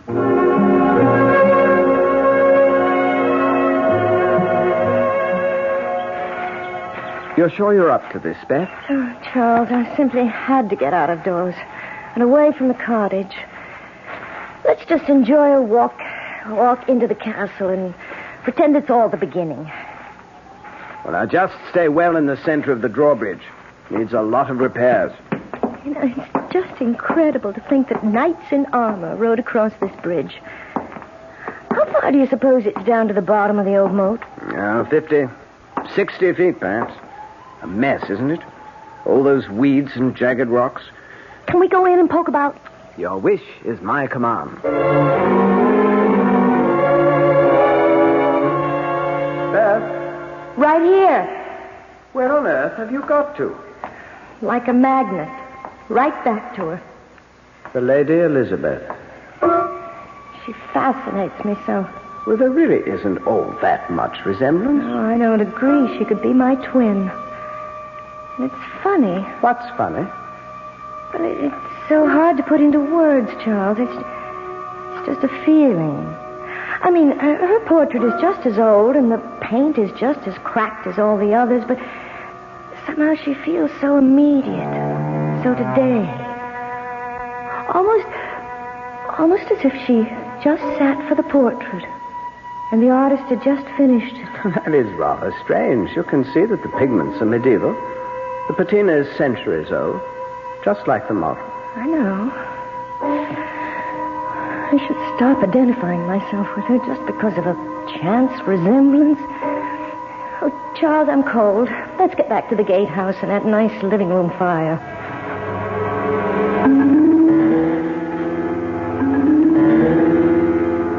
Oh, you do look a bit knocked about, Beth. Perhaps you ought to turn in a little early. I guess so. On top of everything else, I do think our damp weather does take a bit of getting used to. I have the kettle on the boil to whip you up a nice stout toddy. Oh, I don't want anything to drink. Oh, just a bit, love, to disguise the taste of old Dr. Yule's sedative. Why he has to stick to powders instead of up-to-date pills is beyond me. Oh, while you're brewing that toddy, I have some letters to finish. Letters? Oh, I've been very remiss. I have all sorts of friends and half-relations in America who don't even know I'm married. I've got to write them. Oh, of course. You go and get them finished. And I'll brew you up something nice to put you to sleep.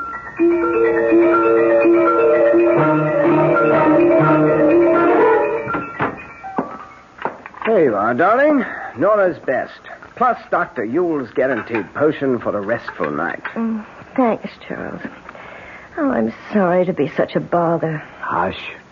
Get all your letters finished? Yes.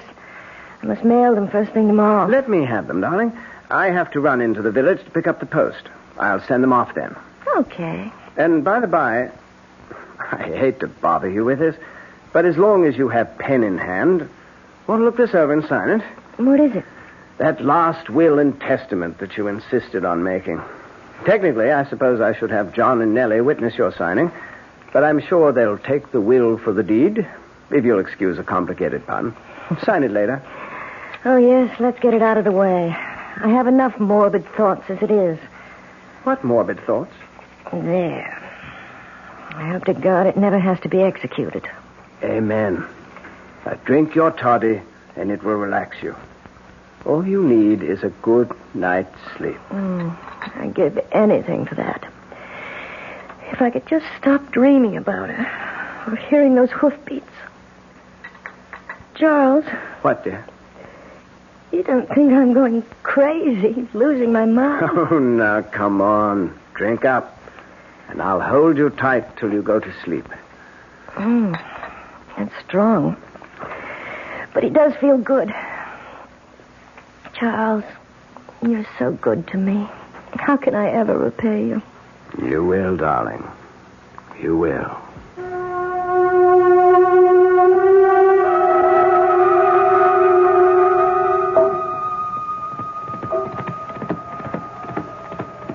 Charles. Charles. What? Charles, wake up. Can't you hear them? There they are again. What is it, Beth? Hoofbeats. This time they're coming straight for the house. Where are you going, Beth? I've got to see. It's the dead of night. You can't see anything. It's bright moonlight out. Oh, God. She's right in the courtyard below. Stop it, Beth. She's throwing back the hood of the case. Will you come back her head? She has no head. There's nothing out there. Oh, no. Her head in her hand. She's holding it up by the hair. Charles, come, quick. All right. It looks 1,000 years old. Oh, but it's my face. Charles, help me. It's me.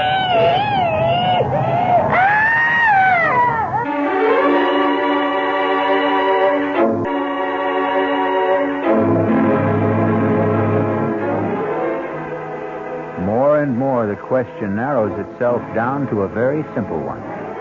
Which lady has lost her head completely? Elizabeth from the past, who will not stay at rest? Or Beth from the present, who seems bound to raise her from the grave? I'll be back with at least some of the answers when I return shortly with Act 3. And now another story of the ball and chain, as Kellogg's Special K presents Veronica and Jack. Oh, Jeffrey, isn't this romantic? Out in a quiet lake at night with you rowing the boat. Yes, Veronica, it's really neat. Jeffrey, what was that? Frogs. Frogs that go bonk? They're pretty weird frogs. Oh, Jeffrey, you're such a card. You have a ball and chain, like the ones they use in those Special K commercials. Yes, Veronica. It symbolizes my few pounds of extra weight. But I'm going to get rid of it. How? By exercising. You know, like rowing this boat and eating smart at every meal, starting with a Special K breakfast. You mean a 1-ounce bowl of high-protein Special K, 4 ounces of skim milk, orange juice, and coffee? Precisely. It's less than 240 calories, and it tastes delicious. It'll help me get rid of this ball and chain. I'll help too, Jeff. After all, we're all in the same boat. You have a ball and chain, too. Your happy ending could begin with the Special K breakfast from Kellogg's. This year, Italy gives you the one thing every vacationer wants for his money. More.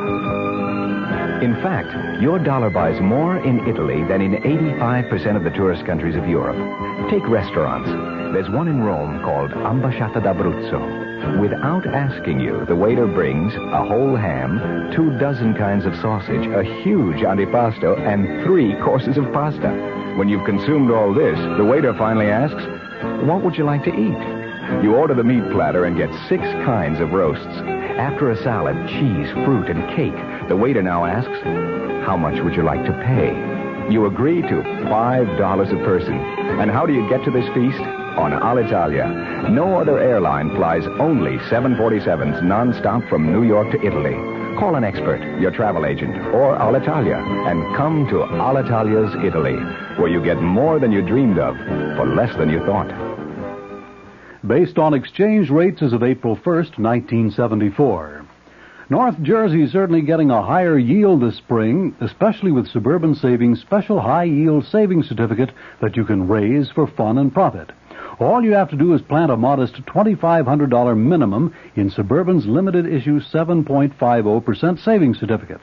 Then put your certificate in a nice, safe place. Suburban takes care of the rest by compounding interest continuously from day of deposit, paid quarterly. You'll get a nice, healthy 7.90% effective annual yield on your 7.50 savings certificate when you let it grow from 4 to 10 years. Early withdrawal prior to maturity is, of course, subject to a substantial penalty. So for a nice, healthy 7.90% annual effective yield, grow Suburban 7.50% savings certificate for fun and profit at any Suburban saving office in Bayonne, Edgewater, Elmwood Park, Emerson, Hackettstown, Morris Plains, Nutley, Paramus, and Sparta.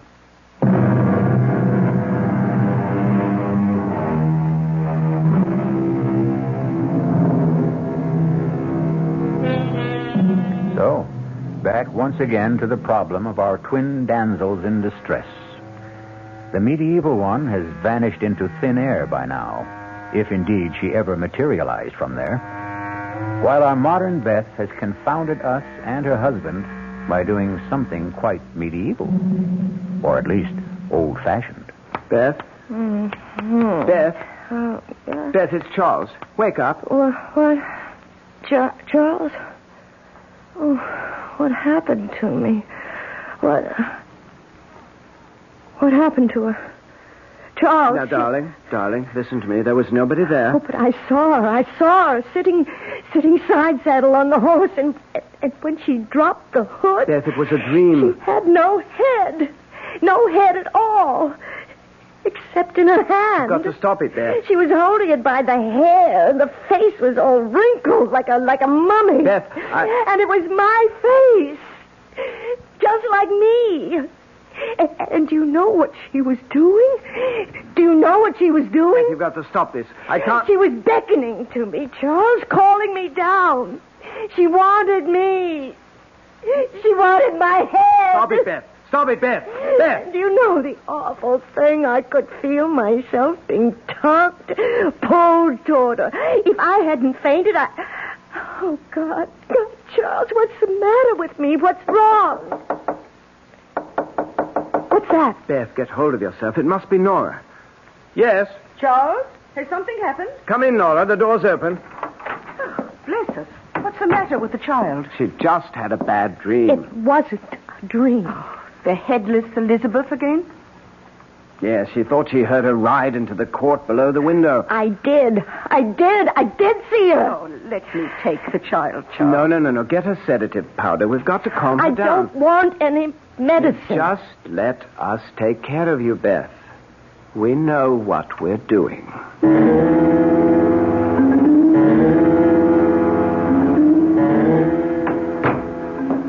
Well, I think we've got her under control now. I'm so sorry to rout you out so early in the morning, particularly on All Hallows Day. Oh, that's quite all right, Mr. Rudley, quite all right.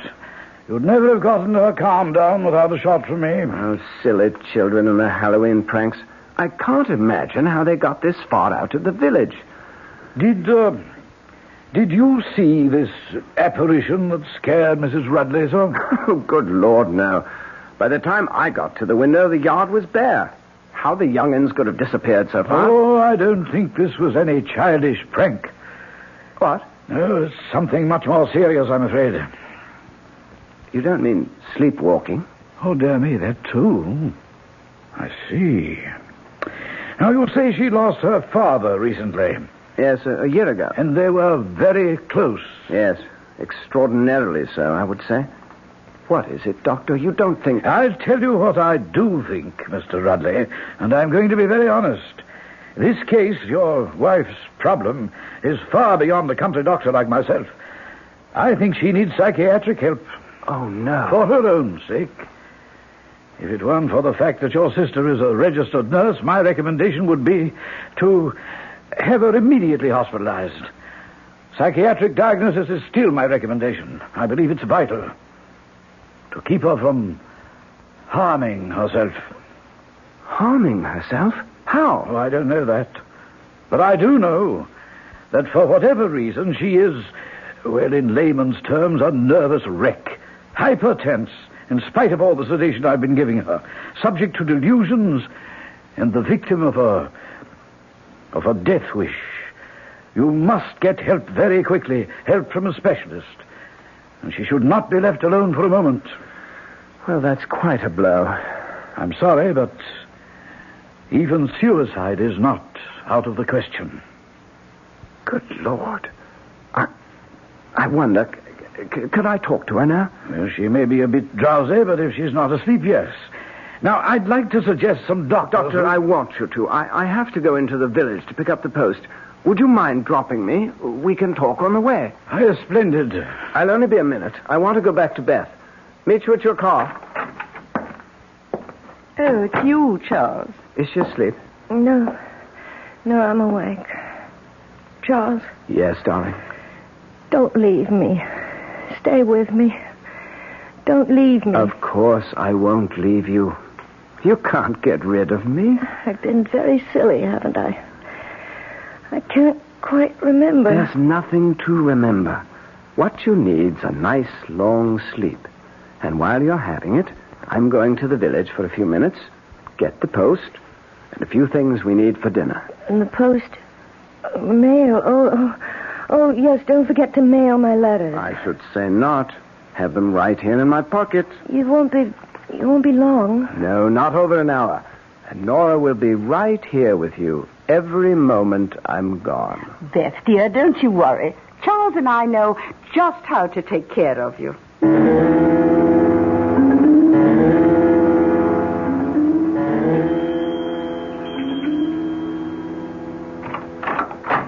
Yes? Oh, how do you do?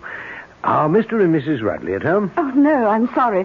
Mr. Rudley's off to the village, and I'm afraid Mrs. Rudley is indisposed. Oh, I'm sorry. Not serious, I hope? Oh, no, just a little bout with the flu. May I say who was calling? Oh, yes, of course. Alfred Finchley. Oh, well, are you a friend of Mrs. Rudley's? No, not really. Old army chum of her father's. Oh. Just happened to be driving by, and I'd heard she'd been married, and I wanted to, pay my respects. Oh, well, I know Beth will be so sorry not to have seen you. I'm her sister-in-law, by the way. How'd you do? Perhaps later this afternoon, if there was some place she could call you. Oh, no. I'm driving back to London.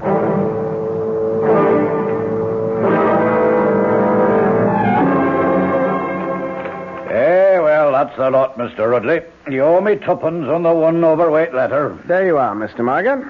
Anything to go out, sir? No letters this time. I thought I saw some in your pocket. No, these are not going to be posted. I'll take care of those myself. As you will, sir. It's just opening time. Want to step in the pub and have a nice warming beer? Not this time, Mr. Morgan. Got quite a long walk home. That'll be on my way if I hope to make it by lunch. Good morning. Good morning, sir. Hey, that's it. 11's. All open for business. Not one ruddy customer. Oh, afternoon, Governor. Just 10 minutes before 2, so if you want one, better step lively into the bar before closing time. Thank you, Barkeep. I think I will. Name is Margate, sir. Donald Margate, proprietor.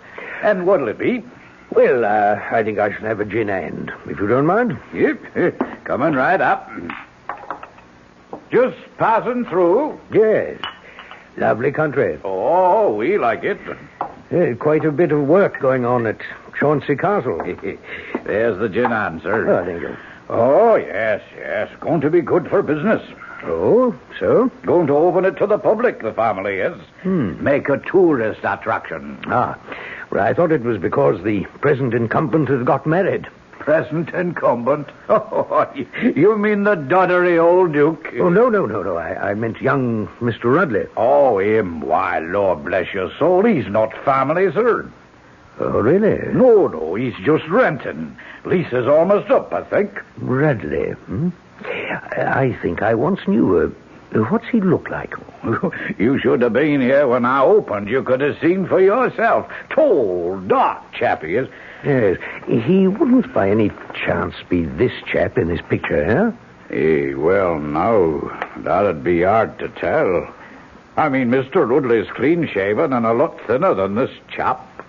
Still, take away the beard, cut off some of the hair. No, I just wouldn't know. Do you have a doctor in town? Oh, yes, sir, that'd be Dr. Udall. You'd find him right across the green, sir. Good timing, too, because I have to close. Timing couldn't be worse, Nora. She never mentioned she knew anyone in England. Oh, I don't think we have to worry. He was just a little wisp of a man, very inoffensive. You doctor her food at lunch. Get another of your special toddies into her before she goes to bed. We'll do it tonight. Well, it seems a bit soon. A lot faster than usual. But if you insist, darling, naturally we'll go ahead. Kiss me. Yes, sister, dear. Well, at least she is the last one. She has enough money to leave you. So I can stop sharing you with the pigeons. Inspector Finchley of Scotland Yard, Doctor. My credentials. Oh, dear me, a policeman, but why on earth? Could you answer my question? Well, of course. Yes, I've called on her several times in the last 10 days or so. What's the matter with her, Doctor? Well, that's rather difficult to say. She has delusions. Caused by what? Oh, now, Inspector, that would take a psychiatrist to explain. She couldn't be under the influence of drugs, could she? Why, does this man look at all familiar to you, Dr. Ewell? No, I can't say. Just a minute. Let me get my magnifying glass. Now, where did I... Oh, yes, here it is. Yes. Oh, yes, by George. Partly the facial structure, of course, but this is what did it. You see that old scar there bisecting the left eyebrow, more or less? Yes. Something a doctor would notice because it wasn't a very good job of suturing. Yes, I think I could swear. Shave off the mustache, the beard, and the sideburns. And by George, you'd have Charles Rudley. Or George Humbert.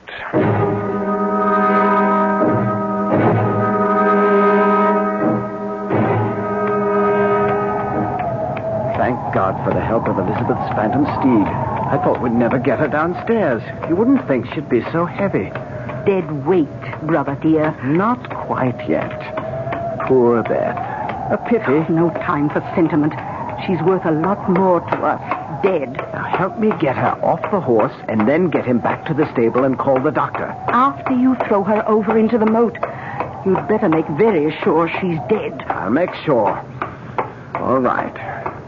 I'll get her off the horse. Stand still, Rudley. Just hold it right there. What? I've got you covered. This is the police. Don't move. Oh, you fool.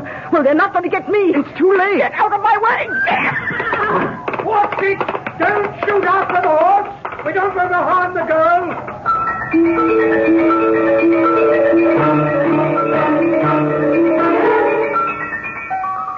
I just can't believe it, Uncle Alfie. Well, I can't blame you, my dear.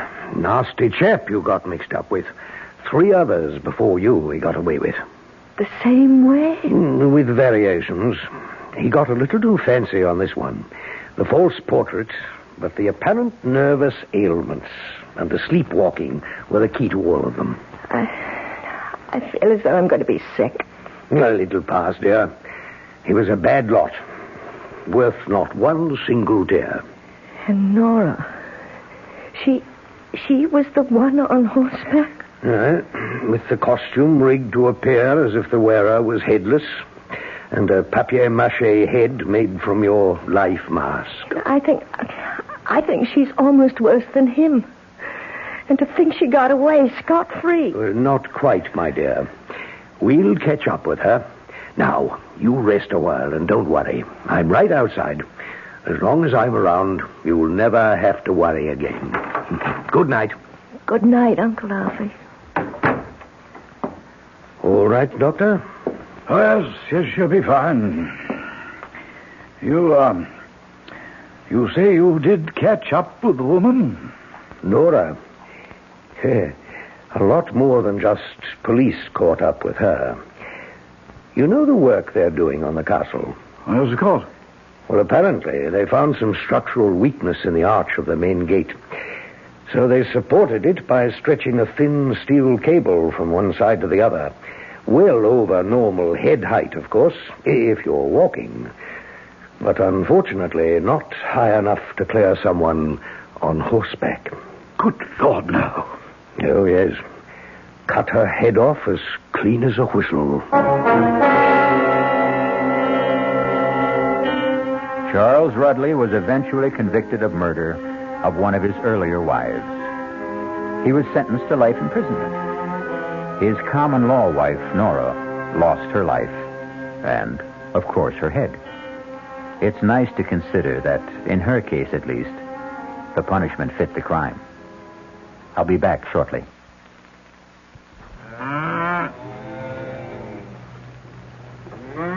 Well, good evening, Mystery Theater fans. This is Gene Shepard, and we're sitting here having a very friendly roundtable discussion with many of our listeners who gather nightly here at the 710 spot on the dial. And if you'd like to join our little evening gatherings, I'm on every night at, it's 9:15 now. 9:15. You write that down and make sure that you bring all the things you need to be prepared for a fantastic evening. I'm on every night from 9:15 until 10. Join our little group some night. We sit around and discuss the world and enjoy life and walk around in the weeds and just be people. 9:15 on WOR. From the WR newsroom, the winner of the 100th running of the Kentucky Derby, Cannonade. Details upcoming in the news at 6 with Roger Skibonis. An invitation. This is Peter Roberts. Join us Sunday morning, 8:15 to 10 here on WOR for Rambling with Roberts.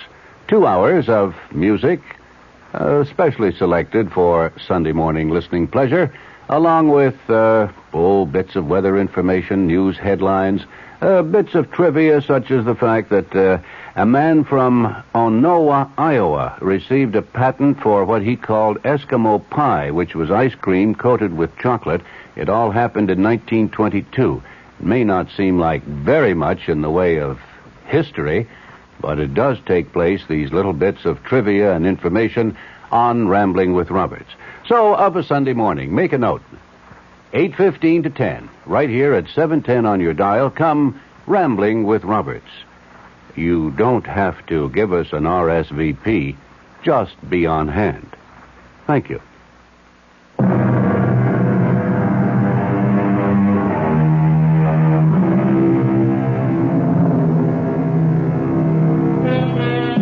Uncle Alfie proved to be right about the resiliency of youth.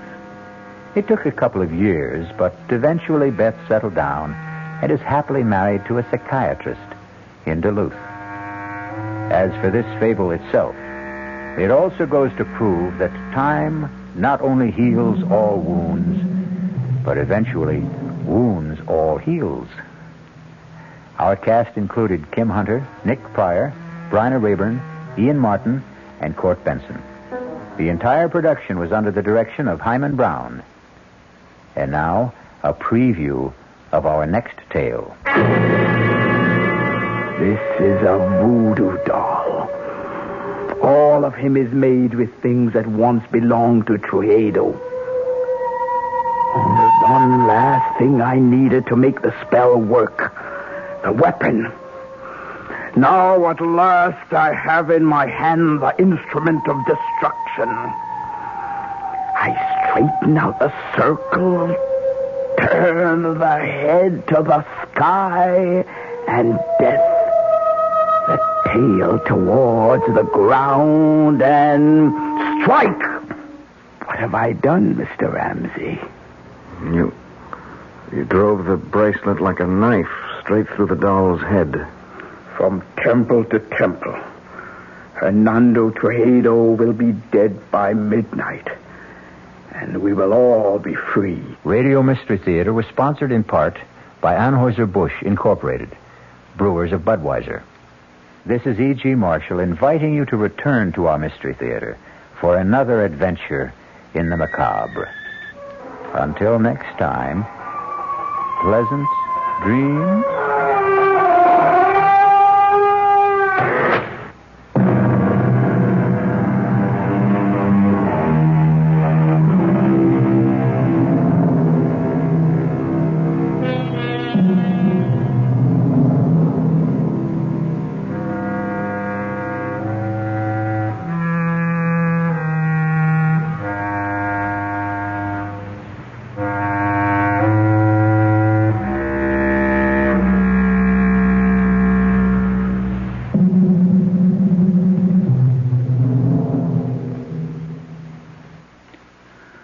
The WR Mystery Theater has been brought to you by ShopRite Supermarkets, where you get a lot more for a little less, and by Suburban Savings, with offices throughout North New Jersey. The preceding Mystery Theater program was furnished by the CBS Radio Network. 5 o'clock, time for the news on the hour from the WOR newsroom. This is Roger Skibinis reporting. Under sunny skies, 60 degrees now in Midtown Manhattan. Clear and cool tonight with a low 40 to 45 degrees. And it's going to be sunny and cool tomorrow with a high near 60. Fair, not as cool tomorrow night. More on the weather later on.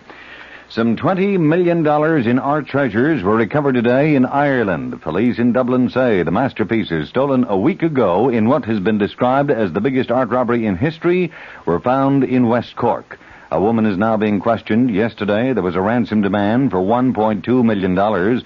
Also, the note sent to police insisted that 4 persons imprisoned in New England be transferred to Irish jails. The owner of the painting, Sir Alfred Beat, refused to pay any ransom, and the British refused to transfer the prisoners. The paintings, all of them, all $20 million worth, were described as not being harmed. Ron Ziegler, President Nixon's news secretary, today accused those who read the Watergate transcripts and believe former White House counsel John Dean over President Nixon as being partisan. Ziegler, speaking to newsmen in Spokane, said the transcribed Watergate tapes show numerous and serious contradictions in the testimony of John Dean.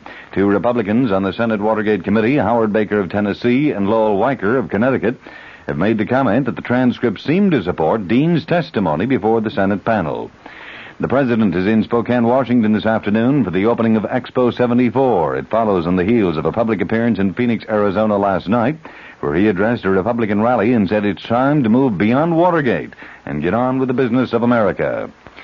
Seattle police have in their custody this afternoon a 21-year-old soldier from Fort Lewis, Washington. He was picked up with 2 weapons and a hefty supply of ammunition. He's accused of threatening the president's life. From Washington this afternoon comes word that the president has decided not to reduce the 10-year sentence against Lieutenant William Calley, charged with the killing of civilians during the massacre at My Lai in South Vietnam. Calley, presently out of jail on bond, would be eligible for parole after an additional 6 months confinement. Here in New York, a 15-year-old is presently undergoing surgery for a bullet wound in the thigh. An unidentified woman was treated for a gunshot wound and discharged from Morrisania Hospital in the Bronx. The injuries occurred when transit police on a stakeout apparently intervened during an attempted holdup of a change booth at the 167th Grand Concourse station of the IND. According to police, the youth drew a gun, pointed it at an officer. The transit cop then fired 5 shots. It was later determined that the pistol pointed at the officer was a toy gun. It's believed that the 3 youths were involved. 1 apparently got away. Another is being questioned at the 44th Precinct in the Bronx. A citywide search is on at this hour by police in an effort to recapture 2 men who managed to escape from the Brooklyn House of Detention last night. The 2 are 26-year-old George Harper of 1463 Pacific Street in Brooklyn and 42-year-old Stephen Fraser of 132-05 155th Street in Queens. Harper is charged with murder. Fraser is accused of assault and kidnapping. Both men are considered dangerous. 2 other inmates attempted to break out with Fraser and Harper, but were captured almost immediately. Before the weather, this word. What's so special about tomorrow's New York Times? Well, for one thing, the Sunday Times Book Review features a special 36-page section entirely about children's books. And besides this feature, which includes reviews of nearly 100 children's books, the travel section of tomorrow's New York Times is also special, because tomorrow it previews summer vacations. You'll get some great ideas on where to go this summer and how much it will cost. Even if you're staying home, you'll find excellent reading in the Sunday Times travel section, including a fascinating story of a man and his dog who sailed the dangerous route completely around Long Island, and in a 12-foot sailboat. Also in tomorrow's New York Times, colorful coverage of the Kentucky Derby.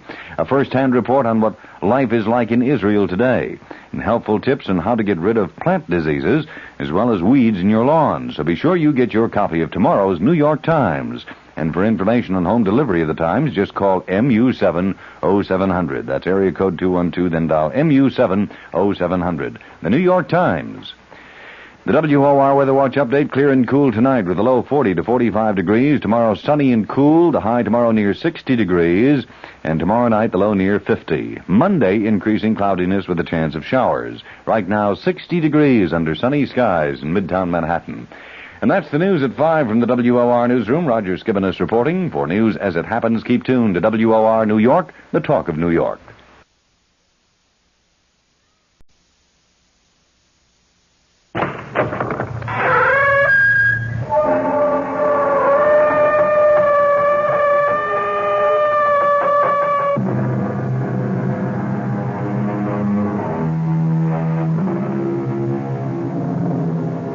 Come in.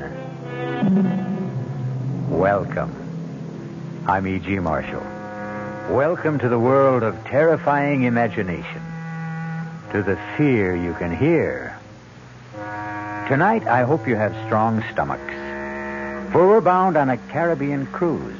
Oh, we don't expect rough sailing on the way. So if you are easily seasick, have no fears.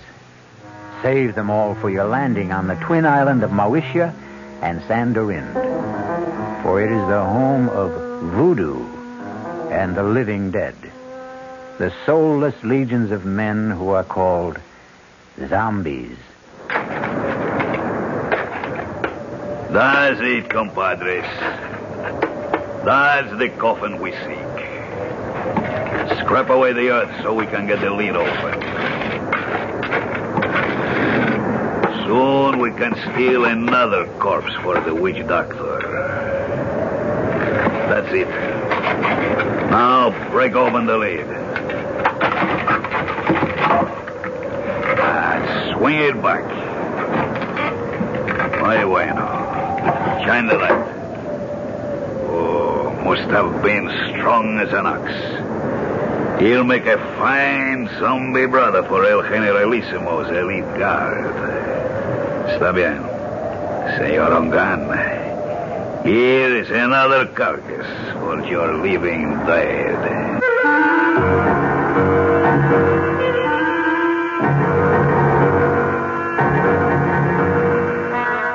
Our mystery drama, The Walking Corpse, was written especially for the Mystery Theater by Ian Martin and stars Tony Roberts. It is sponsored in part by Anheuser-Busch Incorporated, brewers of Budweiser, and by the Kellogg Company, makers of Kellogg's Special K cereal. I'll be back shortly with Act One. Great taste in the morning. Kellogg's has that wholesome taste to get you up and grinning. This is Jerry Crawford for Kellogg's Special K. We've been having some fun in our television and radio commercials by using a ball and chain to symbolize the slight overweight problem common to so many of us. We point out that being a few pounds overweight is just a little more difficult for you. Climbing stairs, just walking around, even sitting down can feel, well, like you're wearing a ball and chain. In case you missed the message, it's this. If you really want to get rid of that extra weight, you really have to work at it by exercising and with sensible meals like the Special K breakfast. A 1-ounce bowl of Special K, America's favorite high-protein cereal, 4 ounces of skim milk, tomato juice, and coffee. Less than 240 calories. Nutritious and, by the way, delicious. So why not begin each day with a Special K breakfast and then keep up the good work? Special K can't help you lose weight all by itself, but it really is a good start. Hey, Mom, what's for dinner? Hey, Mom, what you got? What's for dinner? Your ShopRite is featuring ShopRite or Shenandoah brand Grade A Rock Cornish hens, a real family treat at just 47 cents a pound. What's for breakfast? Listen to these ShopRite values. ShopRite Grade A large eggs, 59 cents a dozen. ShopRite sliced bacon, 1 pound package, 79 cents. ShopRite Grade AA butter, 1 pound brick, 69 cents. Crown Top white bread, 22-ounce loaves, 3 for $1. Save on every meal at ShopRite.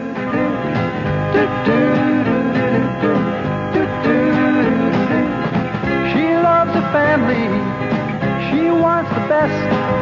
She does does all that she can do. She lets ShopRite do the rest. Hey, Ma, what's for dinner?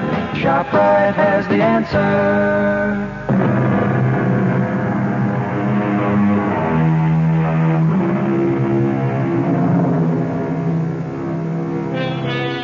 The body of a dead person, given the semblance of life, usually for some evil purpose. That is a zombie. The very name itself is calculated to make the flesh creep and the blood run chill. But on a plane headed for Miami, taking them to their honeymoon, nothing could be further from the thoughts of Steve Ramsey and his new wife, Pat. Oh, I can't believe I have you to myself for these few hours, Steve, let alone a glorious 2 weeks. I don't know what the other associate professors go through, but my first 2.5 years teaching parapsychology have laid me out. I can't wait for those hot sands and warm water. Can I serve you a drink, sir? Oh, now that's what I call perfect timing. Why not? One more, and I can fly solo to Miami without the plane. Well, then I'll join you. I can't have you orbiting alone. May I get by, please, stewardess? I'm sorry, sir. Just let me move the cart. Oh, thank you. Chris! It is Christopher. It's all right, stewardess. I'll join my friend here for a moment. Hey, Steve, man. Good to see you. Here. I'll move over. Sit down. Chris, you look something else. It's great to run into you. Only just for a moment there, I thought you were thinking of giving me the brush. You? Never. I'll explain in a minute. Oh, Pat, this is Christopher LeClaire. I want you to meet my brand new bride. Oh, this is a pleasure, Mrs. Ramsey. Let me congratulate you on your impeccable taste, Steve. And both of you on your marriage.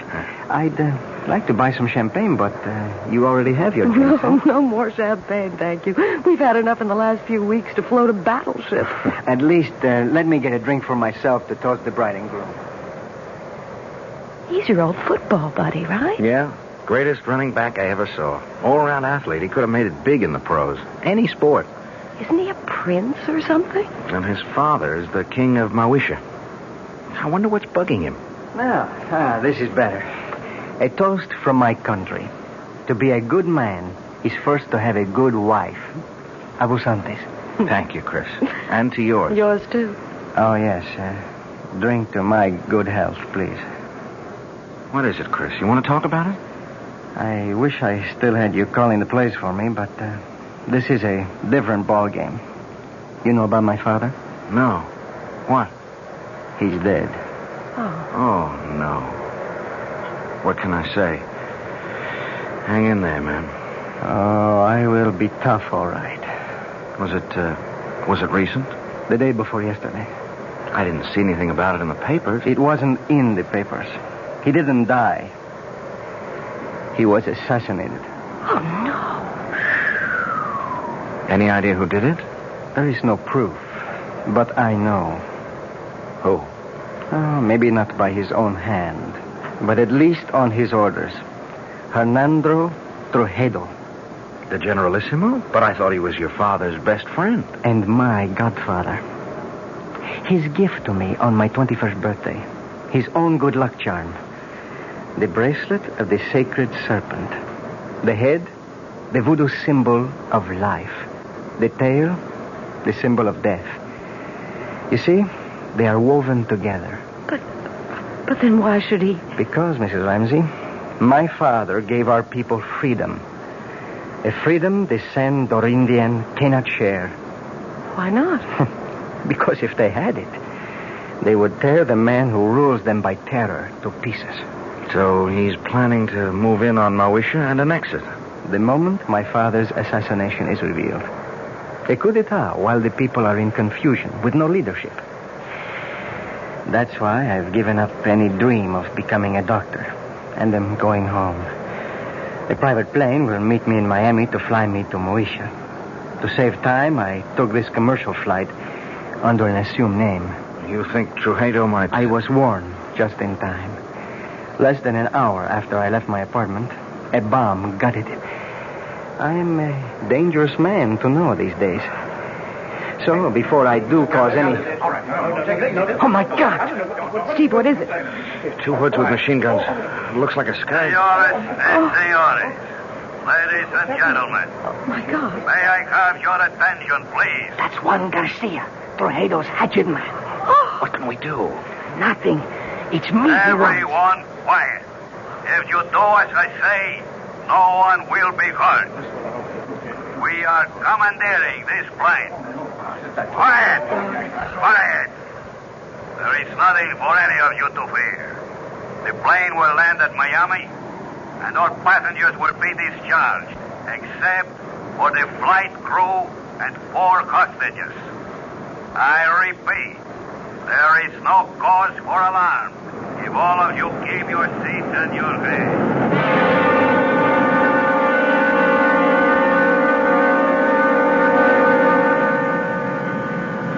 Hold still, everybody. Just follow orders. Anyone who doesn't will be shot. Okay. All right. You 3. Up, pointing to first class. Look, Garcia. No names. And no wrong moves. My orders are to bring you dead or alive. I was only going to ask that my friends... Your friends can identify you. We don't want that for a few days. They will only be held as hostage till we are ready. If they do as they are told, they will be released unharmed. Now move! Join the other hostages you were staying with in first class. Steve, I'm so sorry. It's not your fault. You okay, Patricia? Ready, unwilling, but able. That's my gal. Let's go. Just walk ahead of me, nice and steady. Muy bien, mis amigos. Zanka, Roban. Nobody moves till I come back. Okay? Inside. That's it. Go sit by him. Quito, don't let them move till I come back. I'm sorry I got you into this. Yeah, we'll make out. Are you okay, honey? Well, a few butterflies in the stomach. What does he want? To move in and sit down, I think. Better keep him happy. He's a surly character at best. Why don't we sit in these 4 together? Our friend's a little deaf. If we keep far enough away, we can talk safely. If we keep our voices down. Why are you being held hostage? Any number of reasons. I'm U.S. government. I know who you are. They took a dim view of me for carrying a gun, and they have a pretty good idea of who I am, too. Well, who are you? Hawkins will do. Bill Hawkins. What branch of the government? Well, I think I won't reveal that. I was assigned to see that you cleared the country safely, Your Highness. Someone slipped me a knockout drop in the coffee. That's when I lost consciousness and my gun. You were asleep when I came back. This is Mr. and Mrs. Steve Ramsey. How do you do, Steve, ma'am? Yeah, hi, Hawkins. How do you do, Mr. Hawkins? Any idea what their plans are? Refuel, clear the rest of the passengers out. Then we head straight for San Dorinde. That's the notion. So, the moment they get our friend Christophe here to San Dorinde, he's a gone goose. He'll just drop out of sight suddenly and for good. Now, my guess is they'll set up one of these goons as a fall guy, have a big show trial, and in the meanwhile return the plane with us aboard. Only, somewhere on the way, we'll all disappear in a puff of plastic bomb smoke. We're just as long gone as the king here. What's the alternative? Distract Ugly there long enough for one of us to disarm him. Garcia and his other boys can only get at us through the narrow passageway between tourist class and here.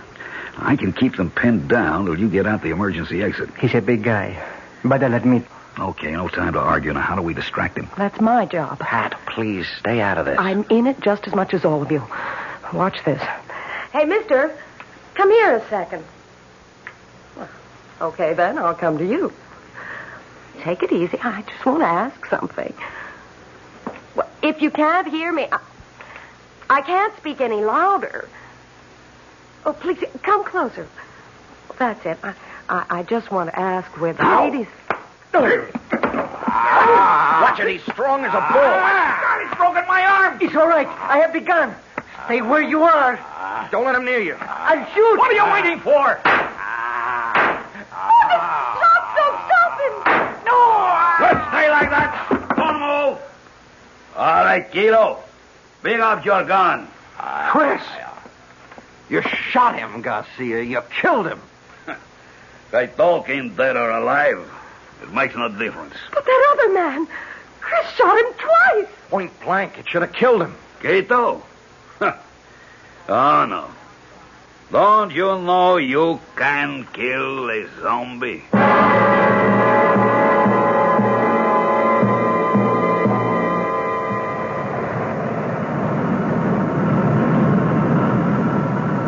for the landing now.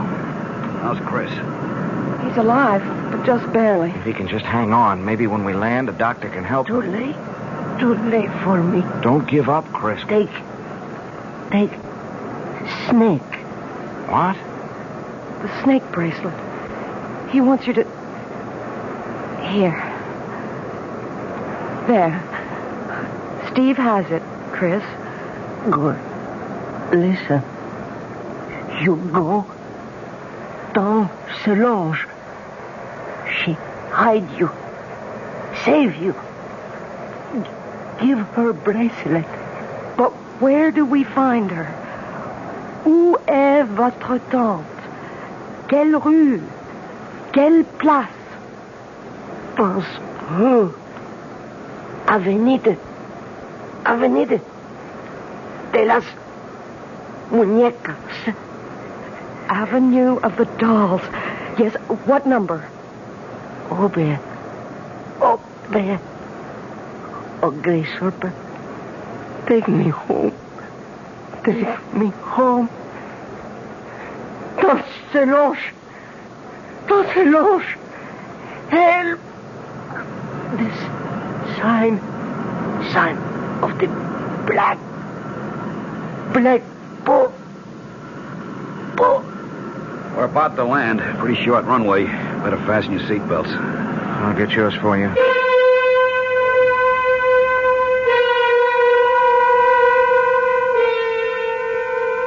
Not the most promising way to begin a honeymoon, particularly when it seems there is more than a little chance of ending it, even before it's begun.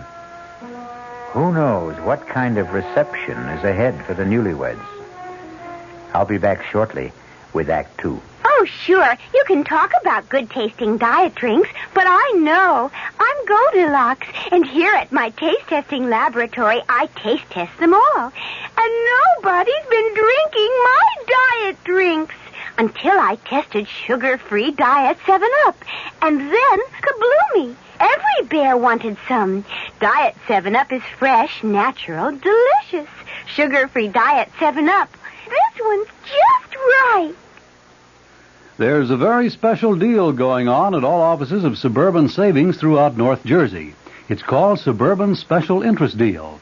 And you'll be especially interested in these savings you get. A top 7.90% effective annual yield on Suburban's limited issue 7.50% savings certificate. And Suburban guarantees it from 4 to 10 years, minimum deposit $2,500.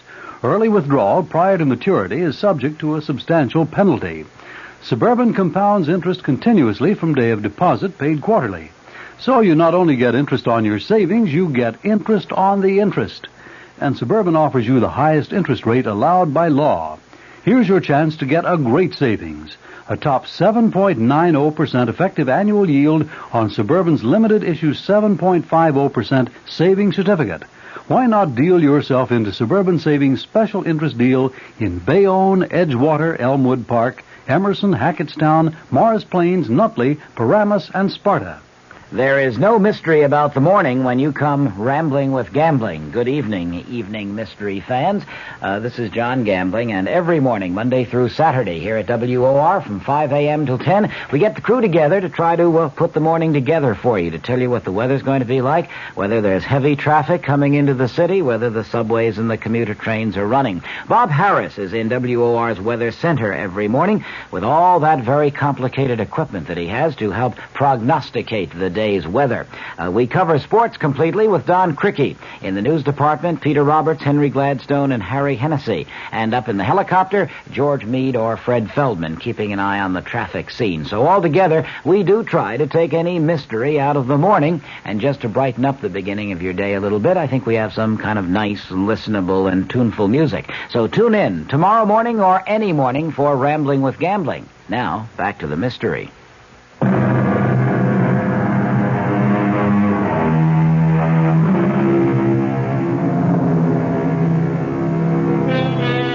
Under other circumstances, Pat and Steve would have no complaints about their accommodations on the island. Drained and exhausted, the silk-sheeted bed in an expensive suite is an alluring invitation to sleep.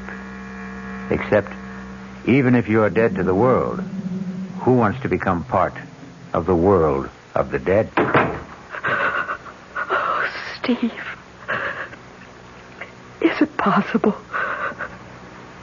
Could there really be such a thing as a zombie? No, of course not. It's just a superstition. But you saw Chris fire 2 bullets right into his body. Yes. And he didn't even flinch. Cogito ergo sum. What? I think, therefore I am. Pat, look, under any other circumstances I'd be fascinated, but, I mean, this is my field. And you do believe that there are walking dead? Do I believe that a man can be exhumed from the grave and life breathed back into his corpse? No, I can't accept that. That's beyond my credulity. But I've seen things in parapsychological experiments and in psychic research that... Honey, the power of supernatural belief is beyond belief. The right subject, particularly one of low mentality, under hypnosis, is capable of incredible feats. Superhuman strength, no sensation of pain, no shock reaction. Oh, Lord. Now what? The knock wasn't at the door we came in. It's that one over there. Oh, wait a minute. Stay where you are, Pat. Yes? Who is it? Bill Hawkins. I'm in an adjoining room. Is there a bolt on your side? Yeah. Half a sec. Hiya, Bill. Listen, we've got to talk. What's the sense in talking? Hello, Pat. Hello, Bill. How's your arm? Feels fine. They did a real good job of patching it up. I just wondered before we all turned in if you had a radio in here. There's one right over there. Good. Mind if I turn it on and see if I can catch some news? Uh-oh. Only one band. Well, let's see what it's got. Hey, I see they provided you with a meal, too. I never even noticed. Pretty good grub. You should try it. I wouldn't touch it. Nor I. Look, I don't see how well... All right, we can cut the comedy now. This place is bugged. The radio ought to block us out. Now, we've got to plan some kind of escape. How? I may have that lined up. It's where to hole out after we bust from here that's got me stumped. I've got a possible answer to that. What? Saint Solange. Who? Chris's aunt.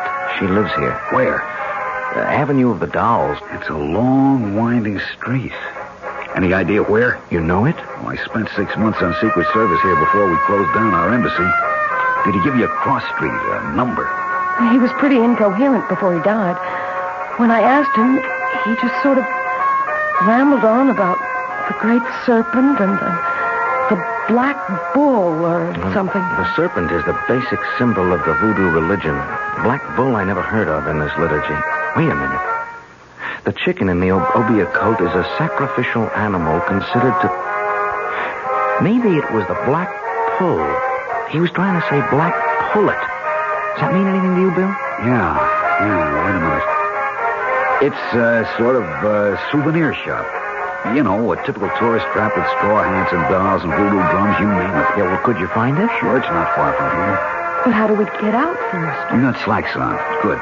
You got a dark scarf to cover that blonde hair? Right here. All right, come with me. Walk soft. Keep your voices low. Turn up that radio a little. Roger. I'll get the door.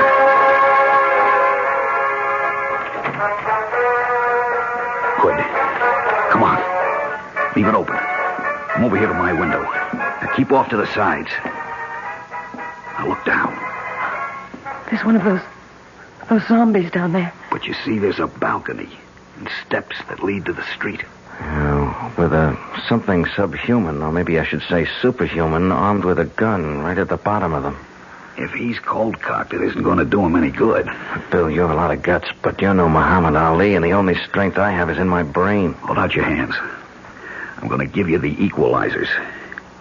Steve, with his fist wrapped around a roll of nickels or quarters, a 13-year-old boy could deck Joe Frazier, given the chance to blindside him. Yeah, but we haven't got... Keep your hands out.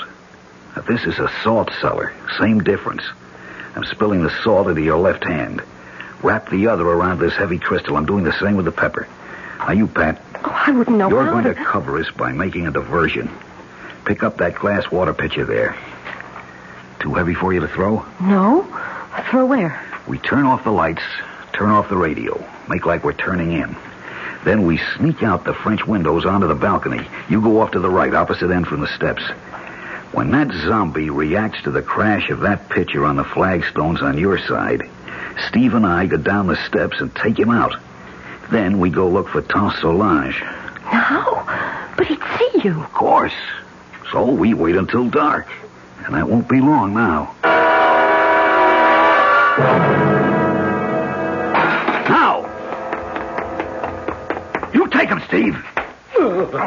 He's still not out. I'm throwing the pepper. Throw the salt in his eyes. There you are. Watch it. I think I killed him. Well, don't stop to find out. The light's going on. Come on, Pat. We'll have to run for it.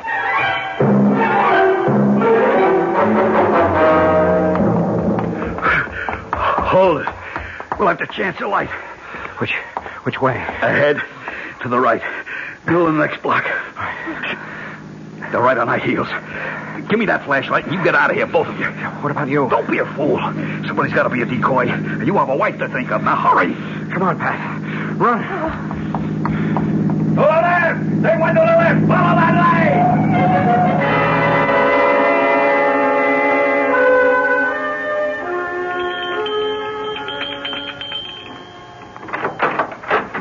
Yes? Tante Solange. Who wants her? I am Christopher's friend with my wife. We are running from Tuxedo, the Generalissimo. Christopher told me to seek refuge here and to bring you this. The great serpent. A moment. Enter, my children. Quickly, quickly. So, turn out your lights also. We must hide like cats in the dark.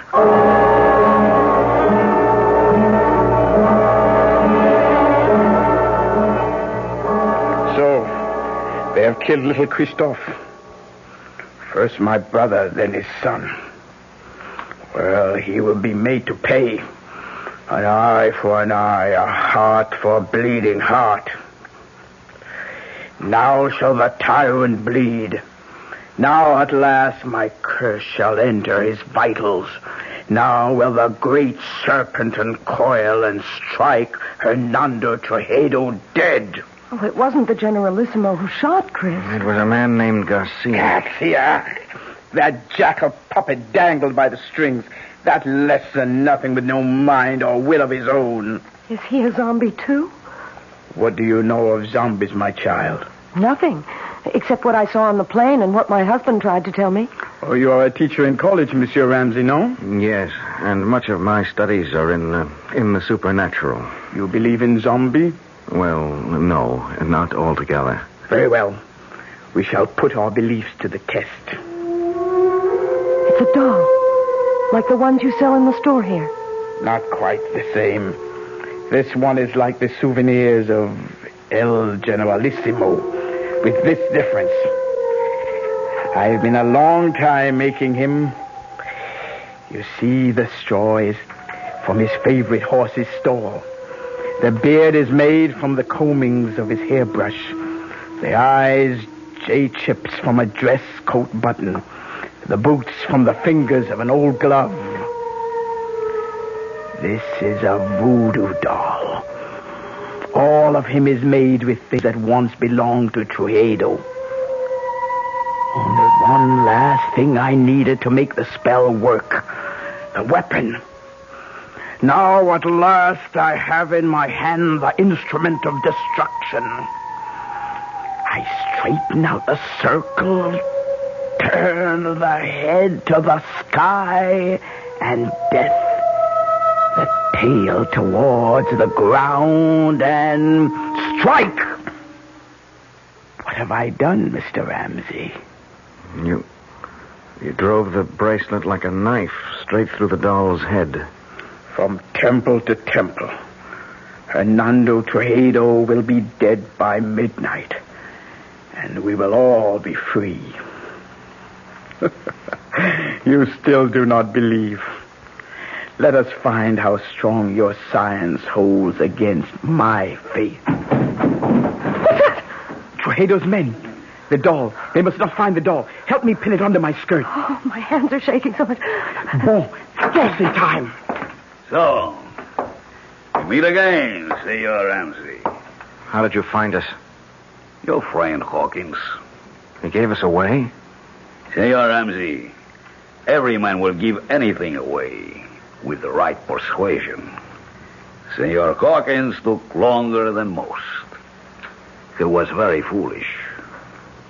What do you mean? Since in the end he told, why was it worth dying for? Vamos, we must not keep the Canaralissimo waiting.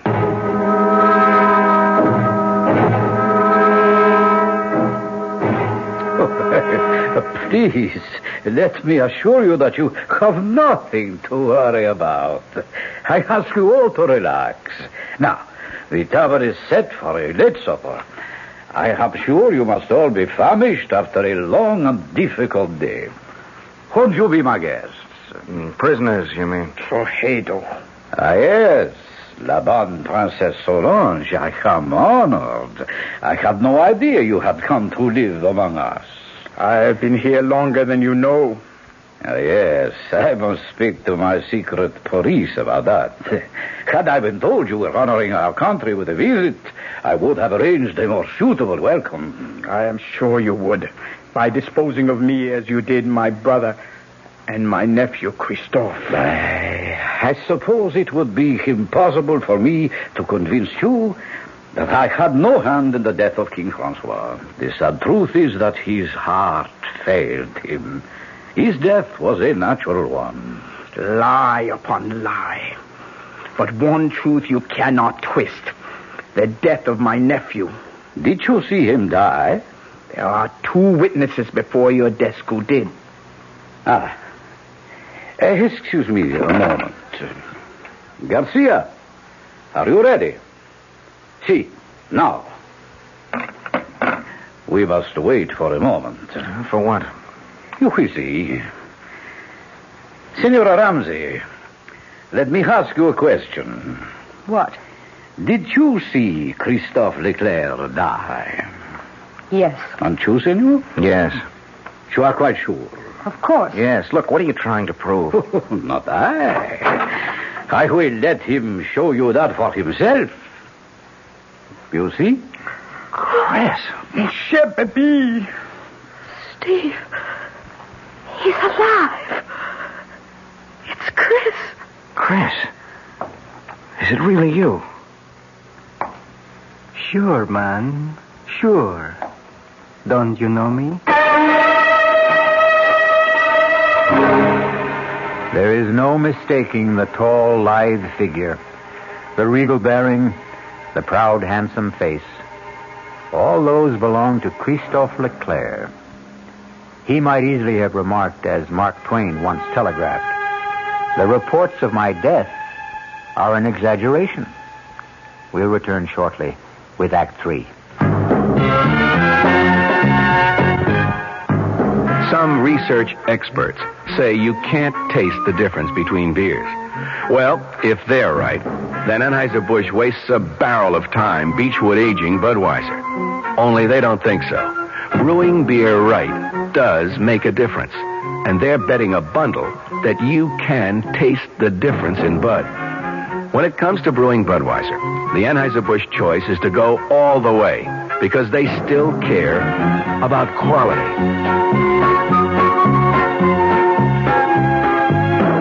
Look at it this way. If the Bud people have a choice between what some experts say and what beer drinkers say, well, you'd better believe they'll go with you beer drinkers every time. When you say Budweiser, you've said it all.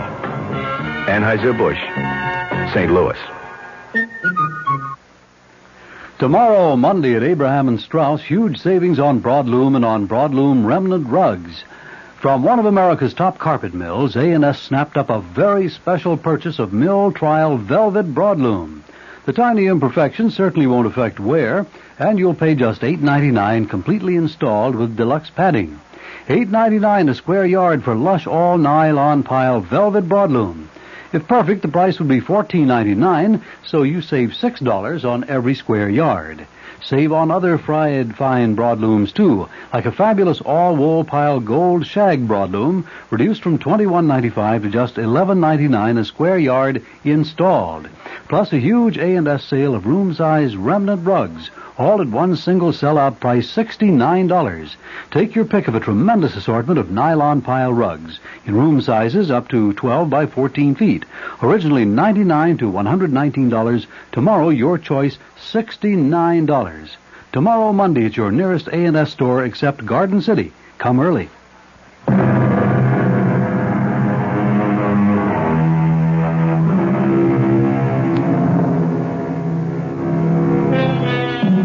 At the shock of the reincarnation of a dead man appearing from the grave, it is not surprising that his friends and relatives are literally frozen in their tracks.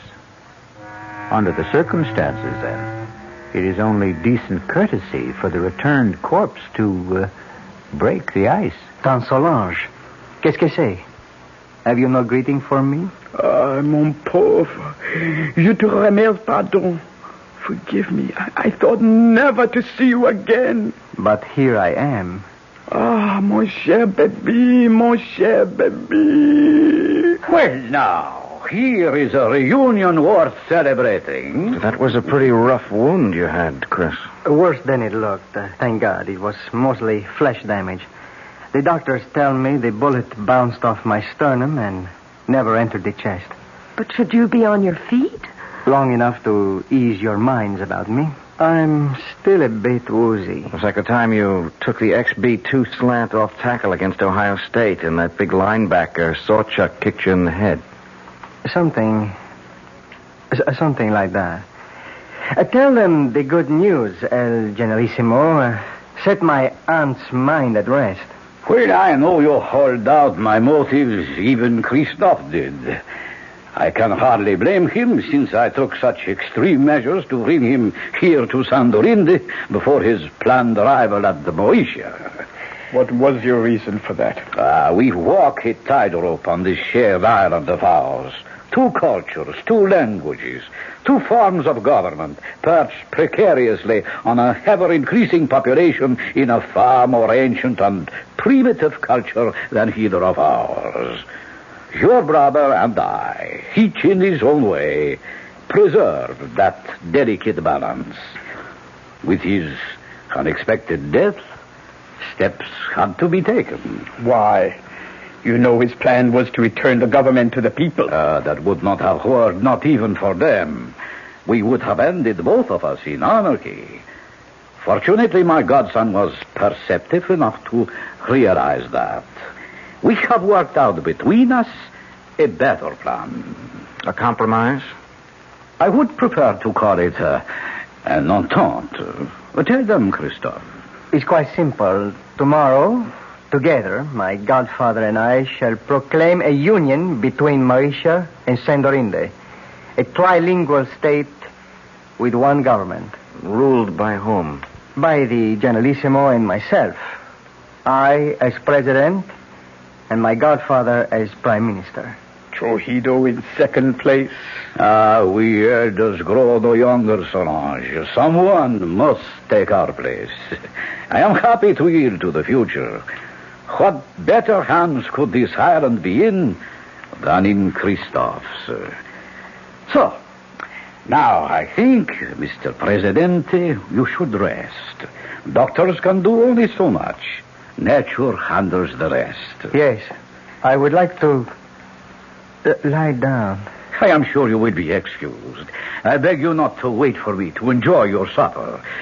The Presidente and myself have a few matters to settle about the announcement tomorrow before he goes to sleep. Forgive me, please. I'm tired, and tomorrow's a big day. Good night. Good night, Chris. Good night. Adieu, mon baby. Goodbye. Forever. What is it? What's the matter with you two? You saw? You know? Do you now believe in zombies? What are you trying to say? That wasn't Chris who was here just now. I don't understand. You don't know him as I do. First, he never would accept this deal. The guy's too decent, too honest to be part of it. But there are other things. What? Well, first off, our school never played Ohio State. Second, Sawchuck was no linebacker, but a running back who murdered us on the only loss we had together. Third, XB2 wasn't a run play, but a deep pass play that had nothing to do with Chris except as a decoy. I don't understand the things your husband says, but I tell you, that was not Christophe Leclerc who just left. Not my nephew. They have stolen his soul, and that I cannot allow. Well, what can we do about it, Tante Solange? It is a very few minutes to 12.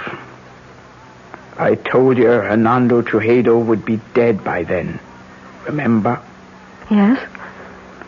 Here is a conjured doll which will make his death. I place it on his desk so he can see it. For it is by his own guilt he must die before the end of this day. But if he doesn't return? He will return. It is written in the dust. Oh, nobody feels like eating. Well, I don't suppose I can altogether blame you. Shall I have you shown to your quarters for the night instead? Where is Christophe? Oh, I should never really have allowed him to overtax himself after being wounded. He was absolutely exhausted. I saw him to bed. And you return to suggest the same to us?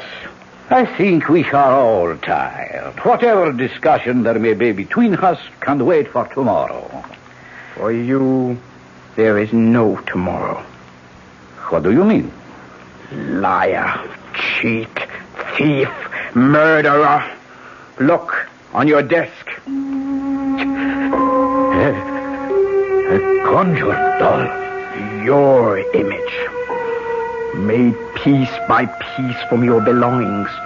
Fashioned in your likeness. Christened in your name with the blood of the black pullet.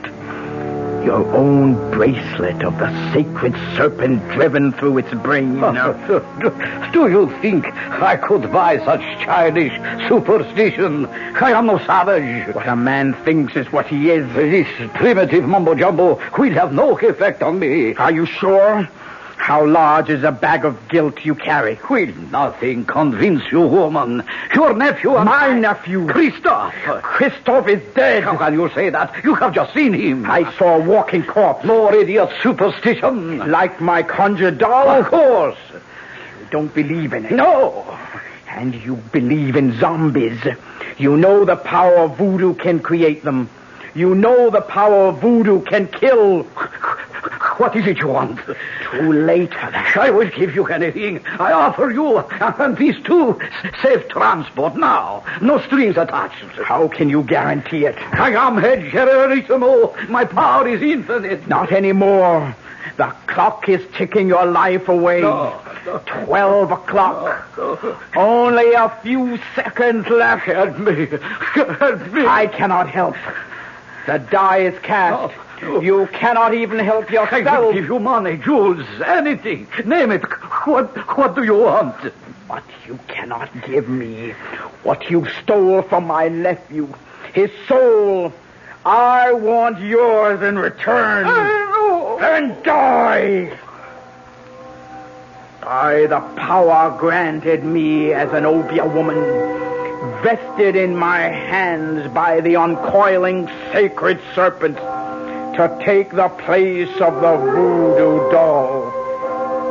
As it should to all tyrants, so comes a violent death to you.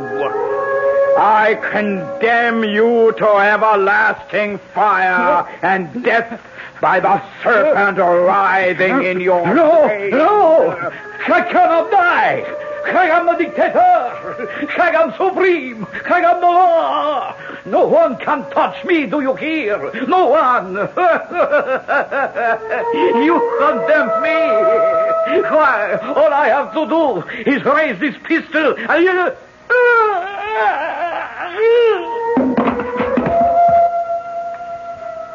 What happened? I wouldn't like to guess. Does it matter? He's dead. Are you sure? Well, he's dead, all right. Now what?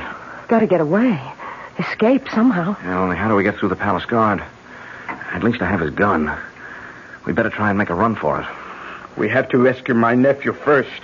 But Tante Solange, he's our enemy now. I still must rescue him. Mi pardon, el generalissimo. Watch him, see me on the gun! That's for Bill Hawkins.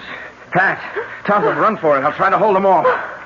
You can't kill dead men with that. Garcia, yes, but not a zombie. Hand me that salt cellar. Here, but what good... Salt is the only thing that will kill a zombie. It's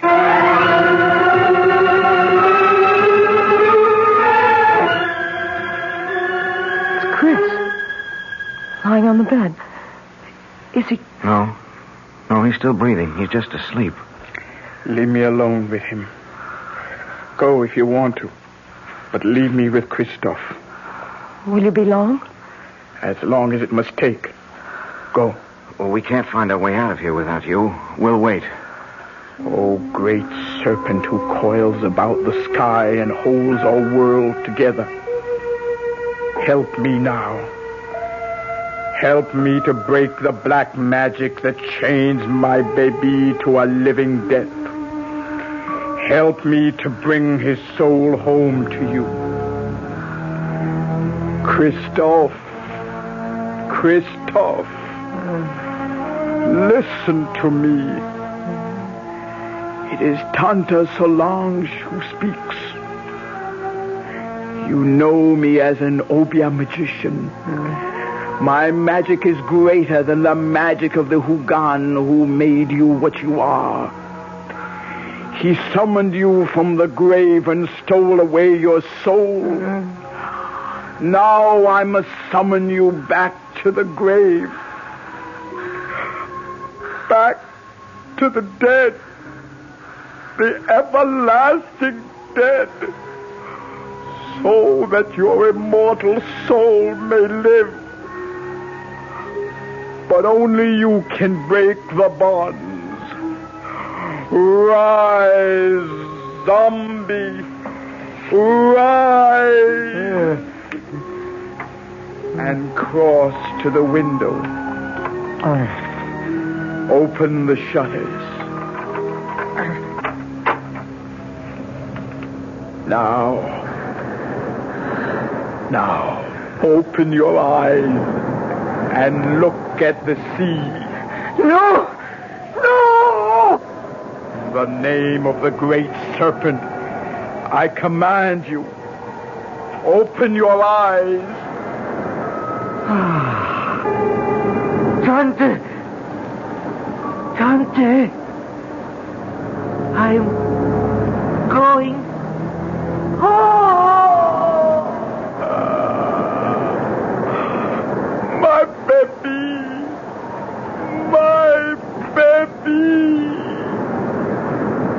Tante, are you all right? What happened? Is he... His body may be dead, but his soul is safe. Christophe is home at last.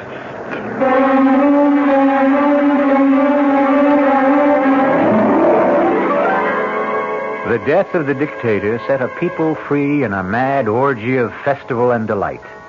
In the wild celebration that lit up the city, no one had time to pay any attention to the three somber people who found their way back to the hotel.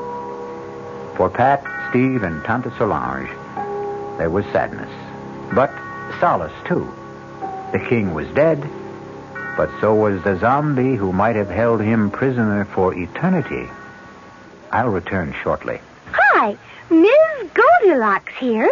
Professionally taste-testing diet drinks can be very difficult, but I just had to bear with it. Then I found sugar-free diet 7-Up. It doesn't taste like other diet drinks. It's fresh, light, natural, delicious. Sugar-free diet 7-Up tastes so good that I've taste-tested it hundreds of times, and each time I've given it my seal of approval.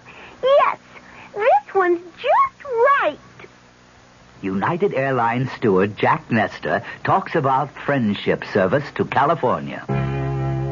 our 747 to LA, we have a movie. We have a stereo and a choice of 3 different hot meals plus a deli plate. United's Californians. Another reason more people choose the friendly skies than any other airline in the land. You know, we have people that come up to us and say, I'd like to play bridge. Do you know if anyone else is interested? So we'll make an announcement and get a group together. Or people who like to play chess. It seems like on a 6-hour flight, you can do a lot more for people. You know, you get off feeling like you've done something. Come along, sing a song, people, now's the time. The friendly skies of your land, United Airlines. United has 7 daily non-stops to California, including wide-body jets to Los Angeles and San Francisco every business day. This is Patricia McCann, and we'd like to tell you what the McCann program is all about this coming week. Monday, Dora McCann gives some good ideas on how to prepare the best food buys of the week. Tuesday, we begin a 2-part series on nutrition against arthritis, diabetes, heart disease. Our guest, Nathan Pritikin, will discuss research that shows diet can prevent and sometimes reverse some of these degenerative diseases so common in this country.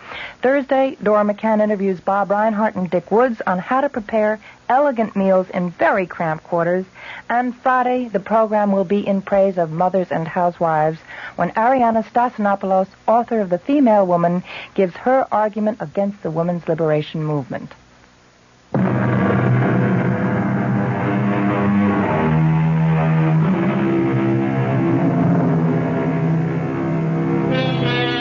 Power of suggestion, hypnosis, superstitious fear, overpowering guilt complexes, terror of the unknown. Do any or all of these explain the events of the tale I've just told? Or are there really such terrifying things as a walking corpse? Are there really zombies? Well, let's hope you and I never have to find out. Our cast included Tony Roberts, Suzanne Grossman, Vinette Carroll, Bob Caliban, Jackson Beck, and Ian Martin. The entire production was under the direction of Hyman Brown. Radio Mystery Theater was sponsored in part by new sugar-free diet 7-Up. This is E.G. Marshall inviting you to return to our Mystery Theater for another adventure in the macabre. Until next time, pleasant dreams.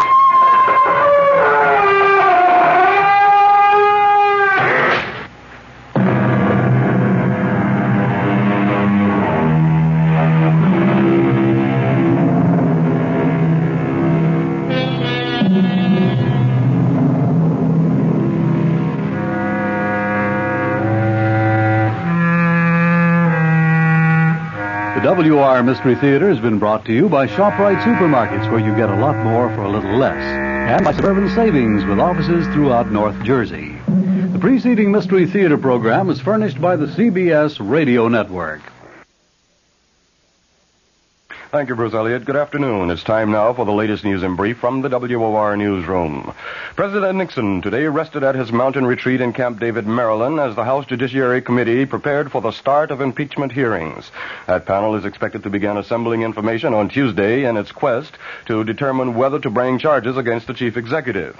A survey by the Gallup organization says that the White House apparently gained little or nothing in the way of public support by releasing transcripts of Watergate tape recordings. The Gallup poll says 700 persons were questioned after that release. And the finding was that 17% had a higher opinion of Mr. Nixon because the transcripts were made public, but 42% said they had a lower opinion of him. A prominent Democratic senator, Henry Jackson of Washington, hammers away at the Nixon administration's economic policies. That story from WOR's Bob Brady. Senator Jackson put his own label on the economic policies of the Nixon administration. He called it elephant economics. Jackson, a potential candidate for the Democratic nomination for president, says there's no better symbol to represent the slow and sluggish economic state of the nation. Everything that is going up should be going down.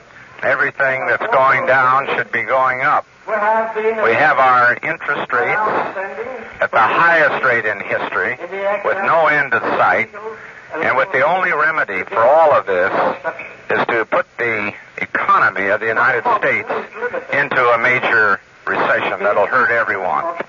Jackson says the working man has taken an economic beating because the Nixon administration has been made ineffective by the loss of confidence in government as a result of the Watergate crisis. For WOR News, Bob Brady reporting from the Hotel Commodore. The senator is in Manhattan to speak before a meeting of the League for Industrial Democracy. If computer projections are accurate, France will soon have her first non-Gaullist president in 16 years. The computers say that the communist-supported socialist candidate in today's presidential elections will come up with the most votes, but not enough to win outright. The projections, that is, say that François Mitterrand will get about 44% of today's ballots. A conservative candidate is projected to run second with 33%, and the Gaullist hopeful is running a poor third. On the basis of these projections, Mitterrand and the conservative will face each other in a runoff 2 weeks from now. Top diplomatic officials of the United States and Russia were at work in the Middle East today. State Secretary Kissinger flew from Jerusalem to Jordan's capital city of Amman. There he is briefing King Hussein on details of recent negotiations for disengagement of Israeli and Syrian troops in the Golan Heights. A high-ranking official in Kissinger's party says that so far, they have managed to scale down the level of violence along the truce line. Checking sports, Milwaukee has defeated Boston 97-89 to tie that NBA championship playoff series at 2 games apiece. In the Stanley Cup semifinal decider at Philadelphia, the New York Rangers are tied with the Flyers, 1-1 after 1 period. In baseball, the Mets blew a 4-run lead and fell before San Diego in the first of 2 at Shea, 5-4. In the second game, the Mets lead the Padres 2-0 in the 5th inning. In Kansas City, the Yankees trail the Royals in the 8th inning, 4-2. And we'll have the latest weather after this.